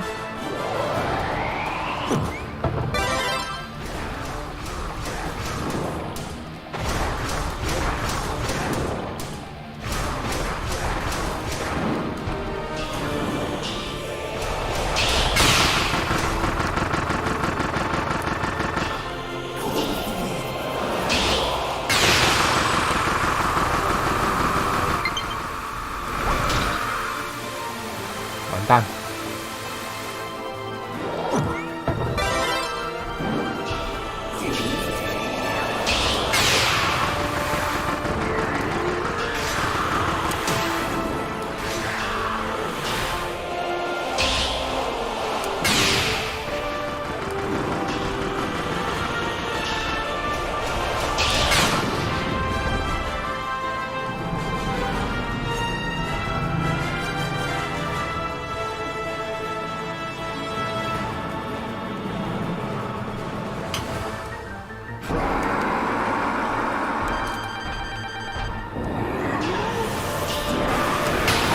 等一下，等一下，知道怎么躲？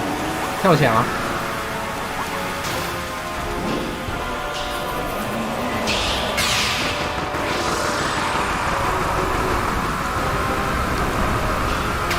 嘿嘿嘿嘿嘿！呜呼！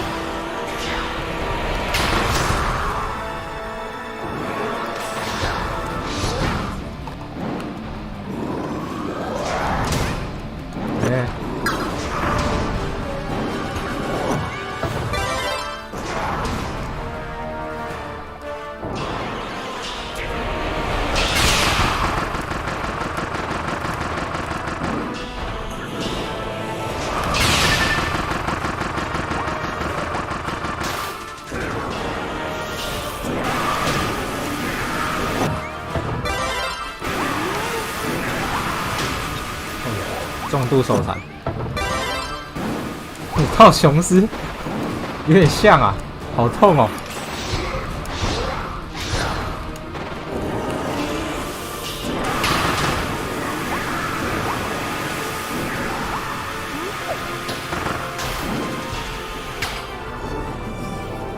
对，我没血了。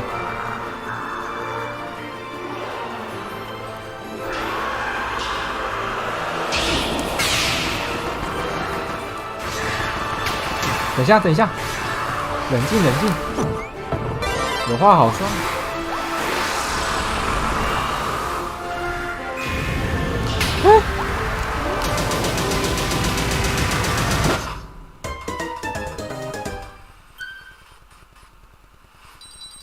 What the fuck?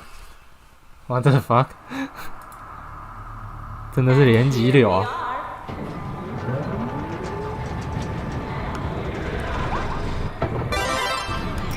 我要哈没他了。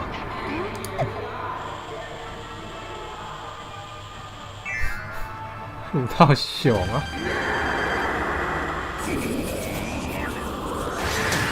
哎呀，我还没开始啊！不是，等一下，什么？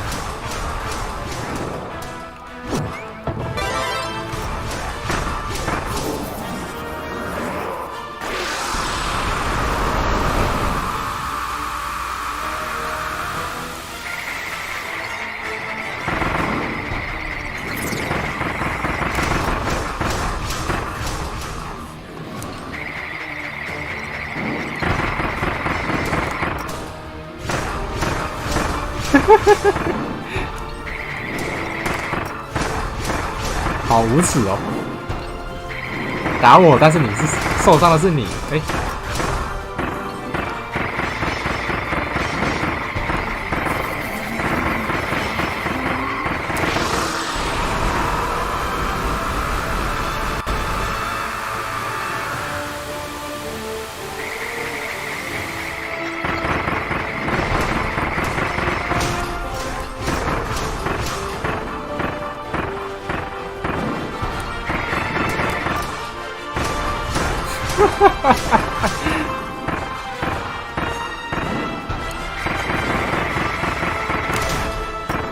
聊聊。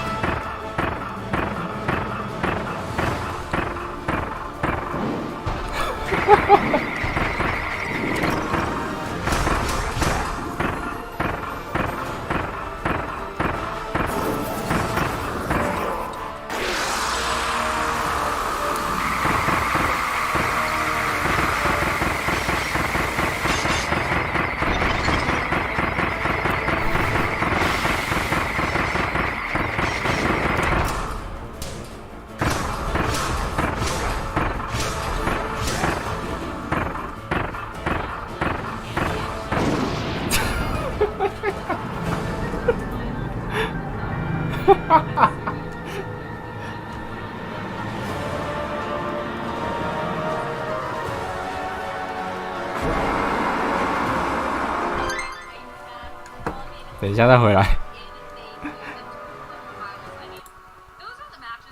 Live for as a spectator and caster. Yeah, honestly, I'm out of breath. I know that was tough for Rosemary and I to get through because there were so many turns. Like literally the fact that he got flinched and then Fluttermane lived on 9, and it still wasn't like concluded because if the IC win got the knockout, that also still would have put it back in Eric's favor. So that's just like peak Pokemon. You know what I mean? Those are the battles that we 尖刺防守无敌，无限使用。The top trainers in the world. It was just perfect, honestly. Yeah, and I mean, seeing how much it meant to call in too. I mean, right at the end, like being able to see just how much making these day 2s, being able to get these wins means to these players. 对，没错， a lot of people that have traveled a 没错， long ways 极具发大碟，污染了狮王。 I mean, that's everything. 超级具谍影蛊惑，难怪那个狮王看起来不太正常，陷入异常状态。 And particularly when you're up there on the main stage, you know, all eyes are on you. This is going to be a moment in history, something for you to remember. So to be able to get that win is everything. It's amazing. See, what I love too is I was talking to Rose and Dawes before and talking about setup moves on Pokemon and how, you know, sometimes they're just not that great. And sure, Eric didn't end up getting the win, but the amount of pressure that he was able to put on with that nasty plot 6 times in one series was just... That's just next level. I mean, the Glingo was just doing anything. And then the mind games, to think about it, like he was Terra Water Golden Go, right? So sometimes you'll see Steel or Flying or, you know, whatever, but the Terra Water, you have to call the turns exactly correct because if you Terra, then Iron Bundle can click Freeze Dry, for super effective damage. So Eric played the start of Game 3 as well as you possibly could. He got the Will-O-Wisp on to King Gambit turn 1. This was like, it's a repeat of Game 1. Eric's in the driving spot. He called correctly that Icy Wind would go into the Golden Go so he doesn't terrestrialize. Like, it's just that's why it's so crazy that Eric played so well and Colin still picked up the W. It was the audacity of like 2 of those nasty plots. I mean, we see it time and time again where players maybe go for a second stall stance or something like that and they're too greedy. And then they will lose the game because of that one extra click. But to be able to see, particularly towards the end of that Game 1, the Make It Rain get the double knockout, it just shows that the benefits paid off.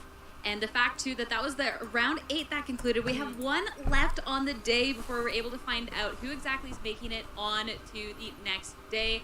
And we have some players that are just doing absolutely incredible. Michael's undefeated so far. That 8-0.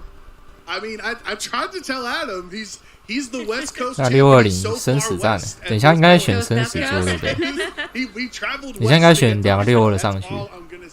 But some of the players that we haven't seen, like the big one, I think is Yuki in second, right there at 7-1. That's like the big name that hasn't been on stream yet that I think everybody is terrified of seeing on their match slip. Yeah, and you guys are talking about your different codes, but let's talk about Europe a little bit. Looking at number sort of 6 and 7 in there, we've got 2 of our amazing French players rocking it out, getting that 7-1 finish at this point. So, you know, you can't count Europe out, guys. I'm just a little sad about no Canadian representation here, but, you know, I believe still. You're here. Well, yeah, be the change you wish to see in the world, Sierra. Go top cut in OCIC. Well, I can't do that now. Maybe next year. But maybe next year. No, it's incredible to see some of these names and just how long they've been around in the scene and still being able to make this type of run. And I also do want to be pointing out US 不遑多让 the players from France，Australia 也是。I mean, just US 好多 seniors and now 7-1 on to United Day 2 here States in OCIC. 太强啦 Once you go from seniors to masters, there's a lot more players you're playing up against. I mean, Oh, there's yeah. some seasoned players. It's an adjustment for sure. You know, not only is it a whole different player pool, you know, particularly if you're an accomplished player like Aurelian is. In seniors, you know, it's kind of your pool. You know exactly who you're against. You know how they play as players as well. And then suddenly you're now in the Masters division, like you say, a lot more players and different play styles that you have to adjust to. The meta can be so different. Eric 这轮的话是生死战，好残酷哦！差2才可以进，2败以内进。And it's just, you know, click that super effective button. And sometimes it's, you know, I remember back in the day it was Tailwind Water Spout with Kyogre was always just like the play. And if the juniors weren't prepared for it, it was great. But seeing those adjustments and being able to look at all the new knowledge and resources that we have, you know, it's a lot of study. And particularly when you're in seniors and juniors as well, you know, there are a lot of other commitments like we all have, but particularly then, you know, you're looking at school hours a lot then as well. And being able to balance that and then, you know, mastering those responsibilities, I think is a really key asset that all our young trainers have too. I just love the talking about some players and the habit of clicking the super effective button because that's no longer something that can be quite as effective sometimes with terrestrialization because all of a sudden you're like, oh, well, this first turn, I'm just going to hit this close combat. I'm surely going to get this KO, and all of a sudden something turns into... It's Ghost. It's Ghost. You ain't doing nothing. Or all these grass Terra types running around. Joe, I know you love that Terra type in particular, talking about some of your favorite grass types out there, but, I mean, it can really throw some people for a loop. Yeah, you know, well, Armarouge is a great grass type. Gastrodon's a great grass type. Gyarados is a great grass type. You know, Pelipper can be pretty solid grass type if you try hard enough. You know, that's the beauty of terrestrialization is you can really make any Pokemon. 他们在聊什么？我没有听懂哎。 Whatever your team's necessity is, yeah. 他们好像在说什么？这个人最喜欢草太金，他觉得什么都可以草太。 Water Terra, so you're not weak. You resist fire attacks. It really just that's why terrestrialization has been so cool, and I think widely regarded and respected within the VGC community. Yeah, I don't think I really have talked to anyone. Maybe it's just confirmation bias, but I have not really talked to anyone who's like, nah, this mechanic sucks, or this is the worst mechanic. Like, a lot of people that I've spoken to have all talked about how balanced it feels, how fair this mechanic feels, how it's actually fun to play and actually keeps things really, really fresh. And, you know, sometimes, I mean, looking at last year with 他们讲是对的，就是钛金确实是目前我觉得最平衡的，很多人都这样认为。 There's always some little tweak that can be made that all of a sudden can set off a motion of a really cool meta. Yeah, and it's been an interesting start for 2023 as well. You know, we had Series 1, and then already you talk about these different tweaks and things that players can make, and then let's throw in some Paradox Pokemon and shake it up even further. 人人都能钛金，且钛金有一定的效益，这确实是最平衡的。 Well, we have one round left of Pokemon VGC today to figure out who's going to be making it on today. 我想 That's going to be on 钛金化够平衡， so stay tuned. 那有问题的就会是宝可梦的种族值了，问题就会出在宝可梦的种族值跟他能学的招式上。不能上赛场的，现在大概就是种族值问题跟招式问题，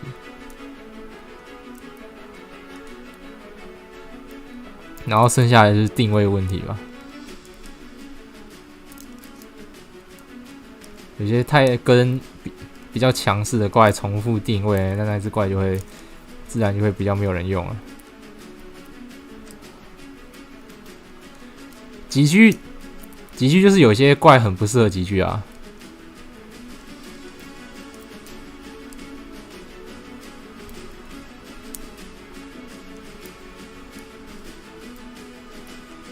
光是他们自己出的新星就是不适合集聚的。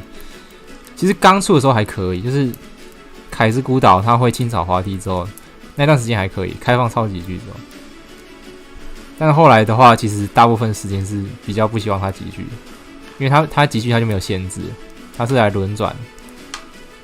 当然啦，它还是算可以的。你要讲严重一点的话，大概就巨前螳螂吧，还有其他很多怪，那种那种集聚之后特性等于废掉了。技术高手完全吃不到，因为集聚威力都90几起跳，最低也就90。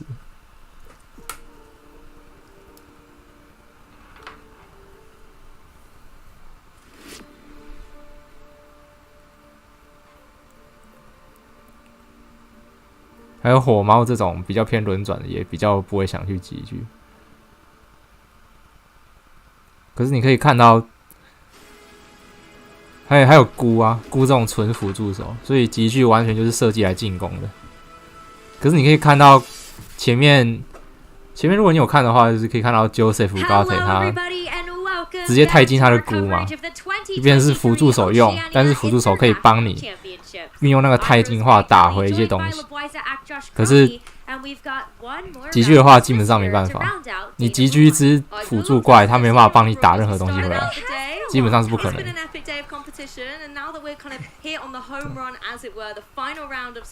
What are your kind of thoughts and reflections on the tournament so far? It's been amazing. Yeah, epic. Which has been your favorite?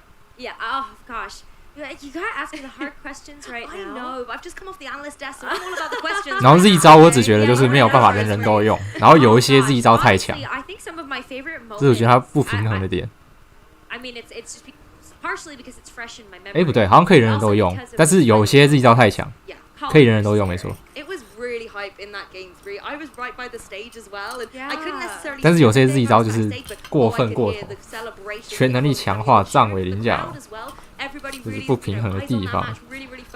A great moment of Pokemon history for sure. Yeah, because those are two fantastic players as well. So it really was such a battle that and it was close the whole way through. Exactly. There was so much that match gave us, and that I feel like it's just a really nice appetizer for the final batch of the day. 然后太金话把3头龙救回来，你就知道太金有多棒了。把自己原本几乎不能用的怪把它救回来。I'm looking forward to this 3-course meal for sure. I am as well, because we do have our 2 trainers getting ready on stage here for the final showdown, and this is another win and you are in. As we take a look at our 2 trainers getting set up here, we've got Luke Kurtali and Zachary Thornburg here. 果然是生死局。 Right, now Luke, I want to talk. The last time I commentated a game with Luke Kurtali, it was in the finals of the Oceania International Championship back in 2019. And this was the legendary, for many reasons, stack attacker mirror that we saw. And as you can see, it goes on. You've got these 2 Pokemon that are just bulky and they're doing minimal damage, and it just comes down to who's going to take the other route, and we're all in for the long haul. And look at the team matchups. We have got that elusive Donzo Mirror, Mega 就有些就太强了，你就不能弱那个啊。你如果弱代兽，那只怪就差不多要不行了。Yeah, you're definitely Terra Water right now. 代兽打你2下。So I feel like it all is coming together, right? And you're rocking the Yaskarada.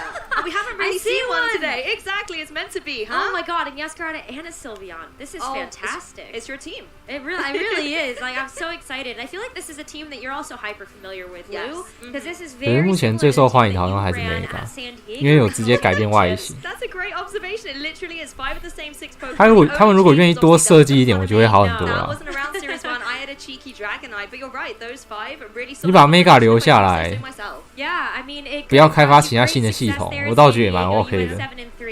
And so tell us a little bit about these 5 for the core here. I mean, obviously you've got the Dondozo combination with Tatsugiri. That's something we've talked a lot about. But for me, again, we need to take a closer look at how Zach. 我就觉得，就算你星座没有什么新的系统，但你多加 Mega， 多加好几只的 Mega， 我觉得很棒啊。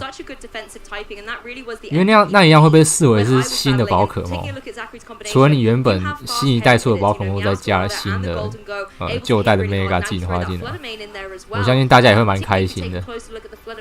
因为毕竟 Mega 基本上是能够救很多比较弱势的宝可梦，但是这样子一直设计新系统，然后把旧系统抛之脑后，这样好像有点奇怪。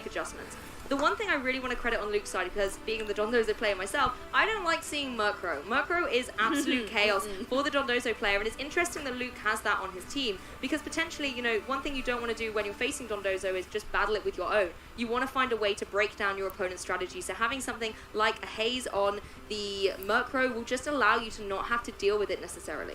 Yeah, and I think the other thing that we were missing actually from both of these teams is the Iron Bundle. You know, we talked a little bit about Freeze Drive potentially being a really nice counter to seeing some Dondozo hit the field, and that's not present on either team. So you're kind of looking at how you're going to outwit and outlast like these Dondozos on either side. Yeah, Freeze Drive is a problem because a lot of Dondozo do run either Terra Flying or Terra Grass as well for defensive capabilities, and to also kind of deal with pesky Pokemon, like you would run the Terra Grass in order to deal with opposing Dondozo, and also so you wouldn't be put to sleep by something like an opposing Amoonguss. But that's where a Pokemon like Iron Bundle can still be really disruptive. So, like you say, really interesting that we're not going to have to contend with that here. One Pokemon I do want to highlight is one that you called out very early on in today's broadcast, and it's the combination 它已经很华丽，没错啊。但舞台也要一起华丽啊，你不能只做一半啊。它已经很华丽，然后你在学校操场，我觉得怪怪的嘛。I think it's a really tough call because maybe you're like, okay, should I match the sustainability of having Dondozo Tatsugiri, or do I just go with that offensive heavy hitting pressure? And I feel like this is 等一下， absolutely the 这 right 开场我 call 见过， because at the end of the day, 我就是这样解老鼠猴子的。可是你知道吗？你不砸龙心解不掉。 or even just saving it for later once you've dealt with 问题来了， of the Tatsugiri 问题来了。你不砸龙心月爆，那个老鼠一定不会死哦。然后你没得选，你只能砸，然后这边就会被瞟一发 Rage Fist。屁啦，你不点愤怒拳，你会点吧？哇，你抓对面守住哦。Yeah, it is a really interesting terrestrialization choice to be able to see, and so I wonder if that's going to end up coming into play, but it doesn't really feel like it, as we are going to see our first switch of the game here as Dondozo comes out here. So no Dondozo Tatsugiri combo, but the threat of it is on the table. Yeah, they're dancing with their hands quite a little bit here, switching in and out, but never going to be able to pair up together. So really interesting to be able to see this combination coming in. Yeah, and there's the terrestrialization there on the Annihilate. 等一下可以围攻哎。 And so at least you know that that's going to keep this Annihilate pretty safe here, and with the Protect as well, you're not feeling too threatened at the moment. Just kind of looking at the face of what's in front of you. However, with this more defensive style of play, Luke is giving an opportunity to Zachary here to actually bring in the Tatsugiri. Goes for the bulk up though, just to try to get those attacks up. Yeah, really like having the bulk up here, just being able to deal like even more damage. And you know, one other thing about Zachary is the team is something he's very well versed with. He's used it before. He has. Actually, there's only one change. 合体，然后比老鼠快，把老鼠打死。 Orlando is coming in now with the Meowscarada over the Garganacl, but that means he also has a lot of experience playing 你怎么会帮他围攻啊 stall-oriented types of teams, such as a Dondozo mirror matchup. Exactly, Mousehold here gonna have to take the Moonblast, but now is able to retaliate. 不是给围攻也没关系，但是你要打回东西来。我觉得这样完蛋了。 Damage is dealing, but critically, that Rage Fist is getting a boost of 50 base power each turn as well. It's going to be able to hit really hard. Okay, well, you do end up boosting up that attack here. However, the Dondozo going for the protect means that you're not going to be able to get that damage down right away. And so at this point, you're really hoping that Mousehold's going to stick around long enough to either provide defensive capabilities over to the Annihilate, or to be able to redirect an attack away so the Annihilate can actually get the knockout onto the Dondozo once the Tatsugiri comes in. Yeah, the threat really is the Annihilate, and that's something Zachary has to play around here. You need to find a way to remove it from the field, and particularly if it's going to be able to be supported with something like a Follow Me at this point, it's going to be difficult for Zachary to be able to get that KO. I think the key thing is here, remove the support Pokemon, then remove the threat, and one way to do that is by allowing your Dondozo to get all of those juicy boosts it get when Tatsugiri joins the field, throws his commander ability into fray, and says, I order you to get boosts and deal damage. Oh yeah, I mean at this point, the Dondozo is trying to go out here in absolutely full force, but whether or not the move selections that Luke did go for in this turn will pay off still remains to be seen.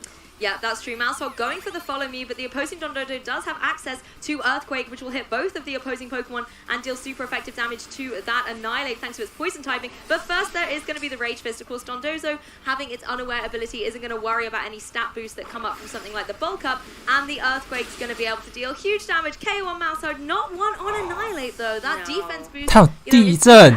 Yeah, that front guard really coming in. 为什么你跑比较慢 Yes, everything is coming up big for this. 这样不是黑暗压进来了吗？ But it still have 他一定有黑暗压吗？ when it comes down 完蛋了。 to this particular Dondozo. You've got the leftovers, and so at this point, Zachary really could go for a rotation through the protect, get some leftovers healing.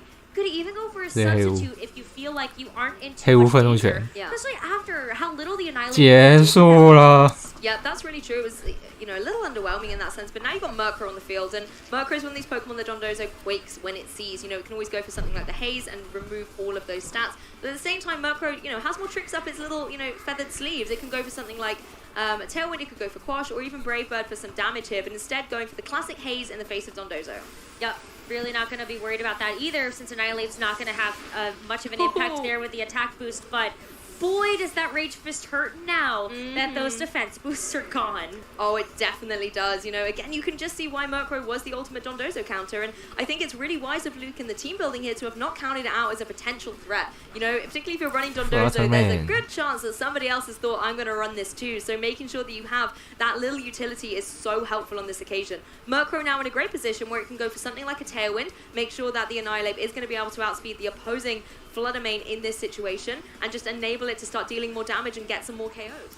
Yeah, I think at this point, though, Zachary's unfortunately lost a really key piece of his strategy, which was that Dondozo being able to go for a super effective attack. Because we've seen this before. 就是对面打得很奇怪，他就应该要把可以杀那个老鼠的2只，赶快先把老鼠弄掉。 To really take it down. Yeah, I agree. And you can see here Luke just going for that Tailwind, getting the speed up. As Tatsugiri is going to go for the Muddy Water, obviously connecting into the Protect of the Annihilate. But I think, getting that little bit of damage onto that opposing Murkrow, every little bit helps at this point. It really does. Murkrow is going to be able to cause a lot of trouble. Not only do you have, of course, the Haze and the Tailwind that we've already seen from him, is also a little bit of a threat here, just being able to make sure that Annihilate is going to be as speedy as possible. Exactly, and Annihilate not necessarily the healthiest thing at the moment. You possibly want to get some Drain Punches going off, but you're not going to really have a good target. Obviously, you can't attack the Fluttermane with it at this point in time, and Tatsugiri is not going to give you as much longevity as you would like. Yeah, so you're hoping that maybe whatever Luke does have in the back might be enough if this Annihilate does go down. But Fluttermane is going to protect here. Yep, in the face of a potential Rage Fist. Good to go on the defensive from Zachary's side of things. And that is exactly the target Luke was going for. So a nice play here from Zachary. Absolutely. And, even though the Dondozo is off the board, you still see a lot of potential coming through here from the Tatsugiri, especially when it's able to survive that Brave Bird coming in from the Murkrow. So that Muddy Water will be plenty to knock out the Annihilate, and it does bring that Murkrow pretty low. Yeah, definitely. Murkrow in a more precarious situation here, and Luke down to, his last 2 remaining Pokemon. It is that Golden Go hanging out in the back. There's choice specs on as well. And that's something that in the Tailwind that both of the opposing Pokemon on Zachary's side are going to have to worry about. If we review, a closer look at the Fluttermane, it's not carrying a Focus Sash here. It's going to, struggle against something like the Make It Rain. Yeah, absolutely. I mean, it at least does have the ability to go for a Protect, so maybe you buy yourself a couple of turns away from the Tailwind to try to make sure you can go through that. But we also still haven't seen a Terrestrialization yet, and that's another thing on the board here for Zachary with that Steel Terra type to really help resist those Make It Rains as well. This is so popular. I heard you enjoy talking about it in your previous match as well, that the meta change for Fluttermane has been to grab an axe and turn yourself into a Steel type. Tatsugiri is going to go on the Protect as well. He doesn't have the advantage of being able to Terror at this point, as Murkrow throws down the cheeky Quash here against that Fluttermane. Kind of looks like it's patting it on the head. Yeah. Just be like, hey, hang on a second. Settle down. You take this Make It Rain, why don't you? Unfortunately, though, that Steel Terra type for Luke is not going to help out that Make It Rain damage. So you're going to have to take this Icy Wind instead, and that's going to be a quick KO there. Icy Wind. Yeah, it's the turn of the tides here, I think, being able to get the KO on that Murkrow, leaving the Golden Go that's obviously going to have its special attack drop by these Make It Rains as well, sitting in a difficult position to have the oomph, as it were, to get the KO against this opposing Fluttermane that can always still go into that Golden Go with something, potentially, it doesn't actually run a Shadow Ball, having a closer look at it, so it's kind of locked into that Icy Wind or Moonblast, but that might be enough considering the defensive capabilities it's got with the Steel type. Yeah, I think you're all right with that. At this point, you're just kind of hoping that the Golden Go going for the Make It Rain here is going to knock out the Tatsugiri, continue to drop its special attack, and just make it a little bit more manageable in the end game. So despite the fact that Tatsugiri gets knocked out here, Zachary does still have a 4th and final Pokemon to bring back in, now that Golden Go is at -2. Yeah, that's very true. And of course, having that last Pokemon to bring in and just help out the Flutter main here as well, I think, just does enable Zachary to be able to be so dominant in this game one, particularly as that ever so beautiful Meowscarada. Big fan of the cat Pokemon over here. Yeah, 它还有猫 I'm a big fan of 那我真的不知道命带在谁身上 kind of fallen off in usage a little bit. 我看不出来 It's not really having the right targets there. We talked about this a little bit too. Dawes really mentioning that Meowscarada struggles in a lot of situations to be able to actually get the damage down in the 它没 face 变 of 数 some of those 应该在猫身上吧 but Golden Go does not 所以 take that 米粒应该是其他道具 Yeah, it doesn't struggle in the face of Golden Go here, kind of showing again why it is one of the best Pokemon out there. I'm not biased at all, I promise. But I think one of the issues I have with Meowscarada is you often wanted to run the Focus Sash on it. That was always, quite a staple item on it. And then now that you're in Series 2 with this Pokemon like Great Tusk running around that you maybe want to pair it on as well, that could possibly be where some of the usage has dropped off for Meowscarada. Yeah, definitely looking at kind of like the super effective attacks that could be coming its way, as well as, the item choice. That's actually something that I hadn't been thinking about. That's just more like, there's just a lot of Pokemon that Meowscarada just doesn't want to be in front of, and that's fine. And there was a rise as well of Flying Terror, Fire and Flying Terrors one day. And that definitely is a reason why I think Meowscarada dropped off. We didn't often see Meowscarada going for any other terrors than Grass Terror to be able to deal even more damage with Flower Trick. So therefore it was always that little bit vulnerable to a sneaky Terra Blast from one of these other Pokemon as well. Right. And I think Brute Bonnet shares in the misery of Meowscarada's typing there a little bit. You don't want to be across from a Pollen Puffer. That's so true. Doesn't seem like a fun place to be. But Zachary does take a clean game win in game number 1 here of this best of 3. And so Luke, in this position where he does have to win this next game in order to bring it back and bring us into a game number 3. Yeah, and you have to credit the Dondozo here on Zachary's side of things. It might have looked a little bit dicey when Murkrow joined the field, but I think Dondozo had really done its job, going for that Earthquake, being able to deal huge damage and deal with the Mouse Hold, get rid of Friend Guard, do a significant chunk on the Annihilate, which really was the Pokemon that Luke built the strategy around in that game 1. It is the combination here of do you go for the Dondozo mode or do you go Annihilate, and then you're kind of putting all your eggs in one basket, as it were, and once that Pokemon had been weakened to a point that Zachary could get the KO, the 2 Pokemon in the back just weren't enough to be able to get the knockout. Murkrow not known for being a heavy hitter, although I have to give it credit, the Brave Bird, can do a lot of damage when it wants to. Absolutely. I think one of the things that makes this matchup really tough is that we even saw this before in some of the Dondozo Tatsugiri mirrors is how do you weave in the Dondozo and Tatsugiri to give yourself the best chance? It's better if you can get a knockout before you have to go into the Dondozo Tatsugiri mode, but it's not always a given, and you're also leaving yourself vulnerable in that case to maybe getting knocked out yourself.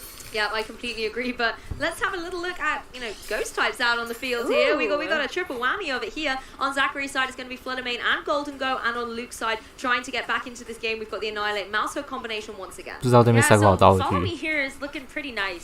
可是通常啊， direct away any of those ghost type attacks. 通常这个场合会是守住，然后飘一拳正义法，通常是这样。 And when you look at beat up or you look at 我觉得你是要先愤怒拳，请不要再点健美了。这地方看起来不是健美。Mousehold really has kind of the decision here. Does it want to go for that beat up and boost up Annihilate and get Luke onto a really strong start here to apply a lot of pressure? Because like 你就是猜老鼠要不要守啊？我觉得对面是压力蛮大的，对围攻造成很不舒服。 Ghost type move at this point, but still it can do some damage. 对啊，守住飘一拳一法，我觉得才是正常的。他上一把不知道为什么要打那个，不知道为什么要打那个健美。 I mean, just to kick things off right away, we are going to see a terastallization. Let's do it. And it's going to be the Golden Go on Zachary's side. So removing away that ghost typing to be able to have the Steel Terra and potentially get some nice power. 有人要发飙喽！ Yeah, Mousehold just going to go for a protect in the face of 你不会吹动风吗？ both of these strong Pokemon out on Zachary's side. Flutter Mane is going to go for the Moonblast, find its mark down on the Annihilate. That's a huge chunk of damage, about 80%. And Annihilate can retaliate with a Rage Fist. It's obviously going to get a boost as it's been hit by that Moonblast, and it's enough to get the knockout. So now Luke doesn't have to worry about that pesky Flutter Mane anymore. 我刚漏看一个他早跳道具，上一把，各位不好意思。 Make it rain.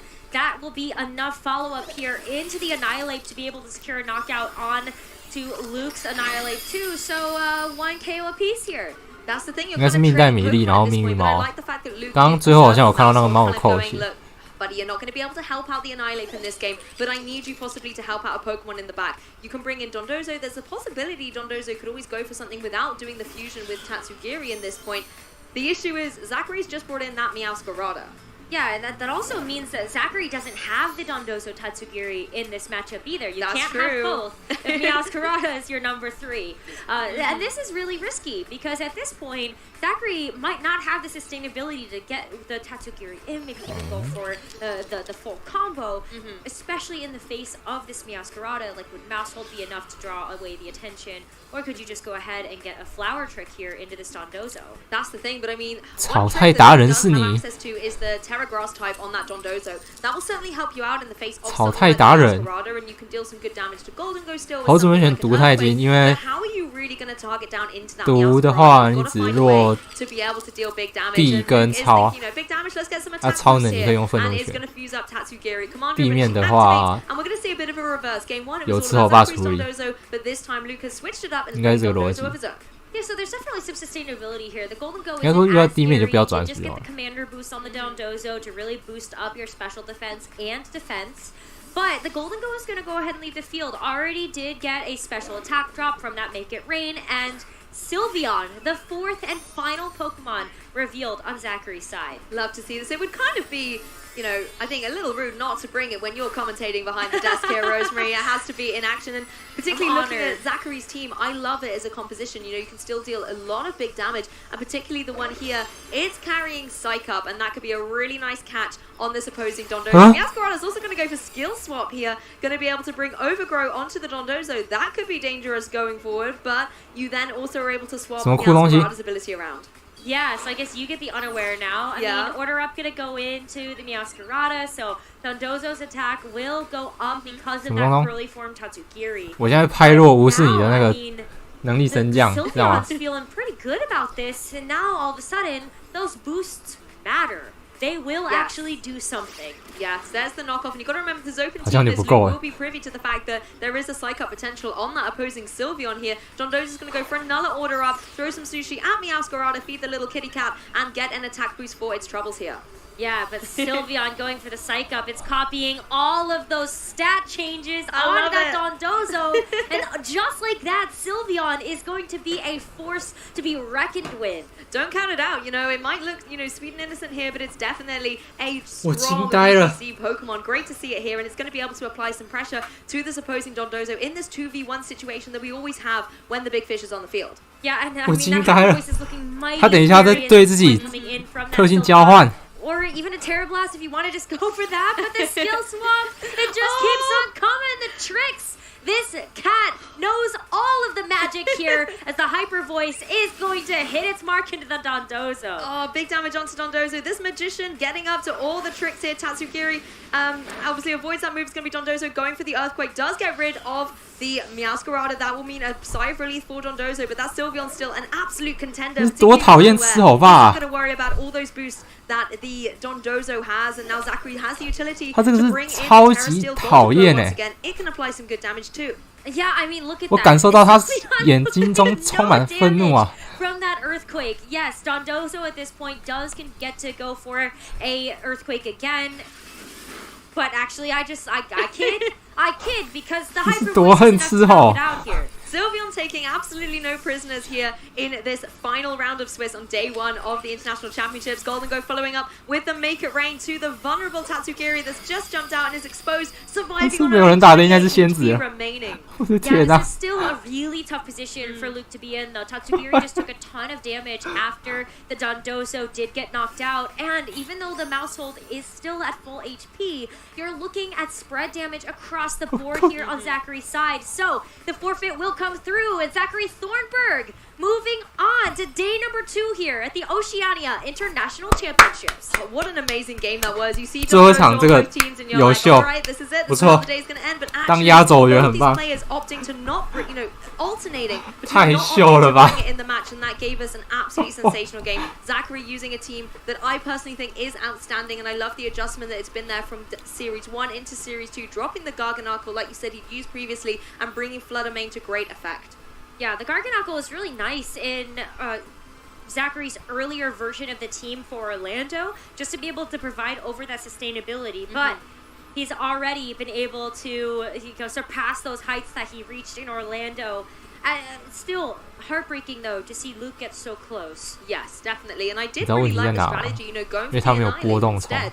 I think the one issue was there were a few Pokemon on here that just are a little bit difficult. 所以让他有机会跳那个自我暗示。 can just deal a huge chunk of damage with something like the Moonblast and deal with that mouse hold very early on. You follow it up with something like a Make It Rain, and we're not seeing, a Terra type like Terra Fire, for example, on Annihilate that's been so much more equipped to deal with those Steel type Pokemon. And we actually did see a kind of plethora of Vikings over there. We had the Steel Fluttermane and the Steel Golden Go. And that would have been then great for the Annihilate if it could Terra into Fire, for example. But Poison, not as beneficial. Yeah, in this case, it really wasn't, despite the fact that we saw Luke actually get rid of those big, ground-type attacks. Just unfortunately wasn't enough to be able to keep that Annihilate up and able to do that damage. But, I mean, fantastic adjustments from Zachary to be able to win this match in 2-0.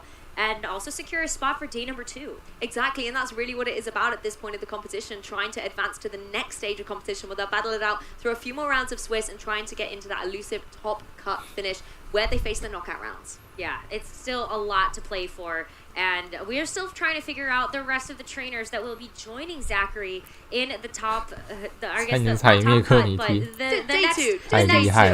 of Swiss that's going to happen tomorrow. I mean, what fantastic matches, just honestly all day. Yeah. The week is not even over yet. I think what's been nice as well, and I want to say actually, one thing that's been really nice is the variety of Pokemon that we've seen. Obviously, for me, this was my first series to kind of look, as it were, and being able to kind of observe and see the changes that have happened from Orlando to here as well have been really great to see. Also, the consistency. Great Tusk, a Pokemon I think I wasn't necessarily thinking it would be that great, but you throw a Focus Sash on it and you pilot it in at the right position. Blue. Yeah, it's great. Great Tusk is pretty great, that's a fact. That's now a thing. But one thing that's really surprised me about today is the lack of Trick Room. Because I think all the regional broadcasts we've had so far in the 2023 season, there's always been 1 or 2 Trick Room teams that have kind of emerged or been able to be featured. 主播赛评说好像比较少看到空间队，确实比较少。今天上实况好像很少空间哦。基本没有。 Day 2 tomorrow. They've got to be running around. I think they are. I definitely saw a few that were still sitting at X and 1 going into the last 2 rounds of the day, and so I feel like there's gonna be there. But it has been a little bit more difficult for that Trick Room archetype to shine because of all the Ice Spinner running around. Quite frankly. Yeah, that's true actually. Indeed, Armarouge has been such a classic combination to set up that Trick Room. 应该是没有啦。我应该是。 run Trick Room. It's like which one's gonna. 这横交妖精位，我还是比较想要正义法。 我应该还是比较没有那么想要仙子，虽然仙子真的够弹，仙子是真的不错，还是强，仙子还是强。没在海豚峡，应该有人在海豚峡，可是很难打上去。 Yeah, we've got Zachary Thornburg ready on stage with an interview with Sierra. Thank you so much, you two. Yes, I am here with the winner of our round 9 here at the Oceania International Championships, Zachary Thornburg. First off, congratulations with that victory. You have cemented your spot in day 2. How are you feeling? Oh, it's amazing. It's been a really challenging day. Many incredible players from all over the world flew to this event, so I'm just honored to be here. So you talk about a challenging day. 他觉得很荣幸可以在这边。确实啊，因为这种大型祭典真的能打进 Day 2不简单。 My rounds 3 and 4 of the event were actually the hardest, but it's been challenging all around. Lots of very close sets. And then I love the team that you're running with. Even just both teams here were really fun to watch. One was a complete throwback to Series 1, and yours was as well, especially with this Meowth Pirata. Tell me about what decisions you made to be bringing this team. Yeah, thank you so much. It's actually interesting. It's one of the elements of the team that I'm most proud of. It's kind of designed to do exactly what you all saw it do on stream, which is counter Dondozo, skill swap away that unaware so you take less damage from its boosted attacks. And then have you been able to go up against a lot of Dondozo players and catch them off guard with the fact that you have this tech on your team? It did a lot in preparation. At this tournament, I feel like this was definitely the most it's come into play. Wow, so you're prepared. 是啊，他们是开表的，所以其实那个也不算阴人哎。 但是他是说，反正我队伍就是想要 counter 吃口巴，所以我就放那些东西进去。really strong. I went 他的意思 to 就是这样。 Orlando in the United States as well, and just barely bubbled cut. So being able to go 7-2 and have guaranteed day 2 is really nice. And then, is there anything in particular that you're worried about playing against tomorrow? You know, it's interesting. I would have said Murkrow plus Dondozo in the high tables was my least desired matchup of the tournament. So being able to beat what I was most afraid of is actually pretty confidence-inspiring. That's awesome. And then now, 他说他对 Day 2的比赛有自信。好，看他有没有机会上去。我觉得他蛮有才华的，有点厉害啊。 And last but not least, is there any shout-outs, anyone you would like to thank? I do actually. So my wife Renaya and daughters Piper, Jackie, they're like, and Jasmine, they're the support of my life. They are so my biggest fans for me going to these tournaments. So it's really amazing to be able to make day 2 and have a potential shot to go pretty deep. My parents, my friends Ashton, Luca, Jeremy Rodriguez, and NPA team. I mean, everyone that works with me, you know that you're loved. I appreciate you all. Brady Smith, thank you all so much. Brady Smith, Luca, 都是一些还蛮厉害的外国玩家。 Back to our casters now before we start wrapping up the day. Thank you so much, Sierra, and it's so wonderful to hear the support that Zachary has for his competitive journey, not only here at the Oceania International Championships, but also 等一下会公布最终名单，应该会吧？等一下看，应该会。有晋级第2天的那个名单，等一下应该会列出来。 So much action to look forward to this weekend, and I love that you mentioned this in the analyst segment before this match, where you're like, there's some meta calls that these juniors and seniors make that are just like elite, you know? No, I remember sometimes at kind of local events back in the day, you would have events and there'd maybe be 1 or 2 juniors, so then they would get mixed in with the Masters division just to play out the Swiss rounds. And sometimes you would face against these juniors and you can't predict them. And they would win these games and I'm just there like, what has happened? I have no idea, you know, how this combination has happened. And sometimes, you know, the surprise can be what gets you that win. And it's amazing to see kind of our young champions in the making being able to make their way up through these divisions, because at the end of the day, Pokemon is a universal language. There's a reason why we have 3 divisions. There's a reason why we people from all over the world come here to play, and it really is that one thing that everyone has in common. For sure, and I think that, you know, we've seen a lot of trainers go through the leagues, right? Yeah. We've even have a few trainers here that made day 2 that have just aged up into the Masters division. So looking at how they performed and how they're able to get a really big success this weekend already is really inspiring. 还是明天直接 Top Cut? Yeah, it just shows anything is possible if, you know, you put your mind to it. And you want to make sure you're having fun along the way as well. And I think one of my favorite things, particularly looking at junior divisions in the past, are the kids who 不对，以他们这样的人数来讲，好像是直接 Top Cut. And they're just like, I love this Pokemon, I would like to use it, please. And they build a team around it, you know, possibly with some help from family and friends and things as well. But it still does just show that joy of Pokemon comes through. And ultimately, if you don't forget that, everything is going to be fun. You're going to have fun no matter what. Yes, absolutely. Having fun is very important. But for all of these trainers, too, they really do look at Oceania International Championships as a way to prove themselves. Oh, yeah, definitely. Particularly when you look at the Masters. 可以看到今天火准是真的多啊。 There's just all the range of emotions 大象也是多，然后富豪还是很多。 We've also seen excitement and also 这种顺风 AOE 的，真的是历久不衰。各位，基本不会弱。那个换血还是太强。 That was a moment, but then, you know, fast forward to one of the games with that freeze on the Great Tusk. Just amazing to be able to see. Sometimes the moves go your way, sometimes they don't, but that's really what the international stage is all about. Like you say, proving yourself. You want to be the next international champion. For sure. I mean, it's just like the one title besides the World Championships that everybody wants. The next tier down. Exactly. So if you're able to get a win here, not only does that, you know, give you the trophy, the title, but also your world. 台湾没有女主播女赛品。 Yeah, Yokohama, Japan is where we're going to be in August, and this really is 交给我了，我来当女主播吧。 You know, I didn't think you'd 各位帮我跟那个 Europe. 帮我跟他们讲一下，说这边有一个女主播，我可以直接女装上去，然后带个变身器，你交给我了，没有问题吧 Yeah, I mean, it's been great to have all these competitions at such an international stage. We started in Sao Paulo with the TCG and Go events.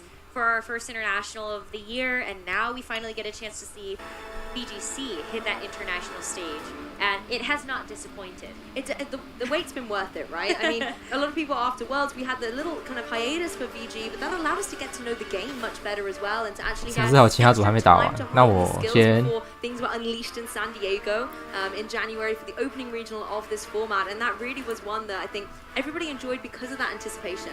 Because we'd had to wait that little bit longer, and we'd been able to watch 2 games. 帮我跟比赛主办方讲一下，说这边有个女主角可以上去。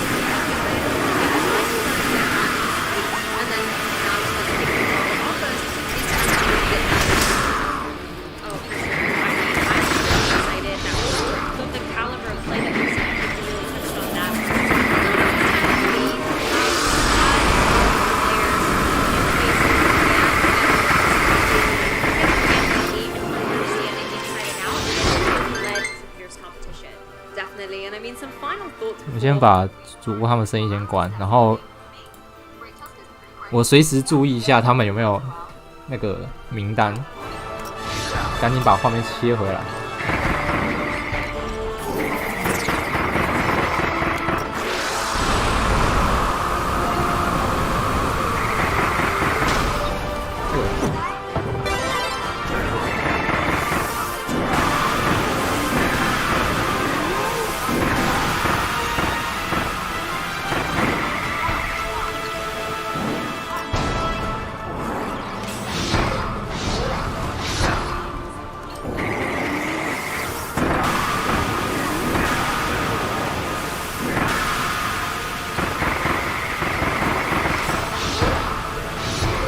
选兵摆烂最为简单，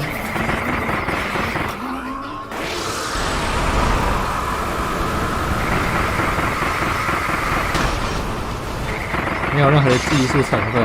好了，还是有啊，也不能说完全没有。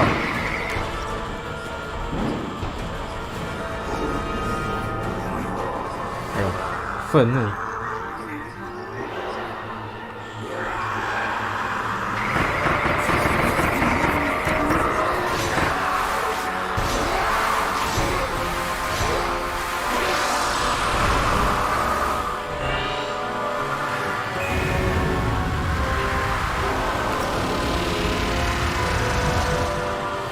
哦，它的范围是有极限的。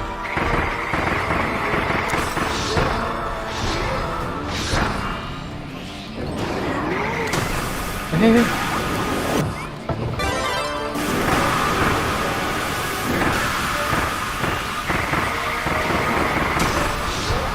等一下，等一下，旁边怎么会有人在帮打啊？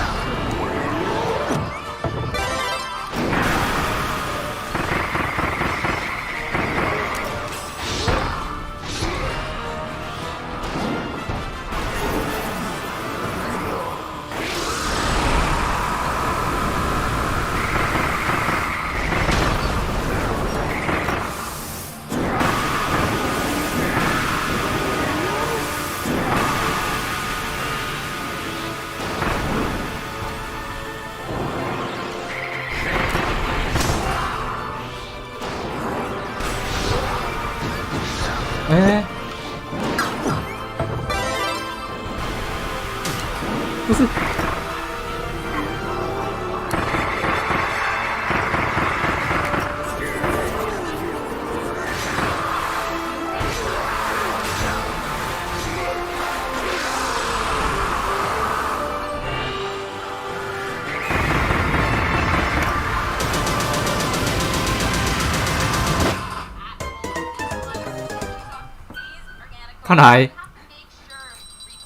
看来冰不是彻底无敌的。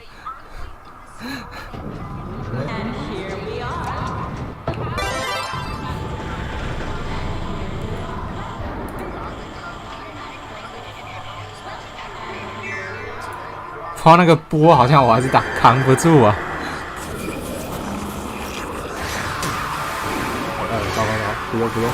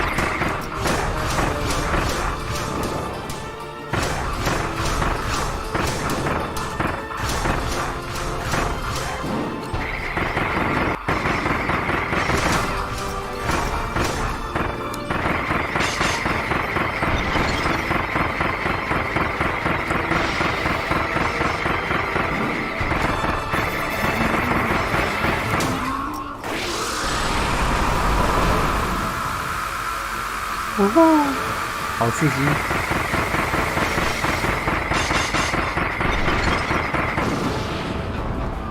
守住回合被抓了，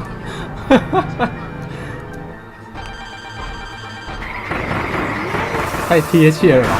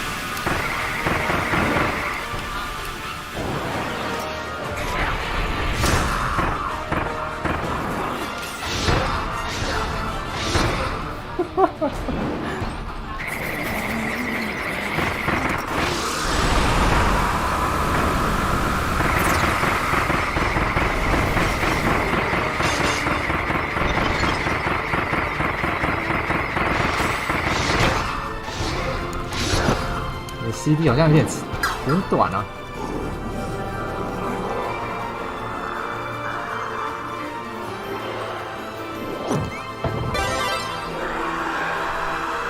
等一下，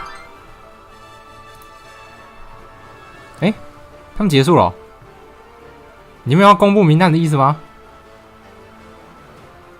还是他刚好公布？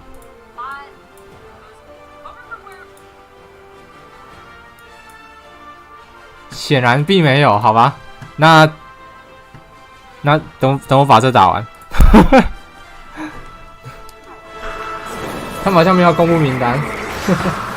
那之后我在推特上找吧，然后我再贴给大家看哦。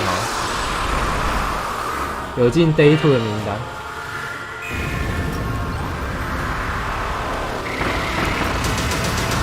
哦 no！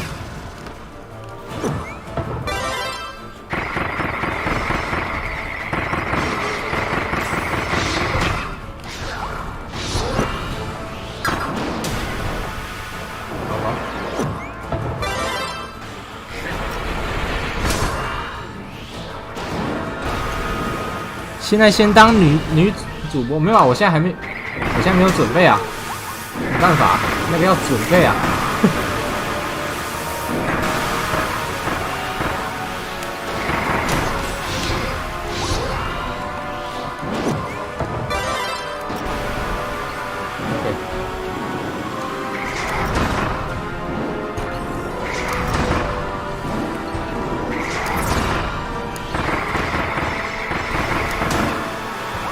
那个波过来，我来不及防守哎。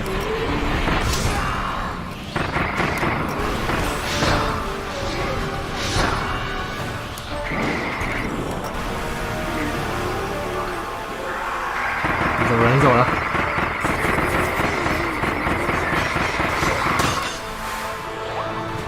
他会帮你冰起来，我可以放过这个机会。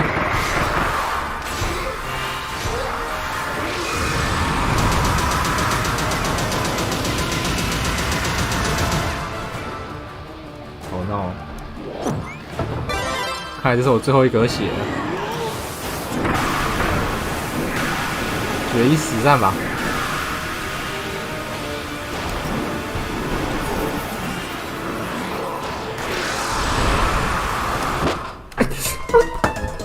地上有波，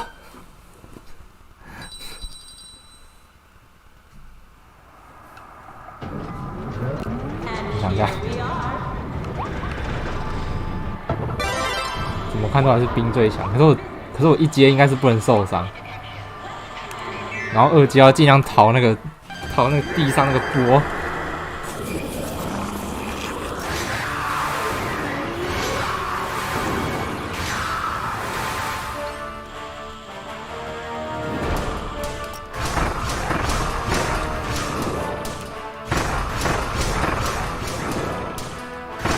其实好像可以回镇上买一个番茄，再过来打他。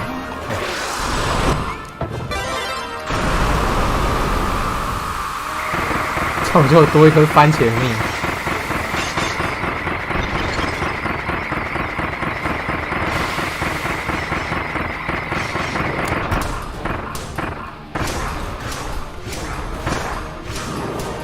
子弹时间攻击哦，是啊，我都没有在用啊。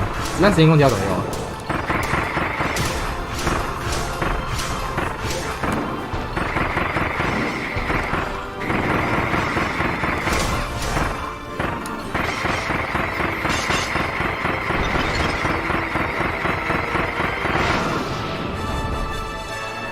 妈一半回血。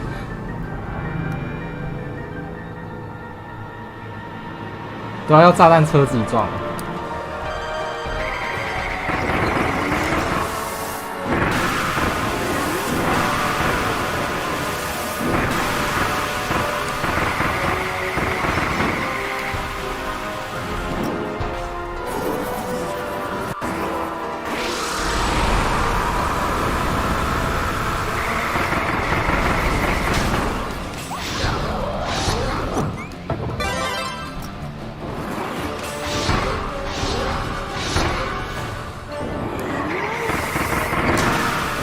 好，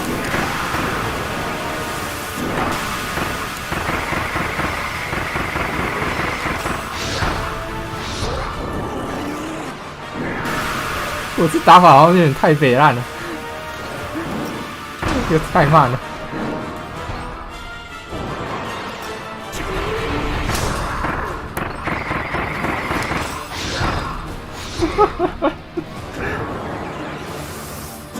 闪避的时候攻击，可是好像是要等他，好吧，那我等他扑过来闪看看。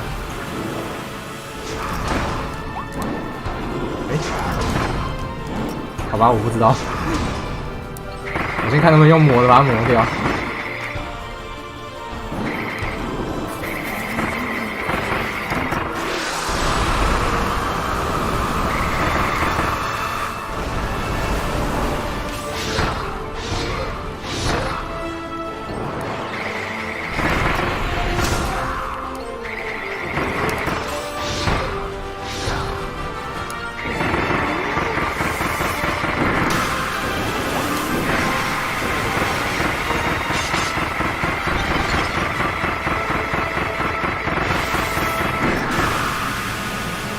啊！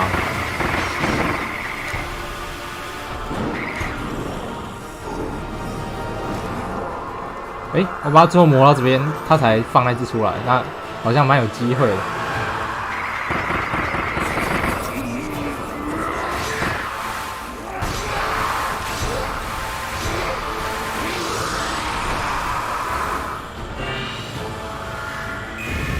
冷静，冷静。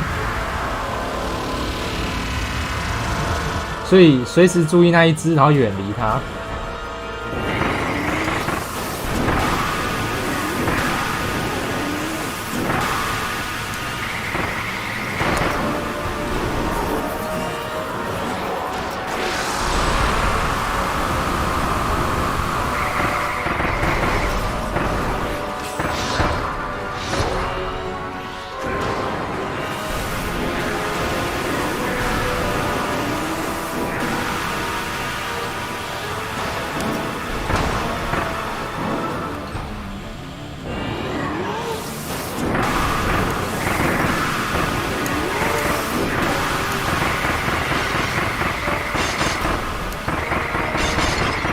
等一下，原来我可以边防御边按攻击哦！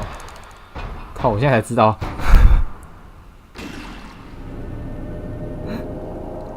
太菜了，太菜了！还有一阶吗？队友，是队友吗？有人要帮助我。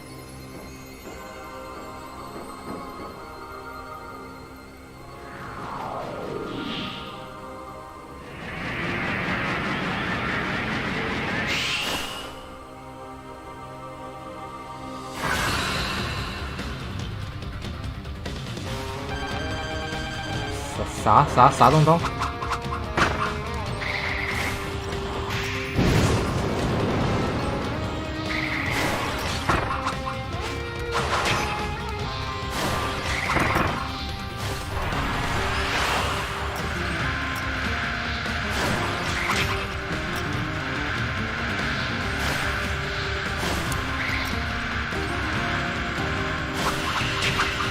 什么东西？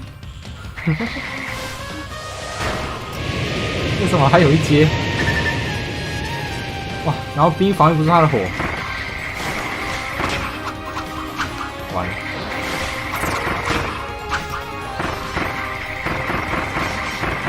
顶起来！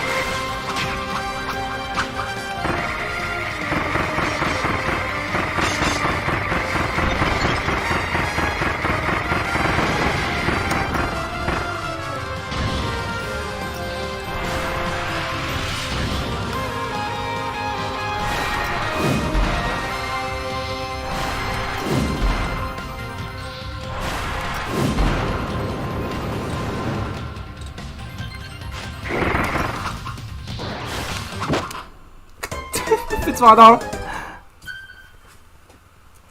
好了，差不多到这边，该休息了。哦，不会整天。好了，谢谢大家。那我们明天再播那个 Day2 吧。我们明天再播 Day2，到这边，大家拜拜。Day2 什么时候？我看一下。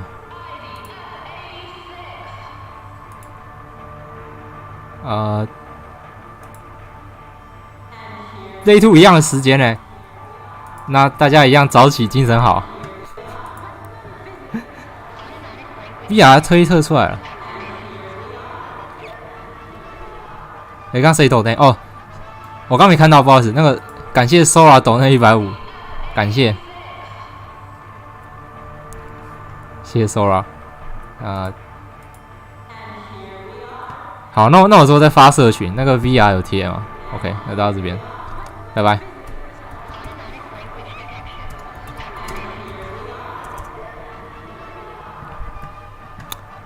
明天见。